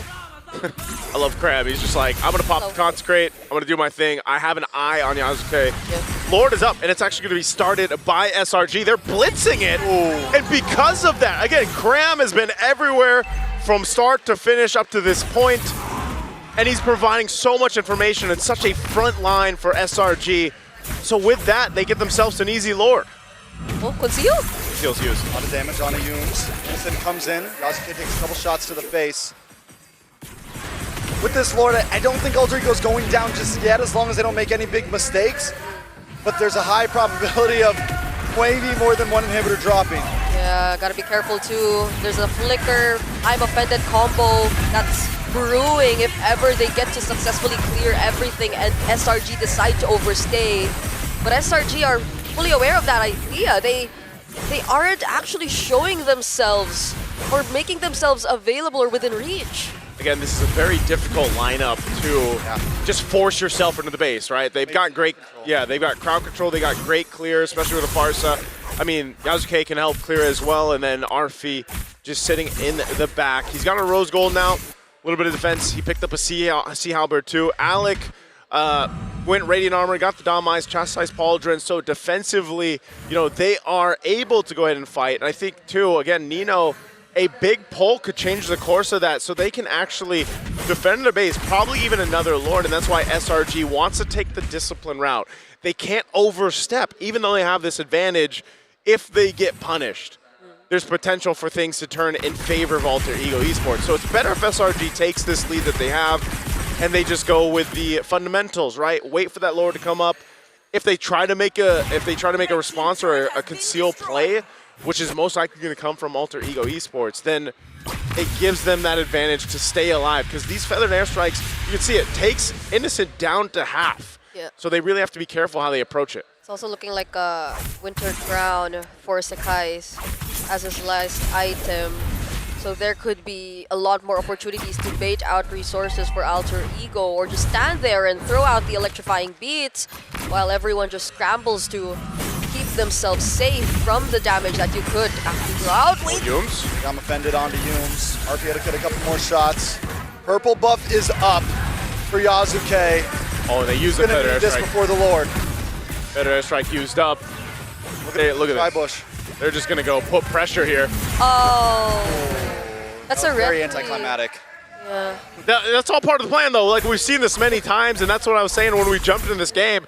With a Fanny on your composition, you know that there's going to be pressure for the purple. If you can't get it, well, here's a fight. Yums! Onto Arfi. Arfi's not going to be able to get away from this one. Like with the Fed airstrike in response to this with a blazing duet. Okay. Oh! Goes down, and Yasuke hasn't even joined in the fight. Oh, Wind of Nature. Still doesn't have the energy. Wind of Nature comes through. On the boss side, Cram finally falls. 2 members drop from Sangalore Red Giants. And Alter Ego find a moment. The Lord is up, though. Does SRG even want to do this without Sakai's? They have to reset. That footwork we saw from Arfi. I thought for sure he was gone. Yeah. Call that an athletic flicker, by the way. Every time we see that, that is the move right there. Oh. He just repurchased. I think he flipped one of his items. I think he buys Rose Gold, and he just bought back, what's it called, Stormy, though, making their way in. This should be a good Lord for Alter Ego. Ooh. Wow, a team fight that was started up by SRG. Like I was saying before the Lord broke out, they had them sandwiched in, and Alter Ego responded. Yeah. And that's Yasuke without a purple buff earlier. And on top of that, I feel like, okay, that's... Can we respect the fact that Arfi sold Skypiercer? Yeah. Just rebought it again. That's why it's... He's got boots. He has no boots now. That sidestep. Yeah, it was, again, there was a bit of help from the Glorious Pathway too, and of course the other members of Alter Ego jumping in, but it was really, a lot of the footwork was just all Arfi at that moment. It was also the Rose Gold also keeping him a bit more safe, but ultimately, without them being able to take down Arfi, and with Nino coming in clutch to make sure that Sekai's was gone, Alter Ego now. This is a huge opportunity. It's an Evolved Lord. Evolved Lord up top. SRG on the back foot. Kazuke. All right, putting the pressure. How does SRG respond to this? Nino up front, pulls. Defended onto Cram. Cram taking too much damage. And Hijume. And look at Arfi. Just like last time. Conceal play. Alter Ego breaking through, and the damage is just too much. Innocent comes in, but another I'm offended. Hijume in the backside. The Lord is on the base. Arfi looking for another target. Arfi's down though, shut down from Hijume. They can't quite break through. They take out a base turret up top and bot. And now one base turret stands for SRG to stay alive. Oh, Alec has the glorious pathway. Don't have Arfi, but Hijume's gonna reposition. There is a feathered airstrike in the kit. Sakai's gets pulled back in. Nino able to lock him down. Innocent doesn't have Blazing Duet just yet. Can he defend this? Now he's got it. Blazing Duet comes in, but it's still not enough damage. One cannon minion on the base. All they gotta do is get a couple more hits. Cram tries to defend. Another wave on the boss side. He's gonna hold the minions. Doing everything he can. He gets pulled back in. Some doubted. Some said they'd never make it this far. But today your eyes are on Alter Ego as they take all of the hearts of Indonesia with them to the M7 Grand Finals. First it was the Titans, and then the Giants, and now they face against the Lights in the Grand Final. All of the doubts, despite them initially being labeled as maybe a bit too unorthodox in terms of their approach, they've proven time and time again that it actually is their strength here in M7. What a series, man. You gotta think, back-to-back series. 9 games Alter Ego went through. And it's not like they dominated those series either or the games within them. They grinded through this gauntlet. Those were 2 champions they took down. Champions of their respective regions just to make it where they are right now. When this event started, nobody's eyes were on Alter Ego. Nobody thought it was SRG, it was TLPH, it was this team or that team. Alter Ego defy it all. They defied a whole lot of naysayers, but there's also a nation behind them now going into the grand final, and you know they're gonna be cheering just as loud. You saw the watch party out there towards the end, man. They are gonna be out here tomorrow, and we are gonna be in for a show. They took out champions along the way. They made adjustments along the way. They adjusted the meta along the way here for the M7 World Championship, and leave it up to a team that a lot of people might not have had their eyes on, but now they do. Alter Ego has showed us so much throughout their run in the lower bracket especially. And my God, I can't wait to see what they're able to bring to the table in the grand finals. We're gonna throw it over on stage for our winning interview.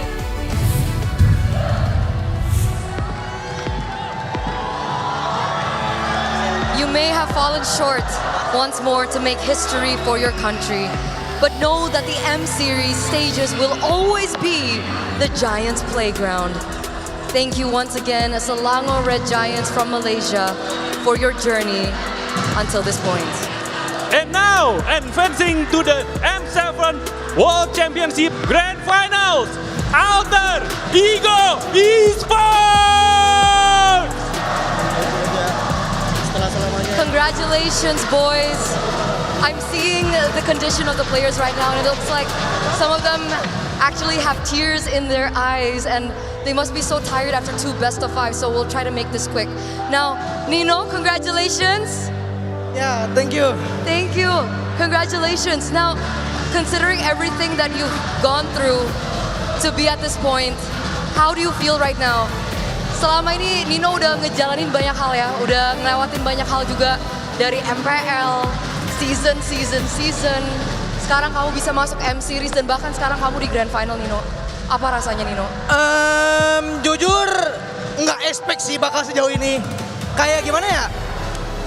Ya awalnya banyak banget bermimpi, gagal. Akhirnya ada di Grand Final internasional itu kayak mimpi aja sih. He really didn't expect this to happen. After so many years, he felt like he failed. And now everything that has happened so far, it feels like a dream. Oh my God, I only can imagine 9 intense matches for 2 days for Alter Ego.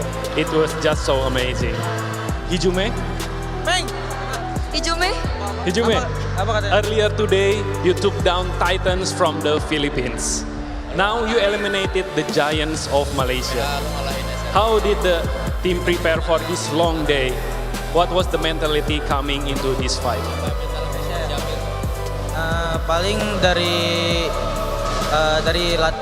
latihan kita udah nyiapin dari segi mental, dari segi in game, semuanya udah kita preparein sih.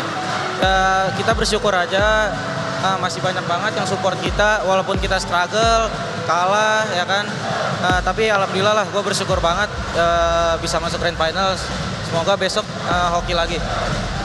So Hijume said the preparation is already prepared before the matches, in game and everything, and he wanna say thank you for all the supporters that always support Alter Ego. Wow. The mentality that these kids have right now up on stage. Thank you, Hijume. Arfi now. Hello, Arfi. Arfi, everyone is saying now that you cannot spell Freya without Arfi. Why are you so good at this hero? Kenapa Arfi jago banget sih pakai Freya? Kenapa aku jago banget? Karena ada Bang Geni yang ngajarin aku buat main Freya. Siapa? Bang Geni, Bang Geni. Oh, Zephyr. Zephyr was the one to teach him and that's why he's really good. Ada lagi? Kuncinya jago Freya ada di Zephyr. The key to his Freya is with Zephyr. Kaget nggak sih tadi banyak yang ngelepas Freya kamu, akhirnya kamu bisa main Freya berkali-kali? Were you surprised that the Freya was left open for you to utilize over and over again? Kaget sih sebenarnya. Cuma ya kalau dapat hero-nya ya pakai aja. Kalau nggak di respect, pakai. Kalau di respect ya udah. He was very surprised that the hero was left open, but if it was left open, he'll just use it. Respected, he won't use it. If it's respected, he can use it. What a standing performance by Arfi using a Freya today. So Yasuke, you once had to fight for your dream without full support from your parents. Today, they are here, leading the support for you. What does this moment mean for you and what would you like to say to them? Momen ini ya? Yes. Paling untuk momen ini benar-benar sangat berarti buat gua. Soalnya gua player entah berantah, gak ada yang expect kan gua bisa sampai ke Grand Final ini. Gua sangat bersyukur, terutama buat coaching staff, teman-teman gua, sama keluarga gua yang support. Terima kasih banyak. Itu semua sangat berarti. So, he said that he wanna say thank you not only for the coaching staff and also the family that always give him a full support. It's amazing because we got to talk to your parents earlier on. Tadi orang tua kamu datang loh untuk support kamu. Jadi mereka juga kelihatan senengnya ya dan sangat bangga banget sama kamu Yasuke. Alec, you've already made history even being here in the Grand Finals. The last time that Alter Ego was even close was M2, but they couldn't make it to top 2. So the fight is not over. Tomorrow, you'll come back and face Aurora Gaming Philippines for the World Championship title. So could you help us to assure the thousands of Alter champs right now that there is a chance, there is an opportunity for Alter Ego to lift that trophy and bring it finally back home to Indonesia? Sebenarnya yang aku bisa janjiin ke Alter Champ sih, kita nggak kayak hari pertama playoff lah. Kita udah mempersiapin semuanya buat lawan Aurora PH dan nggak akan kejadian buat kalah yang kedua kalinya. He's prepared He said that this is not the first time. It's not like it's day one of the playoffs. They are mentally prepared. They have also prepared to face Aurora Gaming Philippines so they don't lose twice. Wow, I cannot wait to watch grand final tomorrow. Okay, congratulations again one more time for Alter Ego, and get some rest and good luck for your grand final tomorrow. Now, to find out what happened in the match before, we will throw it back to our panel.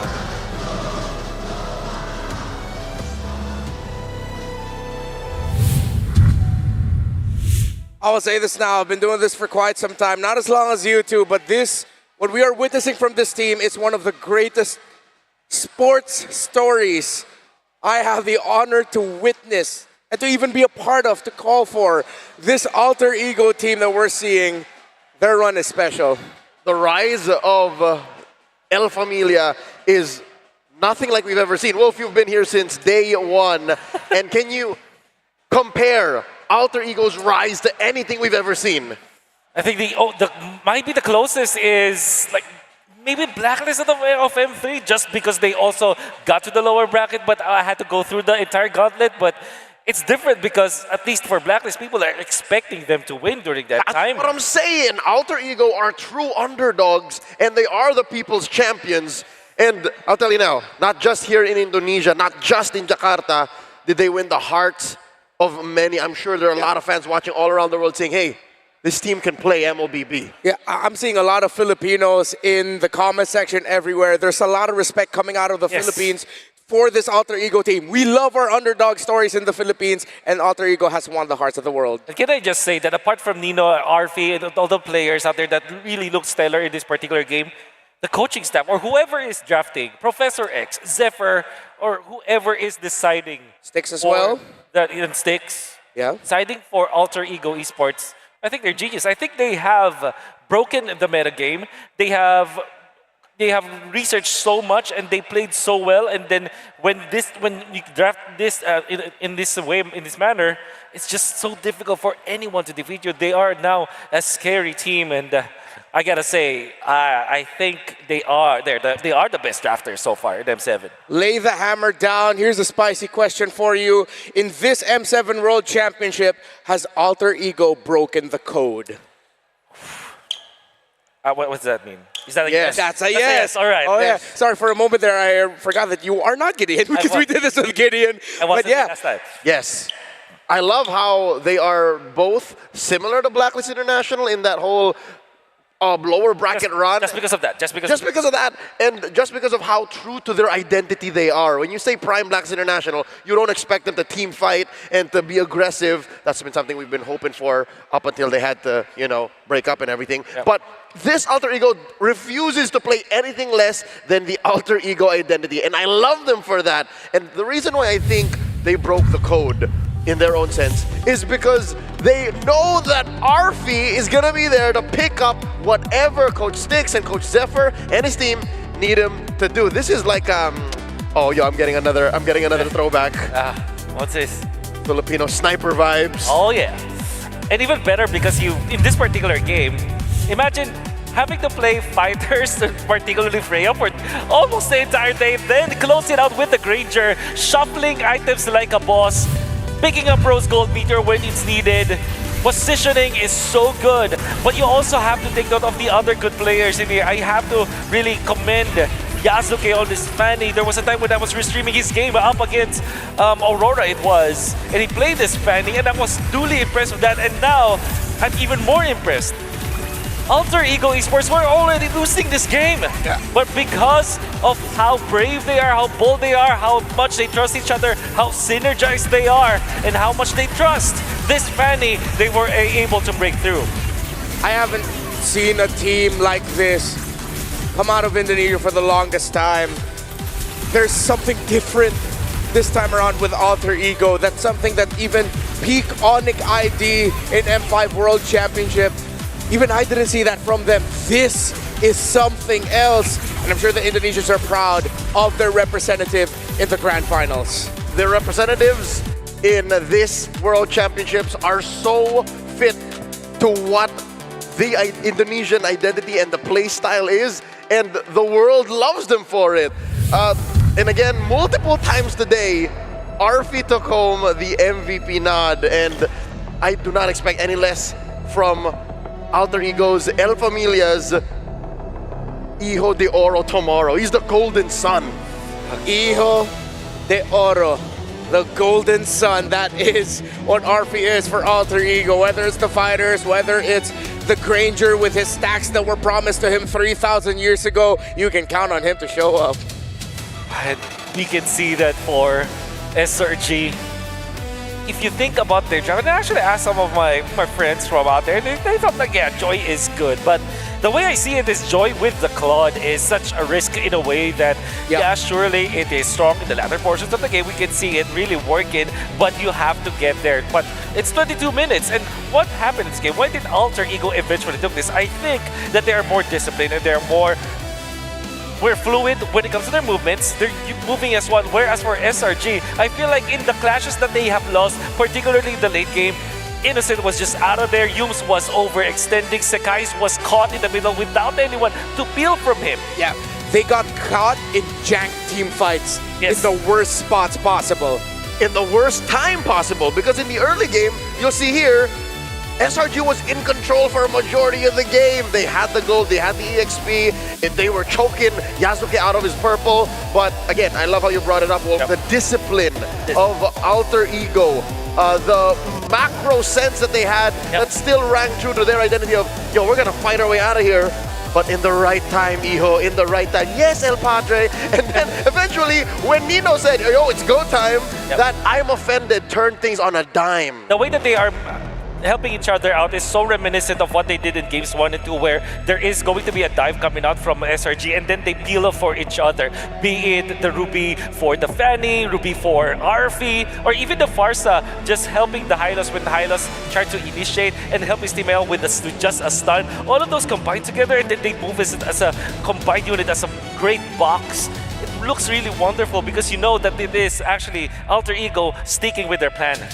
And because of that, we now make history yet again for MLBB Esports. Oh, I love it. As for the first time in history, the grand finals of the World Championship will be contested by the runner-up of MPL Philippines and the runner-up of MPL Indonesia. Aurora went through Team Liquid, went through Alter Ego, then took down the Giants. While you look at Alter Ego, they took down the Titans and the Giants on the same day. They took down Team Spirit the day before that to make it to the grand finals. Show me the soul who predicted this. No one could have seen this coming. This is the reality we have. You can't write this. Alter Ego have taken down the 3 champions in the lower bracket of different MPL regions. This is such a good story, and I can't help it. I'm actually, I'm tearing up right now. 6 p.m. GMT +7. The team that has failed over and over again to capture a title now has a shot to call themselves world champions.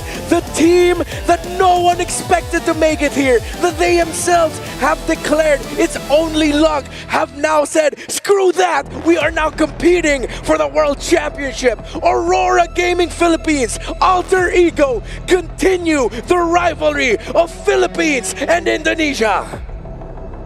This is fate, this is destiny. No matter how you slice it and dice it, these 2 regions, these 2 powerhouses of MLBB Esports are fated to fight forever. It will be a battle of wit. It will be a battle of endurance. Specifically for Alter Ego because they will not have that much time to prepare. But I'm sure that Aurora, they might not have actually saw this coming. Because you're looking at Alter Ego, you're looking at SRG as well as TLPH today. Only one will be their opponents. Let's see if they are prepared for that. And I'm sure that there are already a lot of things that they can really do it. Bad fair. Leo, Wolf, thank you so much. This has been a stellar day and it has been an honor to share this desk with you. But no matter what happens tomorrow, remember that in the hands of these players are the hopes and dreams of our community. They are a reflection of what we all hope to achieve one day. greatness. Our athletes, our players are just like us. Like you and me, they hope the world can just see them. We don't declare our greatness. We earn it. We show it through years of building it brick by brick. Let the world see us in the grand finals of our M7 World Championship. Good night and good fight.